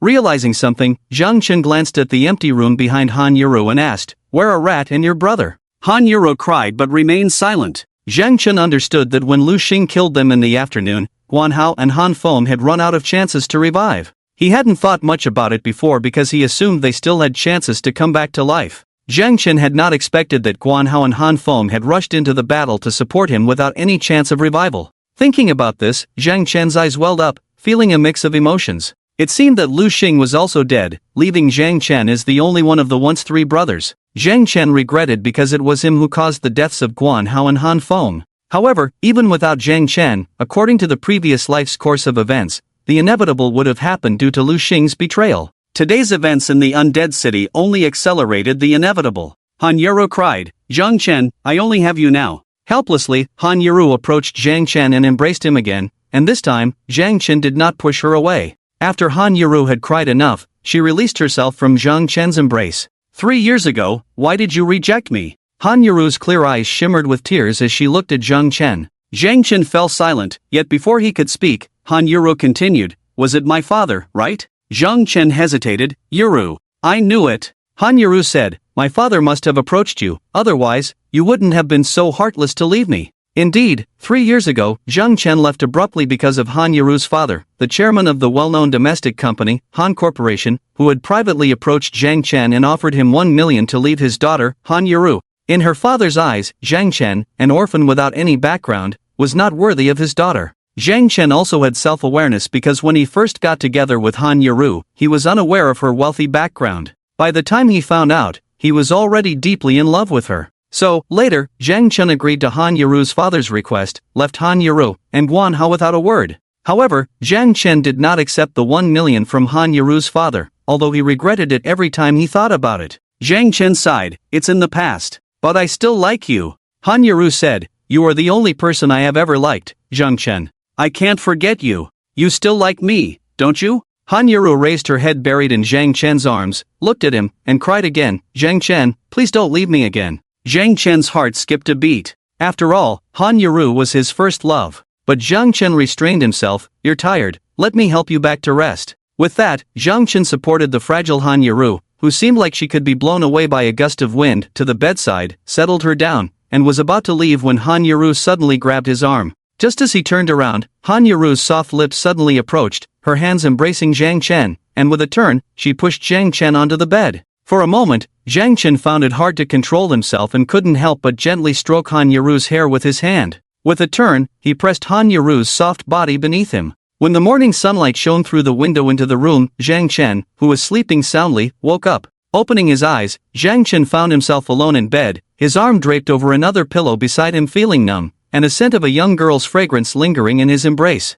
Han Yaru was nowhere to be seen. Zhang Chen quickly sat up from the bed, as if realizing something, he pulled back the covers, only to see a touch of crimson on the white sheet. Unexpectedly, Han Yaru was still a virgin. So, it turns out that after parting ways with Zhang Chen 3 years ago, Han Yaru really never dated anyone else. With Han Yaru's exceptional qualities, countless boys must have pursued her, but they were all inevitably rejected by Han Yaru. Just like what Guan Hao and Lu Xing said before, in Han Yaru's eyes and heart, there was always only one person, and that was Zhang Chen. Besides Zhang Chen, there was no room for anyone else. Zhang Chen swallowed hard, looking at the empty pillow beside him, feeling a sense of emptiness in his heart. He quickly opened his friend list, intending to message Han Yaru to ask where she was, and just then, a message from Han Yaru came in. "I'm sorry, Zhang Chen. We agreed that I wouldn't disturb you anymore, but I couldn't help it yesterday. Thank you too, for being with me one last night. I am already satisfied. I won't bother you again, let alone burden you. Goodbye, and never see you again." Zhang Chen quickly composed a message, ready to send the 4 words, "Where did you go?" but received a system prompt, "Ding, the other party is not your friend yet, so you cannot send private messages." Han Yaru had unfriended Zhang Chen, so Zhang Chen also unfriended Han Yaru, then searched for her ID, re-added her as a friend, but the result was, "Ding, the other party has rejected your friend request. Ding, the other party has rejected your friend request. Ding." After several consecutive friend requests were rejected, Zhang Chen directly posted a message in the regional chat channel, "Han Yaru, return to my side within a minute." Zhang Chen didn't know what he was thinking at the moment, but he had taken Han Yaru's first time last night, so he couldn't be so irresponsible. However, this regional message from Zhang Chen didn't bring Han Yaru out, but it stirred up a group of players in Area 886 who were not afraid of trouble. Xiao Wenwen, female, level 19 priest who was Han Yaru. She was actually named by the famous One Promise City Big Shot, and she even returned to his side. Wow, so jealous. Pity, sweet scent, female, level 18 mage. She must be the priest lady who he protected with his life in the undead city yesterday. I saw her ID yesterday, and it was indeed called Yaru. Gentle, female, level 20 assassin. I'm so envious. This young lady is really lucky to become the girlfriend of the top player in our 886 area, the charming One Promise of the city. Slightly conflicted, sister's high-end operation, female, level 19 warrior. She can become the girlfriend of One Promise of the city because she has her own capital, right? Did you see Miss Yaru yesterday? How beautiful is she? She can be described as stunningly beautiful, no exaggeration. Her looks overshadow everyone present. There was no reply from Han Yaru in the regional channel. Zhang Chen searched around Hope Town but still couldn't find Han Yaru. It seems she has left the safe zone. Zhang Chen knew that if Han Yaru intended to avoid him, even if he searched far and wide, he wouldn't be able to find her. Unless she wanted to see Zhang Chen, she would come out on her own. Because every time they were together and had a quarrel, Han Yaru would do this. Nevertheless, Zhang Chen did not give up on finding Han Yaru. He kept posting messages in the regional chat channel every 10 minutes, offering a reward of 100 gold coins to anyone who found Han Yaru and informed him. Meanwhile, Zhang Chen also began his tasks for the day. In this post-apocalyptic world of survival of the fittest, Zhang Chen couldn't focus all his attention on finding Han Yaru, preventing himself from improving his own strength. Otherwise, the advantage Zhang Chen had worked so hard to gain would soon be surpassed by other players. Zhang Chen had to continue expanding his advantage because soon, another battle of wits would come. This time, it would be a war that crossed regions, known in the previous life as the Battle for Energy, by players from various safe zones. Zhang Chen arrived at the appraisal office. The appraisal fee for 3-star equipment was not low. Zhang Chen spent 5 gold coins to commission the boss of the appraisal office to appraise the Death God's boots. Suddenly, a golden light appeared, and the appraisal was successful in one go, without triggering advanced appraisal. Zhang Chen was slightly disappointed and took back the appraised Death God's boots.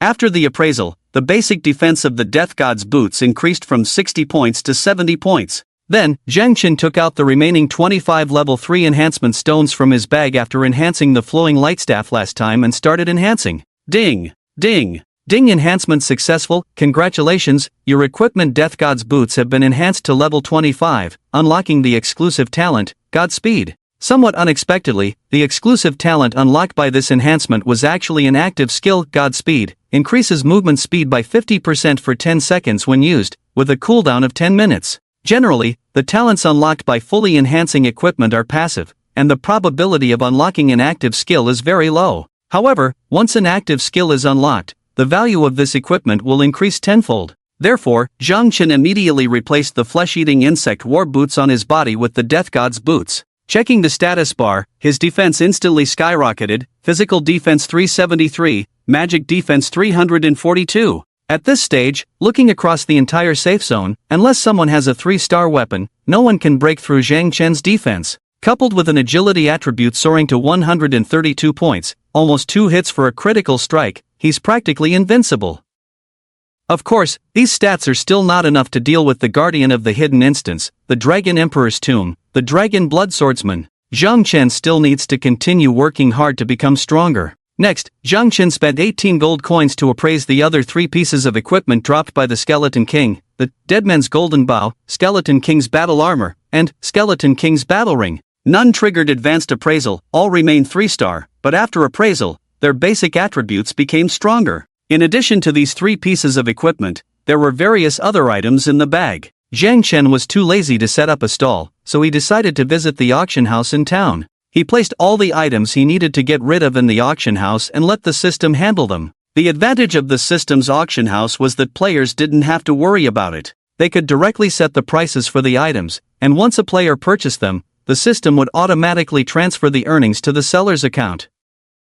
The downside was that although listing was free, the system would take a 5% fee from each successful transaction. The remaining 2-star equipment was listed at the average market price. Zhang Chen put up the Deadman's Golden Bow, the Skeleton King's War Armor, and the Skeleton King's War Ring for auction with a starting price of 50 gold coins each, using the bidding mode. In the bidding mode, players couldn't directly purchase the equipment, they had to bid on the price, and when the bidding time ended, the highest bidder won. At the same time, the system charged a higher fee of 10%. Finally, Zhang Chen also listed the skill book Undead Thrust with a starting price of 50 gold coins. As for the priest skill Undead Healing, Zhang Chen hesitated for a moment and ultimately decided to keep it in the bag. Having obtained the first kill of the Skeleton King, Zhang Chen was quite busy. After dealing with all that, Zhang Chen went to a shop and found that the price of a 5-star key was as high as 50 gold coins. A 3-star key was priced at 5 gold coins. Young man, can't bear to part with the child, can't catch the wolf. The shop owner stared at Zhang Chen with greedy eyes and said so.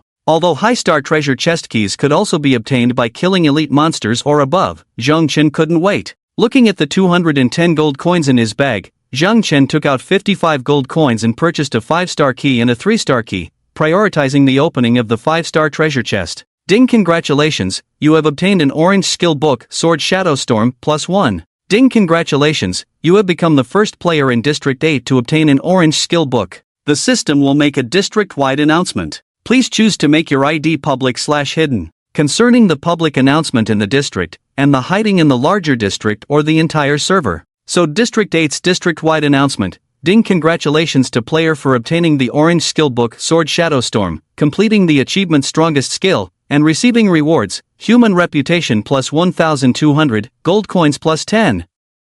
Opening the backpack, he indeed saw an orange skill book, quietly lying inside. Sword Shadow Storm, quality, orange description, after a brief charge, release a sword formation within a 35-meter radius around the user, simultaneously splitting into 100 sword shadows. Unleash an onslaught within the sword formation, dealing 20% physical damage to enemies within the range every 0.33 seconds, lasting for 3 seconds. When the sword formation is completely formed, all hostile targets within the sword formation cannot leave until the Sword Shadow Storm stops. During this time, the user cannot take other actions, gaining an invincible state with plus 80% damage reduction. Cost, 122 cooldown, 110 seconds class, warrior skill slot consumption, 5. Zhang Chen's current mood was beyond words of excitement. In his previous life, he didn't obtain his first orange skill until 3 months after the launch of the game, but now, it was only the 4th day since the game started. When the system-wide announcement was triggered, the regional chat exploded instantly. Carefree, District 452, male, level 20 archer. Oh my god,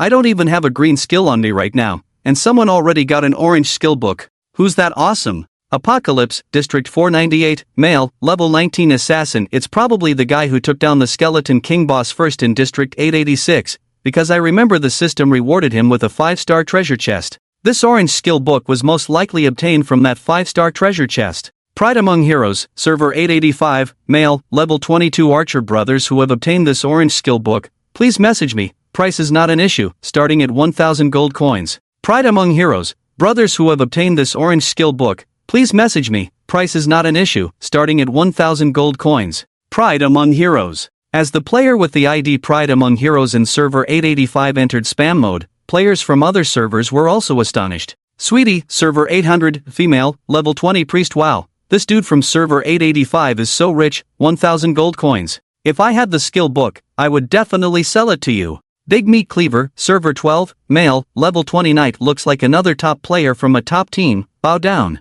For an average player, getting this orange skill book might indeed be tempting to sell to Pride among heroes for 1000 gold coins, as at this stage, 1000 gold coins could get you top tier equipment plus several blue and purple skills. However, Zhang Chen wouldn't sell it, even if the other party offered 10,000 gold coins. Although the sword Shadow Storm is a warrior skill that Zhang Chen, as a beast tamer, cannot use, it doesn't mean that the book is useless to him. In his memory, the top-grade monster rewarded for clearing the Dragon Emperor's tomb seemed to be of the warrior type. Therefore, Zhang Chen planned to keep this top-tier AoE skill book for the top-grade monster he was about to tame. Moreover, the ID Pride among heroes made Zhang Chen feel familiar. He remembered correctly, that seemed to be the captain of the strongest team in server 885, and also the one who cleared the hidden instance, the Dragon Emperor's tomb, in servers 885 and 886 in the previous life. He was also the biggest enemy in the upcoming battle of the energy sources in server 886. Therefore, Zhang Chen wouldn't sell the skill book to his enemy. It's evident that although Sword Shadow Storm and Undead Storm are almost of the same type of skill, the difference in quality results in a significant gap between the two skills, as seen in many details. For example, Undead Storm can only slow down enemies, while Sword Shadow Storm can forcibly trap enemies and has a much higher damage coefficient. The 5-star treasure chest is indeed awesome. Next, Zhang Chen opened the remaining 3-star treasure chest, but this time luck wasn't as good, as he only found 50 gold coins inside. However, after deducting the 5 gold coins spent on keys, he still earned 45 gold coins, which was quite good, as it would take a week to collect that amount by doing tasks and hunting monsters. After dealing with these, Zhang Chen didn't pick up any tasks in the safe zone, he headed straight to the undead capital, because he now had a more important task, which was to clear the undead capital. Rather than wasting time on other tasks, he focused on collecting the undead set and rare materials in the undead capital. On his way to the undead capital, Zhang Chen checked the chat interface and found no one had messaged him, but he didn't give up. He posted a message in the regional channel about looking for Han Yaru. He opened his friend list and tried to add Han Yaru as a friend again, but this time, his request was ignored. It seemed he would have to wait for Han Yaru to calm down and come back to him. Unexpectedly, on his way to the undead capital, Zhang Chen happened to encounter a group of players from the King's World Guild leveling up by hunting biochemical behemoths in a level 15 wilderness area. Since last night when Zhang Chen and the Storm family players raised their average level to around 11 or 12, the Storm family players had been leveling up all night, and now, they had finally managed to bring the average level back to around 14. Seeing the group of over 10 King's Glory players grinding monsters, Zhang Chen revealed a sinister smile, raised his flowing light staff, and approached them. Soon, a series of screams pierced the sky. Ding UF killed player, King's Glory little pig, sin value plus 100. Ding UF killed player, King's Glory awesome, sin value plus 100.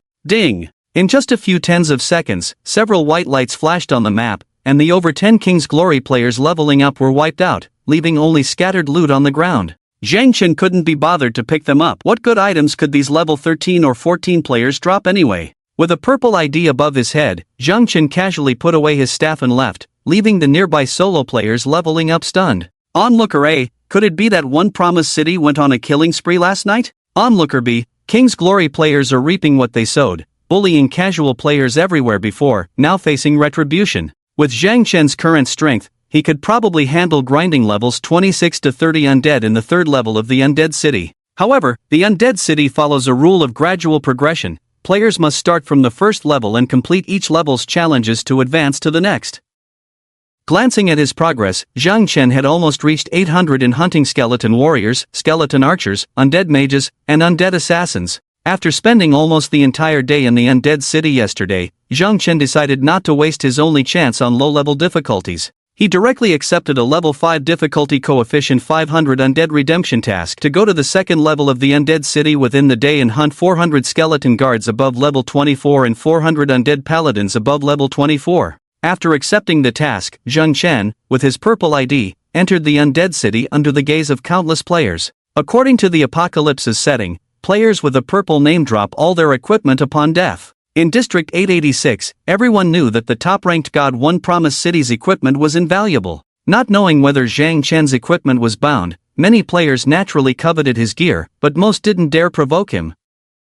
There were a few players driven by greed who risked their lives to try and kill Zhang Chen, only to increase his sin value without exception. With his current attributes, Zhang Chen was practically invincible. Even archers and assassins with armor-piercing attacks couldn't threaten him because the armor-piercing coefficient of basic skills was limited. With Zhang Chen's defense exceeding 370 points, even after deducting the armor-piercing part, those archers and assassins still couldn't harm him. Coincidentally, upon entering the first level of the Undead City, Zhang Chen saw a group of level 14 or 15 King's Glory players teaming up to grind level 15 or 16 skeletons and undead in the first area. Without hesitation, Zhang Chen helped them and sent them back to Hopetown for free. What the hell? At the Resurrection Spring in Hopetown, several King's Glory players who had just revived looked bewildered. What just happened? Weren't we grinding monsters? How did we suddenly die? It wasn't until they checked the battle records that they discovered the cause of their deaths: 1 Promised City. In the first level of the Undead City, third area. With the average player level increasing, more and more players dared to enter the third area to grind level 19 to 20 skeletons and undead. However, despite the increase in levels, due to the lag in equipment upgrades, those players still struggled when hunting high-level skeletons and undead in groups. So, when they found it difficult to deal with these skeleton undead creatures in a group, Zhang Chen, carrying the flowing light staff, decided to go solo. Boom! With a swift motion, a fireball spell hit a level 20 skeleton archer within range, dealing a whopping 963 points of damage, instant kill. Ding, you have slain a level 19 skeleton archer. Experience points plus 60. Sin value minus 1. The experience points for a level 19 monster were originally 100 points, but due to Zhang Chen's high level, the final gain was reduced by a significant 40%. In the world of the Apocalypse, players who are more than 5 levels higher than the monsters they defeat receive additional experience points, while fighting monsters lower than their level results in reduced gains. Apart from experience points, the amount of money earned also decreases significantly, almost like grinding sin value. Soloing was too slow. Therefore, activating the flowing light staff's multiple attacks, Zhang Chen embarked on a massacre in the third level area of the Undead City. Boom boom boom! With a boost of 132 points in agility, Zhang Chen, with an attack speed faster than archers and assassins, swiftly swung the staff, releasing numerous magic balls, attacking the skeletons and undead creatures around him, killing them from a distance of 30 to 50 meters. Players who struggled to fight 2 skeletons or undead creatures together were amazed to see this scene. Player A: oh my, why is there such a huge gap between us when we are all human? Is Zhang Chen perhaps the son of the Heavenly Fortune group? Player B: oh my goodness, let's keep our distance, we might accidentally get killed by him in a second. Under Zhang Chen's explosive output, it took him an hour to complete the 4 kill challenges on one level. When all 4 kill progress bars reached 1000/1000, the system's notification sound finally rang out. Ding, congratulations on completing the first level challenge of the Undead City. The teleportation array to the second level is now open. As soon as the voice fell, a light screen appeared in front of Zhang Chen, and he stepped into the light screen that only those who completed the first level challenge were qualified to enter. With a turn of his sight, Zhang Chen arrived at the second level of the Undead City. Looking around, the layout was similar to the first level, but the monsters here were skeleton shield guards, each holding a shield and a large sword, and undead holy knights riding undead warhorses, wielding skeleton longbows. The monsters were now at levels 21 to 23, which no longer satisfied Zhang Chen at level 23. Skipping the first level area of the second level, he entered the second level area where the skeleton shield guards and undead holy knights were now at levels 24 to 25. Compared to Zhang Chen's stats, even the level 25 shield guards and holy knights did not have very high attributes, but each possessed a rather tricky talent: skeleton shield guard, physical normal monster level, 25 talent, counterattack. Skeleton shield guards reflect 10% of the damage received back to the attacker, physical attack, 390 physical defense, 280 magic defense, 240 health points, 3250 skills, shield strike, chop. Description: similar to knights in the human world, these skeleton shield guards have strong defensive capabilities. It's best not to challenge them without sufficient attack power. Undead Holy Knight, physical normal monster level, 25 talent, undead shot. The bow of the Undead Holy Knight is imbued with undead power. Each hit on an enemy deals additional damage equal to 10% of the enemy's maximum health. Physical attack, for 85 physical defense, 220 magic defense, 185 health points, 1980 skills, rapid shot, arrow of the undead description. Compared to the skeleton shield guards, the undead holy knights have impressive attack power, but their weakness lies in their fragile health. The undead shot talent gives the undead holy knights even greater output capabilities. Level 25 monsters seemed a bit challenging. Currently, Zhang Chen was the only player in the second level of the undead city. Without further ado, he raised the flowing light staff and began his assault. Boom! Activating multiple attacks, a basic attack split into two magic orbs in hand, striking towards the two skeleton shield guards in front. 696 critical hit. 696 critical hit. Two golden critical hit damages jumped from the heads of the two skeleton shield guards, a considerable critical hit rate from the 132 agility attribute. After all, at this stage, even a level 20 assassin with full agility points, including equipment bonuses, could only reach a similar agility level as Zhang Chen, who was a mage. As a first-tier beast tamer with a base 6-star agility growth, plus a 5-star bonus from the dragon lineage, an 11-star agility growth is just 1 star lower than an assassin. Zhang Chen now is practically a combination of a violent assassin and a mage. However, while causing damage to the two skeleton shield guards, the talent, counter damage, was triggered, and two 45-point damages consecutively jumped above Zhang Chen's head. The talent, damage reduction, from the magician's pants provided Zhang Chen with a single-time reduction of 25 points of damage. Then, as the two skeleton shield guards slowly approached with their swords and shields, Zhang Chen, with his super-fast attack speed from 132 agility points, swiftly launched attacks. With a critical hit every 2 strikes, under explosive output, before they could get close, he killed them from over 10 meters away. Ding, you have killed a level 25, skeleton shield guard, experience plus 220. Sin value -1. Ding, you have killed a level 25, skeleton shield guard, experience plus 220. Sin value -1. Although it didn't take much effort to deal with the two guards, not even being touched by them, under the effect of the counter damage talent, Zhang Chen himself lost over 400 health points. With 2/3 of his health bar remaining and not recovering, Zhang Chen locked onto the next target. A lightning chain, attracting 2 undead paladins and 1 skeleton shield guard, multiple attacks combined with fireball, dealt a series of explosive damages on them. 537. 537. 1002 critical hit. 1668 critical hit. 348. 744 critical hit. Roar a Whale, one of the undead paladins was directly killed, the remaining 2 severely injured, with one of them lucky to hit Zhang Chen with an undead arrow, then both met their end. With the skill damage plus the bonus from the undead shot talent, the undead paladin's arrow nearly took away 300 of Zhang Chen's health, quite painful. After dealing with these guards and paladins, Zhang Chen's health was running low, immediately taking out a bottle of level 5 red potion from his bag and drank it, instantly restoring 1000 health points. The damage from these skeleton shield guards and undead paladins themselves was not enough to threaten Zhang Chen. The most troublesome part was their talents. Zhang Chen faced 3 of them each time, and after each wave, he almost had to consume a bottle of level 5 red potion to recover. The price of a level 5 red potion was as high as 40 copper coins, while the drop from level 25 monsters was around 15. Basically all the money earned was spent on consumption.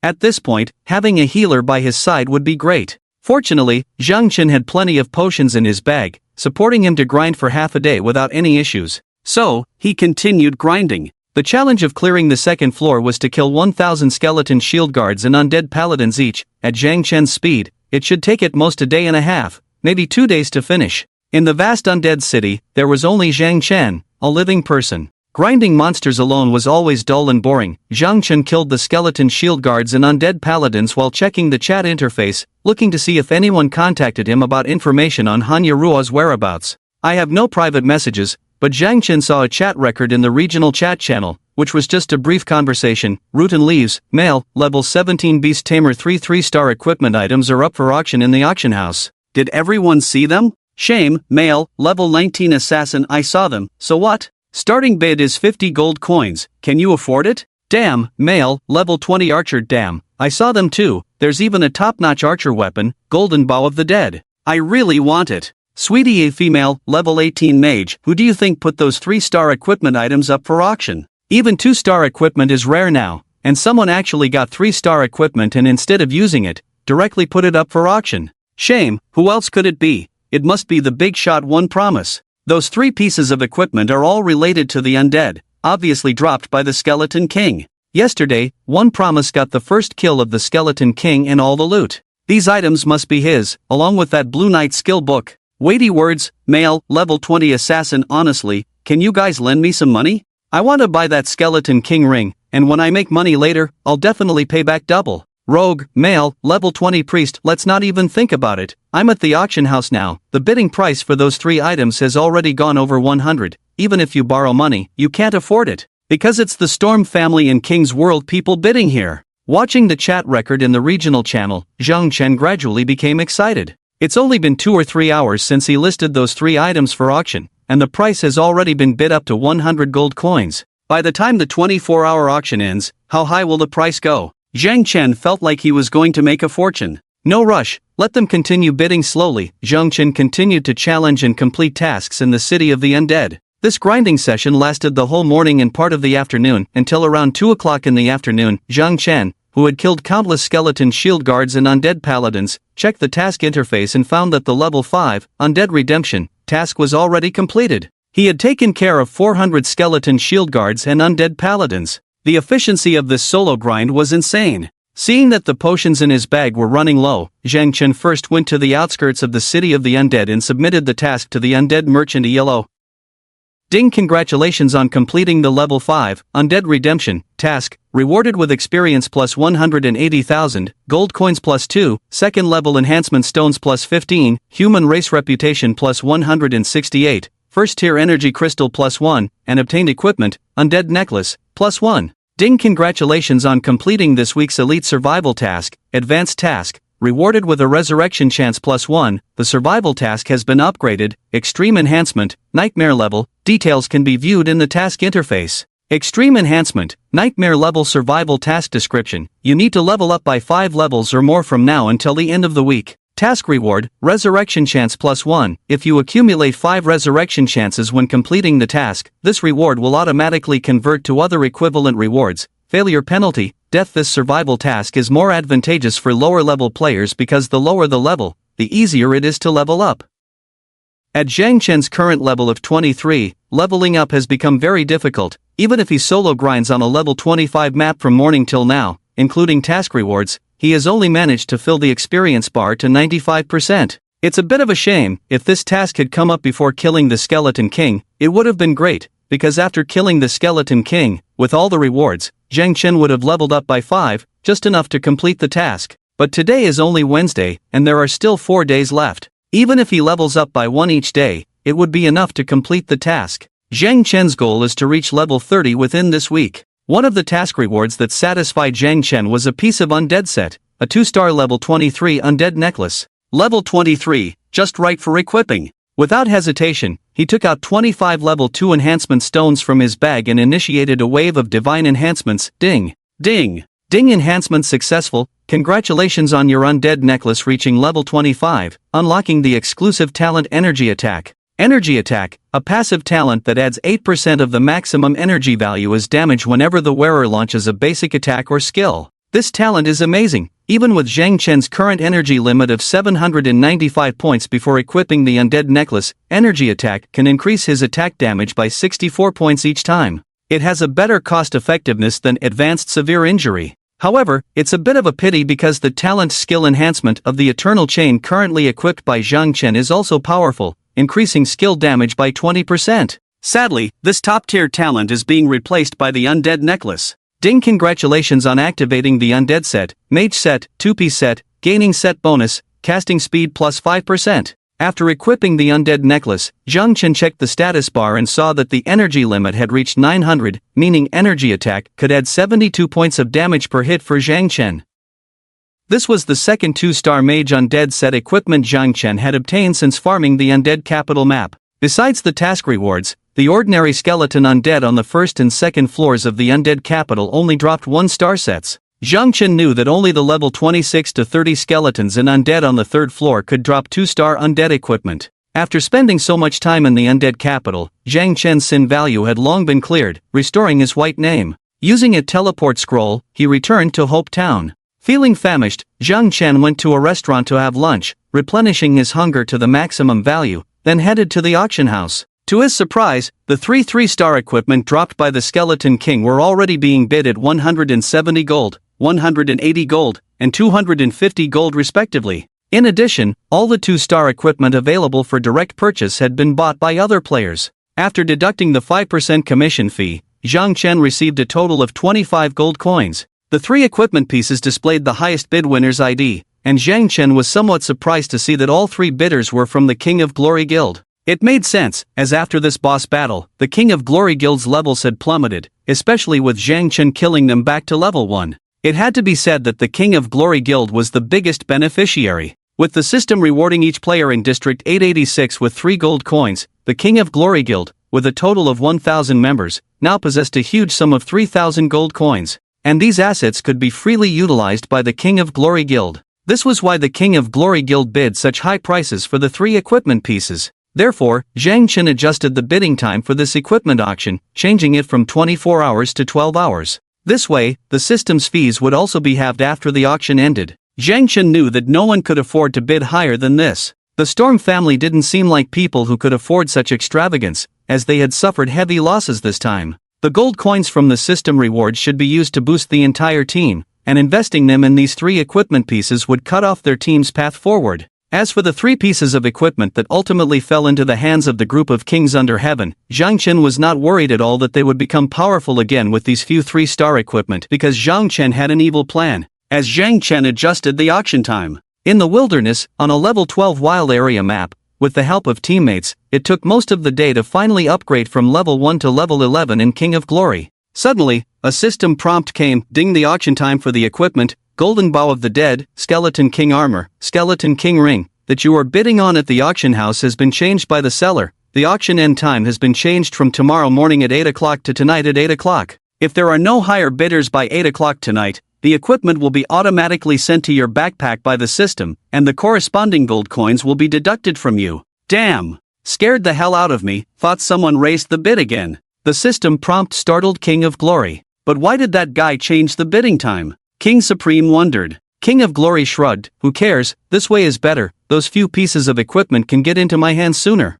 At this moment, the 15th level Night King returned and said, but it is said that the seller of these items is One Promise City, and these items were all dropped by the Skeleton King. Who cares who it belongs to, once I buy it, it's mine. Heroes don't ask for origins, divine equipment doesn't ask for sources. Captain, well said. King Supreme applauded, as if suddenly remembering something. He said to King of Glory, by the way, Captain, I heard from the brothers in the team that many of them were attacked by One Promise City in the wilderness today. That One Promise City, as long as they encounter people from our kings under heaven outside, they will directly attack. Taking down the boss first kill, he's getting more and more arrogant now. Wait until I get that 3-star weapon, the Golden Bow of the Dead, watch me go seek revenge on him. King of Glory gritted his teeth and said, One Promise City, I'll make you taste what it's like to be killed to level 0. Just as he finished speaking, King returned and said, Captain, the lowest level in this game is level 1, there is no level 0. Damn it, shut up. King of Glory kicked. King returned and said, send someone to the auction house to keep an eye on it, make sure to watch out for Storm, that guy, to prevent him from sniping at the last moment. Apart from him, I'm not afraid of anyone, no one can bid higher than me, this Golden Bow of the Dead must be mine. After having lunch in the safe zone, Zhang Chen went to a 5-star hotel to rest. Now Zhang Chen didn't need to be stingy with gold coins anymore, because at 8 o'clock in the evening, those 3-star equipment, along with the skill book, Undead Stab, once they were put up for sale, he would immediately become a tycoon with over 800 gold coins. Around 4 o'clock in the afternoon, Zhang Chen, who had rested enough, returned to the city of Undead to continue challenging on the second floor and collecting divine bones and undead knowledge. On the other hand, after enduring this agonizing afternoon, King of Glory, who had finally reached level 14, couldn't wait to return to the safe zone with a group of brothers in the evening. Rushing to the auction house for the first time, they found that players were coming and going in droves. The auction house was indeed a remarkable place. King of Glory quickly arrived at the auction point for the 3 pieces of equipment, Golden Bow of the Dead, Skeleton King Armor, and Skeleton King Ring, only to find that it was already crowded with people, countless solo players staring at those few 3-star top-notch equipment, their faces filled with envy. A 21-year-old warrior uncle stared straight at the 20th level 3-star, Skeleton King Armor, in the auction cabinet. If this equipment were on me, my health would at least double. A level 20 assassin youth was drooling over the transparent counter sealing the level 21, 3-star Skeleton King battle ring. This is so tempting. I really want this ring. If I equip this ring, do you believe I can combo and instantly kill one promised city in one go? The crowd sighed, yeah, right. A tall level 20 archer girl in a crop top said, I really want that bow. Whoever buys me that bow, I'll be your girlfriend, okay? Seeing so many people coveting these few pieces of equipment, soon to become the owners of these 3 pieces of equipment in the game, naturally felt extremely proud. With a light cough, the Glory King walked up to the counter. The surrounding crowd cast envious glances at the Glory King. The Glory King, he bid the highest. He bid on all 3 pieces of equipment. He truly deserves to be the captain of the Glory World team, so rich, over 600 gold coins, without even blinking an eye. Feeling proud, the Glory King began to search for the Storm Angel's figure in the crowd. Not finding the Storm Angel, he couldn't help but relax. It seemed that the Storm Angel didn't have the financial capital to compete with him. Just as the Glory King was getting carried away with pride, he suddenly saw a person wearing a black cloak wandering around the counter. The Supreme King reminded the Glory King, Captain, that guy seems a bit suspicious. Looking at the ID tag above the cloak player's head, level 18 Beast Tamer Blastoise, the Glory King dismissed it. It's nothing, no one except the Storm family can afford these 3 pieces of equipment. So, when 8 o'clock arrived, the Glory King was about to go and collect the equipment when suddenly a system prompt came through. Ding, the bidding price for the equipment you bid on, the Dead Man's Golden Bow, has been surpassed by another player. Please return to the auction house to bid again. The Glory King was startled, and looking around, he saw the Beast Tamer Blastoise bidding in front of the auction counter. The Glory King was shocked and immediately rushed over to continue bidding to outbid Blastoise, but then received another prompt. Ding, the bidding time for the equipment you participated in, the Dead Man's Golden Bow, has ended. Unfortunately, you did not win the bid for this equipment. It has been successfully bid by the player Blastoise for 251 gold coins. Following that, the Beast Tamer Blastoise walked out of the auction house with the Dead Man's Golden Bow, and at the door, the Storm Angel, who had been waiting for a long time, met up with Blastoise and received the Dead Man's Golden Bow from Blastoise's hands. Careless. This Blastoise is actually from the Storm. What a piece of crap. The Glory King was so angry that he almost spat blood, running to the auction house door and cursing at the Storm Angel. You Storm piece of crap. Why are you so despicable, snatching it at the last second? The Storm Angel smiled faintly. Isn't the last second still part of the bidding time? With that, the Storm Angel deliberately waved the Dead Man's Golden Bow he had just obtained in front of the Glory King, saying, I've taken this bow, it's a waste to leave it with you, it can only unleash its full potential in my hands. This was in a safe zone, and the Glory King could do nothing but watch as the Storm Angel walked away with the Dead Man's Golden Bow. Fortunately, besides the Dead Man's Golden Bow, the other 2 pieces of equipment, the Skeleton King Battle Armor and the Skeleton King Battle Ring, were still available and were successfully bid on by the Glory King for 170 and 180 gold coins respectively. Obviously, the capital of the Storm family was indeed not as strong as that of the Glory World. They only dared to go after the highest value Golden Bow and did not dare to continue bidding on the other 2 pieces of equipment. The Glory King was ready to send someone to keep an eye on the Storm Angel, waiting for him to leave and then kill him, to retrieve the Dead Man's Golden Bow. Unexpectedly, after Storm Angel obtained the Golden Bow, he actually took his wife Storm Fantasy to a hotel room. Enraged, King's Glory gritted his teeth and handed the Skeleton King's armor and Skeleton King's ring to the returning King's Glory and the Assassin King, saying, You two better not disappoint me. I am placing all my hopes on you two now. Level up properly, reach level 20 as soon as possible. Once you equip these 2 items, our dominance in the King's world will rely on your rise. Seeing the captain so generous,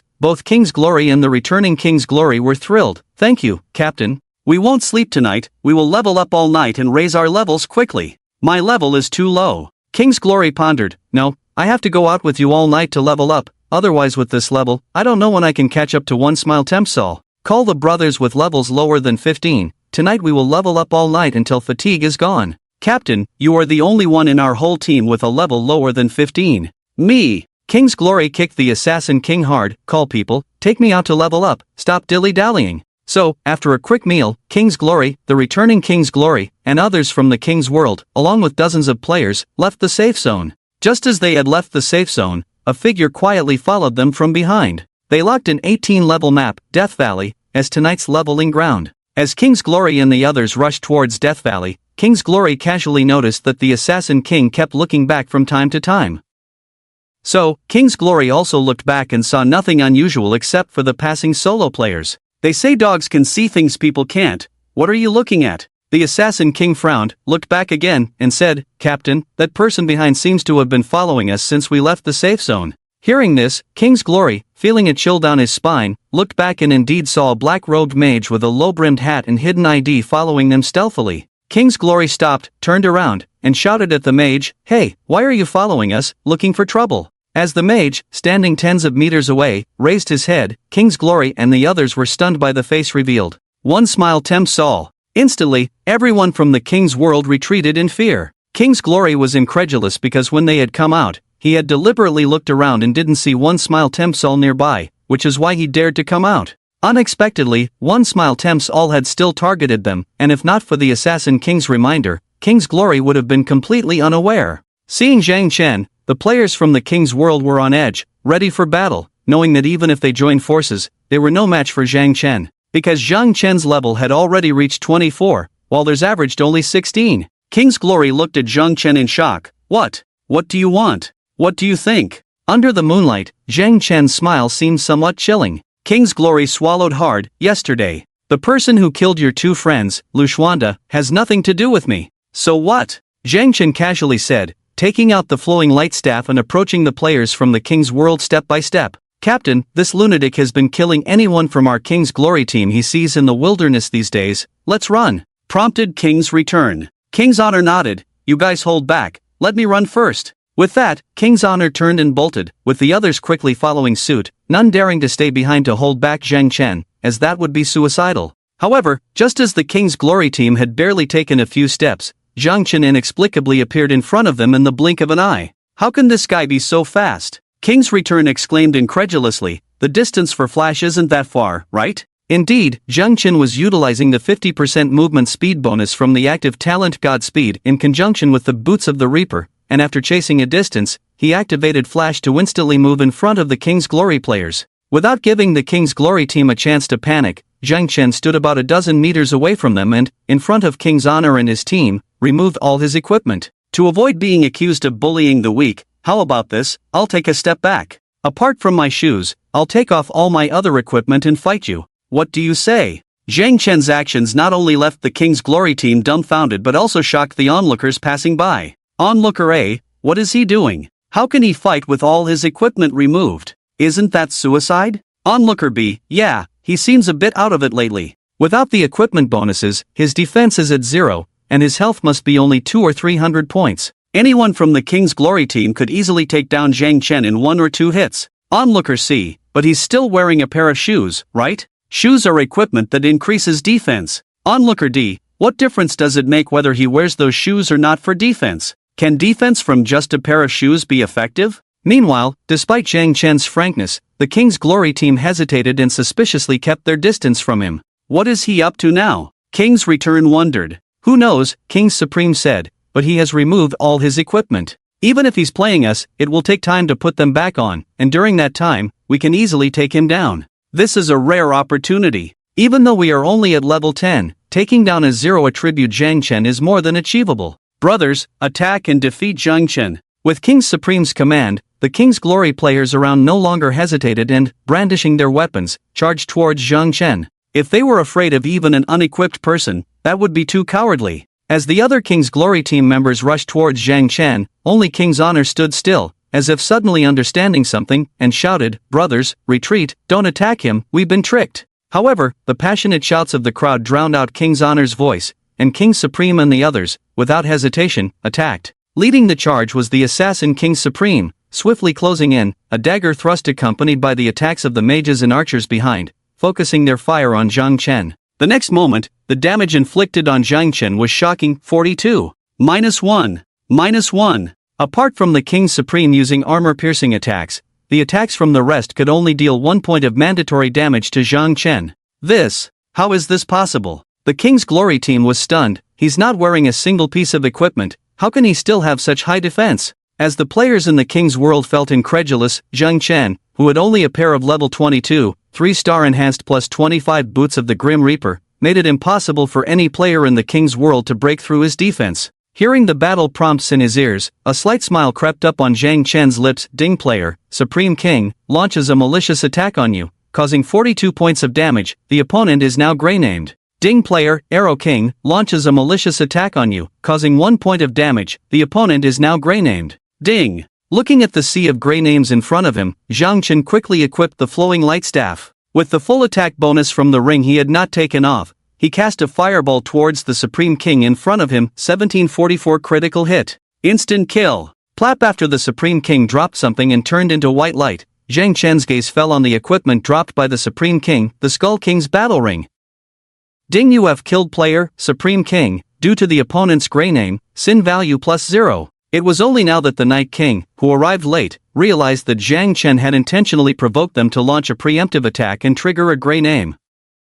By doing so, Zhang Chen could kill them without gaining sin value and had a 100% chance of dropping an item from them. However, when the King of Return realized this, it was too late to break. Like a raging bull, he charged forward, his shield clapped against Zhang Chen, pushing him back a few steps and inflicting 1 point of mandatory damage on him due to his own gray name. Then, the King of Return, now gray-named, looked in horror at Zhang Chen, who had just killed the Supreme King. Boom! With astonishing speed, Zhang Chen cast a lightning chain on a single target, increasing the damage coefficient to 120%, followed by a normal attack, bringing 2 critical hits of over 1600 and 700 plus regular damage on the King of Return's head, killing him. Plap! An item dropped from the King of Return, revealing the Skull King's battle armor. Luck explosion. In the setting of the apocalypse, when a player dies and drops equipment, there is a high probability that unused equipment in the backpack will be dropped first. Both the Supreme King and the King of Return were gray-named, and when they died, they would 100% drop an item from their body or backpack.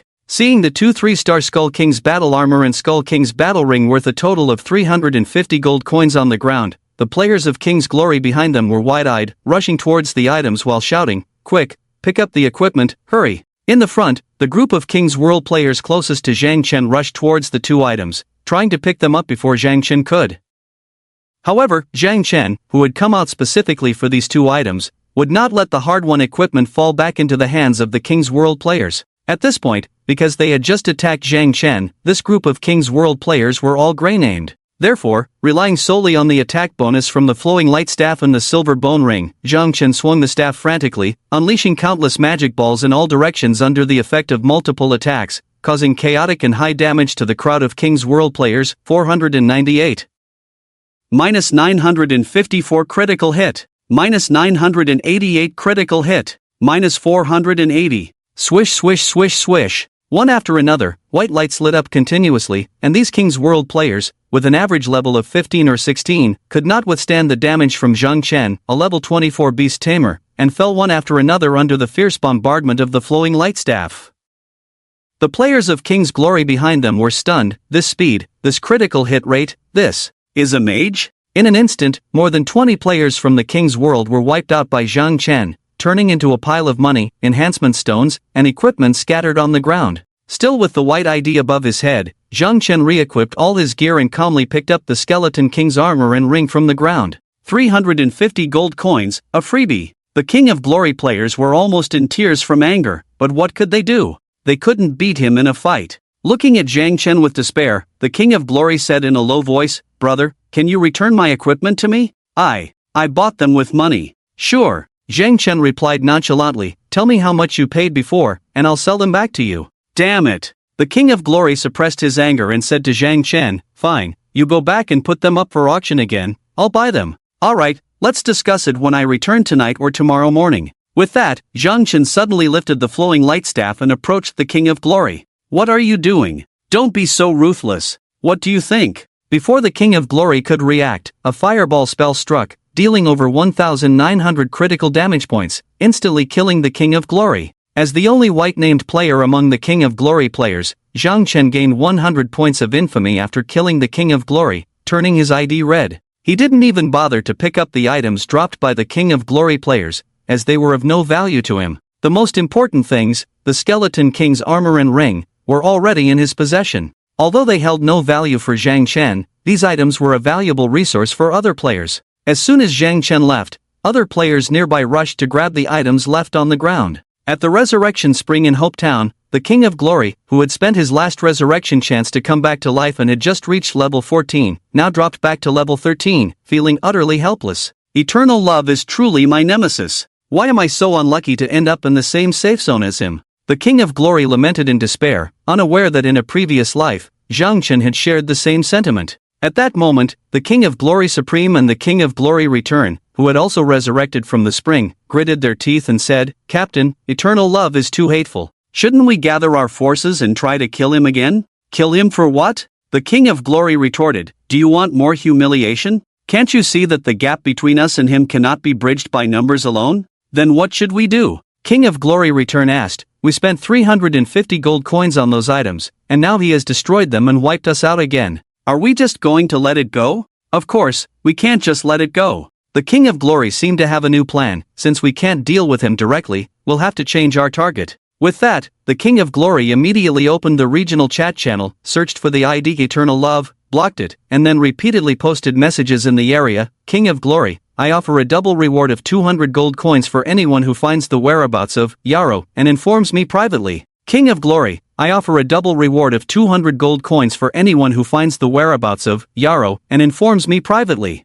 King of Glory. At 9 o'clock in the evening, Zhang Chen arrived at the City of the Undead and started grinding on the second floor. With his hunger, fatigue, and supplies all in check, he played through the night until exactly 8 o'clock the next morning when a system-wide announcement suddenly appeared. System-wide announcement. Ding attention all players in the region, a new challenge is about to begin. To enhance the gaming experience, the system will open the regional dungeon, City of Energy, this weekend. Details can be found on the game's homepage. Global announcement. Ding attention all players in all regions, a new challenge is about to begin. To enhance the gaming experience, the system will open the regional instance, City of Energy, this weekend. Details can be viewed on the game homepage. Global announcement. Ding. Global announcement. Ding using every 2 adjacent safe zones as a unit. The Dual Zone chat channel is temporarily open until the end of the City of Energy instance. Global announcement. Ding hearing the repeated global announcements, Zhang Chen couldn't help but sigh. Is the final challenge for the newbie zone finally starting?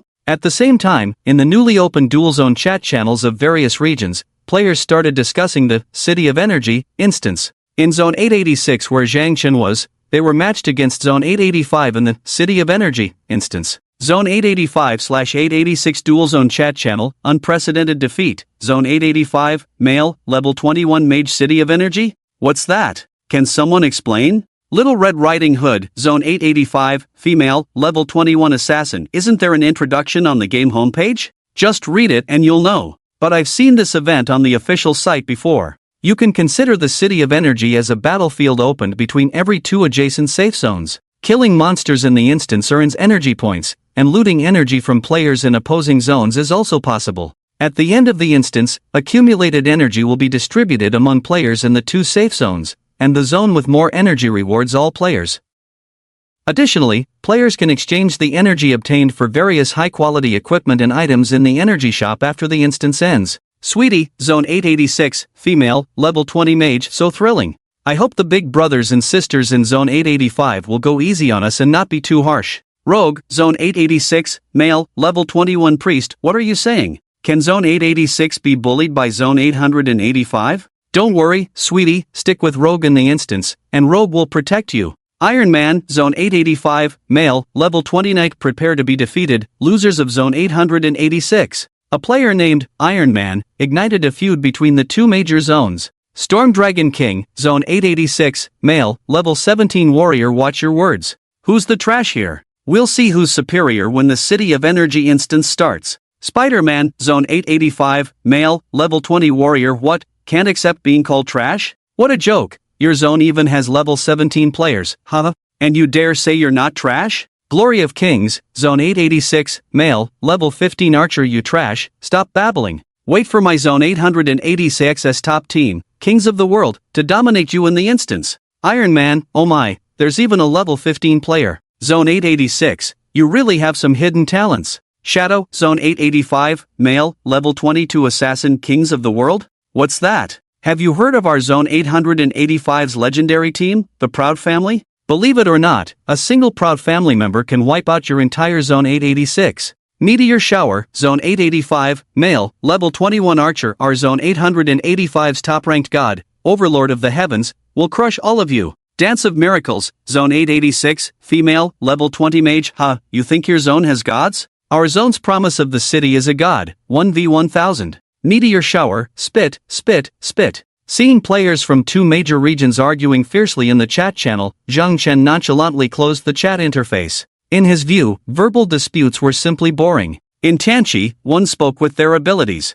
However, the Proud World clan that just appeared in the chat records was indeed a formidable powerhouse. Zhang Chen remembered in his previous life, he, like a king, was utterly defeated by the Proud World clan from District 885 in the Energy City dungeon. Moreover, the Proud World clan later conquered the hidden dungeon Dragon Emperor's tomb, indicating their formidable strength as the backbone of District 885. Of course, in this rebirth, Zhang Chen did not regard the Proud World clan highly. Opening the game's main interface, he found the introduction to the Energy City dungeon and read through it. The specific opening time for the dungeon was September 3, 2025, which was the day after tomorrow, Saturday, at 10 in the morning. The entry requirement was level 20, and the dungeon lasted for 3 days and 2 nights, ending on Monday night at 10. Killing monsters in the Energy City yielded energy, while defeating players from opposing regions granted 10% of their energy. After the dungeon, players could exchange energy for a large amount of experience points, money, prestige, equipment, or skill books in the Energy Mall.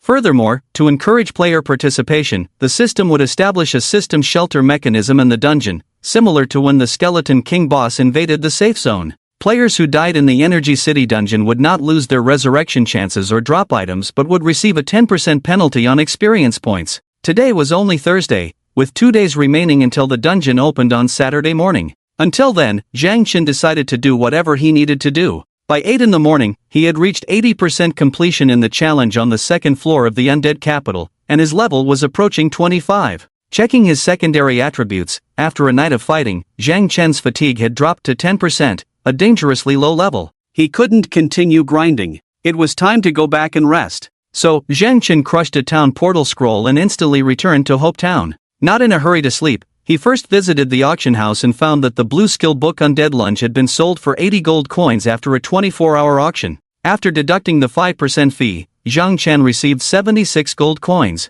With this, the total assets in Zhang Chen's bag had reached a staggering 830 gold coins. Next, Zhang Chen relisted the Skeleton King armor and Skeleton King ring, setting the price at 200 gold coins each, without going through an auction. Zhang Chen's intention was clear. He was waiting for the King of Glory to buy these two pieces of equipment, knowing that the King of Glory would definitely make the purchase. As expected, not long after leaving the auction house, just as he finished eating and was about to rest at the inn, Zhang Chen received a message from the system: "Ding, your equipment Skeleton King armor listed in the auction house has been purchased by a player. The system has deducted a 5% fee, and you have received 190 gold coins. Ding, your equipment Skeleton King ring listed in the auction house has been purchased by a player. The system has deducted a 5% fee, and you have received 190 gold coins. Another 380 gold coins in hand, and this 380 gold was earned effortlessly. Awesome! The feeling of dominating the King of Glory in this life was truly exhilarating.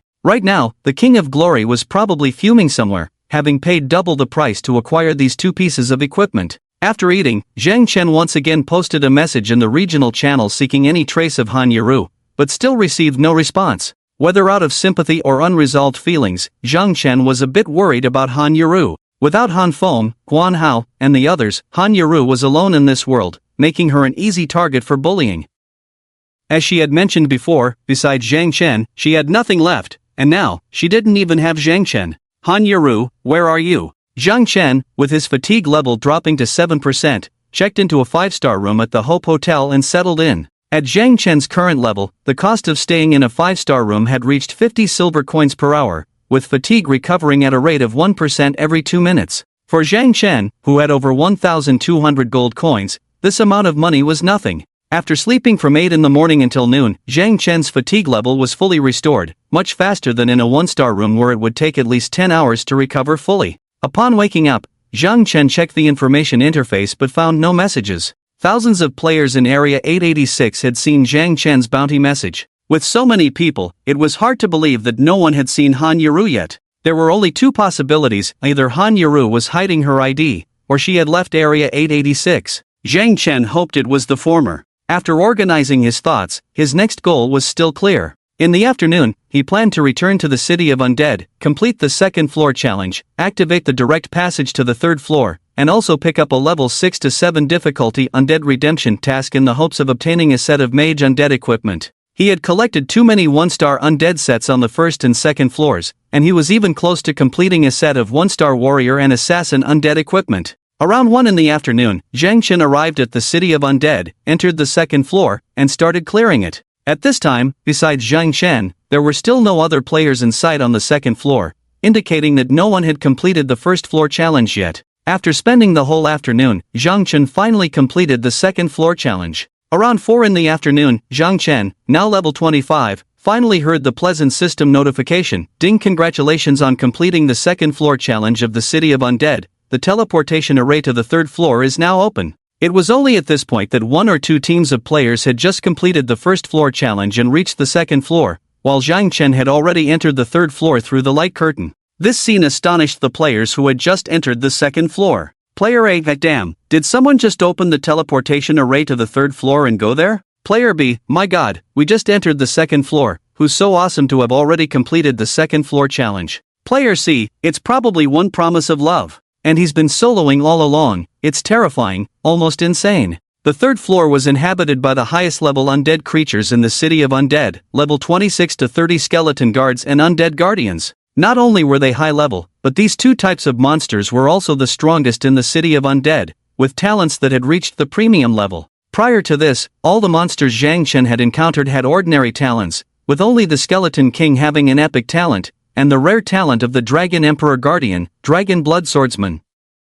The Skeleton Guard's talent, Guard, increases self-defense by 15% and when attacked, reduces the enemy's attack speed by 20%. The Undead Guardian's talent, Assault, increases self-damage by 15% and attacks can reduce the enemy's movement speed by 20%. The combination of the Skeleton Guard and Undead Guardian's premium talents could significantly weaken a player's combat power, estimated to require a level 25 5-player team to barely deal with them. After all, they were already ordinary monsters that could guarantee the drop of 2-star equipment, completely outclassing monsters below level 25. Before entering the City of the Undead, Zhang Chen had already taken on a level 6 difficulty Undead Redemption mission, to hunt and kill 200 level 26 to 28 skeleton guards and undead guardians each. So, upon reaching the third level, Zhang Chen, holding the flowing light staff, began grinding away. Indeed, even at level 25, with a full set of plus 25 enhancements, including 2 3-star equipment pieces, Zhang Chen found it somewhat challenging to solo the lowest level 26 skeleton guards and undead guardians on the third level.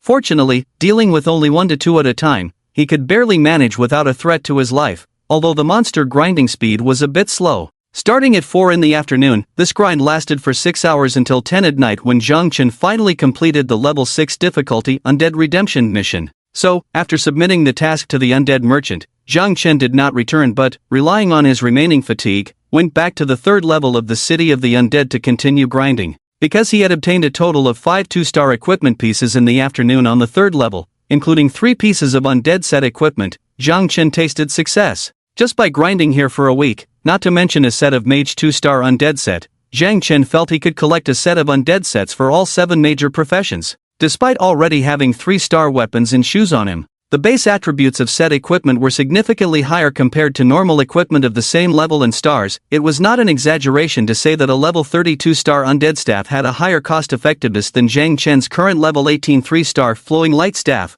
with stronger attributes. Coupled with the Mage Undead set's 50% attack speed bonus for the 7-piece set, this was why, even though he had already started pursuing 3-star equipment, Zhang Chen was still determined to collect 2-star sets. With the plan to quickly collect a set of level 32-star Mage Undead set, Zhang Chen was prepared to stay up all night. As midnight approached, darkness engulfed the land. Hope Town. At 10 o'clock at night, it was still bustling, with many solo players coming and going, some returning from a day's work outside to eat and rest, while others were already rested and ready to team up for monster grinding and leveling. Here, King of Glory and Return of the King had just returned from the wilderness, when King of Glory suddenly received a friend request. Ding player, Liang Shanbua, requests to add you as a friend.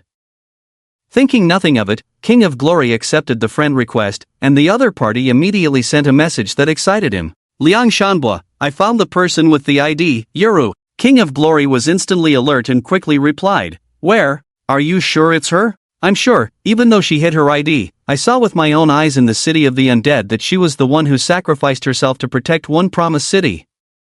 Instead of immediately telling King of Glory, the other party continued, Yaogu, Are you going to keep your word from what you said in the regional channel before? Yes. King of Glory replied, tell me the location, and once I find her, I'll give you 200 gold coins. Okay, I trust you, Yaogu. With that, the level 22 archer player named Liang Shan was sent over a location. King of Glory was excited, brother, keep following her closely, remember to give me real-time location updates, I'm heading over right now. Liang Shanbua, no problem, okay. After ending the conversation, King of Glory immediately opened the location sent by Liang Shanbua, checked the map, and found that he was currently in the wilderness, still quite a distance from the safe zone. Without hesitation, King of Glory immediately rallied a group of people and rushed over. Just as the people from King's World hurriedly ran out, this scene happened to be seen by the Storm Dragon King, who was strolling in the safe zone. Watching King's World people rush out of the safe zone, Storm Dragon King was somewhat puzzled. What are the people from King's World up to?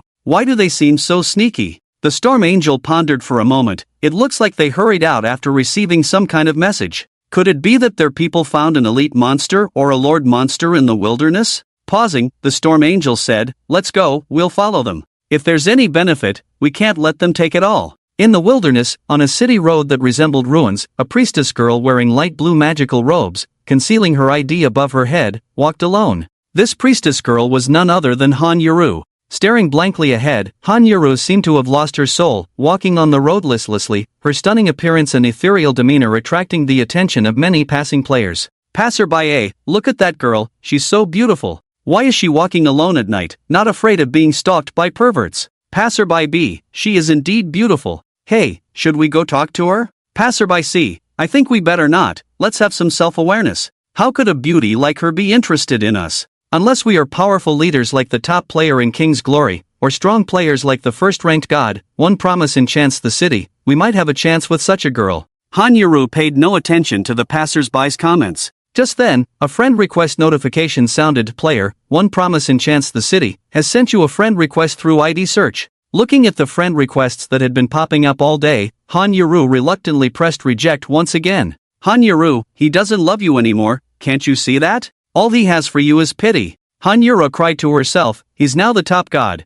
What are you? You're just a burden, you do nothing but hold him back. That's it, Han Yuru, from now on, don't disturb him anymore. Crying, Han Yuru walked aimlessly in a direction that made no sense. And dozens of meters behind her, a man was quietly following in the darkness. The man had a white ID above his head, level 22 archer, Liang Shanbua. Following Han Yuru all the way, he even arrived at the border between Zone 886 and Zone 885. Seeing Han Yuru decisively stepping through the boundary's light screen into Zone 885, the archer following her, Liang Shanbua, was stunned. He immediately messaged King's Glory, Brother Yao, she entered Zone 885, what should I do? Should I follow her in? Why did she go to Zone 885? King's Glory replied immediately, follow her, keep following her, give me another location, I'm almost there. But there are zone restrictions, if I go to Zone 885, my identity will be exposed, and I'll be subject to attribute suppression. Right now, Zone 885 and Zone 886 are on the edge of the Energy City dungeon.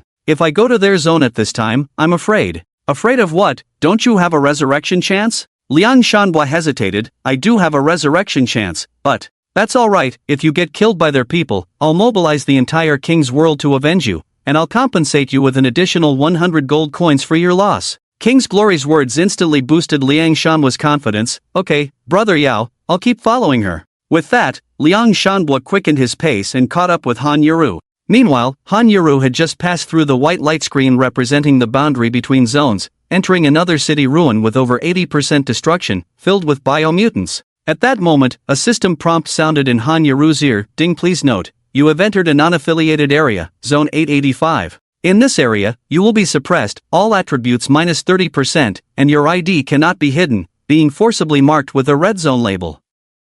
The area barrier has a 10-minute cooldown, after which you can return to Zone 886 through the barrier. With the system prompt, Han Yuru's previously empty head now displayed her ID, Zone 886/level 19 Priest Yuru. In addition to the normal white ID display, the extra Zone 886 area label was in red, making it more prominent. At the border between the two zones, there were some advanced biomonsters around level 22 in the nearby ruins. With her low level and the 30% attribute suppression, Han Yuru didn't dare to continue forward alone, so she stopped there. Opening her friend list, Han Yuru looked at her only friend at the moment and sent him a message. Cousin, I'm here, where are you? Ding. After a minute, the other party replied, just grinding monsters, didn't see the message, sorry Yuru. It's okay. Have you arrived? Send me your location, then stay put and wait for me, I'll come over right away. Okay. Han Yuru immediately sent her current location to the friend she called cousin. Then she closed the friend interface, feeling a cold wind blowing as she hugged her shoulders, feeling a chill.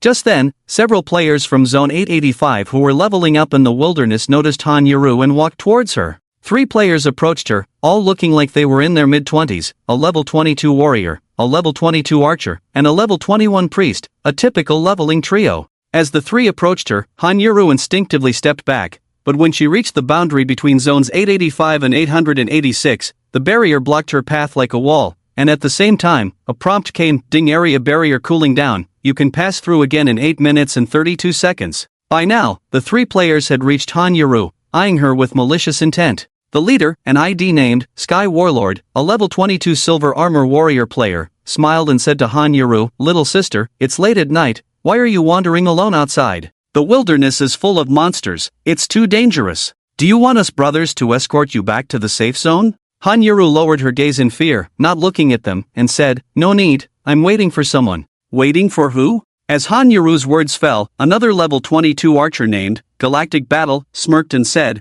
aren't you waiting for me, big brother? Next to him, the lowest level and shortest of the 3, a level 21 priest named Battle Heaven and Earth, sneered and said, Galactic, you shameless guy, she's obviously waiting for me. Isn't that right, little sister? It's been a while since I've seen such a high-quality girl, and since she's not from our zone, let's take care of her. He. With that, the 3 strangers, whom Han Yuru didn't know at all, reached out towards her. Meanwhile, not far away, Liang Shanhua, who had followed Han Yuru into Zone 885 after passing through the barrier, was hiding behind a large stone slab watching the scene unfold. He quickly opened his friend list, found King of Glory, and sent a message. Yao Go, how much longer until you guys arrive? She was targeted by a few hooligans from District 885, and now it's getting a bit dangerous. On the way to District 885 at full speed, the King of Glory received a message from Liang Shanhua and couldn't help but think to himself, what is this woman thinking? Going to District 885 alone late at night, isn't she walking into a trap? Saying that, the King of Glory immediately replied to Liang Shanhua's message, I'll be there in a few minutes, you hold them off for me, don't let them harm that woman. Liang Shanhua was speechless, there are 3 of them, how can I hold them off alone? It would be easier if there wasn't a 30% attribute suppression on me. Right now, with them ganging up on me, it's like a father disciplining his son. The King of Glory continued, brother, no matter what, you must hold them off for me. I'll raise the price to 300, you must protect that woman, don't let them harm her. Hold on for a maximum of 5 minutes, I'll be there. After saying that, the King of Glory closed the chat box. At that moment, the King's Return, who was walking alongside the King of Glory, saw the conversation between the King of Glory and Liang Shanhua and was puzzled. Captain, wasn't our plan to capture Han Yuru and use her to threaten one promise of love? If that's the goal, what does it matter to us if Han Yuru is being bullied as long as she's not dead? As long as she's alive when we get there, isn't that enough? You know nothing. The King of Glory didn't even stop running and kicked the King's Return into the roadside ditch. The King's Return, looking confused, climbed out of the ditch. Damn, the plan changed again? In District 885, under the oppression of 3 lecherous men, Han Yuru took out her magic wand in an attempt to defend herself, her eyes filled with fear. She never expected to encounter such a situation shortly after arriving in District 885. Meanwhile, Liang Shanhua, hiding behind a nearby stone slab, summoned his courage and took off a long bow from his back. Better to die than to live in shame. Damn it, for 300 gold coins, let's do this. As Liang Shanhua was about to rush out with his bow and arrow, he suddenly heard a scream from ahead. The scream didn't come from Han Yuru, but from the most despicable priest, fighting against the odds. When Liang Shanhua looked up, he saw a flash of white light ahead, and in front of Han Yuru, only 2 of the 3 players remained, as the priest had already fallen in battle. Damn! As their teammate was killed in battle, the 2 players, Sky of Reversal and Galaxy of Decisive Battle, turned around to see a man in silver armor, a formidable archer holding a golden longbow, slowly approaching. On his head, there was a red ID that shocked Sky of Reversal and Galaxy of Decisive Battle, level 24 archer, dominating the heroes. Sky of Reversal and Galaxy of Decisive Battle were so frightened by the sudden appearance of the archer dominating the heroes that they kept retreating. Dominating the heroes stopped in his tracks, his gaze cold as he stared at the 2, and sternly said, "You're looking for trouble." Initially unsure why they were suddenly attacked by dominating the heroes, the 2 seemed to understand something, and when they looked back at Hanyaru, the next moment, they both knelt down before dominating the heroes. Spare us, dominating one. Spare us. We didn't know she was your friend. If we had known, even if we had 10 times the courage, we wouldn't dare offend your friend. Nearby, Liang Shanbo, who heard the title Dominating One, almost spat out his water. What the heck, brother bear? Meanwhile, dominating the heroes, a level 24 archer who could at least rank second on the leaderboard in District 886, seemed to not accept the apologies from Sky of Reversal and Galaxy of Decisive Battle. He raised his golden longbow and aimed at the two. Spare us?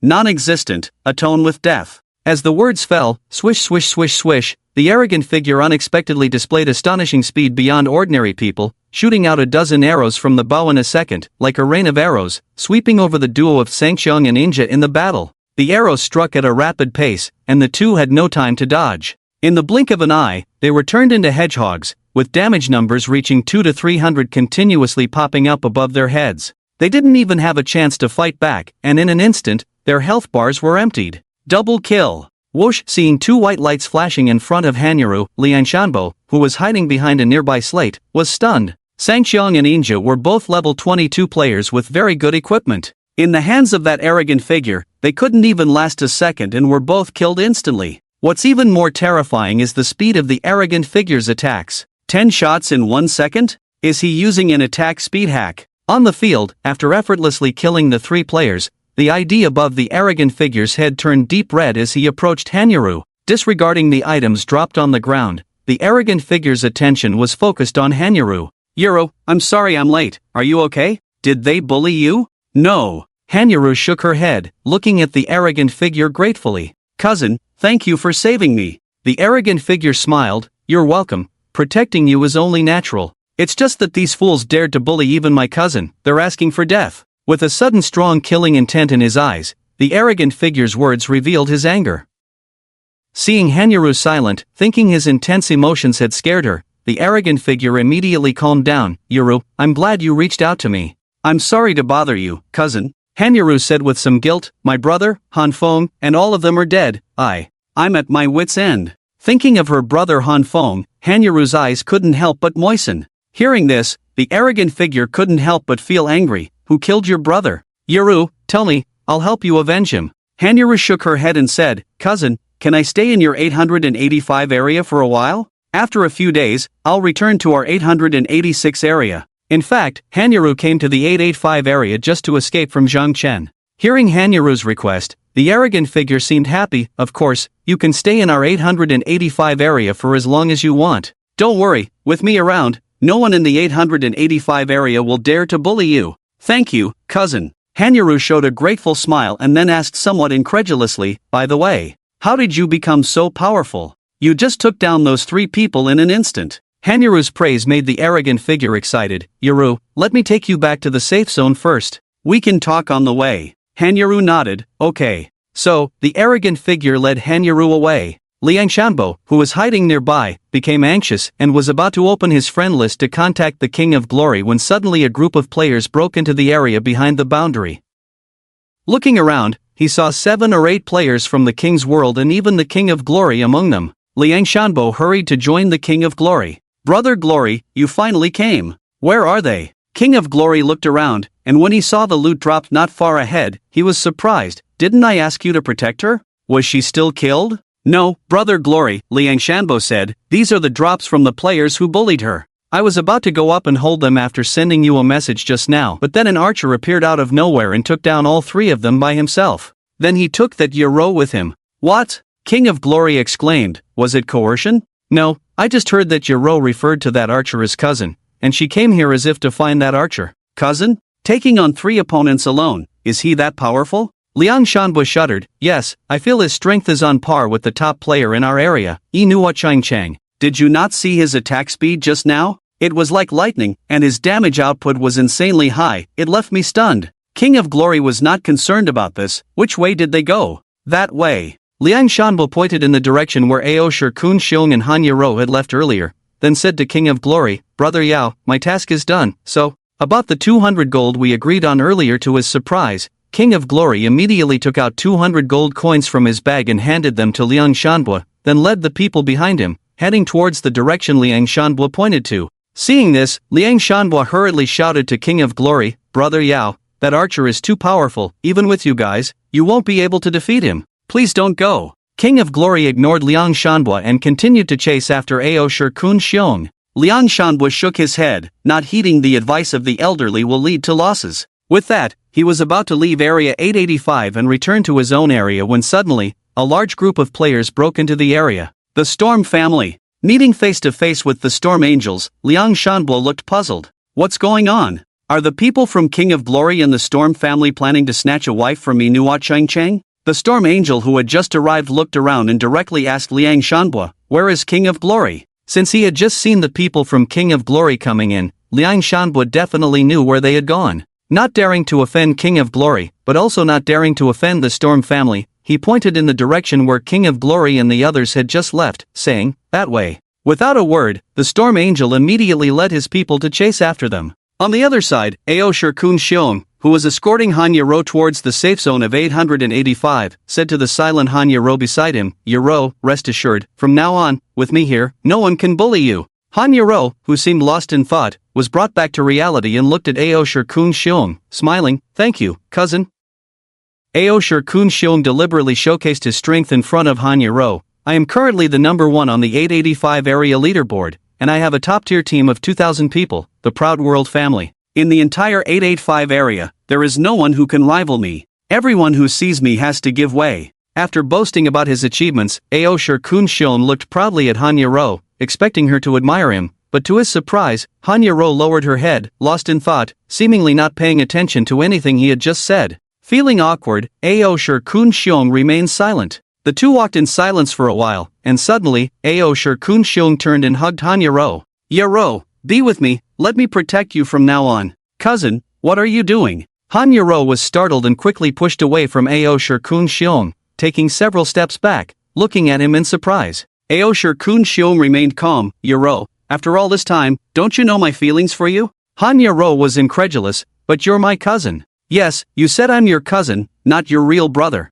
Proudly standing out among the crowd, Aosher Kun Xiong approached Han Yaro and said, "Yaro, I have liked you for a long time. I haven't expressed my feelings to you because I thought you understood." Before Han Yaro could speak, Aosher Kun Xiong continued, "And you even remembered my game ID, deliberately searched for it to add me as a friend. Aren't you trying to get closer to me?" Aosher Kun Xiong's self-righteousness once again shocked Han Yaro. "You told me this ID before you entered the game, saying to find you if I needed anything in the game.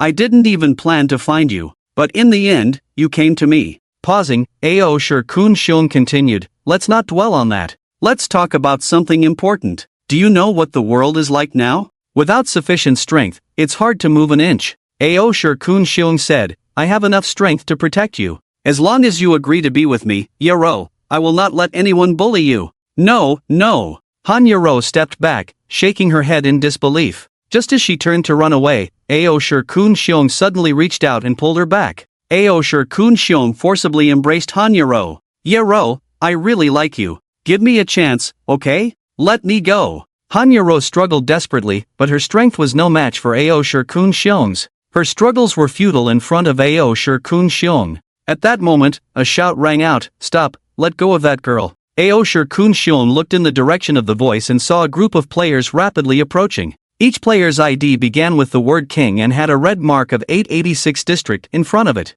Aosher Kun Xiong did not release Han Yaro from his embrace. He calmly faced the players from the King's Glory and said, "Trash from 886 District, dare to come to my 885 District and cause trouble?" King's Glory pointed at Han Yaro and shouted at Aosher Kun Xiong, "Kid, dare to touch my woman? Are you looking for trouble?" King's Glory's words caught Aosher Kun Xiong's attention. Pulling Han Yaro behind him, Aosher Kun Xiong coldly stared at King's Glory and said, "You are the ex-boyfriend that Yaro has been thinking about for the past 3 years?" Even Han Yaro found it unbelievable that King's Glory was the one saying this. And he actually chased from 886 District to 885 District. What was he up to? King's Glory did not answer Aosher Kun Xiong's question but pointed at him and said, "What kind of person are you? I'll give you 3 seconds. Let go of Yaro, unless you want to die in your own home." Looking at the level indicators of 16 to 18 above their heads, Aosher Kun Xiong sneered, "Trash from 886 District, dare to act arrogantly in front of me?"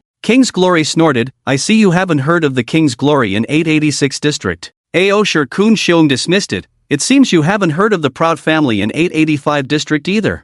Alright, let's see who's better. Let's compare and find out who's stronger. With that, King's Glory ordered, brothers, attack, capture him. As soon as the words fell, the players from King's Glory rushed towards Aosher Kun Xiong, wielding their weapons. Although their levels were higher, King's Glory was confident in defeating them because he had 8 people on his side against just 1. Could it be that he had the strength of a city's beauty? Meanwhile, Aosher Kun Xiong took the long bow from his back, held it in his left hand, and his eyes gleamed with endless killing intent, seeking death. He aimed the bow at the approaching players from King's Glory and shot numerous arrows at lightning speed, raining down on the crowd of King's Glory players. Suddenly, screams filled the air as 2 level 17 warriors, the leaders of the King's world, were instantly killed under the continuous onslaught of 200 to 300 points of damage. Those behind them were also severely injured, losing half their health before even getting close. The King's Glory was shocked. Damn! How can his attack speed be so fast, at least 4 to 5 times faster than normal? How is this possible?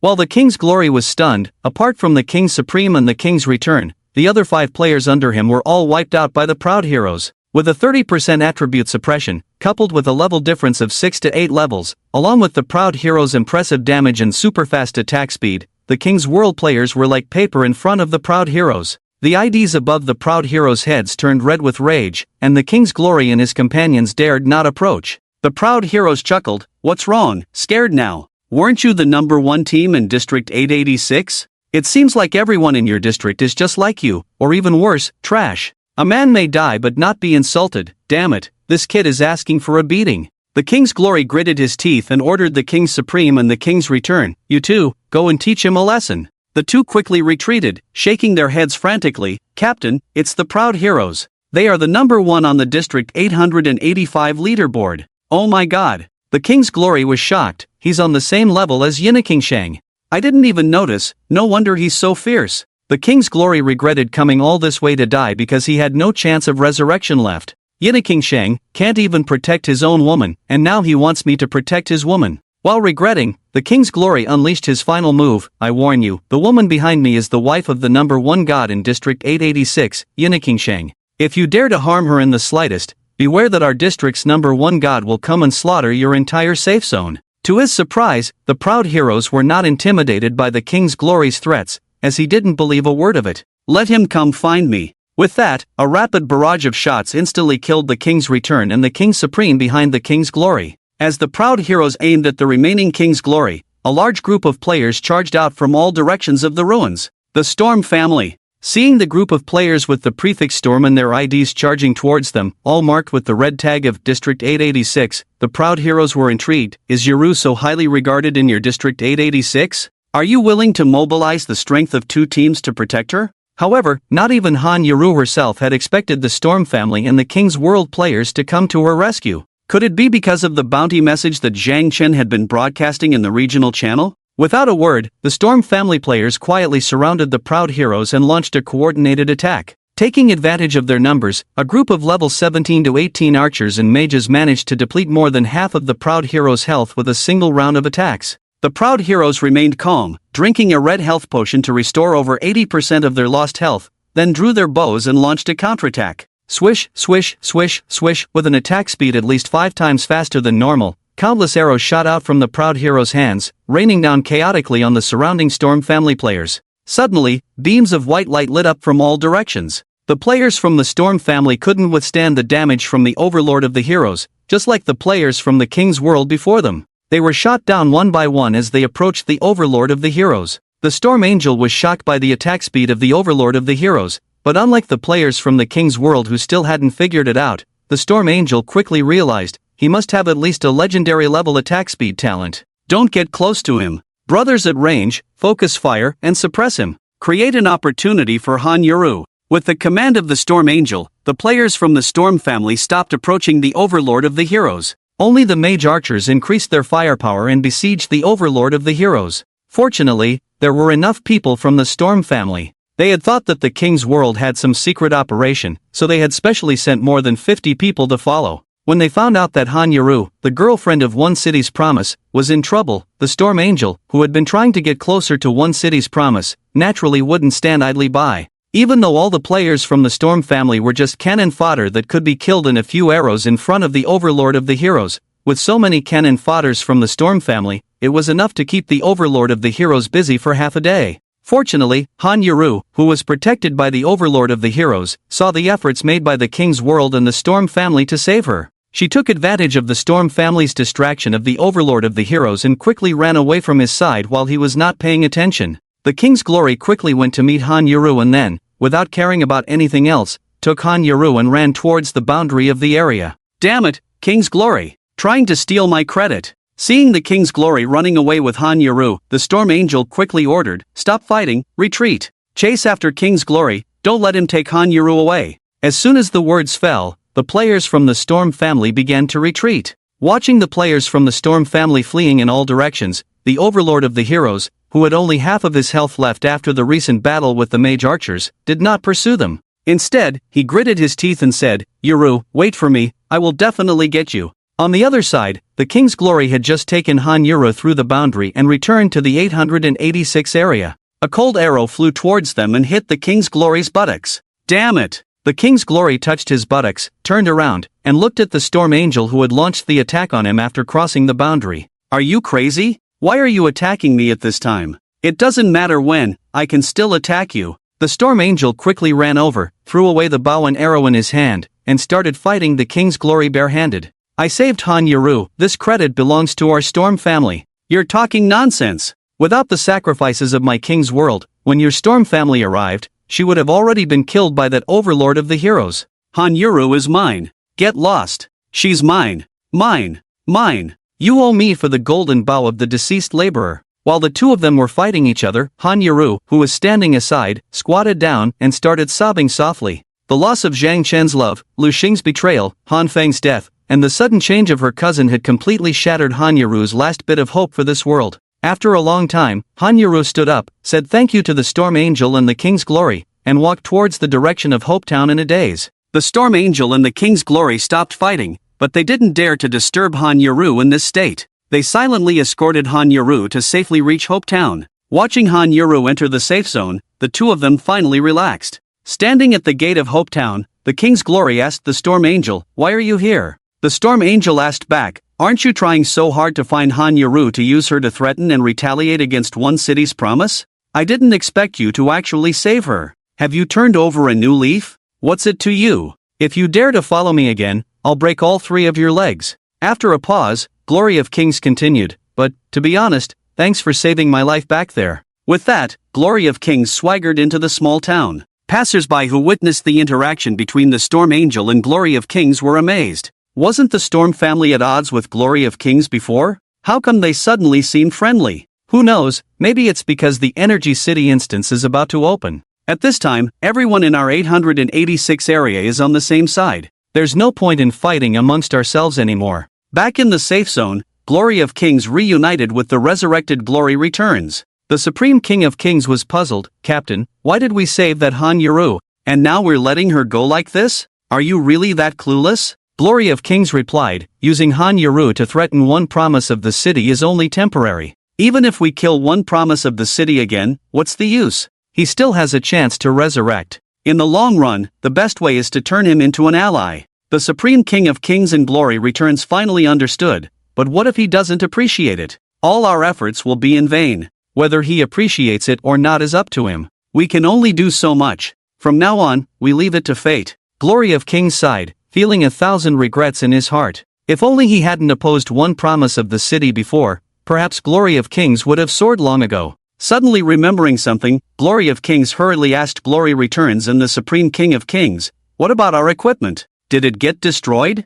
"No, the armor and ring are still intact." "That's good." Glory of Kings breathed a sigh of relief. "We'll have to rely on these two pieces of equipment to seek revenge on the arrogant one promise of the city and the Energy City." On the other side, Han Yuru, back in Hopetown, sat crying in a secluded alley. After some time, she looked up to find Zhang Chen standing beside her. Seeing Zhang Chen, Han Yuru stood up, her eyes swollen from crying, and hoarsely asked, "Zhang Chen, are you showing me sympathy?" Without answering Han Yuru's question, Zhang Chen, who had rushed back from the undead city upon hearing in the regional chat channel that Han Yuru had returned to the safe zone, questioned her, "Why did you leave without saying goodbye this morning, and why did you keep rejecting my friend requests? Just because you think that I was with you last night out of pity? Zhang Chen said, but you should at least give me a chance to answer that question. After a pause, Zhang Chen asked Han Yuru again, I've heard that you went to Area 885. What were you doing there? Han Yuru stared blankly at Zhang Chen, about to explain when her stomach suddenly growled.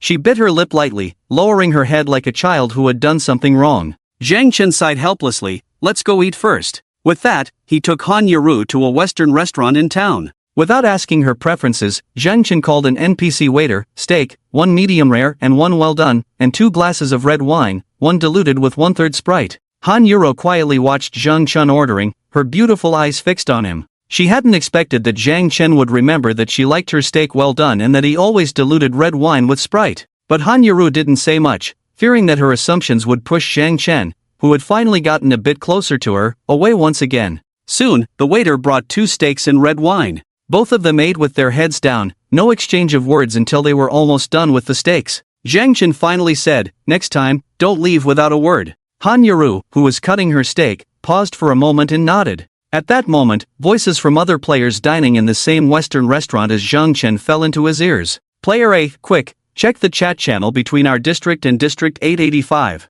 That guy known as the top player in District 885 is spamming. Player B, wow, he actually called out Han Yuru by name. Remember, Han Yuru is the girlfriend of One Promise City, right? Is he openly provoking One Promise City? Hearing the discussions of the others, Zhang Chen continued eating his freshly cut steak and opened the dual district chat interface. Indeed, he saw a player with the ID Proud Overlord inside, activating the spam mode. Proud Overlord, District 885, male, level 24 Archer. The trash in District 886 won't protect you. You're only safe by my side, Han Yuru, I will definitely get you. Proud Overlord, Kings of the World, Storm Family, I'll remember you. Get ready to face the slaughter of the Proud Overlord family in the Energy City. The provocative messages from Proud Overlord immediately ignited the players in District 886. Horse, District 886, male, level 22 Assassin. Ha! The trash is in District 885. Who are these Proud Overlord family people? Get ready to be crushed. Watching Proud Overlord's messages in the regional channel, Han Yuru quickly explained to Zhang Chen, he's my cousin.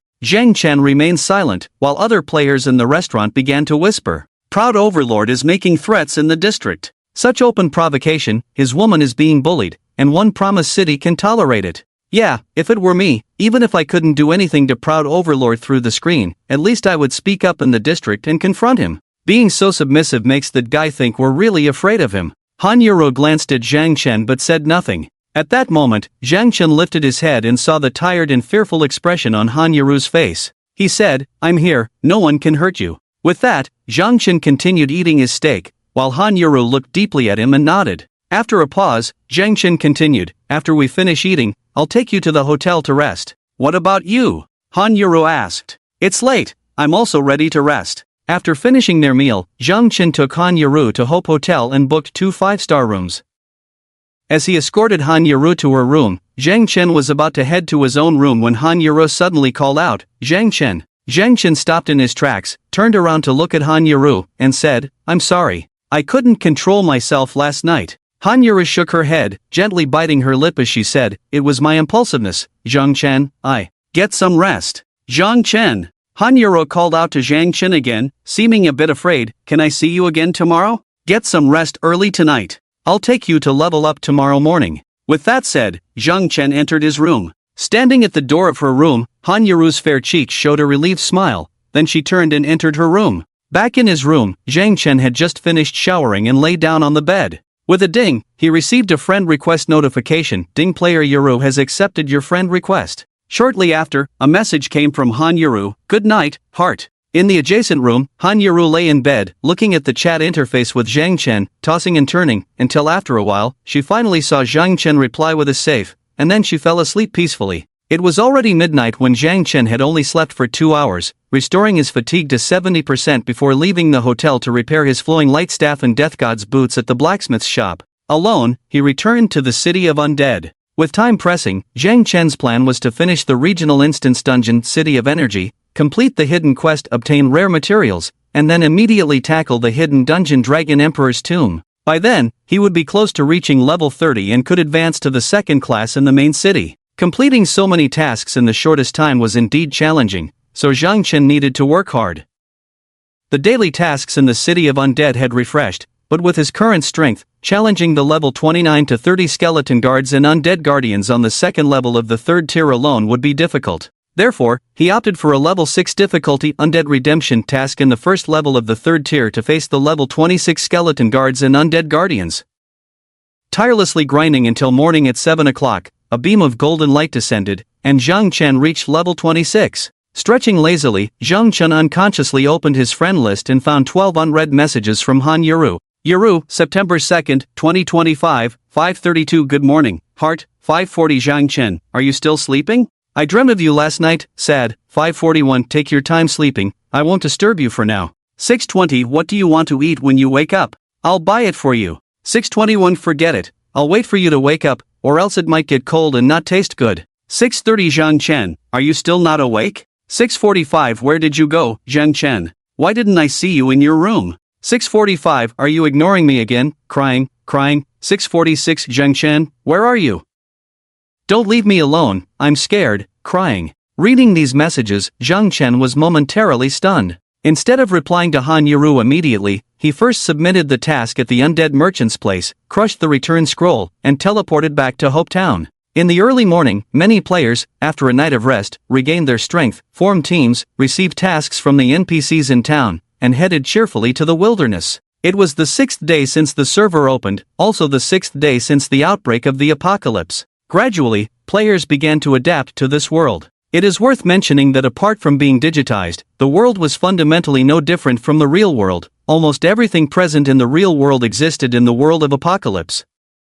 Zhang Chen then went to a breakfast shop, spent 10 silver coins on a basket of steamed dumplings, 2 meat buns, and 2 cups of soy milk, before returning to Hope Inn. As he approached his room, he saw Han Yuru sitting on the bed, looking lost. Upon hearing the noise and seeing Zhang Chen at the door, Han Yuru quickly got up, ran over, and hugged Zhang Chen, crying, "Where did you go? I thought you didn't want me again." "Silly girl," Zhang Chen said, "I went out to buy breakfast." Han Yuru let go of Zhang Chen, looked at the steamed dumplings and soy milk in his hands, and her inner unease vanished instantly. "You remembered I like steamed dumplings. Yes, eat up quickly. After that, we'll go level up together." "Okay." Han Yuru wiped her tears, took the steamed dumplings and soy milk from Zhang Chen, and sat quietly on the edge of the bed, eating. Zhang Chen also started eating a meat bun that cost 2 silver coins each. In the world of apocalypse, prices will become more and more expensive as the average level of players increases. Remembering the previous world, many players who had already reached the maximum level and had no further pursuits opened restaurants in the main city to earn money and support their families. After breakfast, Zhang Chen took Han Yuru to the auction house. These days, he had collected numerous 1-star equipment, white skill books, and even complete 1-star undead set in the undead city. He also captured several low-level and low-aptitude undead Warcraft creatures. These items were of no use to Zhang Chen, so he listed them on the auction house according to the system's market prices. Han Yuru was only at level 18, and her equipment looked very inferior. In her current state, she could only stay by Zhang Chen's side as a burden. However, Han Yuru's profession was the biggest advantage that caught Zhang Chen's attention, a priest. With Zhang Chen's modifications and armaments, Han Yuru could become a powerful healer who could assist Zhang Chen in daily battles. Therefore, all the priest sets Zhang Chen had crafted at levels 17 and 18 were listed for sale. Without hesitation, Zhang Chen spent 30 gold coins to purchase a complete 1-star undead priest set for Han Yuru at level 20 from the auction house. Despite the small level difference, the impact was significant. The quality of the set greatly affected its attributes. A full 1-star undead priest set, consisting of 7 pieces, could increase the wearer's healing by 30%. If it were all 2-star, the healing would be 50%, and with all 3-star, it could reach 80%. 30 gold coins were like a drop in the bucket for Zhang Chen, who had over 1,200 gold coins in total assets. However, for ordinary players at this stage, as well as for Han Yuru, it was a huge sum of money. Just as Zhang Chen was about to finalize the purchase of a priest undead set for Han Yuru, totaling 2 gold coins, Han Yuru quickly stopped him. "Don't buy me equipment. I don't have the money to pay you back." "It's okay, I didn't ask you to repay me," Zhang Chen said, clearing the cart and placing a complete set of priest equipment in Han Yuru's inventory. Han Yuru was somewhat shocked. 30 gold coins, she couldn't save up that much money in a week, let alone half a month. Yet, Zhang Chen spent it on her without hesitation.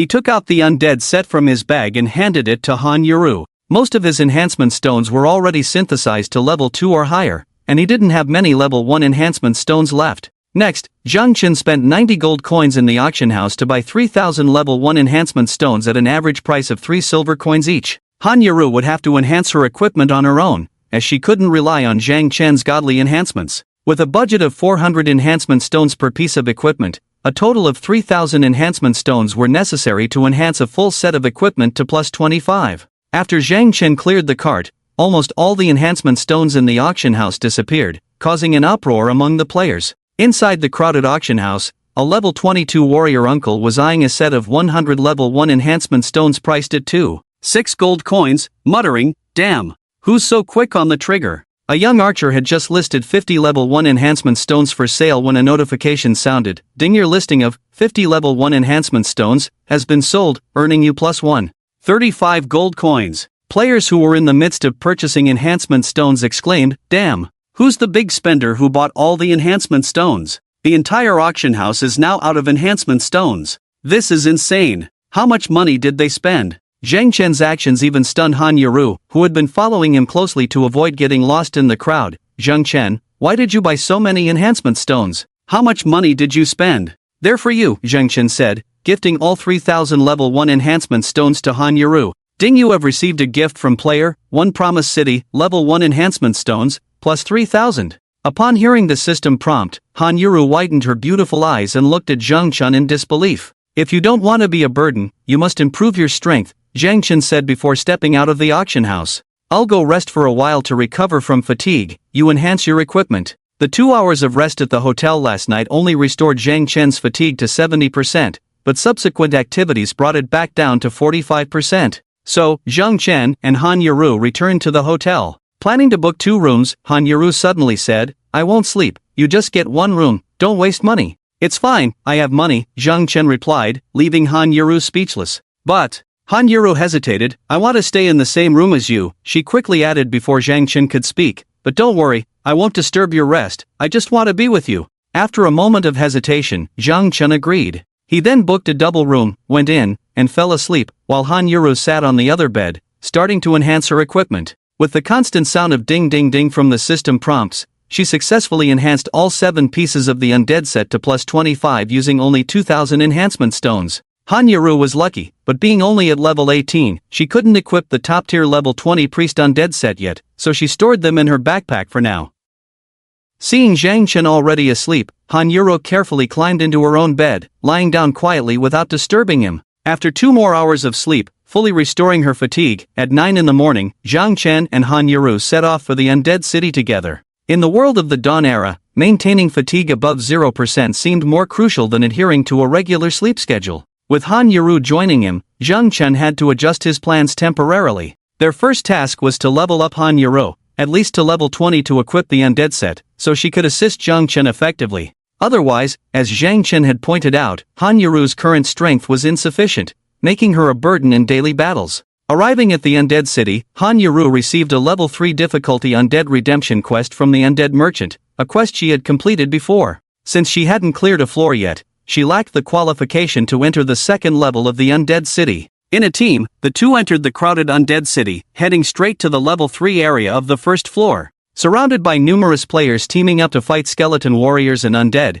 Zhang Chen handed over the team leader position to Han Yuru to help her gain more experience. In this setup, Zhang Chen would receive 50% of the experience, while Han Yuru, as the team leader, would get 60%. Fighting these low-level monsters was negligible for Zhang Chen, who was already at level 26, so he didn't mind the reduced experience gain. Choosing a spot densely populated with skeletons and undead, Zhang Chen wielded his flowing light staff and began attacking, activating multiple attacks. Boom! Under the 132-point agility bonus, Zhang Chen swiftly swung his staff, unleashing numerous purple magic orbs that exploded on the 19 to 20 level skeletons and undead, dealing massive damage of 5 to 600 points, easily defeating them in a few strikes. None of the skeletons or undead nearby could withstand the damage from 3 basic magic orbs. So, because the speed was relatively slow, Han Yuru, who had just caught up, had not yet joined the battle when a series of system prompt sounds rang in her ears. Ding, your teammate has killed a level 19 skeleton archer,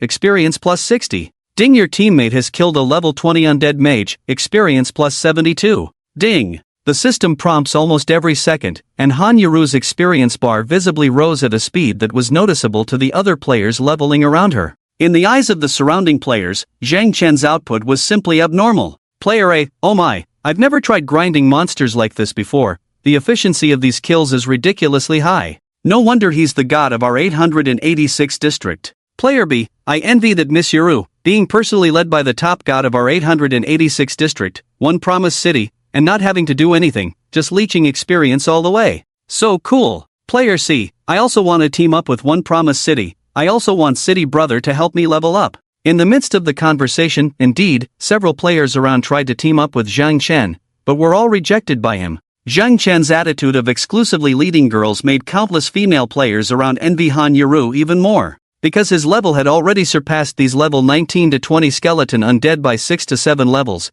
Zhang Chen could only get 30% to 40% of the base experience by killing them, plus the having effect of teaming up. He could only get a dozen or 20 points of experience for each skeleton undead killed. For Zhang Chen, who needed 520,000 experience points to level up from 26 to 27, even if he killed monsters at a fast speed, the experience gained could be negligible. In addition, because of his high level, these low-level skeletons and undead almost no longer dropped equipment or money. Even the drop rates of divine bones and undead awareness were reduced by 10 times. Originally, every 5 kills could drop one. Now Zhang Chen could only get 1 divine bone after killing 50 skeletons.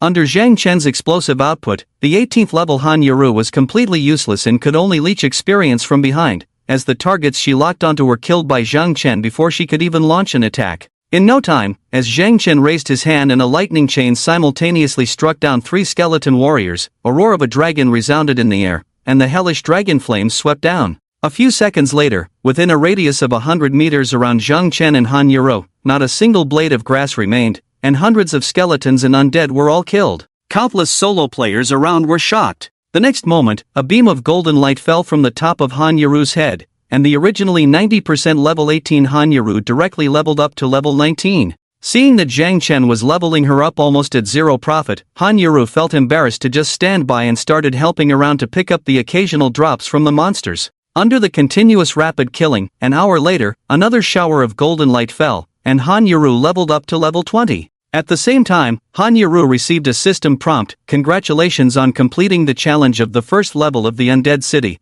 The teleportation array to the second level has been opened. With the previous grinding, Han Yuru finally completed the challenge of the first level. While following the teleportation array to the second level, Han Yuru took out the undead set from her bag and equipped herself. Under the armament of the dark and deathly aura of the dark magic hat, robe, and staff, Han Yuru seemed to transform from a girl into a mature lady. In Zhang Chen's impression, Han Yuru's outfits were mostly casual, as her figure and sweet appearance could bring out the stunning effect of a casual style that many girls fantasized about. Seeing Han Yuru in this new style of outfit for the first time, it turned out to be quite attractive. So much so that as soon as Han Yuru changed into the undead set, she immediately attracted the attention of many male players who were grinding on the second level. Look at that lady, she's so elegant. Looking at other women wearing the undead spirit set, they look just like a landlady. Why does she look so beautiful in this outfit? Isn't it because she's naturally good looking that everything looks good on her? With her looks, she would look good even without clothes on. Damn, she's got the looks, the figure. If I had a girlfriend like her, I would cherish her in my hands. Stop dreaming, look at who's next to her, the top player of District 886, the legendary One Promise City. They are truly a perfect match in talent and beauty. To be honest, One Promise City having a girlfriend like that is all because of his skills. I don't envy him at all, because I know I don't have that kind of skill. And us losers, we can't afford to keep a goddess like her. Look at her equipment. A full set of 1-star undead spirit set is worth at least 20 to 30 gold coins at this stage, all with shining attributes, and all 7 pieces are top level enhanced to plus 25. This outfit alone is worth over 100 gold coins. I see now, no wonder someone suddenly bought up all the enhancement stones at the auction house. It must be One Promise City. He bought so many enhancements just to strengthen the undead spirit set for his girlfriend. I finally understand what they mean by the rich finding their match, while the poor can only watch from afar. Ignoring the discussions of the surrounding players, Han Yuru's attention was all on Zhang Chen. Wearing the undead spirit set, Han Yuru approached Zhang Chen, turned around, and smiled. Do I look good? You look good, Zhang Chen said without hesitation. He remembered that when he was with Han Yuru, she would always show him her new clothes first and ask, "Do I look good?" Since the first time he answered SOSO and got his ear pulled by Han Yuru, Zhang Chen's responses had always been good-looking, super pretty, very good, fantastic. Han Yuru was very happy because Zhang Chen's answers made her feel like their relationship had returned to 3 years ago. After putting on the undead spirit set, Han Yuru's attributes had greatly increased. Zhang Chen let Han Yuru try casting a white spell, Healing. With the undead spirit set's 30% healing bonus, it could restore nearly 300 points of health to Zhang Chen.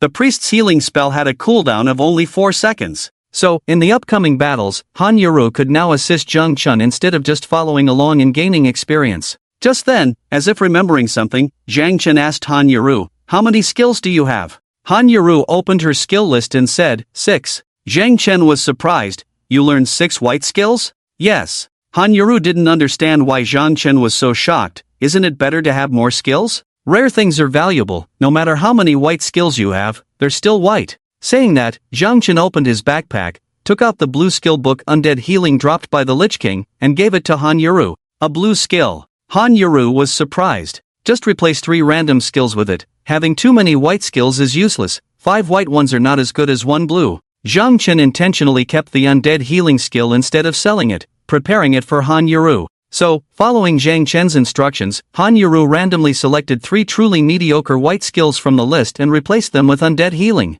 Ding! Congratulations on mastering the new skill Undead Healing, Blue. Try it out. As Zhang Chen's words fell, Han Yuru waved her wand. After a brief incantation, a black light fell on Zhang Chen's head, showing a green recovery value of over 200 points, and a skull mark appeared next to his ID. Han Yuru, who didn't pay much attention to the skill description, pouted, "The healing amount of this blue skill is still not as high as my white healing art." "Wait and see," Zhang Chen said with a faint smile, casting a fireball towards a nearby level 25 undead paladin with a skull imprint. Boom! More than 1700 critical damage nearly took down the undead paladin in one hit. After that, Zhang Chen intentionally didn't continue the attack. The undead paladin, left with a sliver of health, shot an arrow, hitting Zhang Chen, who stood still, 342. Following the red damage, a recovery value identical to the one Han Yuru cast with Undead Healing earlier appeared above Zhang Chen's head, plus 239. After receiving 3 consecutive attacks, Zhang Chen's head showed 3 consecutive 239-point recoveries before the skull imprint behind his ID disappeared. Seeing this, Han Yuru finally understood that the strength of Undead Healing lies in post-injury recovery. Undead Healing immediately restores 95% of the target's attack power after casting, and applies an undead mark, allowing the caster to recover 95% of the attack power 3 more times when the target is attacked within 10 seconds. In other words, Han Yuru's Undead Healing just now accumulated 956 points of recovery for Zhang Chen. Han Yuru's mouth formed an O shape. "How about it? Do you now see the big difference between the blue and white skills?" Hearing Zhang Chen's words, Han Yuru shook her head, then immediately nodded, happily saying, "This continuous recovery skill is so powerful." Zhang Chen said, "I'll help you clear the 2nd level as soon as possible. I'm going to start group hunting, so make sure to keep healing me." With a wave of his flowing light staff, a lightning chain attracted the hatred of 3 skeleton shield guards and undead paladins. Relying on a powerful healer with a plus 25 undead set behind him, Zhang Chen remained unfazed, entering a full-on attack mode. Boom! Zhang Chen initiated multiple attacks, hitting the surrounding level 25 skeleton shield guards and undead paladins with fast-paced magic orbs. The high damage caused one after another shield guard and paladin to fall under the onslaught of the flowing light staff. Under the effects of the shield guards, counter damage, talent and the paladins, undead shot, talent, Zhang Chen's health bar above his head rapidly decreased. Han Yuru at the rear immediately cast healing spells on Zhang Chen. Ding! You received a recovery from teammate, Yuru's healing art, plus 296 health. Ding! You received a recovery from teammate, Yuru's slow healing art, plus 148 health. Additionally, your health will increase by 49 points per second for 5 seconds. Under Han Yuru's strong recovery, Zhang Chen's health remained above 60%. Zhang Chen felt pleased that the investment of over 120 gold coins in nurturing the little healer was finally paying off. Currently, Han Yuru was only level 20, equipped with basic 1-star gear. Initially thinking he couldn't neglect Han Yuru, Zhang Chen now saw that she might play a significant supportive role in future battles. Han Yuru's presence also significantly increased Zhang Chen's monster clearing efficiency. Although Han Yuru didn't contribute damage, her powerful healing provided Zhang Chen with great sustainability, allowing him to focus solely on outputting damage without worrying about his own health. Just like on the first level, numerous players around them cast envious glances. The level 25 skeleton shield guards and undead paladins were only one level lower than Zhang Chen, so he could gain a considerable amount of experience during the hunting process, relentlessly grinding in the city of the dead all day long, until late at night at 10 o'clock. Han Yuru finally completed the challenge of the second floor. With incredibly rich experience rewards, Han Yuru's level soared to 22. It was as if she had gained 4 levels in just one day. With Zhang Chen's help, Han Yuru's leveling speed was terrifying. At this point, Zhang Chen could continue to persist all night, but he could see that Han Yuru was tired and hungry, even though she tried hard not to show it in front of him. "Let's go back, have a meal, and rest a bit," he said. Han Yuru shook her head and replied, "No need, let's grind a bit more. Can we go back later?" "Don't push yourself," Zhang Chen said. After that, he took Han Yuru to the undead merchant to submit the quest, then gave her a town portal scroll, and they both teleported back. Back in the city, Han Yuru immediately opened her backpack, took out all the money she had earned from monster hunting and quest rewards, and handed it to Zhang Chen. "You've spent so much money on me, I can't pay you back all at once." "Silly girl, who told you to pay me back?" Zhang Chen said, refusing to take Han Yuru's money. He took her to a restaurant for a meal and then tricked her into going to sleep together. After arranging for Han Yuru to settle in, Zhang Chen rested for only 2 hours, recovered some fatigue, and around midnight, he went back to the city of the dead alone. Amid the nervous and anticipatory emotions of countless players, Saturday finally arrived, and the highly anticipated regional dungeon, the City of Energy, was set to open at 10 o'clock in the morning. Early in the morning at 7 o'clock, Zhang Chen, who had returned from the City of the Dead at 5 o'clock to rest and restore his fatigue, had just woken up when he heard a commotion outside the inn. Countless players were fervently discussing matters related to the City of Energy. The Storm family and the King's World were also gearing up for the City of Energy. After several days of effort, the two major teams had finally managed to raise their members' levels back to 23, reaching the average level of 886 area players. At this point, Zhang Chen was already at level 27, ranking first on the 886 area leaderboard, leaving the second place 3 levels behind. He was still referred to as a bug by players in the 886 area. In the past 2 days, players from the King's World had not been attacked again by one promise in the wilderness, making the King's Glory realize that the strategy of turning enemies into friends was indeed more effective than retaliating against one promise. In addition to the free dual zone chat channel temporarily opened by the system, the 8th largest area chat channel, where you had to pay to send messages, was also bustling. Players from major safe zones were discussing the City of Energy. Some were discussing how to play the dungeon to get energy the fastest, exchanging ideas, and some were even selling dungeon strategies.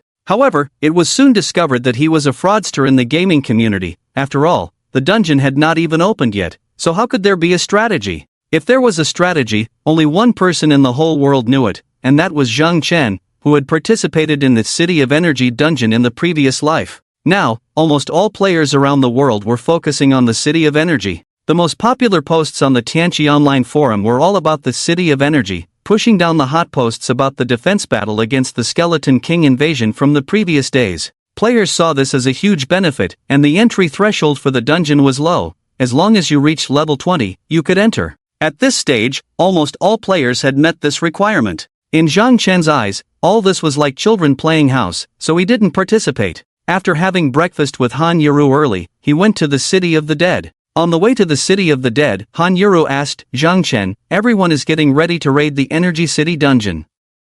Aren't we going to join them?" "No rush," Zhang Chen said. "Let's continue with our own tasks." Although Han Yuru didn't understand Zhang Chen's thoughts, she didn't ask much. She now listened to Zhang Chen very much. Whatever Zhang Chen did, she did too, simply because she enjoyed being with him. Along the way, there were hardly any players leveling up in the wild, as it was already 8 o'clock. With only 2 hours left until the Energy City opened, all players were in safe zones, waiting for the dungeon to open so they could enter and seize its resources. Zhang Chen and Han Yuru went straight to the 3rd level of the City of the Dead and started fighting against the level 26 to 30 skeleton guards and undead guardians. As the clock struck 10 in the morning, a loud system announcement rang out from the sky, "Ding all players, please note that the Energy City dungeon is now open. You can enter the dungeon through the teleportation arrays in the major safe zones. Wishing all players a pleasant dungeon journey." Swish! In the world of Tianqi, countless beams of white light appeared in the various major areas, leading to the Energy City dungeon. Just as the system announcement was made, players were forced to view the dungeon introduction and rules. They had to confirm before entering the dungeon. Energy City Dungeon, Dungeon Level, 30 Entry Requirements, Level 20, First entry requires 3 gold coins. Dungeon Introduction/Human Perspective. With the invasion of alien races on Earth, the human main city and safe zones have been repeatedly attacked by alien armies. The Energy City is the site of a major battle between the Human Legion and the alien army 3 years ago. The battle lasted half a month, resulting in the aliens repelling the humans and taking over the Energy City. The city is filled with countless resources left behind by humans, now occupied and consumed by the aliens. Dungeon rules: 2 adjacent areas are treated as one unit, and players will be assigned to the same Energy City dungeon by the system. Each time a player enters the dungeon, their location will be randomly refreshed. By killing aliens between levels 20 to 30 in the dungeon, players can obtain corresponding energy. Players can also acquire 10% of the energy owned by players from opposing areas by killing them.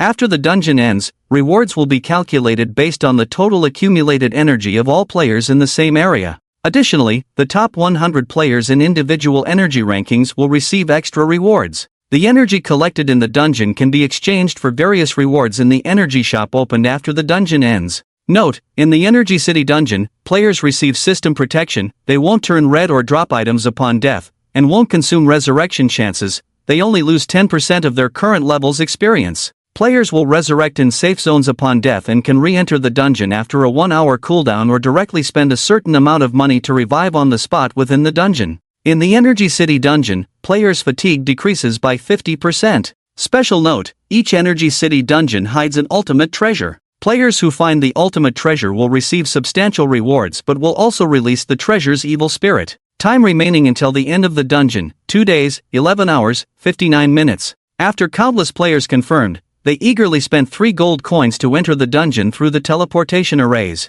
At this moment, players who usually hesitated to add an extra egg to their fried rice were not stingy at all with the 3 gold coins entrance fee because they knew that the rewards from the Energy City dungeon would far exceed the cost of those coins. Energy City. A bustling city, meticulously preserved after being transformed by different races, with countless tall buildings standing tall. One can see strange and bizarre creatures aimlessly wandering the streets and alleys of the city, as if waiting for something. In the next moment, countless white lights descended upon the Energy City. Players from Zone 885 and Zone 886 were randomly assigned spawn points by the system. Some players respawned inside buildings, some in basements, and some directly on the streets without any strange creatures roaming around. The most unfortunate were those who respawned on the 20th floor rooftop. Their feelings could only be expressed with a damn. The first thing players did upon entering the instance was to find monsters to kill. In a certain corridor, a flash of white light, a level 23 Archer Storm Angel respawned. Ding! Welcome to the Energy City instance. You have obtained 100 initial energy points.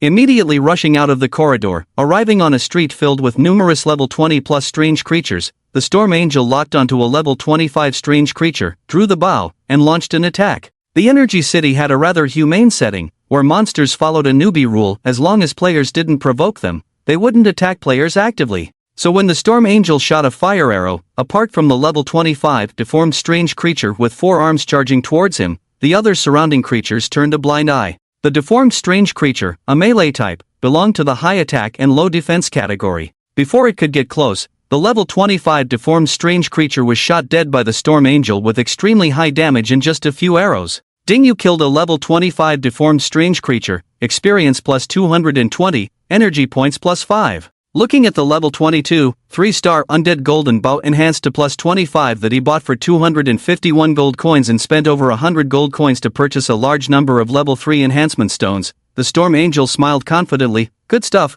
I'll rely on you for this instance. Just as the Storm Angel was about to continue hunting the next target, a system prompt suddenly sounded in his ears: area battle announcement. Ding! Player Pride of the Heroes from Zone 885 killed player Loneliness from Zone 886, seizing 10 energy points from the opponent. Obtained the achievement reward First Blood in the instance, energy points plus 50. Damn! On another street in the Energy City, a level 21 archer Glory of the King, who had just entered the instance and hadn't started killing monsters yet, couldn't help but curse out loud when he heard this prompt message: killing already at the beginning? Pride of the Heroes, damn it! And at that moment, another prompt sounded. Ding! Player Storm Angel from Zone 886 killed player Bloodthirsty Pride from Zone 885, seizing 11 energy points from the opponent. This brought one round back for Zone 886. Although Glory of the King didn't have much fondness for the Storm Angel, he couldn't help but say in the Zone channel, "Well done." Just as he finished speaking, he felt a cold wind behind him, and before Glory of the King could react, a figure suddenly attacked him. A few seconds later, a flash of white light. Battle announcement. Ding player Mad God of the Heroes from Zone 885 killed player Glory of the King from Zone 886, energy points plus 10. His vision shifted, and Glory of the King, who hadn't bought a revival with gold coins, appeared in the resurrection fountain of Hopetown. Damn it! Glory of the King opened the Dual Zone channel and edited a message. Glory of the King, Zone 886, male, level 21 archer. Damn sneaky Mad God attacking me. Brothers of the King of the World, avenge me. Mad God of the Heroes, Zone 885, male, level 24 assassin. Didn't you King of the World guys claim to be the #1 team in Zone 886? Is this all the strength you have? Can't even survive for 5 seconds in my hands? Glory of the King, damn, just because you're 3 levels higher than me, you think you can beat me at the same level? The Divine Archer, Zone 885, male, level 23 archer. Trash is just trash, stop babbling, come in and fight if you dare. King of Glory, just you wait, in an hour, I'll be back as strong as ever. The King of Glory angrily closed the chat channel. The battle raged on in the City of Energy, known to players from past and present lives as the Land of Slaughter, with flashes of white light one after another, in a continuous cycle. Countless battle announcements kept rolling on the instance interface. The City of Undead. While players in the 2 major safe zones of the city were fighting fiercely, Zhang Chen and Han Yaru were leisurely slaying monsters. In the vast City of Undead, it was just the 2 of them from inside out, with not a single trace of another player. Well, except for the undead merchant at the entrance. Han Yaru's support was like a godsend to Zhang Chen, doubling their speed in clearing the skeleton guards and undead protectors on the 3rd floor of the City of Undead compared to when he was soloing. In a state of stand-and attack, Zhang Chen could save a lot of time dodging attacks and use it to increase his output, thanks to the plus 25 armor bonus, turning him into a beastmaster who could tank as a mage. The 3rd floor posed no challenge anymore, so Zhang Chen and Han Yaru were solely focused on leveling up and completing the level 7 difficulty Undead Redemption mission. In this level 7 Undead Redemption, the targets to be killed were the strongest level 29 to 30 skeleton guards and undead protectors in the City of Undead, entities Zhang Chen wouldn't dare provoke alone before. For Zhang Chen, it was also about completing a hidden mission that had been ongoing for almost a week, obtain rare materials, and collecting a 2-star undead set. The difficulty of this hidden mission exceeded Zhang Chen's expectations. From Tuesday when he received the task until now, the 5th day, the progress had just reached 90%. It's worth noting that this task had a total duration of 7 days, and since receiving it, Zhang Chen had spent almost every day in the City of Undead just to achieve this progress. It was clear that for an ordinary person, this task would be impossible to complete. However, this also indicated that the rewards for this task would be remarkable and worth looking forward to. So, the 2 of them spent the whole day here. By 6 in the evening, Zhang Chen's fatigue had dropped to just over 30, and he and Han Yaru were ready to go out to complete the mission, then return to the city to eat and rest. As they hurried out from the 3rd floor, Zhang Chen checked the spoils. After nearly 10 hours of fighting from morning till now, he and Han Yaru had accumulated over 20 pieces of equipment. Among them were 8 2-star quality items and 13 1-star quality items. Among the 2-star quality items were 4 pieces of the undead set, a mix of various professions, including only 1 level 30 necklace from the mage set, which was hard to come by and happened to be a duplicate of the one Zhang Chen already had. It seemed that collecting a complete 2-star mage undead set would be quite a challenge. When passing through the 1st and 2nd floors of the City of Undead, usually bustling with players at this time, there was still not a single player in sight, making it as desolate as a dead city. They headed straight to the outskirts, where the undead merchant ELO was stationed, who had always been guarding the City of Undead regardless of the weather, and submitted the mission. Ding, congratulations on completing the mission Undead Redemption, level 7 difficulty, gaining experience reward plus 253,000, 10% bonus from 2-star intimacy level, silver coins plus 385, 10% intimacy bonus, 3 enhancement stones plus 5, human race reputation plus 220, 10% intimacy bonus, and obtaining equipment Undead Pants plus 1. Intimacy level with Wild Wanderer increased by 12. Ding, congratulations on raising your intimacy level with Wild Wanderer to level 3, gaining the privilege, when completing tasks issued by Wild Wanderer, experience, money, and reputation rewards increase by 15%. The next upgrade requires accumulating an intimacy level of 300. Ding, congratulations on leveling up. Current level is 28, next upgrade requires 620,000 experience points.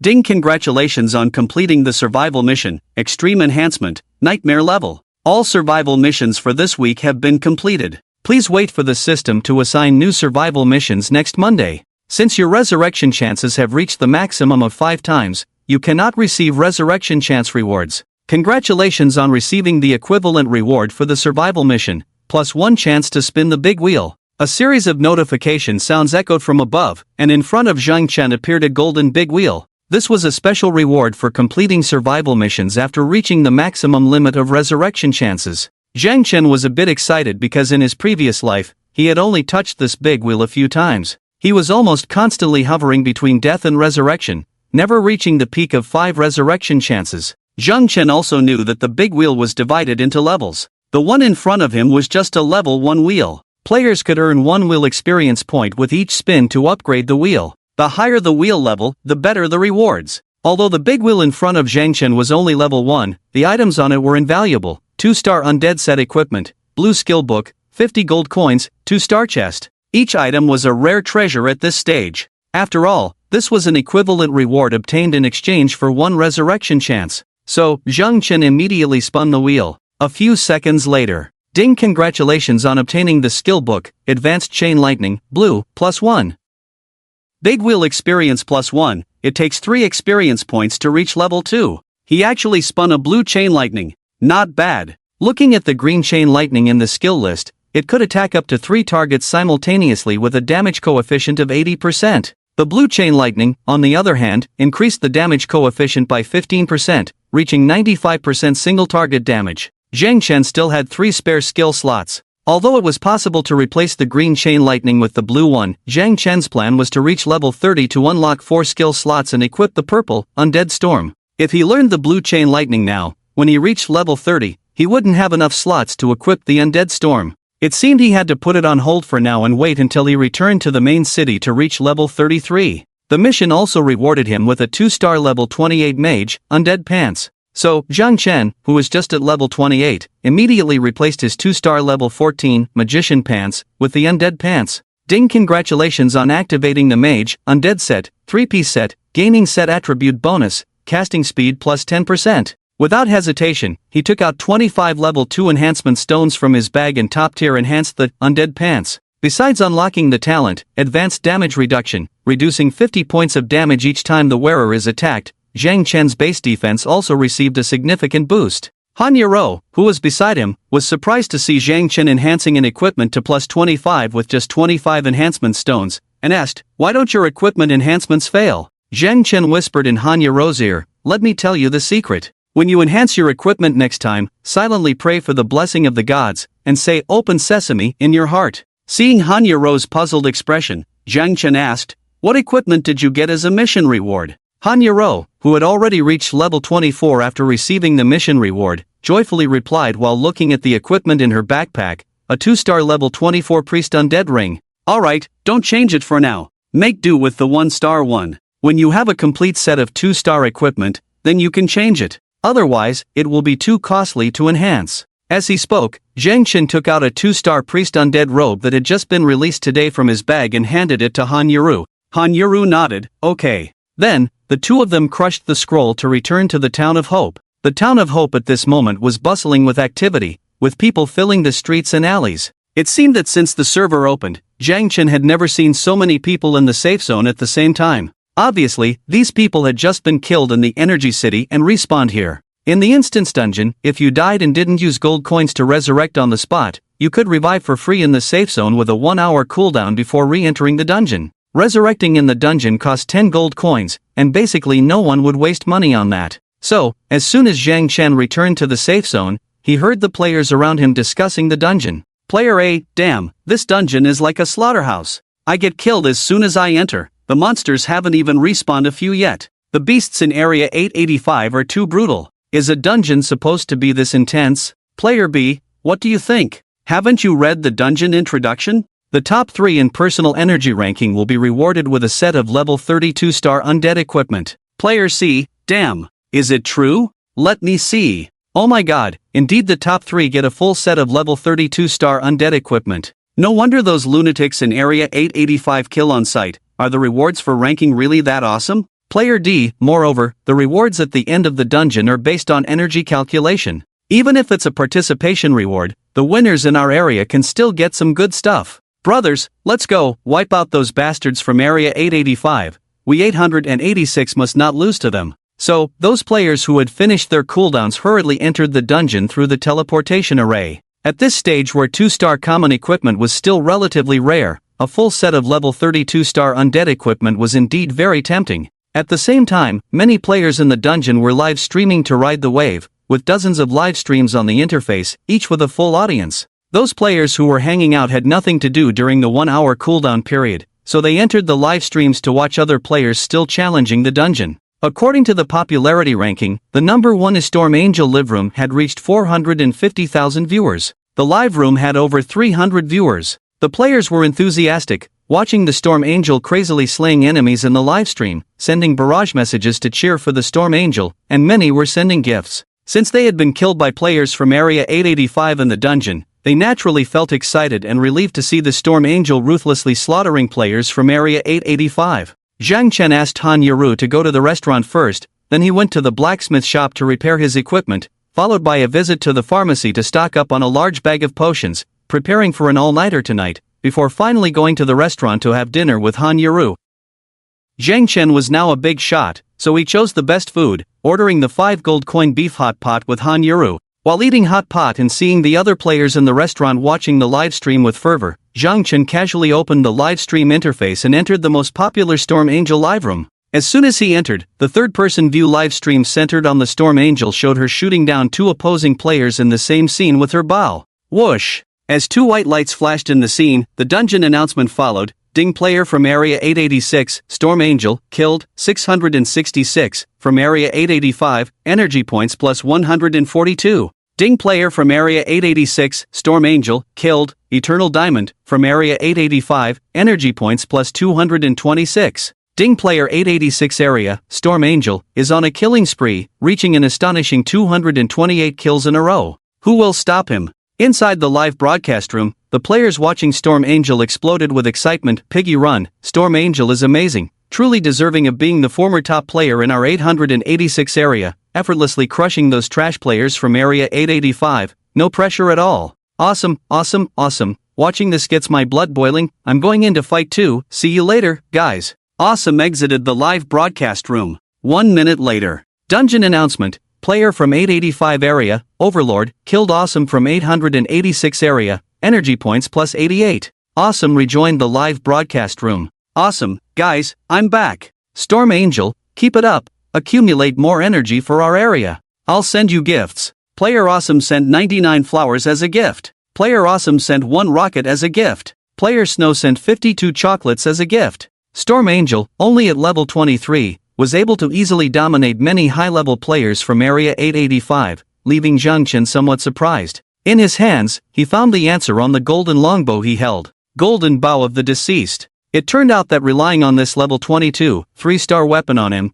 it's no wonder Storm Angel's damage was so high. In the visuals, almost every enemy Storm Angel encountered had no chance to get close to him and was shot down directly. Zhang Chen casually checked the energy ranking and was surprised to find that Storm Angel ranked second in the dungeon with an accumulated 17,538 points of energy. The first place was held by Overlord of 885 area, with a high energy of 25,200 points. Overlord also topped the kill list, with Storm Angel in second place. At the same time, the dungeon announcement interface kept refreshing the achievements on the other side. Ding player Overlord from 885 area killed King of Warriors from 886 area. Energy points plus 155. Ding Overlord double killed Divine Sword of Kings, energy points plus 328. Ding Overlord with a 312 kill streak. Ding Overlord is on a killing spree. Ding Overlord's super godlike slaughter, unstoppable, who will stop him? The current situation showed a clear polarization, with a leading expert on each side influencing their respective areas, Storm Angel and Overlord. Regardless of energy or kills, they were far ahead of other players in the same area by more than 10 times. And since the start of the dungeon, only a day and a half had passed. Players on both sides placed their greatest hopes on their respective leaders, eagerly anticipating a showdown between the two in the dungeon to see who is truly more powerful. Just as the players were thinking this way, a new enemy appeared on the live broadcast screen of Storm Angel, a player named Overlord. Ding player Overlord from 885 area killed player Storm Angel from 886 area, looting 1754 energy points. Ding player Overlord ended the super godlike streak of Storm Angel, the strongest in the two areas, in an unprecedented and powerful showdown. With these two dungeon announcements, all the players from 886 area who were watching outside the dungeon fell silent for a moment, incredulously watching Storm Angel fall before Overlord.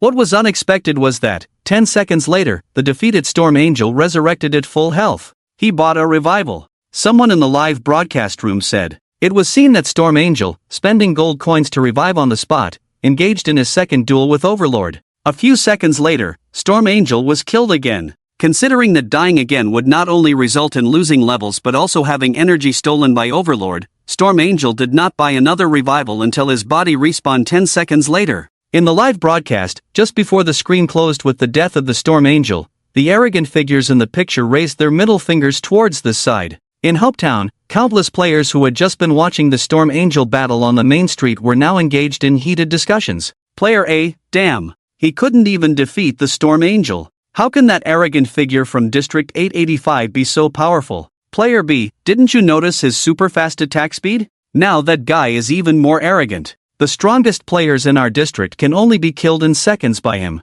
Who can defeat him? Player C, well, the Storm Angel is strong, but not the strongest. If Only Love in the City were here, that would be great. By the way, why hasn't Only Love in the City entered the instance all day today? Player D, yeah, with the strength of our district's top-ranked god Only Love in the City, it would be a piece of cake to defeat that arrogant figure. Where did he go? Just then, in the cross-district chat channel between districts 885 and 886, the arrogant figure sent a message. Arrogant figure, you, the number one in District 886, is this all you've got? Arrogant figure, I've already killed so many people in your district. So far, no one has lasted more than 5 seconds in my hands. Finally, I encountered the number one ranked player, thought he was a master, but turned out to be a noob. Arrogant figure, is this the level of District 886? Is there anyone else who can fight? Contempt, these provocative messages instantly ignited the players in District 886. Storm Dragon King, District 886, male, level 23 warrior. What's so arrogant about you?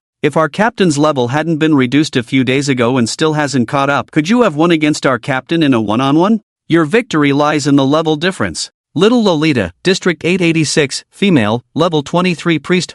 You didn't just kill our district's number one. If it were our district's number one, you wouldn't even have a chance to touch him, you'd be instantly killed. Do you believe it? Angry, arrogant figure? Oh, your district still has such experts? Where is he? Why hasn't he shown up yet? Bloodthirsty arrogance, I reckon your district's number one is probably scared by our grandeur, hiding in some corner to develop secretly, right? Ha ha ha. In the restaurant in Hopetown, Zhang Chen was eating hot pot and casually browsing through these messages in the chat channel. Even Han Yaru, sitting across from Zhang Chen, couldn't bear it anymore. Zhang Chen, they're talking about you like that, aren't you angry? Did you see them talking about me? Zhang Chen replied nonchalantly, I'm not the top player in our district. Han Yaru frowned, aren't you? Aren't you the number one on our district leaderboard? I'm not a top player. Zhang Chen picked up a piece of beef, put it in his mouth, and said, I'm just a noob. After a moment of silence, Han Yaru said, well, you have a good attitude. Zhang Chen smiled, if you don't eat soon, I'll finish all the beef. I don't believe you can eat that much. Han Yaru glanced at the hot pot and was surprised, it's really gone. You've eaten all the beef. Watching Han Yaru's puzzled expression, Zhang Chen couldn't help but chuckle, it's okay, we'll order more later, eat well and sleep well. After a pause, Han Yaru said, but Zhang Chen, are we really not going to enter the instance? It seems like we can get a lot of good stuff in this instance. Han Yaru looked around, then leaned close to Zhang Chen, whispering, we won't kill anyone, we'll just kill monsters inside, collect some energy, and then come out, how about that? The battle of energy, no killing, what's the point? Zhang Chen asked casually, do you want to go in? With a hint of anticipation, Han Yaru asked Zhang Chen, what about you? Are you going in? If you go, I'll go. Zhang Chen shrugged, even if we go in together, we won't be assigned to the same spawn point. Han Yaru thought for a moment and said seriously, then you go in and livestream, I'll watch your stream and send you gifts. I have money, I got a lot of silver coins as mission rewards today, I can send you flowers. Han Yaru said earnestly. Zhang Chen smiled, hurry up and eat, then sleep. Han Yaru pursed her lips and didn't continue to persuade Zhang Chen. After dinner, Zhang Chen and Han Yaru left the restaurant together and entered the Hope Hotel opposite the restaurant. Many passerby players who were eating in the restaurant saw Yuru and Zhang Chen leaving after dinner, sparking discussions. No wonder why Yuru hasn't been in the instance all day, turns out he went with his girlfriend. Although envious, it's a bit of a shame. If Yuru was in the instance, where would the chance for the arrogant player in District 885 to show off be? Don't mention it, entering the instance is not mandatory for everyone. If Yuru doesn't want to do this instance, can we force him? They booked 2 rooms as usual. Just as Han Yuru settled in, Zhang Chen was about to leave when Han Yuru suddenly said, "Are you going out to level up later?" Zhang Chen was surprised. "How did you know?" "Because you haven't been in the room at night these past few days, you must have been out leveling up all night alone." Han Yuru blinked and said, "Will you take me out to level up tonight?" Zhang Chen hesitated. Considering that he had been soloing the undead city for 3 levels, the efficiency with Han Yuru's assistance would be much lower. Zhang Chen agreed, "Okay, rest for a few hours to recover from fatigue. Around 10 o'clock, I'll call you." Back in the room, Zhang Chen lay on the bed, looking at the Energy City's energy leaderboard with a smirk. "Go for it, Aoli Gu." At 10 o'clock in the evening, Zhang Chen woke up to find the instance red announcement flooded with messages. Ding District 885 player, arrogant player, with a 400 kill streak, a dreamlike super god, unmatched. Ding District 885 player, arrogant player, tops the energy leaderboard, unrivaled. Ding District 885 player, arrogant player, ranks first in the kill leaderboard, unmatched. Instance announcements are usually in white font. When red font appears, it indicates crucial information that cannot be blocked and will forcibly appear on players' screens. This arrogant player is truly amazing. No wonder he dominated the Energy City in the previous life and even conquered the hidden instance, Dragon Emperor's Tomb. He is indeed powerful. In addition, the players of his arrogant family are also formidable. Looking at the top 10 on the energy and kill leaderboards, at least 6 or 7 players from the arrogant family are listed. On the 886 leaderboard, only Storm Angel and King Supreme are known. King Supreme made it to the list thanks to his 3-star Lich King's War Ring. At this stage, 3-star equipment is like a divine artifact, as there are no more than 5 in the entire safe zone, and each region's 3-star equipment comes from the Lich King. Before entering the instance, King Glory paid a price to enhance King Supreme's Lich King's War Ring to top level plus 25, providing a high attack bonus that allows King Supreme to easily slaughter enemies in weaker areas. Compared to the 2 regions, the average combat power of District 886 players is really weak. It seems that in the previous life, things weren't as bad as they are now. Perhaps it's because in this life, Zhang Chen triggered a massive battle between the King's World and Storm family a few days ago, causing all players in both teams to drop 6 or 7 levels. Until now, that loss has not been recovered, leading to the gap between them and the Proud World family. The regional chat channel is full of provocations from players in Area 885. As the saying goes, bystanders see more than the parties involved. Zhang Chen can see at a glance that the people from Area 885 are deliberately provoking those from Area 886, making the players from 886 seek revenge in the dungeons, only to be ambushed by them. Undeniably, killing is indeed the fastest way to gain energy. Unfortunately, the players from Area 886 fall for this trick. They are provoked by the players from Area 885 and end up seeking revenge in the dungeons, or most of them are counter-killed. The announcements in the dungeons mostly show players from Area 885 killing those from Area 886. Because of this, the Proud World family players from Area 885 occupy a significant number, around 2,000 to 3,000. Their average strength surpasses that of ordinary players by far. Basically, when players from Zhang Chen's area encounter Proud World family players in the dungeons, they are left with no way out but death. Consequently, the energy gap between the 2 areas keeps widening. On the first day alone, it had already reached 15.72 million to 11.98 million. Glancing over these announcements and the messages in the regional channel, Zhang Chen got up and went to Han Yuru's room, waking her up. The 2 of them arrived at the City of the Undead late at night. The City of the Undead, shrouded in darkness at night, appeared even more desolate than during the day. Han Yuru tugged at her clothes, closely following Zhang Chen as they reached the 3rd level. Time was running out, and Zhang Chen had to speed up. So, this round of grinding lasted the whole night. The next morning at 8 o'clock, Han Yuru stretched lazily in the sunlight, displaying a perfect curve from Zhang Chen's perspective. Zhang Chen couldn't help but choke up involuntarily. Han Yuru, now 21 years old, seemed to have developed even better than 3 years ago, her figure captivating. "Do I look good?" Han Yuru asked, looking at Zhang Chen who had been staring at her. Zhang Chen quickly averted his gaze. "Let's go back and rest for a bit. With that, Zhang Chen crushed the scroll to return to the city, and Han Yuru chuckled, using her own scroll to return as well. Hopetown was still bustling, as many players were grinding in the Energy City due to the halved fatigue consumption in dungeons. The battles in the Energy City were gradually intensifying. The Proud World family from Area 885 had been on a killing spree, frozen at 800 kills since an hour ago, clearly having left the dungeon to sleep.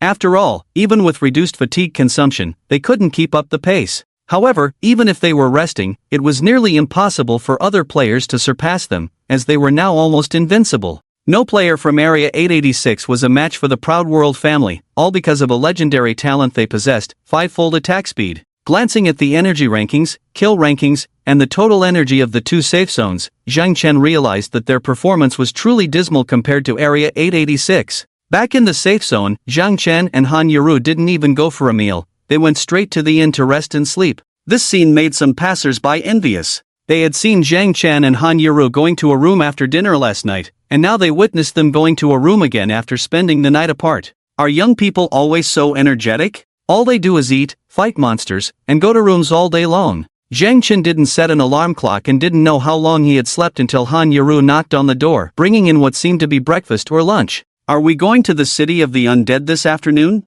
Yes. Zhang Chen and Han Yuru sat side by side on the bed, eating the fried rice brought by Han Yuru. Zhang Chen said, I can go alone this afternoon. You rest after staying up all night. Han Yuru shook her head, I'll go with you. You don't have to push yourself so hard. It's necessary. Han Yuru said seriously, I don't want the gap between us to be too big. Han Yuru hesitated, and Zhang Chen could see her fear, afraid of repeating the mistakes of 3 years ago. 3 years ago, Zhang Chen left Han Yuru because of the significant gap between them. Han Yuru was afraid that she was not strong enough to assist Zhang Chen and would be abandoned by him again. Silly. Zhang Chen, who saw through Han Yuru's thoughts, didn't say much more. Okay, we'll go together this afternoon, but you can't follow me in the evening. Your body won't be able to take it if you continue like this. Hearing Zhang Chen agree to let her follow, Han Yuru nodded happily and said, okay. So, after replenishing their supplies at the pharmacy, the two returned to the city of the undead. Their goal for the afternoon was to complete a hidden task that was already 95% complete, to obtain rare materials.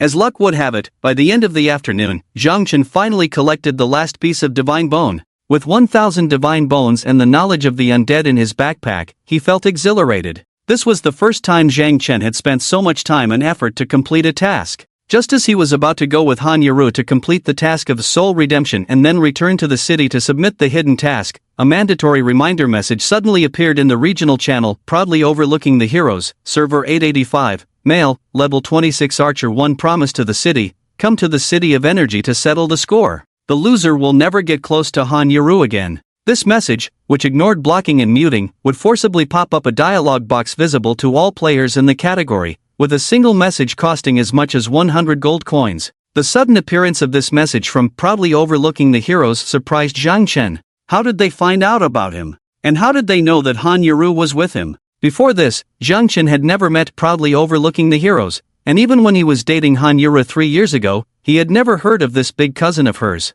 Zhang Chen looked at Han Yuru, who quickly shook her head and innocently said, it wasn't me, I didn't say. Then, as if remembering something, Han Yuru said, oh, it was probably when I accidentally mentioned it last time in King's Glory when you saved me in server 885. With a sudden realization, Han Yuru opened the regional chat channel and started editing a message. Zhang Chen asked, what are you doing? I'm going to confront him for you. Han Yuru continued editing the message, saying, otherwise, he might think you're afraid of him, that's why you didn't dare to go in. After a pause, Zhang Chen said, what if I told you that the reason I didn't go to the City of Energy was really because I was afraid of the Proud family? As soon as Zhang Chen finished speaking, Han Yuru was stunned, you're lying. You're not even afraid of the king of the world. How could you be afraid of a proud family whose background you don't even know? Since the captain of the Proud family, proudly overlooking the heroes, is your cousin and happens to have a crush on you, being with him would have more prospects for you than being with me. Zhang Chen! Han Yuru shouted at Zhang Chen, tears streaming down uncontrollably. Zhang Chen's heart skipped a beat. He really hadn't expected that a joke of his would make Han Yuru cry. For a moment, Zhang Chen was at a loss and quickly comforted Han Yuru, I was just joking, don't take it seriously. Why are you crying? What do you take me for, Zhang Chen? Han Yuru cried, do you think I'm with you because I have ulterior motives? No, that's not what I meant. Han Yuru couldn't shake off this habit. As soon as Han Yuru shed a tear, Zhang Chen panicked. Han Yuru wiped her tears and said, "Let's go complete the task." After speaking, Han Yuru walked up to the undead merchant and handed in the task. Zhang Chen followed closely behind, once again submitting the level 7 difficulty quest for Undead Redemption. Beneath the generous rewards of the task, a beam of golden light descended upon their heads. Ding, congratulations on reaching level 29. You will need 3 million experience points for the next level up. As the levels increased, leveling up became increasingly difficult, especially between levels 29 and 30, which marked a significant turning point where the experience required for leveling up would be 5 times that of previous levels. Under normal circumstances, reaching level 30 would probably take 2 to 3 days. After completing the task here, they used a teleportation scroll to return to Hope Town. Han Yuru was asked to wait at the restaurant while Zhang Chen, filled with anticipation, hurried towards the blacksmith's shop. Along the way, he faintly overheard passers-by whispering. "Passerby A, look, isn't that Han Yuru?" Just now, arrogant overlord was provoking everyone in the district, but Han Yuru didn't react at all and was casually strolling on the street. Passerby B, exactly, I bet even arrogant overlord is afraid of her. That arrogant overlord is really powerful. Passerby C, I can't believe even arrogant overlord has set his eyes on our district's Yuru, how interesting. Passerby D, quick, check the district channel, arrogant overlord is spamming again. Many players around opened the district chat interface and indeed saw arrogant overlord's messages flooding the channel. Arrogant overlord, Han Yuru, what's wrong? Can't even come out to reply? Arrogant overlord, the bunch of losers in your district pose no challenge to me. They say you are the number 1 in District 886, let me see how strong this so-called number 1 really is. Arrogant overlord, with your cowardly attitude, do you even deserve to be with Han Yuru? I'll give you a chance, leave Han Yuru if you know what's good for you, otherwise don't blame me for coming to District 886. Even if it's a snatch, I will get Han Yuru.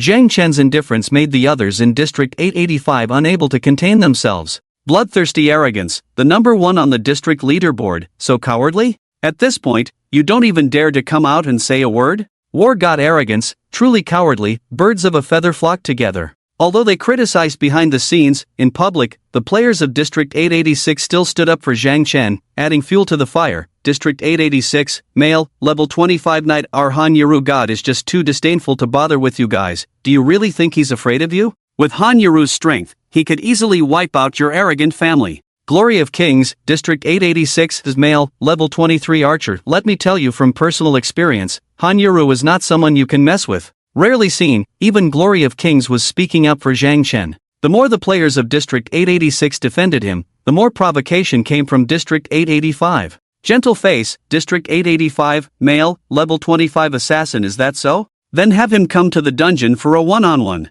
Don't just hide like a turtle. Who's a turtle? You're the turtle, your whole family are turtles. Stop babbling, come to the Energy City and let your skills do the talking. Bring it on, who's afraid of who? The chat channel was filled with heated arguments. As the key figure who sparked this war of words, Zhang Chen walked through the crowd as if nothing had happened, heading straight to the blacksmith's shop and once again finding Al to initiate a conversation. Young man, you're here. Have you finally collected those divine bones and undead insights for me? Yes. Zhang Chen took out all the divine bones and undead insights from his bag and handed them to Al. Elton's eyes lit up with excitement. I can't believe you actually completed this task. This is fantastic. With these top quality materials, I can forge powerful weapons and equipment for the soldiers guarding this town. As Elton's words faded, a pleasant notification sounded in Zhang Chen's ear. Ding, congratulations on completing the advanced hidden task, obtaining rare materials. Rewards, experience points plus 2 million, gold coins plus 100, level 3 enhancement stones plus 50, human race reputation plus 2400, obtained, skill scroll, plus 1, obtained skill book, freezing spell, plus 1, obtained mage, undead set, 7-piece set, plus 1, intimacy with, blacksmith shop owner, plus 100. Ding, congratulations! Your intimacy level with, blacksmith shop owner, has increased to level 2, unlocking privileges, 10% off on all expenses at the blacksmith shop. Ding, congratulations! Your intimacy level with blacksmith shop owner has increased to level 3, unlocking privileges, 15% off on all expenses at the blacksmith shop. Unexpectedly, a set of 2-star level 30 mage undead set that Zhang Chen had been diligently collecting was rewarded. The unexpectedly rich rewards made Zhang Chen feel that his efforts in grinding monsters in the undead capital for days had not been in vain. It would have taken Zhang Chen another week to collect a complete 2-star mage, undead set, in the undead capital. Besides the undead set, every other item rewarded was top-notch, skill scroll, rare magic scroll description, permanently increases the player's skill slots by 5. Usage restriction, level 30, freezing spell, purple skill book description, allows the player to learn the purple skill freezing spell, releases a frosty magic ball that deals 160% magic damage upon hitting an enemy, with a 60% chance to freeze the enemy for 1.8 seconds. If freezing is not triggered, it will definitely reduce the enemy's movement speed by 30% for 3 seconds. Cooldown time, 12 seconds. Usage restriction, Mage, Beast Tamer. Beast Tamer's skill damage coefficient is 140% when used. Cost, for skill slots purple freezing spell. Rare magic scroll. Zhang Chen's current mood was beyond words. The rare quality, skill scroll, could bring in benefits of 15 skill slots ahead of time, which was exactly what players lacked in the early stages. After calculating, when he reached level 30 and learned Undead Storm through normal leveling, with this skill scroll, he would gain an additional 5 skill slots, just enough to learn Freezing Spell, plus the blue Chain Lightning, covering the additional 1 skill slot needed for the green Chain Lightning. Seeing these invaluable rewards that mostly required level 30 to use, Zhang Chen's desire to level up to 30 became even stronger. Checking the experience bar, he was still short of nearly 1 million experience points. He decided to put in more effort tomorrow to reach level 30, which shouldn't be a big problem. After completing the task, Zhang Chen went to the blacksmith shop to synthesize enhancement stones. He had collected many level 1 enhancement stones in the undead capital these days, and since these low-level enhancement stones were no longer useful, Zhang Chen synthesized them all into level 2 stones. With a 15% discount on level 3 intimacy, Zhang Chen saved a lot of money on synthesis. Since he hadn't reached level 30 yet, Zhang Chen wasn't in a hurry to enhance his equipment, so he put the enhancement stones along with the undead set into his bag. Leaving the blacksmith shop, he met up with Han Yaru, who had been waiting at the restaurant, and they started eating. In order to level up to 30 as soon as possible, after dinner, Zhang Chen rested at the hotel to recover from fatigue, then returned to the undead capital. This time, he didn't bring Han Yaru along, fearing that her health would suffer if she stayed up all night with him every day. Zhang Chen lied to her that he wouldn't be out at night, then sneaked out alone. To avoid being discovered by Han Yaru, Zhang Chen deliberately returned at 5 o'clock the next morning because Han Yaru usually woke up around 5:30. Pulling an all-nighter made Zhang Chen realize that grinding alone was not as efficient as grinding with Han Yaru. Back at the hotel, he caught up on some sleep until around 7 o'clock. As Han Yaru knocked on the door and entered the room, Zhang Chen pretended to have slept all night, sitting on the bed stretching lazily. To his surprise, he was still found out. "Did you go out again last night? Are you clairvoyant or just have sharp ears? How did you know? Look at those dark circles under your eyes, they're almost national treasures." Han Yaru brought breakfast to the bed, looking at Zhang Chen with some concern, saying, "Don't push yourself so hard. What about you?" Han Yaru couldn't help but reach out to touch Zhang Chen's cheek, but he casually got up from the bed and walked to the window, watching the bustling street outside, sighing, "These people are so enthusiastic even when they're getting tortured in the dungeon, I'm impressed." Han Yaru lowered her hand, looked down, then raised her head again, saying, "Zhang Chen, I brought your favorite meat bun, eat it while it's hot. Shall we go to the undead capital later?" "Okay." Glancing at the level 25 mark above Han Yaru's head, Zhang Chen said, "I'll try to help you reach level 27 today." Since leveling up with Zhang Chen, Han Yaru's leveling speed had skyrocketed. Coupled with a full set of plus 25 undead gear, she had gone from a newbie in Area 886 to a top-tier player. Currently, the average level of players in Area 886 was just around level 25. However, this level was not enough because the requirement to enter the third-tier main city was level 30. Zhang Chen couldn't leave Han Yaru behind in the newbie village while he went to the main city alone. It was Monday, and new survival missions had been refreshed. According to the end time setting, starting from the third week, except for specific situations, each player would be randomly assigned different survival missions based on their strength. Checking his own mission, Zhang Chen asked, "What's your first survival mission?" Han Yaru immediately opened the mission interface and said, "Have a total equipment star rating exceeding 10 stars within this week." Zhang Chen couldn't help but look at her in amazement. "Your mission is so simple?" "Simple?" Han Yaru pursed her lips, "But my equipment star rating is only 7 stars now." "What's your mission?" "Same as yours." "Really?" Han Yaru was pleasantly surprised. "Your mission is also to have a total equipment star rating of 10 stars? 14 stars, plus the condition of an average equipment level of 25. Zhang Chen frowned. Han Yaru was stunned. Both were ordinary level survival missions, but the system's strength assessment mechanism was ruthless. However, for Zhang Chen, this mission was a piece of cake. Just reaching level 30 and equipping the +2 undead set would give him a total of 14 stars across 7 pieces of equipment. In his current state, he had already completed the first half of the mission, just falling short of the average level of 25. So, he closed the mission interface and set off for the undead capital. These past few days had been focused on the undead capital and Hope Town. After breakfast, the two returned to the undead capital and received the highest level 7 difficulty mission, Undead Redemption, from Ilua, heading to the 3rd floor to start grinding. Just as Zhang Chen lifted his flowing lightstaff and before the battle began, a clear system notification suddenly rang out in the air. Ding! Congratulations to player Butterfly Dance for becoming the first player in District 8 to reach level 30, completing the achievement highest level, and receiving rewards of +100 gold coins and +2000 reputation. Global announcement, ding attention all players, level 3 main city is now open. All safe zone teleportation arrays will be activated in 3 days. Players who reach level 30 can use the teleportation arrays to travel to the main city. Global announcement, ding attention all players, level 3 main city is now open. All safe zone teleportation arrays will be activated in 3 days. Players who reach level 30 can use the teleportation arrays to travel to the main city. Global announcement, ding. Hearing the sudden global announcement from the system, Zhang Chen was somewhat surprised. Someone reached level 30 so quickly? Since the start of this world, Zhang Chen has been tirelessly completing tasks and leveling up day and night. All the tasks and monsters he defeated were far ahead in difficulty and level compared to other players. With divine level talent and a dragon lineage, completing 2 hidden tasks in between, achieving the server's first kill of the Skeleton King with the highest rewards, Zhang Chen's leveling speed was even faster than that of Butterfly Dance. Not only Zhang Chen, but the cross-server chat channel in the 8th district also exploded due to these global announcements. Researcher 3, player from District 452. My god, this person is a devil. Our district's top player is only level 27, how did he reach level 30 so quickly? Must be cheating. Atongmu, player from District 118, must be from the demon race. Demons have a 20% experience bonus, so they level up faster. Meteor Shower, player from District 99, seems like it, and looking at this ID, it seems like it's a girl too. The achievement of reaching level 30 was snatched away by a player named Butterfly Dance. For Zhang Chen, it was quite a loss. Now, the next step was to rush to level 30 before the teleportation arrays opened and enter the main city at the earliest opportunity. Being a day late to enter the main city was a huge loss for players pursuing perfection because the highest level monsters in safe zones were only level 30, and the tasks were low level with minimal rewards, limiting the player's gains compared to the high level tasks and monsters near the main city.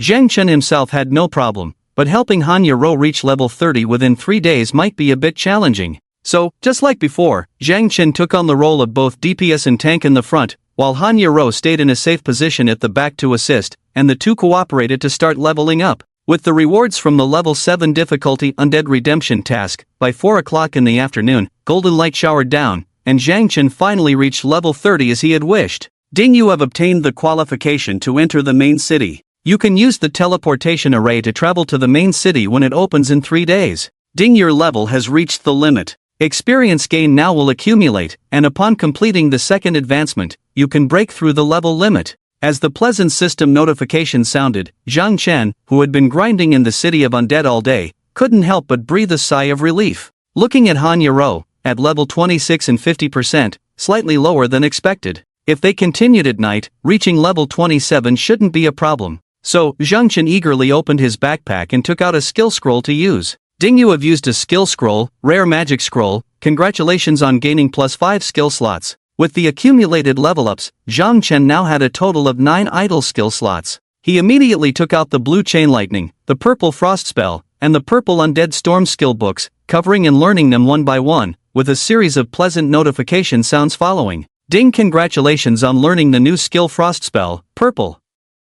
Ding, congratulations on learning the new skill chain lightning, blue, through skill replacement. Your previous chain lightning, green, skill has been lost. Ding, congratulations on learning the new skill undead storm, purple. Zhang Chen was about to take out the soul summoner set to enhance his equipment when he heard a gurgle sound beside him. Turning around, he saw Han Yuru holding her now flat stomach, looking embarrassed as she lowered her head. Almost forgetting, since they arrived at the city of the undead in the morning, they hadn't eaten anything. Hungry?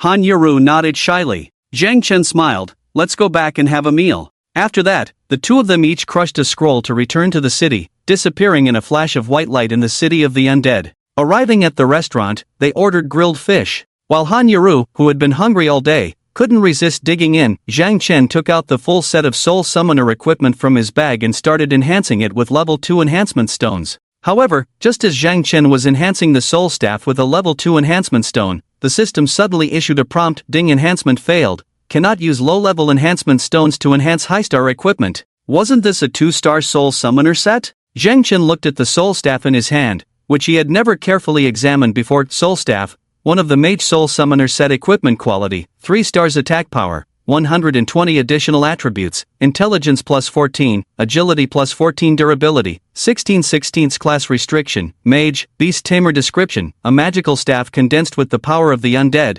possessing extremely high killing power. If you can collect a complete set of soul summoner equipment, it will bring you unexpected effects. It's actually 3 stars. Could it be a system bug rewarding him with a 3-star soul summoner set? Zhang Chen was stunned. He quickly checked the other 6 pieces of soul summoner equipment in his backpack, only to realize that apart from the weapon, the other 6 pieces were all 2-star level 30 equipment. It seemed that this was the reward for the hidden task. Being able to reward a 3-star weapon already made Zhang Chen quite satisfied. So, he took out some level 3 enhancement stones from his bag and started enhancing. Ding, enhancement successful. Congratulations on your equipment soul staff reaching level 1 enhancement. Ding, ding, ding, enhancement successful. Congratulations on your equipment soul staff reaching level 25, unlocking the exclusive talent Splash Attack. Seeing the talent of the plus 25 soul staff, Zhang Chen was once again stunned. Splash Attack, passive. Every time the wearer attacks, there is a 1% chance to deal 20% of the attack power as damage to all enemies within the attack range without triggering hatred.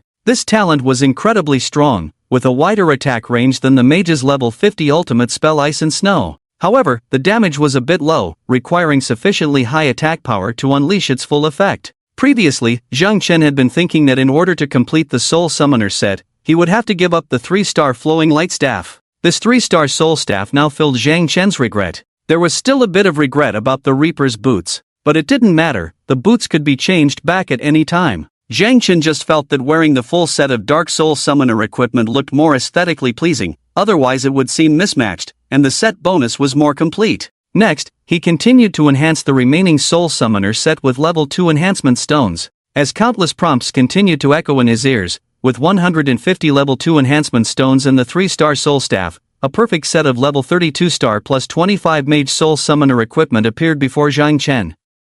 Soul staff, plus 25 plus 420 attack, plus 49 intelligence, plus 49 agility, all attributes include enhancement bonuses. Talent Splash Attack, passive, 1% chance to deal 20% of the attack power as damage to all enemies within the attack range without triggering hatred. Soul Ring, plus 25 plus 280 attack, plus 35 intelligence, plus 35 agility. Top tier talent, Heavy Injury, passive, plus 120 damage, Undead Robe, plus 25 plus 630 health, plus 35 strength, plus 35 stamina. Top tier talent, Damage Reduction, passive, plus 100 damage reduction, Undead Hat, plus 25 plus 595 health, plus 35 strength, plus 35 stamina. Talent, Life Conversion, passive, converts 12% of the wearer's maximum attack power into health, Undead Pants, plus 25 defense plus 192, plus 35 stamina, plus 35 agility. Talent, Slowdown on hit, passive, reduces attackers' attack speed and movement speed by 5% when hit, lasts 3 seconds, stacks up to 2 layers, Undead Boots, plus 25 defense plus 175, agility plus 35, stamina plus 35.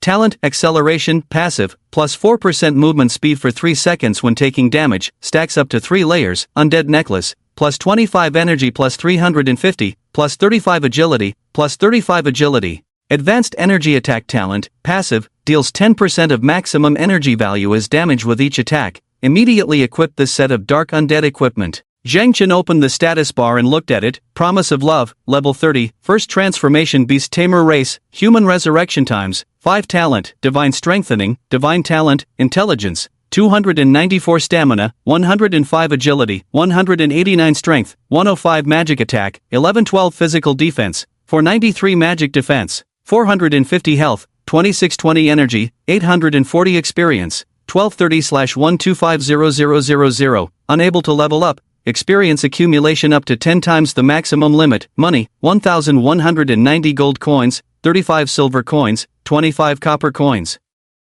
Life skill, basic exploration reputation, 21812 special status, dragon bloodline LV1 description, a beast tamer about to undergo the second transformation, growing stronger.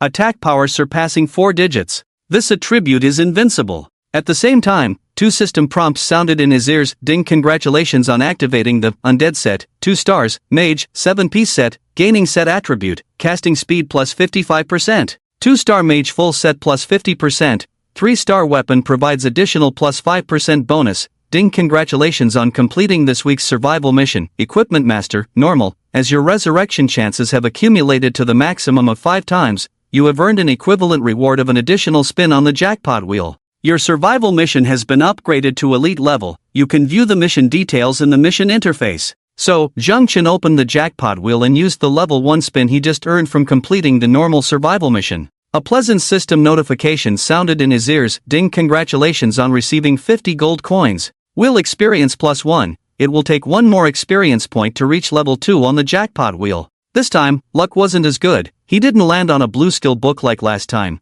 but 50 gold coins were still good. After completing another survival mission, the wheel rewards would significantly increase. Then, Zhang Chen looked at the upgraded elite survival mission. Elite Hunt. Kill at least 3 elite monsters of a level not lower than your own within this week. This mission wasn't difficult. He could easily find a few elite monsters by offering a bounty in the area. So, Zhang Chen began to eat peacefully. After finishing his meal, he opened the regional chat channel and saw that it was filled with players from the 886 area expressing their helplessness. Impressive, brother, the players from that area are too powerful. Relying on their legendary tier talents, they are invincible. Anyone from our area who encounters them is doomed. We can't defeat them at all. Momo, the dungeon will end in just over 5 hours. The energy gap between us and them is too big now. It seems like there's no way to turn the tide. We've already lost this battle for resources. King of Glory, I've been in the energy city for the past 2 days. Not only did I not level up, but I also dropped 2 levels without saying a word. I'm still fighting now. Can't you guys have some backbone? As he spoke, a dungeon announcement sounded. Ding, player from Area 885, Supreme Dominator, killed King of Glory from Area 886, gaining plus 356 energy points. King of Glory, damn it, I got killed again. Why are the members of the Supreme family so awesome? Each one of them seems pumped up like they're on steroids. I'm scared, I'm done, I'm going to sleep. Closing the chat interface, Zhang Chen and Han Yuru went back to the inn to rest. In the Energy City, the level 27 Archer, Supreme Archer, with 180,000 energy points, dominated the energy rankings of the 2 major areas. He shot an arrow at a player from Area 886 who was trying to escape in the street, killing him instantly. Dungeon announcement, Ding, player from Area 885, Supreme Archer, achieves a 782 kill streak. Unstoppable. How lonely invincibility can be. The Supreme Archer, who had swollen to the extreme, started singing in the cross area channel, despite being off-key, with a bunch of girls from Area 885 boasting below. The players from Area 886 had no energy left to fight against Area 885, letting them mock and provoke in the cross-area channel without any response, except for King of Glory. The chat channel gradually quieted down. No one spoke, not even King of Glory. Until around 6 in the evening, a dungeon announcement quietly appeared. Ding, attention, player City of Promises, ranked first in the heavenly ranking of Area 886, has entered the dungeon. With this announcement, the previously silent cross-area chat channel was immediately flooded with messages from countless players. I love rice grains. Area 886, male, level 25 warrior. Damn. Our Area 886 genius is here. Excited, autumn wind sweeping leaves. Area 886, female, level 25 mage. City brother of promises has finally arrived. Flirty, storm dragon king, big brother, go for it, avenge us. Go for it, King of Glory, welcome, big brother, get ready to tremble, you trash from Area 885. At the same time, the players from Area 885 who saw this announcement were indifferent. Supreme Madman, oh, so the turtle from your Area 886 finally came out? Not hiding anymore? Supreme Bloodlust, probably taking advantage of the dungeon about to end, sneaking in to pick up the scraps, trying to get the dungeon participation reward, right? Supreme Archer, didn't expect you to have the courage to come out. Unfortunately, the dungeon is about to end. What's the point of coming in at this time? Do you think you can turn the tide? At this moment, Zhang Chen spoke. City of Promises, Area 886, Male, Level 30 Beast Tamer about to end? Wasn't the dungeon just starting? Damn! Level 30. Zhang Chen's identity and level displayed in the area channel shocked countless players from both areas. Even the Supreme Archer was a bit surprised, but he quickly calmed down. I've been doing missions and leveling up outside for 3 days, so naturally, I leveled up quickly. However, having a high level doesn't really matter. City of Promises, is that so? Are you ready? I'm coming for you. Wanting to take advantage of the Energy City dungeon to defeat Zhang Chen and show Han Yuru who the real Supreme Archer was, City of Promises responded immediately to Zhang Chen's message in the area channel. Alright, send me your coordinates, I'll come find you. City of Promises, wait for me, I have something to do first. Although not knowing what Zhang Chen was up to, the Supreme Archer was not in a hurry. Seizing this opportunity, he started a cross-area live broadcast. Cross-area live broadcasts were only available during specific periods and consume 10 times more than regular live broadcasts. As the average level of players increases, the consumption of live streaming also increases. At this stage, the consumption of regular live streaming has reached 2 silver coins per second, and for cross-region live streaming, it is equivalent to consuming 12 gold coins per minute. Many players sighed at the wealth of the Overlord, and the purpose of the Overlord was nothing more than to let Han Yuru see how he slaughtered Zhang Chen, this waste. At the same time, Han Yuru and Nian learned from the chat channel that Zhang Chen had entered the instance, and immediately sent him a private message. Didn't you say you wouldn't enter the instance? Zhang Chen, who was idly wandering around in the instance without killing monsters, replied to Han Yuru's message nonchalantly. Did I say that? I don't remember saying that. You didn't say that? Han Yuru thought carefully and realized that she hadn't heard Zhang Chen clearly say that he wouldn't enter the instance. So, the impatient Han Yuru opened the live streaming interface and found that Zhang Chen had not started the live stream. After hesitating for a while, she clicked on it and found that the popularity had already soared to the top in the Overlord's live room.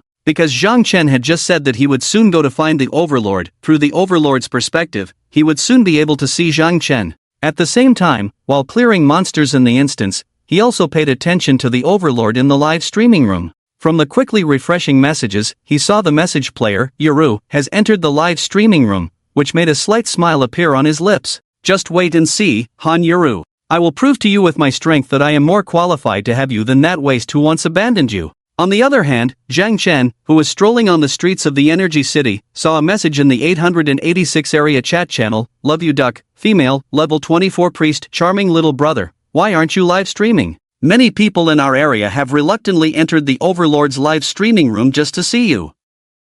Lost love, female, level 25 knight. Yes, open a live stream, we will all go to your live streaming room to send you gifts. The words of a few girls in the area reminded Zhang Chen. This is a good opportunity to make money. With that said, Zhang Chen also started his first live stream in life. As soon as the live streaming room opened, players from the 886 area flooded in, with countless people switching from the Overlord's live streaming room to Zhang Chen's live streaming room, including Han Yuru. When the message player, Yuru, exits the live streaming room appeared, the Overlord, who instantly felt a sense of loss, couldn't help but become angry and embarrassed. Fine, go over there and see how he dies. After speaking, the Overlord couldn't wait to shout in the area, asking Zhang Chen to send his location, but after shouting for a while, Zhang Chen did not respond. Could this guy be hiding somewhere to grind monsters? The people in the 886 area were originally enthusiastic, all with the mentality of seeing how their area's top player would slaughter the Overlord family. However, when they entered Zhang Chen's live streaming room and saw him doing nothing, just strolling around the street, everyone was stunned.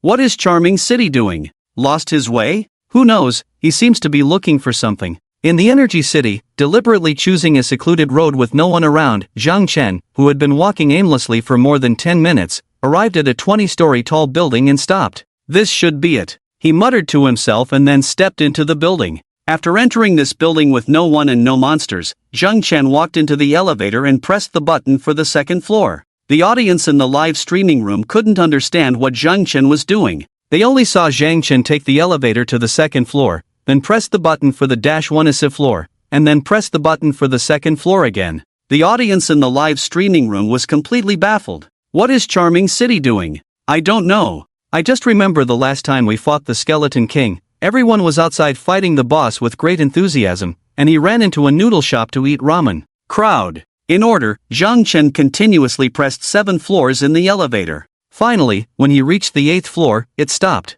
Swish! As the elevator doors opened, a black treasure chest came into view. Without hesitation, Zhang Chen squatted down and opened the treasure chest at the elevator entrance. Instance announcement, ding, congratulations to player, promise of the city, for discovering the ultimate treasure of the energy city, receiving rewards, energy income plus 50% until the end of the instance, obtaining, teleport scroll, plus 100. The treasure's evil spirit is released, and the seal of the energy city is now open. For the next 3 hours, all players in the instance cannot voluntarily exit the instance unless dead. From the day before yesterday when the instance opened until now, the ultimate treasure that had not been discovered by over 20,000 players participating in the instance was actually here. Countless viewers in the live broadcast room were puzzled because of Zhang Chen's performance, as if he knew in advance that the ultimate treasure was here. Fortunately, Zhang Chen remembered correctly. In the previous instance of the Energy City, after the instance ended, the system revealed the hiding places of the ultimate treasures of the Energy City that had not been discovered, allowing Zhang Chen, like a USB drive in his mind, to remember the burial locations of the ultimate treasures in zones 885 and 886 of the Energy City.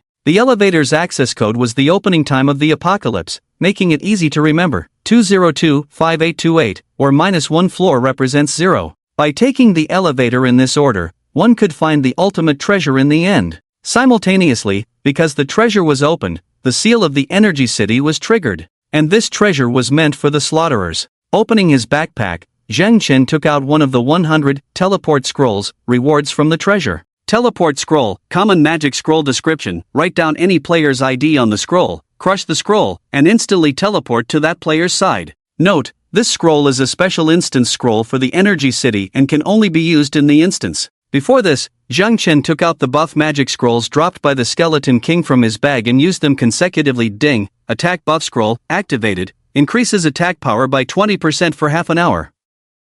Ding, defense buff scroll, activated, increases defense by 20% for half an hour. Ding, speed buff scroll, activated, increases attack speed and movement speed by 20% for half an hour. Ding, life buff scroll, activated, increases maximum health by 20% for half an hour. Then, he wrote down the ID of the Overlord in the teleport scroll and crushed it. Whoosh! With a flash of white light, Zhang Chen was teleported to a corner of the Energy City, 50 meters away from the Overlord of Zone 886, who was shooting a player. Seeing promise of the city suddenly appear in front of him, the Overlord of Zone 886 was not surprised because the instance announcement had just been made about Zhang Chen opening the ultimate treasure and obtaining the teleport scroll. As the name suggests, the teleport scroll is used for location teleportation. Finally seeing the Overlord of Zone 886, the Overlord was somewhat excited. You finally show up? I thought you were too scared to come out. Of course, Zhang Chen said, I can't just wait until the instance is over to show up.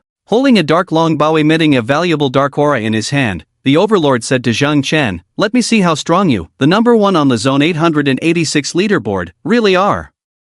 Despite his words, the disdain in the Overlord's eyes indicated that he had already achieved a streak of 788 kills without dying since entering the instance and did not regard Zhang Chen highly. Because Zhang Chen is ranked first in District 886, and he is also the first in District 885, he considers himself no less. Moreover, the opponent's profession is a beast tamer with extremely low attribute growth, which is basically useless in the early stages. Of course, he has the confidence to overlook the heroes, and his equipment shows a dark style, indicating a full set of undead equipment. However, it is extremely difficult to collect a complete set of 2-star undead equipment at this stage. Most of the undead equipment on the heroes should be 1-star, except for the weapon. The weapon should be 3-star, otherwise, his strength cannot be so far apart from ordinary players. However, his weapon seems to be not part of the undead set but a normal 3-star weapon, most likely dropped by the Skeleton King in their district. Glowing with a faint golden light, all his equipment is enhanced to over +20. Coupled with the legendary talent 5-fold attack speed,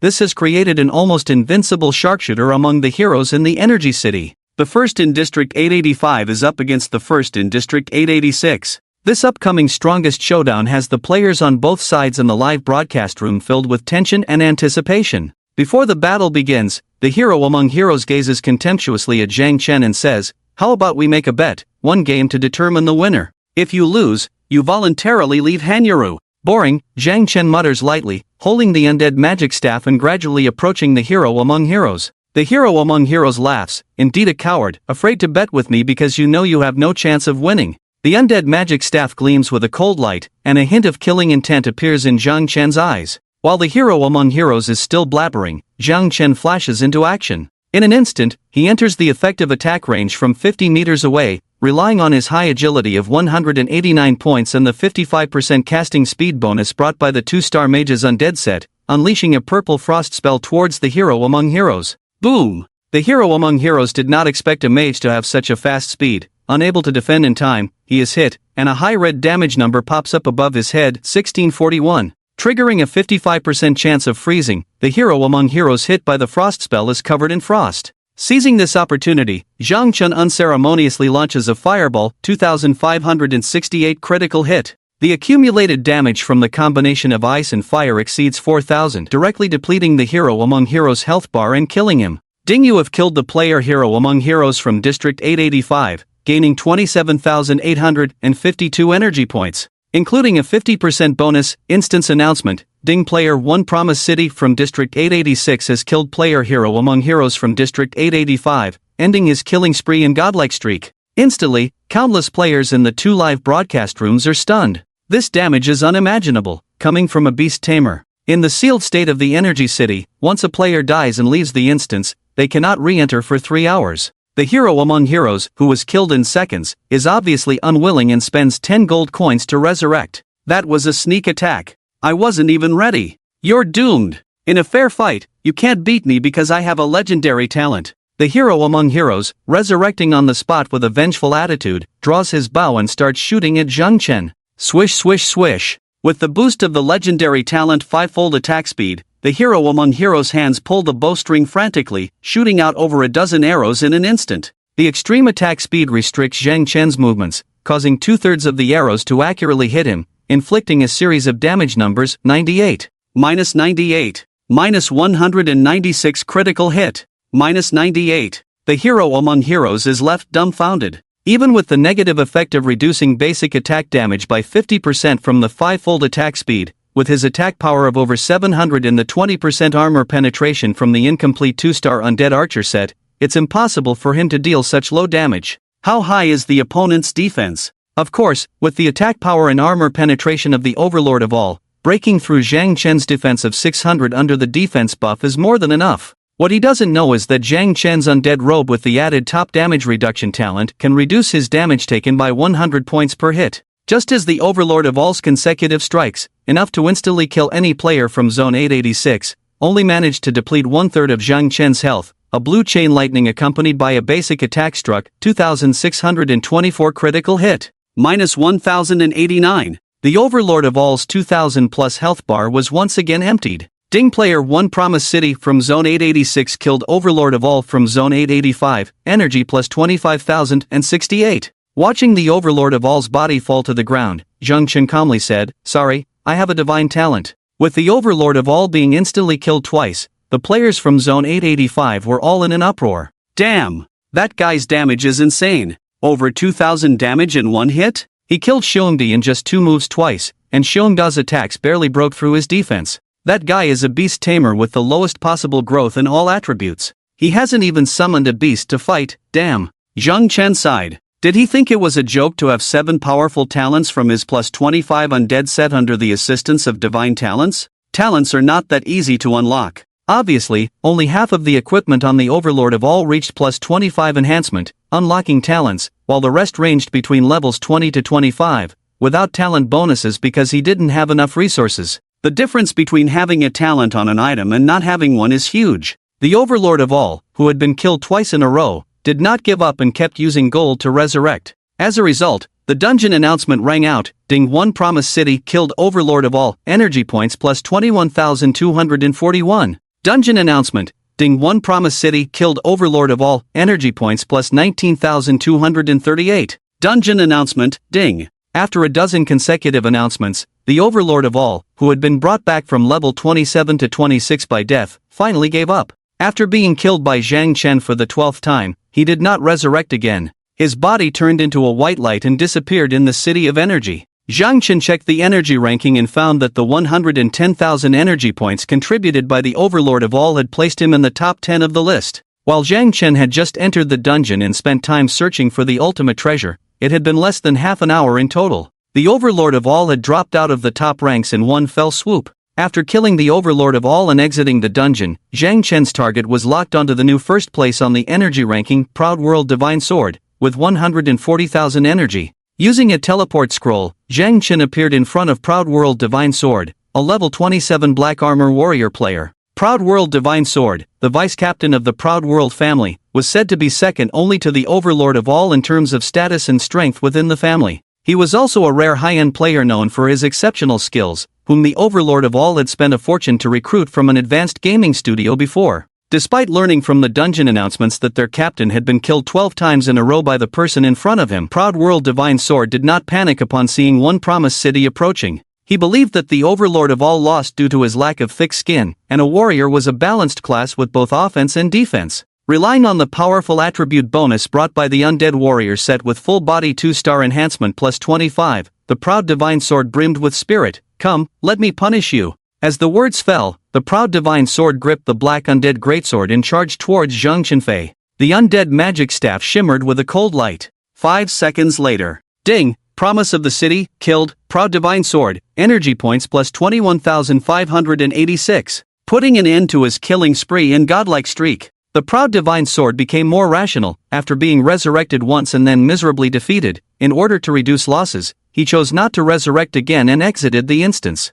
Zhang Chenfei opened the energy ranking list, targeting the next top-ranked opponent. The target chosen by Zhang Chenfei this time, the 26th level assassin Proud Bloodthirster, seemed to have anticipated it. Knowing that Zhang Chenfei would find him, he made preparations before Zhang Chenfei came to him. Swish! A white light scattered. Zhang Chenfei had just been teleported to a crossroads. Apart from the Proud Bloodthirster locked in front, players from over a dozen Proud family clans were poised to attack from all directions. The Proud Bloodthirster snorted coldly, "I want to see how capable you are. If you dare, come and fight me." Zhang Chenfei furrowed his brows slightly. "The first time I've heard such a despicable request." With that said, the undead magic staff swung. Frost Nova. Fireball. Boom. 2 skills dealt 1345 plus 1132 points of damage, directly killing the Proud Bloodthirster, triggering the talent, Splash Attack, of the Undead Magic Staff, under the bonuses of Top Severe Injury and Advanced Energy Attack, causing all players from the Proud family clans within a 50-meter radius of Zhang Chenfei to suffer uniform damage ranging from 300 to 400 points above their heads. At the same time,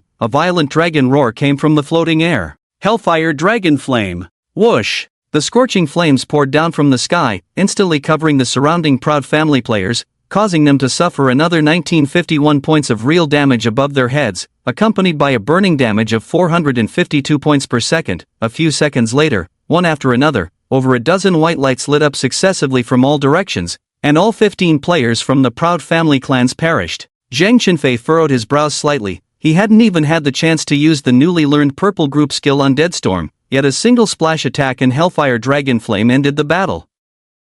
Unable to resurrect in fear, all the players from the Proud family clans who were killed directly exited the instance. A series of prompt sounds kept ringing in Zhang Chenfei's ears. Ding, you killed player. Proud Bull, energy points plus 6,352. Ding, you killed player. Proud Heaven and Earth, energy points plus 5,379. Ding. Ding player, Promise of the City, from District 886 is on a killing spree. Ding player, Promise of the City, from District 886 is a dreamlike god, achieving a 100 kill streak. Who will stop him? Ding. Players from District 885, looking at the continuously refreshing kill information in the instance announcement, were all too scared to speak. The previously arrogant Proud family clans dared not make a sound now. With the instance sealed, players from District 885 couldn't exit the instance. One by one, they were like mice fleeing from a cat, running away at the sight of Zhang Chenfei from a distance. Even in small groups, they didn't dare to confront Zhang Chenfei head-on. The slaughter continued until 9:58 in the evening,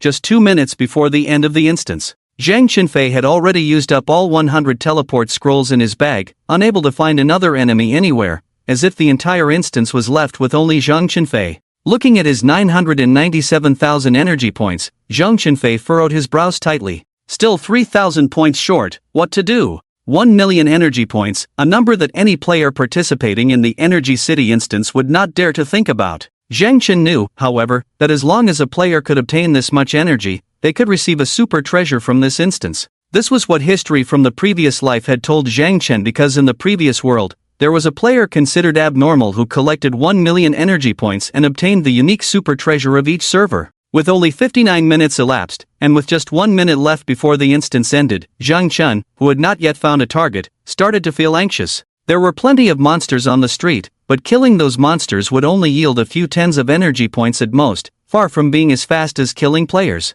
Moreover, even if he killed monsters in the last minute, it would still be impossible to collect the remaining 3,000 energy points. Just as Zhang Chen was feeling extremely anxious, suddenly a figure emerged from a small alley ahead, caught sight of Zhang Chen, hesitated for a moment, then quickly turned around and ran off as if seeing a ghost. Zhang Chen immediately switched to the Death God's boots, activated the Godspeed skill, and began to chase frantically. The next moment, Ding you have killed player, bear appears, from area 885, energy points plus 4,253. Just then, a system-wide announcement descended from the sky, ding all players, please note, the Energy City instance has ended, the Energy Store is now open, and will close in 1 hour. Players can exchange prizes in the Energy Store using the energy obtained in the instance. In the final second, he reached 1 million. With the system prompt, Zhang Chen excitedly opened the Energy Store interface. He swiftly scrolled through the panel displaying experience points, gold coins, 1 to 2 star equipment, 1 to 2 level enhancement stones, 1 to 2 star treasure chests, and various other items until he reached the bottom and saw something he had been searching for, the Dragon Clan Hidden Task Scroll,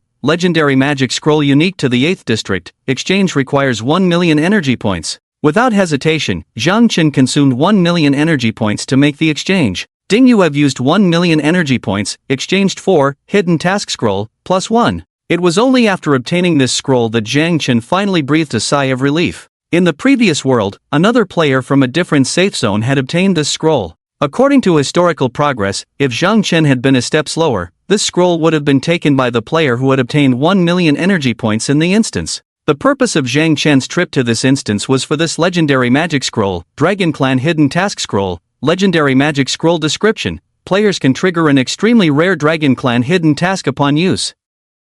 If the task is completed, the player can receive unparalleled rewards, have the chance to obtain Dragon Clan treasures, gain the favor of the Dragon Clan, and join the Dragon Clan faction. Usage level, 5,100 million energy points could indeed be exchanged for many invaluable items, but compared to this legendary Dragon Clan hidden task scroll, the prizes in the energy store were simply not worth mentioning. In the Tianqi world with 233 national servers, there was only one Dragon Clan hidden task scroll in each national server's energy store. Zhang Chen remembered that in the previous world, according to later system statistics, out of the 233 Dragon Clan hidden task scrolls in the Tianqi world, only 75 were obtained by players from 75 countries, and among these 75 players who obtained the hidden task, only 12 players completed it, with only one person receiving the ultimate reward, joining the Dragon Clan faction. This player seemed to be the one who later unleashed the power of the Dragon Clan, summoned a troop of dragon riders, and slaughtered Cloud City, a second-tier main city with 10,000 players, becoming one of the only 3 players in the entire Tianqi world from the Heavenly Kingdom, Dragon Clan faction. Because of this specific information, the system will not disclose it, and its source is the self-report of a player from the future known as the Heavenly Realm, Dragon Clan. Even though Zhang Chen, who has been reborn, now possesses the bloodline of the Dragon Clan, as long as he can elevate his Dragon Clan bloodline to level 10, he will have the opportunity to join the Dragon Clan camp. However, this is only a chance, not a certainty. Whenever there is any opportunity to join the Dragon Clan camp, Zhang Chen will not miss it. Because the Dragon Clan is the supreme existence yearned for by billions of players in the Tianqi world. And now, the opportunity to join the Dragon Clan camp is once again in Zhang Chen's hands. Amidst excitement and anticipation, Zhang Chen placed the Dragon Clan hidden task scroll into his backpack. Since it requires level 50 to use,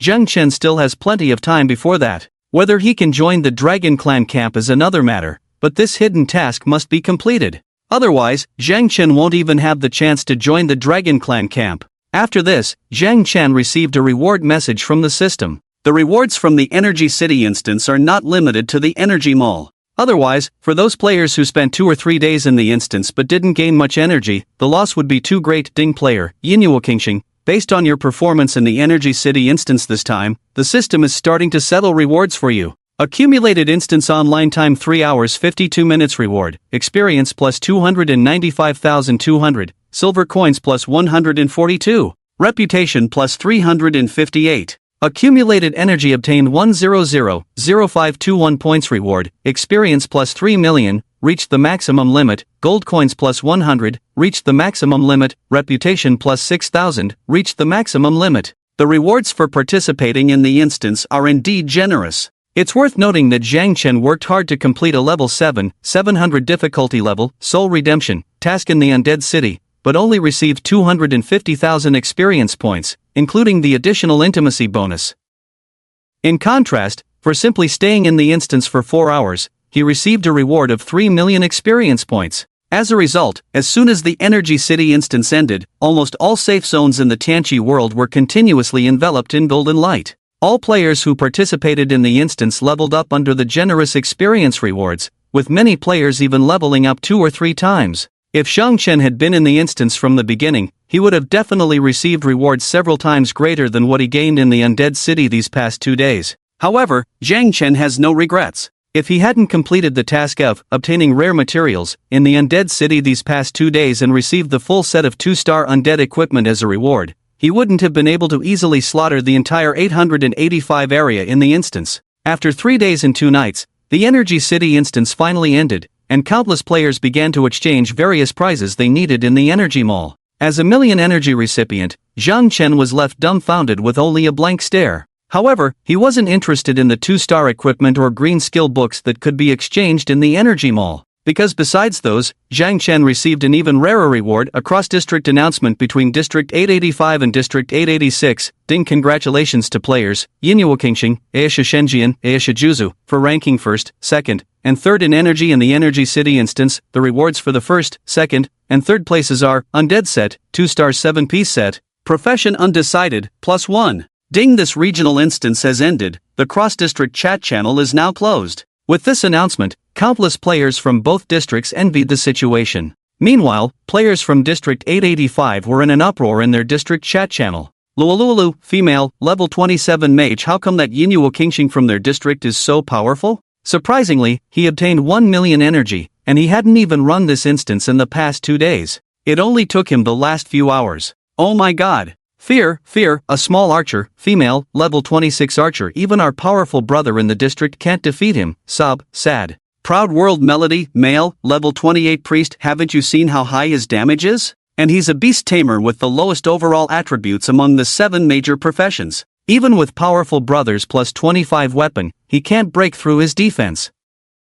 That trash is clearly cheating. Proud World Voyager, male, level 27 assassin. Yes, he must be cheating, otherwise powerful brother wouldn't lose to him. Our powerful brother is said to have legendary talent. Falling Cherry Snow, male, level 26 beast tamer. Anyway, our powerful brother is awesome. They are just a fart compared to him. As players in the district discussed, the Proud World heroes were nowhere to be found, keeping silent. It wasn't until now that the Proud World heroes understood why Zhang Chen hadn't entered the instance in the past 2 days, only going in a few hours before it ended. As Zhang Chen had said, while other players saw the instance ending soon, for him, it was just beginning. By that time, players were already well developed, accumulating enough energy. Zhang Chen didn't need to kill monsters, he just had to defeat players in the ranking list of the opposing district to gain a large amount of energy. Thus, with just a few hours of effort, Zhang Chen easily reached the top of the energy ranking with 1 million total energy. However, Zhang Chen alone couldn't change the overall situation.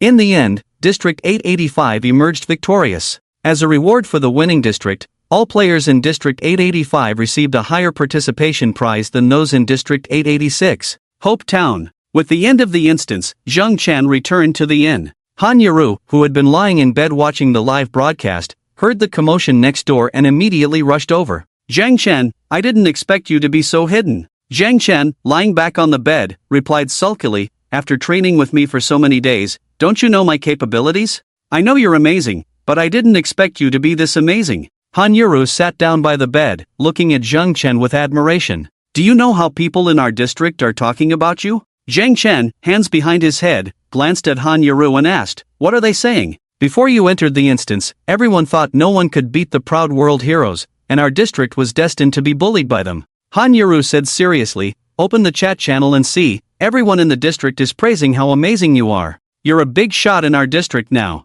Zhang Chen smiled, haven't I always been a big shot in our district? Since the game started. Oh, Han Yuru glanced at Zhang Chen and continued, by the way, everyone is curious about one thing. How did you know where the ultimate treasure in the City of Energy was?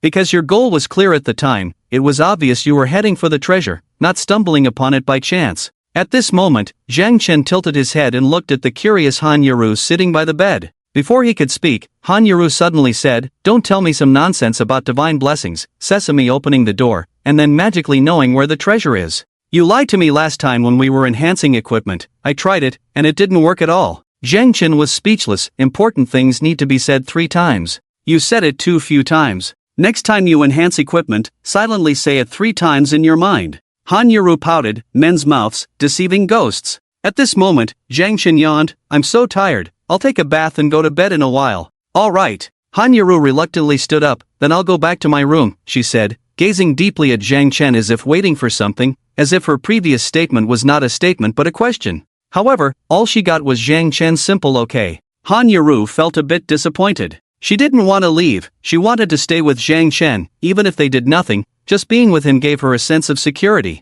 But Zhang Chen couldn't understand her thoughts, and she couldn't express them clearly. So, just as Han Yuru was about to leave, as if suddenly remembering something, she turned around and accidentally bumped into Zhang Chen, who had just gotten up from the bed. Their eyes met, and Han Yuru's beautiful eyes gazed quietly at Zhang Chen. She forgot what she wanted to say in that moment, and all she could see in her eyes was Zhang Chen. Zhang Chen. Han Yuru couldn't help but take a step closer to him, gently resting her head on his chest, extending her arms to embrace him. Without saying a word, Han Yuru suddenly raised her head to look at Zhang Chen, who was 20 centimeters taller than her. Standing on her tiptoes, her soft lips slowly moved closer to Zhang Chen. At that moment, with her heart racing, Zhang Chen, almost losing control, gently pushed Han Yuru away, saying, "I'm a bit tired, you should rest early too." Han Yuru was taken aback, lowered her head, and said, "Okay, then. Good night." Good night. After that, Zhang Chen went into the bathroom. Han Yuru took a deep breath, holding back the tears that almost fell uncontrollably.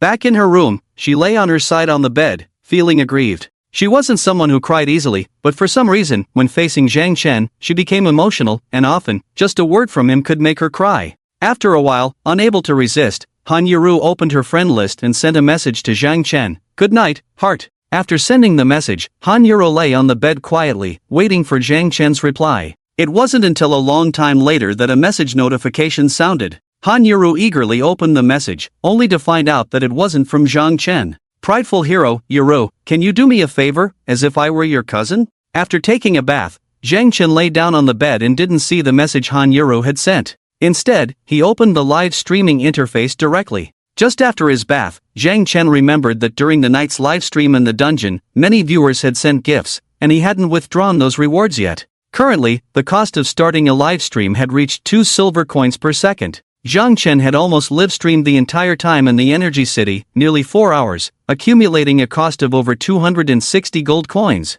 Seeing this number, Zhang Chen was shocked. He hadn't calculated the expenses during the live stream earlier, and the fees had been automatically deducted from his backpack. Fortunately, he had only streamed for a few hours. If he had done it all day, Zhang Chen would have been bankrupt. However, when he saw the page for cashing out gifts, Zhang Chen was pleasantly surprised. He had received rewards from 782 viewers, totaling 1,026 gold coins. In just a few hours of live streaming, he had made over 1,000 gold coins in profit. The title of being a top player was indeed effective. In his previous life, Zhang Chen had seen many top players live streaming their daily elite monster hunts and receiving numerous rewards. So, he had also tried live streaming a few times to earn some pocket money, but each time, he had almost ended up losing money. Therefore, Zhang Chen immediately proceeded with the withdrawal. Ding, withdrawal successful. Congratulations on receiving plus 513 gold coins. Half of the platform players, after deducting the 260 gold coins spent on live streaming, Zhang Chen also made a profit of over 250 gold coins.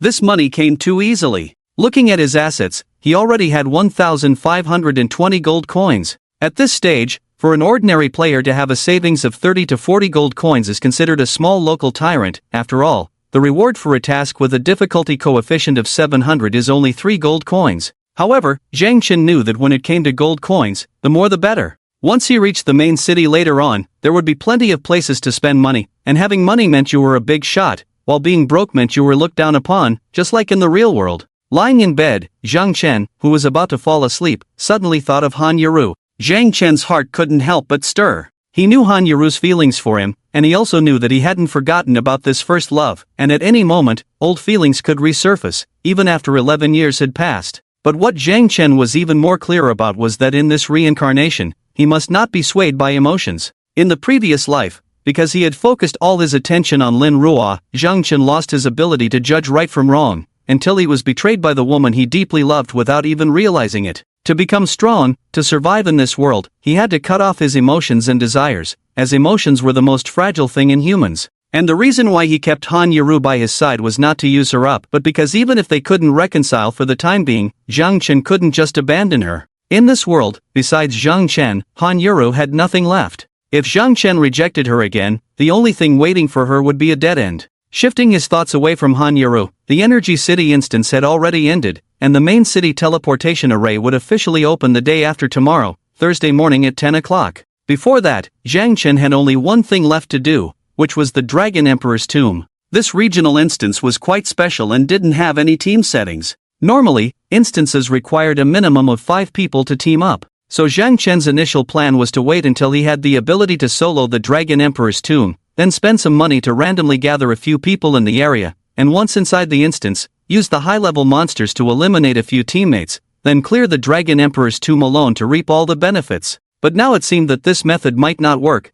because even with Zhang Chen's current strength, he probably couldn't handle the guardian of the Dragon Emperor's tomb, the Lord-level Dragon Blood Swordsman, let alone the various high-level monsters in the instance, and the ultimate boss, greedy Dragon Emperor Gulala. He checked the data of the Dragon Emperor's guardian, the Dragon Blood Swordsman, who had a talent of 25% lifesteal, an attack power of 1055, magic defense of 650, and 55,000 health points. As for Zhang Chen's current data, attack 1112, physical defense 493, health 2620. Taking into account the equipment talent bonuses, top-tier heavy injury damage bonus of 120, advanced energy attack bonus of 10%, 84. In terms of attack power, with the bonuses from these two attack talents, dealing with the Dragon Blood Swordsman shouldn't be a problem, but Zhang Chen's defense was completely unable to withstand the Dragon Blood Swordsman. Even if he switched to the 3-star Death God's boots to raise his defense to 600, and added the 100 points of damage reduction from the advanced damage reduction talent,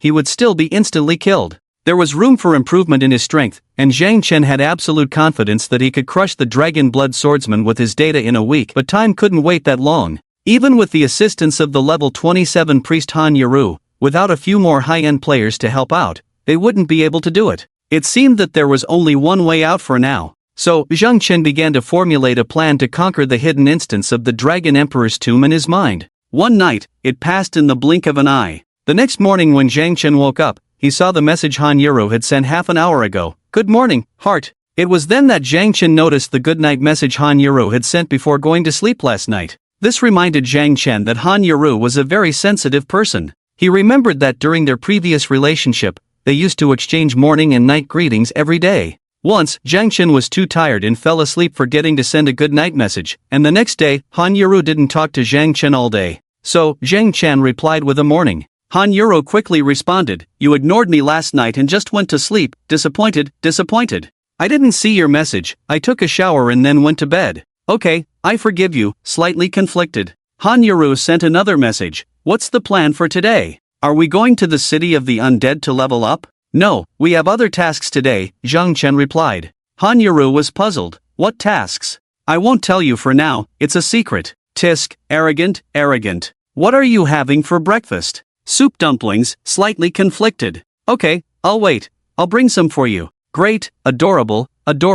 Leaving the hotel, Zhang Chen opened his friends list. Meanwhile, in a breakfast shop, King of Glory and King's Return were having breakfast together, thinking about how to get closer to the famous player One Promise in the 886 area. Suddenly, King of Glory received a friend request notification. "Ding, player One Promise has sent you a friend request via ID search." Seeing this message, King of Glory was stunned, and the wonton in his mouth slipped out. Looking at King's Return, King of Glory said, "Hit me." King's Return looked puzzled. "Captain, what did you say?" "I said hit me." Smack! Before King of Glory could finish his sentence, King's Return slapped him, sending King of Glory and the chair spinning 360 degrees to the ground. It seemed like King's Return had been wanting to do this for a long time. As King's Return felt a mix of satisfaction and fear, unexpectedly, King of Glory, lying on the ground and looking at the friend request, was incredulous. Huh, OMG. The god added me as a friend. This is not a dream. With that, King of Glory immediately accepted the friend request. Ding dong on the other side, Zhang Chen sent a message, "Are you there?" I'm here.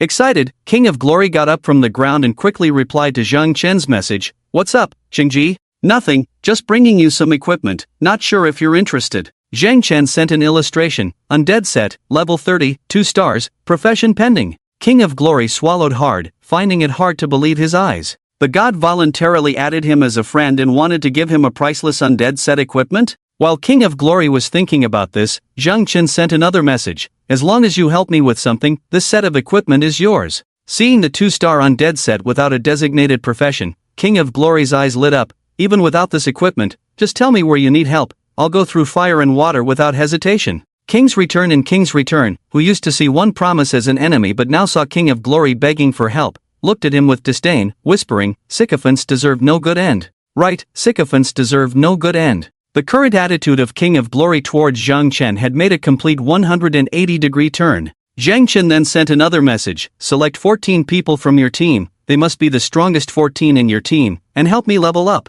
The god actually needed help from others to level up. King's Glory felt surprised and somewhat puzzled. Why does it have to be exactly 14 people? Wouldn't it be better to have more people? According to my instructions, tonight at 7 o'clock sharp, I'll be waiting for you at the north gate of the safe zone. Help me clear the map and I'll give you the equipment. Although King's Glory didn't understand the intention behind the great god's actions, one thing was clear: this was a great opportunity to get closer to the great god of One Promise. As long as he helped clear the map this time, his favor towards himself would definitely increase, and he would even get a set of 2-star undead equipment. It was simply delightful. So, following One Promise's instructions, King's Glory skipped breakfast and immediately ordered King's Return and King Supreme, who were still eating dumplings, "You two, gather the 50 highest-ranked brothers in the team. I need to carefully select them. We can't afford any mistakes this time." On the other side, after sending a message to King's Glory, Zhang Chen returned to the hotel with breakfast and had breakfast with Han Yaru, preparing for today's mission.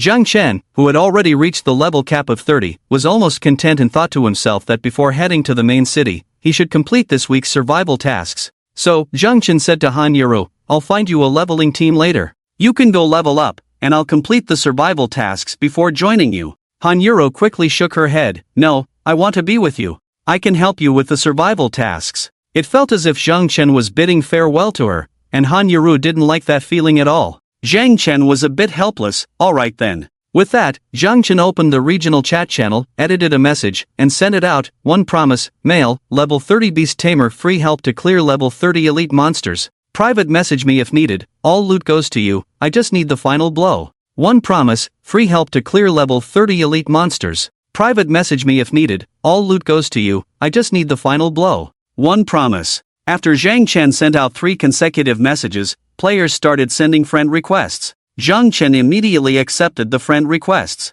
"Ignorant Skinny, male, level 26 mage great god, we just encountered a level 30 elite monster while doing a quest, and the 5 of us can't defeat it. Can you come and help us? I can pay, but I want the loot." "No need to pay, you can have all the loot, I just need the final blow. Send me the location." So, waiting for the ignorant Skinny to send the location, Zhang Chen and Han Yaru immediately used the teleport scrolls they had just bought from the store to teleport to the location. Unlike the teleport scrolls in the City of Energy, the ones bought from the store were location-based and had limited range, currently priced at 3 gold coins each. Whoosh! A white light flashed, and when Zhang Chen and Han Yaru appeared in a factory, they saw 4 players teaming up to fight a level 30 elite, mutated werewolf. Swish! With a white light and a scream, only 3 players remained. Zhang Chen noticed that the mutated werewolf still had half of its health, and the 3 players surrounding it were all injured, including the 26-level mage who had messaged Zhang Chen earlier, Ignorant Skinny. The elite mutated werewolf was average for Zhang Chen,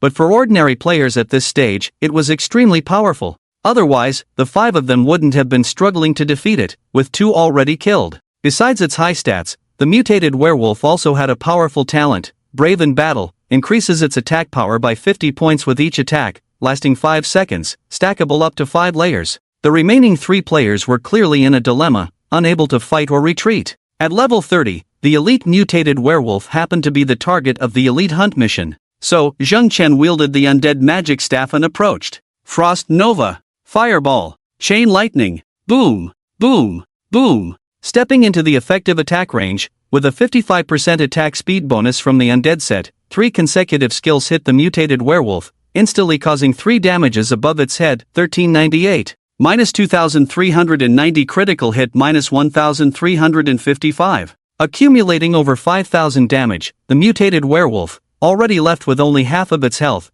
was left with just a thread of vitality. Under the fierce attack, the mutated werewolf's hatred was instantly drawn towards Zhang Chen, knocking down the ignorant skinny ones and rushing towards Zhang Chen. With a few more basic attacks, Zhang Chen easily killed the mutated werewolf before it could get close. Ding, you have killed the elite, mutated werewolf. Progress +1 for the Elite Hunt mission. As agreed, after helping those people kill the elite, mutated werewolf, Zhang Chen didn't take anything except experience points and left directly. Next, he continued to post messages in the area offering free help to defeat elite monsters. In less than half an hour, he killed 3 level 30 elite monsters and completed the mission. Ding, congratulations on completing this week's elite survival mission, Elite Hunt. Receive a reward of 1 spin on the prize wheel. Your survival mission has been upgraded to Lord Hunt, Nightmare level. Lord Hunt, need to land the final blow on a level 30 or higher Lord monster within the week. Seeing this Nightmare level survival mission pop up, Zhang Chen couldn't help but feel lucky that he got this task before rushing to the Dragon Emperor's tomb. When he goes back to the tomb, killing the Lord level Dragon Blood Swordsman will help him complete this task. So, Zhang Chen spun the prize wheel. Another thrilling moment arrived. Spin. Ding, congratulations on winning the reward, mysterious item, low-level Warcraft talent pill +1. Will experience +1. Ding, congratulations, your prize wheel level has been upgraded to level 2, unlocking new prizes, 3-star equipment, 3-star treasure chest, 200 gold coins, mysterious items. The next upgrade of the prize wheel requires 5 experience points. He actually got a talent pill. Zhang Chen was pleasantly surprised and immediately opened his backpack, where he saw a red pill lying quietly. Warcraft talent pill, low-level description, after used by a Warcraft, permanently increases the Warcraft's talent by 1 point, cannot be used on Warcraft with a talent of 100 points or above. In the previous life, this was a sought-after item for countless beastmasters. Even though it was low-level, it was invaluable. Without even having a Warcraft yet, he had already obtained the Orange Skill Book, Sword Shadowstorm, and this, Warcraft talent pill, successively. It seemed unfair to the system's gifts if he didn't quickly take down the Warcraft in the Dragon Emperor's tomb. He had an appointment with the King of Glory team at 7 in the evening, and now it was only morning. So, before that, during the day, Zhang Chen helped Han Yuru complete all 3 of her survival missions. Due to Han Yuru's relatively low strength assessment, her survival missions were relatively simple, and with Zhang Chen's help, she managed to complete them all in just 1 day. And during the completion of the survival missions, Han Yuru's level also increased to 28, earning her 3 resurrection chances. Soon, it was 6 in the evening, and Zhang Chen and Han Yuru returned to the safe zone, had dinner, and arrived at the north gate of Hopetown at exactly 7 o'clock. When they arrived, they found that over a dozen players from the King's World had been waiting there. With the generous rewards from the Energy City dungeon and today's leveling, the average level of the King's World players had finally caught up. Apart from the slightly pitiful King of Glory, who was still at level 27 after being killed by Zhang Chen, the rest of the players had reached level 28. It can be seen that following Zhang Chen's instructions, King's Glory brought a total of 14 people, including himself. Apart from him, the other 13 were all level 29, and their equipment looked quite good, as if they had made preparations in advance. As Zhang Chen assessed the overall strength of this team, he approached, and King's Glory, upon seeing him, immediately ran over, exclaiming, "Brother Chang is here." Once calling Zhang Chen trash and garbage, King's Glory now referred to him as Brother Chang, which made Zhang Chen feel somewhat uncomfortable. In the previous life, at this moment, Zhang Chen was still enduring the abuse of King's Glory players from District 886. At this moment, King's Glory voiced his inner doubts. "Brother Chang, why did you ask us to help you clear this dungeon? You'll know when we get there." With that, Zhang Chen glanced at the time, as if waiting for someone, lingering by the north gate without hurrying. "Brother Chang, who are we waiting for?" "We're waiting for a group of people, just a little longer, they should be arriving soon." As Zhang Chen finished speaking, a group of players rushed over from the safe zone. When King's Glory got a closer look at the faces of these players, he felt a wave of astonishment. Storm family. At the same time, Storm Angel, a level 28 archer, arrived with 13 advanced players from the Storm family. Seeing King's Glory and Zhang Chen together, Storm Angel couldn't help but be surprised. Brother Chang, what is this about? Storm Angel looked at Zheng Chun in confusion. Facing King's Glory and Storm Angel, Zheng Chun said, this dungeon is a bit difficult, so I've invited both of your teams. Whoever helps me the most will receive the undead set. Of course, besides that, for helping me clear the dungeon, I will also pay each of you a commission. You won't lose out. King's Glory chuckled. Brother Chang is indeed generous. Before they even started, King's Glory and Storm Angel were already at odds. King's Glory, what are you looking at? Storm Angel, what's it to you? King's Glory, I'll beat your face swollen. Storm Angel, ugly people are always up to mischief. Zhang Chen ignored them and led his two teams of 28 elite players, along with Han Yaru, totaling 30 people, towards the Dragon Emperor's tomb. In the world of Tianqi, dungeons were generally designed for teams of 5, but for special dungeons, the limit could be increased to 30 or even 100 players. The team consisted of 6 warriors, 6 knights, 3 assassins, 4 archers, 4 mages, 4 priests, 3 beastmasters including Zhang Chen, with an average level of 28. The lineup was perfect. Along the way, King's Glory returned with some confusion. Brother Chang, where are we going to clear the dungeon? Why don't you tell us? What kind of dungeon are we clearing at this late hour? Why not do it during the day? Zhang Chen replied with the same answer, you'll know when we get there. The reason for choosing the night was, of course, to avoid the arrogant family. Zhang Chen couldn't remember when the arrogant family discovered the Dragon Emperor's tomb in the previous life, but he knew that they always raided dungeons during the day because of a special setting in the Dragon Emperor's tomb. Under the protection of divine light, players who conquered the dungeon during the day would receive an additional 20% profit. Zhang Chen didn't care about the extra profit, he only cared about that top-tier magical beast, as long as no one from the arrogant family came to cause trouble. Under Zhang Chen's lead, the group arrived at the border between District 886 and District 885. In this neutral area, there was a massive graveyard. King's Glory and the others couldn't find any markings about this graveyard on the map, but as they approached, they could deeply feel a strong sense of oppression. Zheng Chen led the way into the graveyard. Since the Dragon Emperor's tomb was a neutral map, they wouldn't be affected by regional suppression here.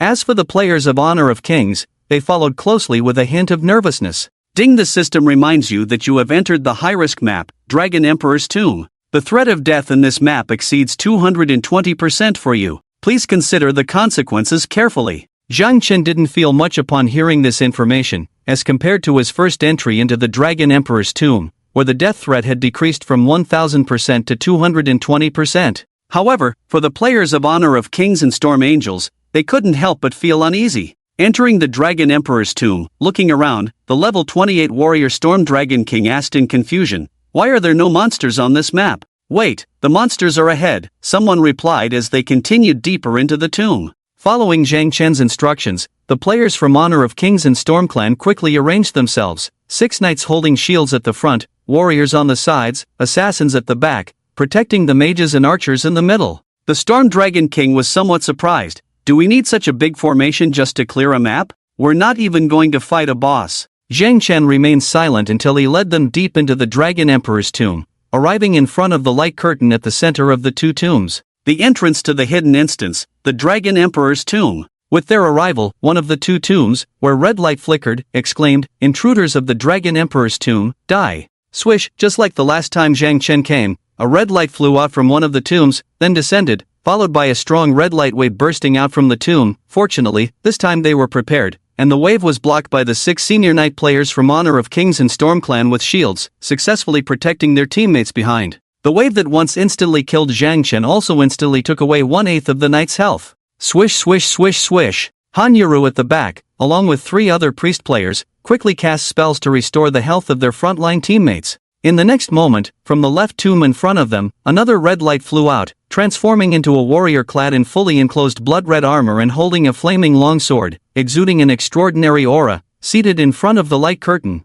Above the red-armored warrior's head was an ID marked in red, Dragon Emperor's Guardian Dragon Blood Swordsman, physical type Lord Boss. The sudden appearance of this level 30 Lord Boss surprised the players of Honor of Kings and Storm Angels. So, when Brother Qingqing asked us to help him clear the map, he meant we should deal with this Lord Boss? As Storm Angels spoke, Zhang Chen, who had already begun casting spells at the back, said, not entirely, after we kill it, I need your help to pass through the hidden instance behind it. Hidden instance. The players from Honor of Kings and Storm Clan around them looked at the white light curtain behind the Dragon Blood Swordsman, their mouths wide open in shock. Brother Chang, is that the hidden instance? Just as the players of Honor of Kings were feeling extremely shocked, Zhang Chen said, it has high attack power, backline mages and archers, don't let it hit you, watch your positioning, healers, be ready to heal, don't stop healing. Here it comes, attack. Zhang Chen gave a light command, watching as the Dragon Blood Swordsman, wielding the flaming longsword, charged towards them, immediately swung his undead scepter, casting an Ice Freeze spell to predict the movement of the Dragon Blood Swordsman and threw it about 3 body lengths in front of him. Crack! The Ice Freeze successfully hit the Dragon Blood Swordsman, dealing the first damage, 984. However, it did not trigger the freezing effect of Ice Freeze, just causing the Dragon Blood Swordsman to be slowed by 30% for 3 seconds. Seeing Zhang Chen already taking action, the players of Honor of Kings quickly cooperated with him to attack the Dragon Blood Swordsman. Swish swish swish swish. 6 warriors brandished long swords, large knives, and axes, coordinating with 3 knights in the front line to approach the Dragon Blood Swordsman. 3 knights stayed behind to protect the rear, preventing enemies from using sudden skills to advance. This is the difference in awareness between professional players and casual players. In a regular player team, not only would they not consider the rear, but everyone would just charge forward head-on. Meanwhile, 8 archers and mages in the backline within effective attack range also launched ranged attacks. Boom! Fireballs mixed with arrows rained down on the Dragon Blood Swordsman, causing damage above his head, 421. Minus 375, minus 547, minus 880 critical hit. Compared to Zhang Chen, their damage was much lower, but only in comparison to him. After the Energy City dungeon, the advanced 2-star equipment obtained through Energy Point Exchange significantly boosted the overall strength of the King's Dominion and StormClan players. With many people, there is great power. A round of focused attacks from everyone instantly shaved off over 4,000 health points from the Dragon Blood Swordsman. With over 50,000 total health points, the Dragon Blood Swordsman visibly lost a chunk of his health bar. The warriors and knights then closed in for a close-range siege on the Dragon Blood Swordsman, while assassins accelerated from the sides for a surprise attack. Compared to mages and archers, warriors and knights inflicted lower damage, only managing to cause 200 to 300 points of damage to the Dragon Blood Swordsman. Only the level 28 Assassin Supreme with a strengthened 3-star Skull King's battle ring could pose a threat to the Dragon Blood Swordsman. The Assassin Supreme who circled behind the Dragon Blood Swordsman launched a backstab, dealing a higher damage than Zhang Chen 1102 critical hit. Insignificant humans! Roared the Dragon Blood Swordsman under the collective assault of the players, you dare trespass into the Dragon Emperor's tomb, I will not let you near Lord Sycorax. With that, the Dragon Blood Swordsman raised his sword high and plunged it into the ground with a loud clang, releasing a strong blood-red sword aura that instantly pushed back all players around him, causing 500 to 800 points of damage above their heads. Simultaneously, under the effect of the vampiric talent, restorative values of 1 to 200 points appeared above the Dragon Blood Swordsman's head, quickly replenishing the lost health. Following this, the Dragon Blood Swordsman charged forward with a cleave attack, targeting an assassin player from the King's Dominion in the rear formation, swiftly taking down the defenseless assassin, 786. Plus 197. Minus 825. Plus 206. By the time the priest's healing spell was cast, it was too late. A bright light flashed, instant kill. Damn! Exclaimed the King's Supreme next to the slain assassin, thank goodness it wasn't me. As soon as he spoke, the Dragon Blood Swordsman turned to face the King's Supreme. With a series of attacks accumulating to over 4,000 damage, the surrounding King's Dominion and StormClan players were stunned. Oh my! Is he a mage or an assassin? Not only does he deal such high damage as a beast tamer, but he also has such a high critical hit rate. The Dragon Blood Swordsman's hatred was successfully drawn towards Zhang Chen, abandoning the pursuit of the King Supreme and charging towards Zhang Chen. The returning Night King and the Storm Dragon King warrior quickly intercepted, not giving the Dragon Blood Swordsman a chance to approach Zhang Chen. At this moment, the King of Glory at the back looked at the Storm Angel beside him and said, Brother Sure, it's time to show off, charge quickly. The Storm Angel glanced irritably at the King of Glory, why don't you charge? Fine, but don't accuse me of stealing your credit later. City Brother said whoever contributes the most to the undead set gets to keep it. With that, the King of Glory shot an arrow towards the Dragon Blood Swordsman in the front, 99. Oh my god. The King of Glory spat blood instantly, realizing his damage was the lowest in the whole field, which was truly embarrassing. After all, the King of Glory's level was currently the lowest, and he didn't have good equipment either. Seeing the 99 damage caused by the King of Glory's arrow, the Storm Angel beside him almost burst out laughing. Brother Yao, your damage is quite touching. Grinding his teeth, the King of Glory retorted, "If you're so good, you do it." "Alright, I will. Watch closely." With that, the Storm Angel, wielding a 3-star enhanced level 25 golden bow of the dead, unhesitatingly fired a green armor-piercing arrow, 752. The King of Glory was speechless. "Okay, you're awesome, I admit defeat." And so, the all-out attack phase began. With the 12 warriors and knights from the King of Glory and Storm family in close combat with the Dragon Blood swordsman, he couldn't break through, let alone get close to the backline where the King of Glory and his team were. Consequently, the archers and mages at the back started a frenzy of shooting. Apart from Zhang Chen, the other two Beast Tamer players summoned level 20 monsters that were quickly killed by the Dragon Blood swordsman, leaving no chance for the healer to even heal, as their levels were too low and their star ratings were poor. As a first-tier Beast Tamer, the basic monsters provided by the system were useless except for being a burden. With Zhang Chen as the core, the attacks thundered on. With lightning-fast speed, Zhang Chen's attacks were swift and fierce, resembling a magical cannon. 682.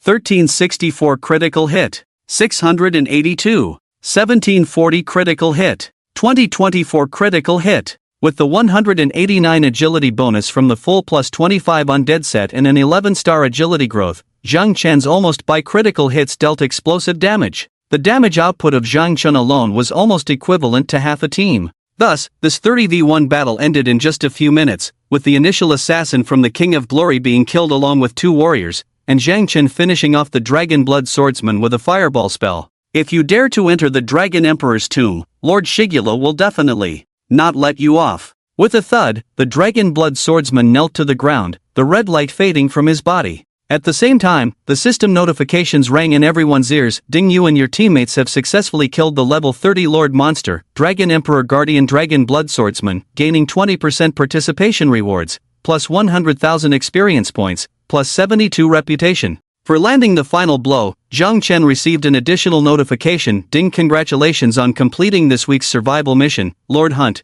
earning a chance to spin the reward wheel +1. You have completed all survival missions this week. Please wait for the system to release new missions next Monday." At this moment, Zhang Chen had no interest in spinning the wheel, his gaze fixed on the spoils dropped by the Dragon Blood swordsman. In terms of looting, the King of Glory and his team were more proactive than Zhang Chen, who hadn't even seen what the Dragon Blood swordsman dropped before everything was picked up by the King of Glory and the Storm Dragon King. As agreed beforehand, the loot obtained during the map clearing process would be divided equally among the 3 parties. The Dragon Blood swordsman dropped a total of 3 pieces of equipment. Unfortunately, as a level 30 Lord Monster, the Dragon Blood swordsman only dropped 2-star equipment, not a single 3-star item. There were also 2 2-star treasure chests, a green skill book, and a bunch of enhancement stones, silver coins, and similar items. To be honest, Zhang Chen didn't find anything appealing among them. So, Zhang Chen generously said, "You guys can have the items, no need to give them to me." King of Glory exclaimed joyfully, "Brother Chang is so generous,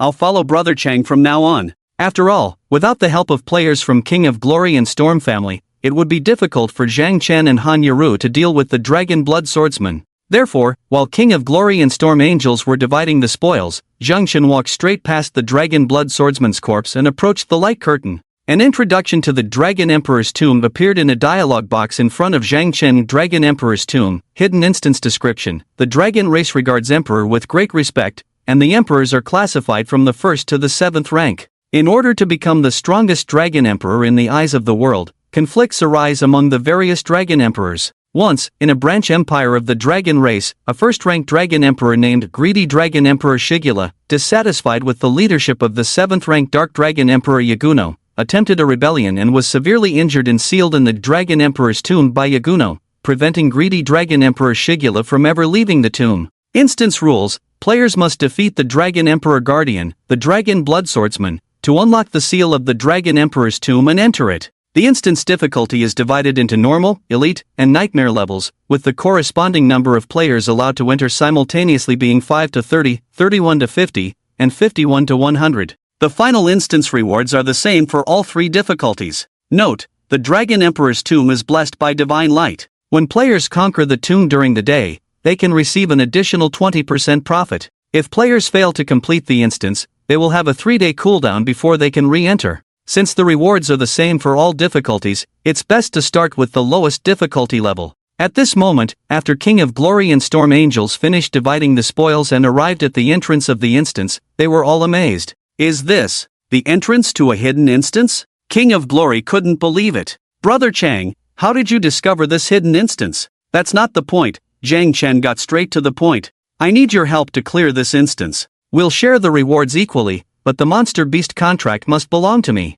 The Monster Beast contract, when signed by a Beast Tamer player, grants them the ability to summon that monster. After reaching level 10, players have a very small chance of obtaining a Monster Beast contract by killing monsters in the wild. Previously, after spending many days in the Undead City, Zhang Chen obtained 2 Skeleton Warrior contracts. However, since they were low-level contracts, the monsters summoned after signing them would undoubtedly be of poor quality, so Zhang Chen sold those contracts. Meanwhile, Storm Angel found it unbelievable. How do you know for sure that this instance will drop a Monster Beast scroll? Zhang Chen paused and said, I guessed. If a Monster Beast contract drops, it must be mine. Everything else will be shared equally. King of Glory and Storm Angel agreed in unison, no problem. Alright, get ready, let's enter the instance. Wait. Pausing at the entrance of the instance, Zhang Chen hesitated and instructed King of Glory and Storm Angel, if we fail once, there will be a 3-day cooldown. We must clear it in one go. We just wiped 3 times, so fill those positions and replace the 2 Beast Tamers in the team with backline DPS or healers. Zhang Chen was very straightforward in his speech, not considering the feelings of the 2 Beast Tamers in the team at all. Because in the early stages, the Beast Tamers were indeed too weak. Their own levels were low, the monster levels were low, and their data was all terrible. Following them into the instance was like dragging 2 oil bottles along. The King of Glory immediately said, no problem, I'll call someone right away, have them use a teleportation scroll to come over, and then I'll call some more people to come and help guard the instance to prevent others from causing trouble. With that, the King of Glory quickly opened his friends list, not sure who to find, and sent a message over. Before long, 5 beams of white light lit up, and 5 level 28 players of the King of Glory appeared in the Dragon Emperor's tomb. As the 5 approached, the King of Glory asked, where are the others? Didn't I ask you to call another 100 people to come and guard the instance? Among the 5 who had just arrived, a warrior named King's Immortal Sword whispered to the King of Glory, Captain, a teleportation scroll costs 3 gold coins. I had them come over. Damn! The King of Glory felt his heart bleeding. It's okay. Once we take down this hidden instance, we'll make a fortune. With a team of 30 people gathered, led by Zhang Chen, they marched into the Dragon Emperor's tomb. As everyone passed through the light curtain, in the blink of an eye, Zhang Chen and his group found themselves in a desert full of dragon carcasses, exuding a deathly aura from all directions. At the same time, a system prompt descended from the sky. Ding, welcome players to the hidden instance, Dragon Emperor's tomb. The system detects that there are 30 people in the instance. The current difficulty level of the instance is normal. Players need to hunt 300 each of the monsters, Greedy Bone Dragon, Greedy War Dragon, and Greedy Poison Dragon, within 10 hours, and find the instance guardian, Greedy Dragon Emperor Shigula, in the Dragon Emperor's tomb to pass the instance, and receive generous rewards. The instance countdown has begun, with player, City of Promises, as the captain. All players must ensure the safety of City of Promises. If Captain, City of Promises, dies, the remaining players will be forcibly removed from the instance. Ding, due to map restrictions, the chat function has been disabled. Wow! To think that on normal difficulty, they had to hunt 900 instance monsters, and then kill the boss to clear the instance. Zhang Chen couldn't help but secretly rejoice, thankful that the players from the King of Glory and Storm family came to help. Otherwise, with just him and Han Yaru, even with 3 more players, they wouldn't be able to complete this challenge within 10 hours. As the system prompt sounded, a roar came, and in the desert ahead, a pile of dragon bones quickly assembled into a bone dragon towering 3 to 4 meters high, entirely made of bones, appearing in the blink of an eye. The data of that bone dragon immediately appeared in front of everyone. Greedy Bone Dragon, physical normal monster level, 30 talent, petrification, high quality talent. The Greedy Bone Dragon's attack has a 20% chance to petrify the target for 3 seconds, during which the target will not receive any other damage but will lose 100% of the Greedy Bone Dragon's attack power per second. Physical attack, 710 physical defense, 510 magical defense, 450 health points, 4250 skills, Dragon Breath. Description: the attendant of the Greedy Dragon Emperor Shigula, affected by Shigula, the Bone Dragon Legion, Poison Dragon Legion, and War Dragon Legion were all sealed by the Dark Dragon Emperor Yaguno in the Dragon Emperor's tomb. Roar! The huge Greedy Bone Dragon roared as it approached the players from the King of Glory and Storm family. The Storm Angel immediately raised her longbow, aimed at the Bone Dragon, and instructed the surrounding teammates, everyone be careful, knights go forward, warriors flank, mages and archers prepare to shoot, priests focus on healing. As the meticulous Storm Angel issued the attack command, Zhang Chen at the back saw the greedy bone dragon rushing into range. Swiftly wielding the undead magic staff, he cast Frost Nova in combination with Fireball and single-target Lightning Chain, striking out 2082 critical hit. Frost Nova, minus 1085, minus 1197. Roar a mournful cry, the greedy bone dragon hadn't even come close before being blasted into a pile of debris, scattered on the ground. Ding, your team has killed a level 30, greedy bone dragon, experience points plus 160. In an instant, the King of Glory and Storm Angel, who hadn't had a chance to attack, all turned their astonished gazes towards Zhang Chen. King of Glory, damn. City brother, you're amazing. Storm Dragon King, this damage is simply insane. Storm Rain, Brother Chang from One Promise City is so powerful, I admire him so much. Just then, a commotion came from all directions. Looking around, a dozen greedy bone dragons suddenly appeared all around. Damn! The Storm Angel paled in shock. Brother Chang, you've drawn too much hate, they're swarming us, how do we fight them?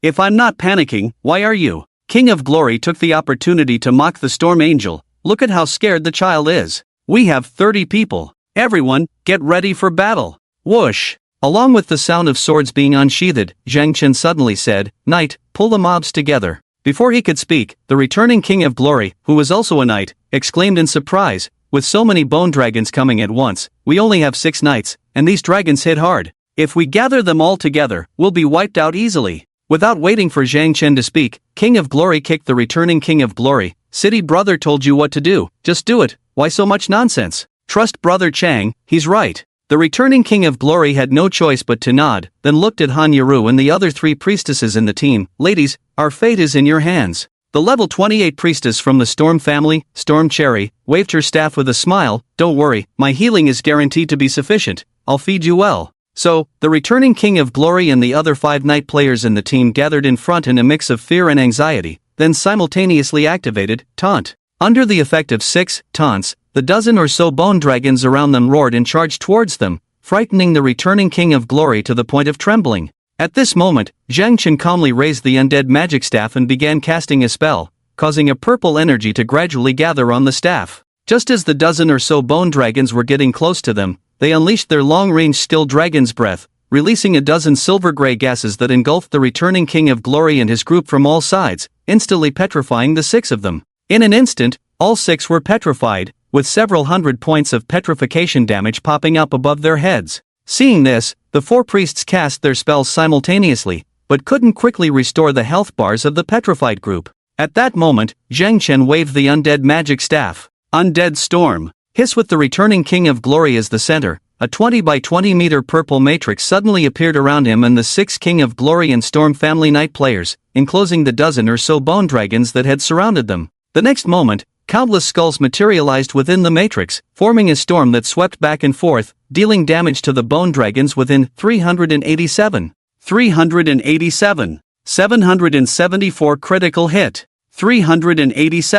774 critical hit. Under the 30% slow effect of the undead storm, even after the storm lasted for 3 seconds, those bone dragons still hadn't reached the side of the returning King of Glory and his group. The undead storm triggered the talon splash attack of the undead staff simultaneously. A burst of light erupted, causing all the bone dragons to jump up again, dealing 341 points of damage. At the same time, a huge fire dragon tore through the sky, opening its bloody mouth and spewing a scorching flame towards the ground. Hellfire Dragon Flame. Boom! Under the coverage of the dragon flame, not only the dozen or so bone dragons besieging the return of the king, but also the hundreds of bone dragons pieced together from the wreckage around, were all devoured by the Hellfire Dragon Flame with a radius of 100 meters. White real damage as high as 1868 points jumped from the heads of the greedy bone dragons around, followed by a white real burning damage of 534 points per second. 5 seconds later, within a 200-meter diameter around Zhang Chen, not a single blade of grass grew,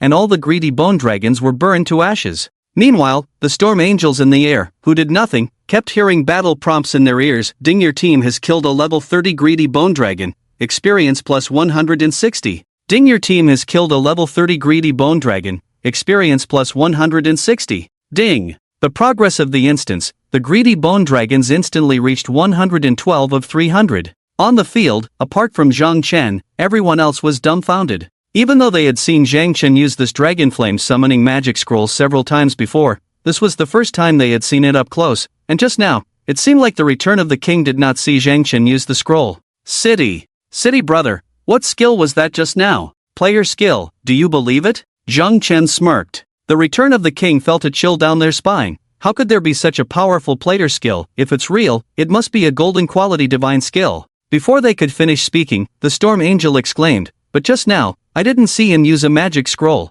Just as everyone was feeling incredulous, Zhang Chen, who had cleared this area, was already holding the undead staff and heading towards another area ahead. Han Yuru immediately followed Zhang Chen, leaving the Return of the King with shocked expressions. Damn! Awesome, this is truly awesome. I'm impressed. As the Return of the King spoke, the Storm Angel said, who is he really? Almost led by Zhang Chen, these level 30 bone dragons, which were formidable opponents for the Return of the King and Storm family players, were taken down by Zhang Chen as easily as cutting vegetables. However, the Return of the King were not lying idle the whole time, they were also hunting bone dragons around, increasing the progress of the instance with Zhang Chen. Besides the greedy bone dragons, delving further into the Dragon Emperor's tomb, they would find two other powerful dragon species here. Greedy War Dragon, with high defense and vitality, and a premium talent Berserk, can convert 5% of its health into attack power, making the Greedy War Dragon both a tough tank and a high damage assassin. Dealing with them was quite tricky. Greedy Poison Dragon, overall average stats, balanced, but with a powerful talent, Poison. Targets attacked by the Greedy Poison Dragon enter a poison state, losing a large amount of health per second until the Greedy Poison Dragon dies, and the poison state is automatically lifted. The help of the Return of the King and Storm family players greatly enhanced Zhang Chen's effectiveness. After more than 2 hours, 900 bone dragons, war dragons, and poison dragons were all taken down by Zhang Chen and his team. In the air, the system prompt sounded, "Ding, you have successfully hunted the Greedy Bone Dragon, Greedy War Dragon, and Greedy Poison Dragon. The Instance Guardian boss is about to appear. The ultimate challenge is coming. Please prepare for battle." So soon, the Guardian boss is coming? Just as the Storm Angel was surprised, an ethereal voice suddenly came from the floating sky. "Who dares disturb my peace?" Everyone looked up to see a huge brown flying dragon leaping out from a barrier in the sky. The dragon was so massive that it seemed to block out the sun. From a distance, one could vaguely see a red ID tag on top of the dragon in the sky. Greedy Dragon Emperor, Guladan, First Tier Dragon Emperor, Level 30, 1-star Physical Boss. Boss is here. Everyone scatter, don't gather together, find a place to hide. As the Storm Angel's voice fell, the King of Glory looked around the vast desert and wondered, where can we hide in this damn place? Can we bury ourselves underground? Just as the King of Glory was thinking this, he felt a wave of heat rushing down from the sky. As he looked up, a scorching flame poured down from above. Boom! The King of Glory and his teammates were all engulfed by the dragon's flames. Bang! -991, -946, -2018 critical hit, -883. A series of extremely high damage numbers popped up above the heads of the King of Glory and the Storm family players. In the next moment, two flashes of white light appeared, and Guladan's dragon flame directly killed a rogue and a priest player who had been critically hit in the queue. Damn! The King of Glory, who had lost nearly half of his health from the dragon's flames, was shocked. Such high damage. At this moment, 3 priest girls at the back began casting spells, showering the low health players around them with green light, healing them, and using red potions. Everyone quickly restored their health. Seizing the opportunity as Guladan descended, Zhang Chen cleverly dodged the dragon's flame attack with a flash and began his assault. Frost Nova, Fireball, Chain Lightning, Boom, Boom, Boom. Due to Guladan's massive size, Zhang Chen's 3 attacks easily hit it. 1002, -1798 critical hit, -976. Fortunately, with Zhang Chen's attack power of over 1100, he was able to deal quite a high amount of damage to the boss. The 3 attacks dealt nearly 4000 points of damage, reducing Guladan's health bar by 1%. Its total health was 400,000. Compared to the Skeleton King, a level 20, 1-star boss with 1.25 million health, Guladan, a level 30 boss, had only half the health. This was because as a boss in the invasion battle of the safe zone, the Skeleton King was designed to have such high health.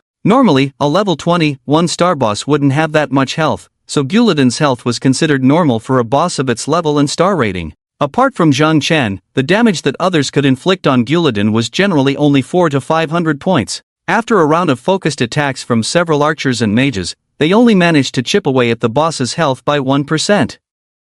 Taking this opportunity, Zhang Chun checked the boss's data. 400,000 health, 1500 attack, 600 magic resistance. Rare talent, Lord of Greed. For every enemy near Guladan, it will receive an additional 0.5% damage boost, up to 50%. Roar! A thunderous dragon roar echoed through the sky. Visible waves of light burst out from Guladan's body, sweeping across the entire field. Ding! Greedy Dragon Emperor, Guladan, has used Intimidation, reducing your damage by 15% for the next 30 seconds. Movement speed and attack speed reduced by 20%. Almost all players on the field, including Zhang Chen, were affected by Guladan's Intimidation. Following that, Guladan unleashed another Greedy Storm. This time, prepared, 6 knights shielded the more fragile priests and mages, protecting them from Guladan's damage, and no one was killed. Previously in the Energy City, Zhang Chen had only used 4 enhancement magic scrolls: attack, defense, speed, and life buff scrolls, each with 1 left. Zhang Chen immediately took them out and used them.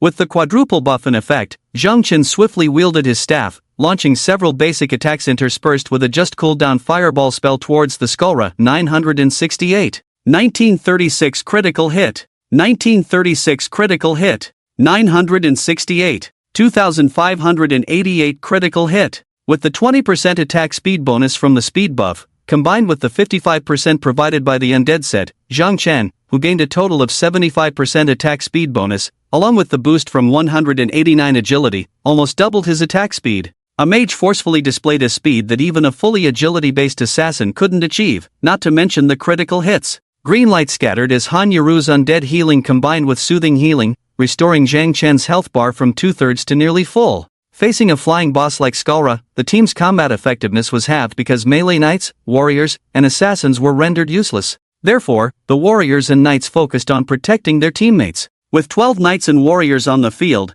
they could almost perfectly protect each other one-on-one. This significantly reduced the team's damage. Zhang Chen was the main focus of protection because he was the leader. If he fell, the dungeon would fail. Boom!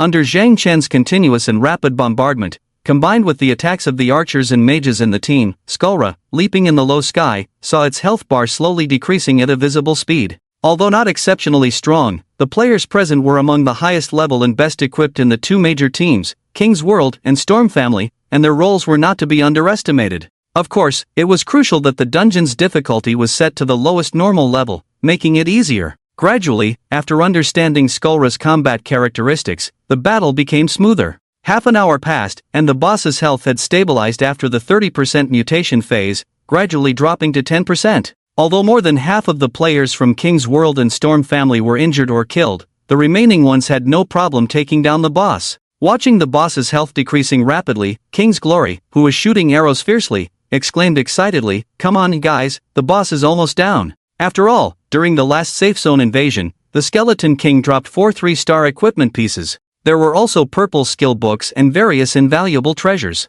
As for the greedy Dragon Emperor Skullra, a 1-star boss of higher level than the Skeleton King, the loot it was about to drop would definitely not be inferior. Every surviving player on the scene was extremely excited, especially Zhang Chen, because soon, he would be able to obtain the top-tier warcraft from the Dragon Emperor's tomb that he had been longing for a week. With the rewards from the Dragon Emperor's tomb, once he returned to the main city, Zhang Chen would have a solid foundation for the early stages. Thus, the battle continued. The boss's health gradually dropped to 8%, 7%, 6%. However, at that moment, 2 consecutive system notifications suddenly appeared in the air. Ding! Due to the increase in the number of players in the dungeon, and the number of players entering the dungeon exceeding 30, the dungeon difficulty has been upgraded to Elite. Ding! Due to the increase in the number of players in the dungeon, and the number of players entering the dungeon exceeding 50, the dungeon difficulty has been upgraded to Nightmare. Damn! King's Glory, upon hearing these 2 system notifications, was instantly shocked and pale. What the hell is going on? Who entered the dungeon? Shouldn't you be the one to ask? The Storm Angel beside King's Glory looked at him and said, "Didn't you ask your people to guard the entrance of the dungeon? Is it your people coming in?" "Impossible." Honor of King said, "I made it very clear to them, let them stay outside and make sure no one comes in, and they absolutely cannot come in themselves, they can't get in." Just as the words were spoken, a violent dragon roar resounded through the sky, and looking around, the greedy Dragon Emperor, Shigula, who was on the brink of death, suddenly burst into red light all over his body. Ding. Due to the increase in dungeon difficulty, the strength of Greedy Dragon Emperor Shigula has been enhanced, and the quality has been upgraded to 2 stars. Roar! A dragon flame descended, instantly covering all the remaining players on the field, including Zhang Chen, from the Honor of Kings and Storm family. In the next moment, 7 or 8 beams of white light lit up from all directions, and most of the remaining dozen or so people were directly killed. Even the Honor of Kings couldn't withstand the impact of this dragon flame and died instantly. Zhang Chen's health bar above his head dropped significantly, but thanks to the 25 level enhanced 1-star undead set bonus, he was spared from being instantly killed by Shigula. Han Yaru, who hadn't been killed by Shigula, didn't even have time to take care of herself, and quickly cast a spell to heal Zhang Chen. Zhang Chen frowned slightly. Although he didn't know who had entered the dungeon causing this sudden increase in difficulty, the upgraded Shigula was still left with only 5% of his remaining health. The top priority was to take down the boss as soon as possible. So, Zhang Chen quickly wielded his undead magic staff to launch an attack. Boom! Boom! Boom! Boom! With Shigula's quality upgraded to 2 stars, his defense had increased significantly, and the damage Zhang Chen could deal now was directly reduced by half compared to before.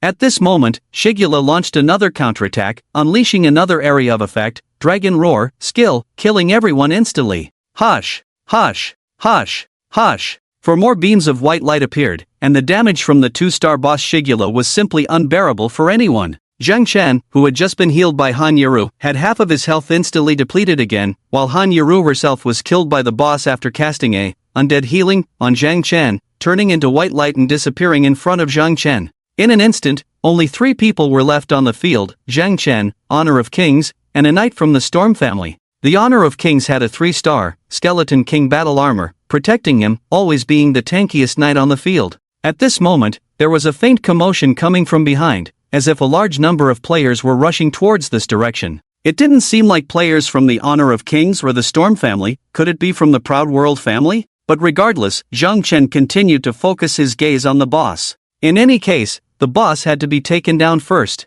So, Zhang Chen continued to wield his staff to attack the nearly depleted Shigula. However, due to Shigula's increased defense, Zhang Chen's damage was greatly reduced, barely making a dent in Shigula's health bar. When the boss's health was down to 3%, the group of players from behind had already arrived. Looking back, there were at least 70 to 80 players, and all of them had a unified red ID prefix, Proud World. It turned out they were indeed players from the Proud World family. And all of them had red names. Obviously they had been through a team battle before entering the Dragon Emperor's tomb, killing quite a few people. It seemed that the players from the Honor of Kings who were guarding outside the Dragon Emperor's tomb had been wiped out. Zhang Chen was surprised. Honor of Kings was also shocked to see the players from the Proud World family coming. Damn, how did players from the Proud World family get here? With that said, the only remaining knight from the Storm family, Storm Iron Cavalry, panicked. What should we do? The boss only has this much health left. The 2 of us can't even touch the boss. Staying here is useless.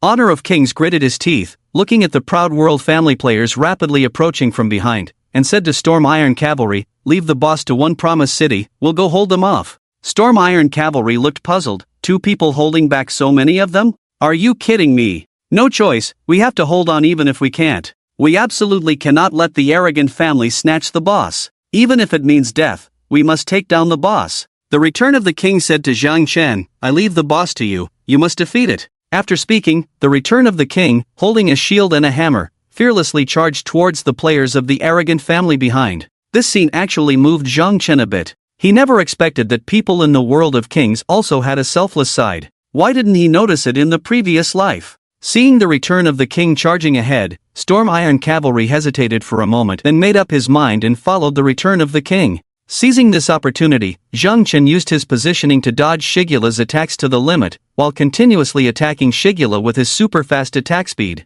Because Zhang Chen was the only one left, without the priest's healing or the protection of the front line, if he was hit by the boss a couple of times, Zhang Chen would also be instantly killed. In no time, 2 screams came from behind, followed by 2 beams of bright light from the sky. The Return of the King and Storm Iron Cavalry were killed. On this side, the level 29 archer, Overlord among men, who shot down the Return of the King, picked up a piece of black armor dropped by the Return of the King. When he saw the attributes of the armor, he was shocked. 3-star Skeleton King battle armor, plus 25. Ha, I actually got a plus 25 3-star armor. Overlord among men couldn't contain his excitement. Awesome. At this moment, the level 29 warrior, Overlord Divine Sword, standing next to Overlord Among Men, pointed at the boss Shigula in front and hurriedly said, "Overlord, the boss only has a sliver of health left. Let's go. Let's snatch the boss." With Overlord Among Men's command, dozens of high-level players from the arrogant family around them quickly rushed towards the boss with their weapons in hand.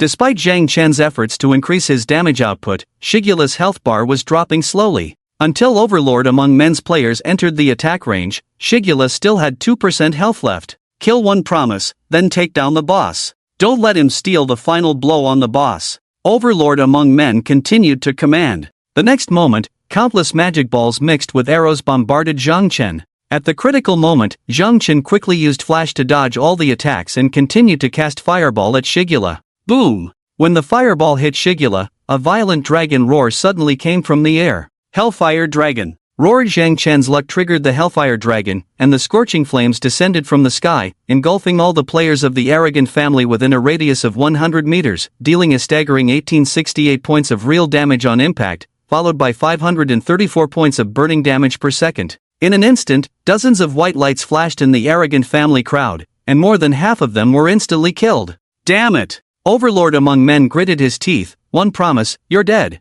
Brothers, kill and snatch the boss. The remaining players restored their health with potions and continued to charge towards Zhang Chen. Because all the players of the arrogant family were red-named, Zhang Chen, who killed more than 30 players of the arrogant family with one Hellfire Dragon, still had a white ID above his head. At the same time, with a violent dragon roar, Shigula, engulfed by the Hellfire Dragon, had his health bar emptied, and his massive body crashed to the ground from the sky.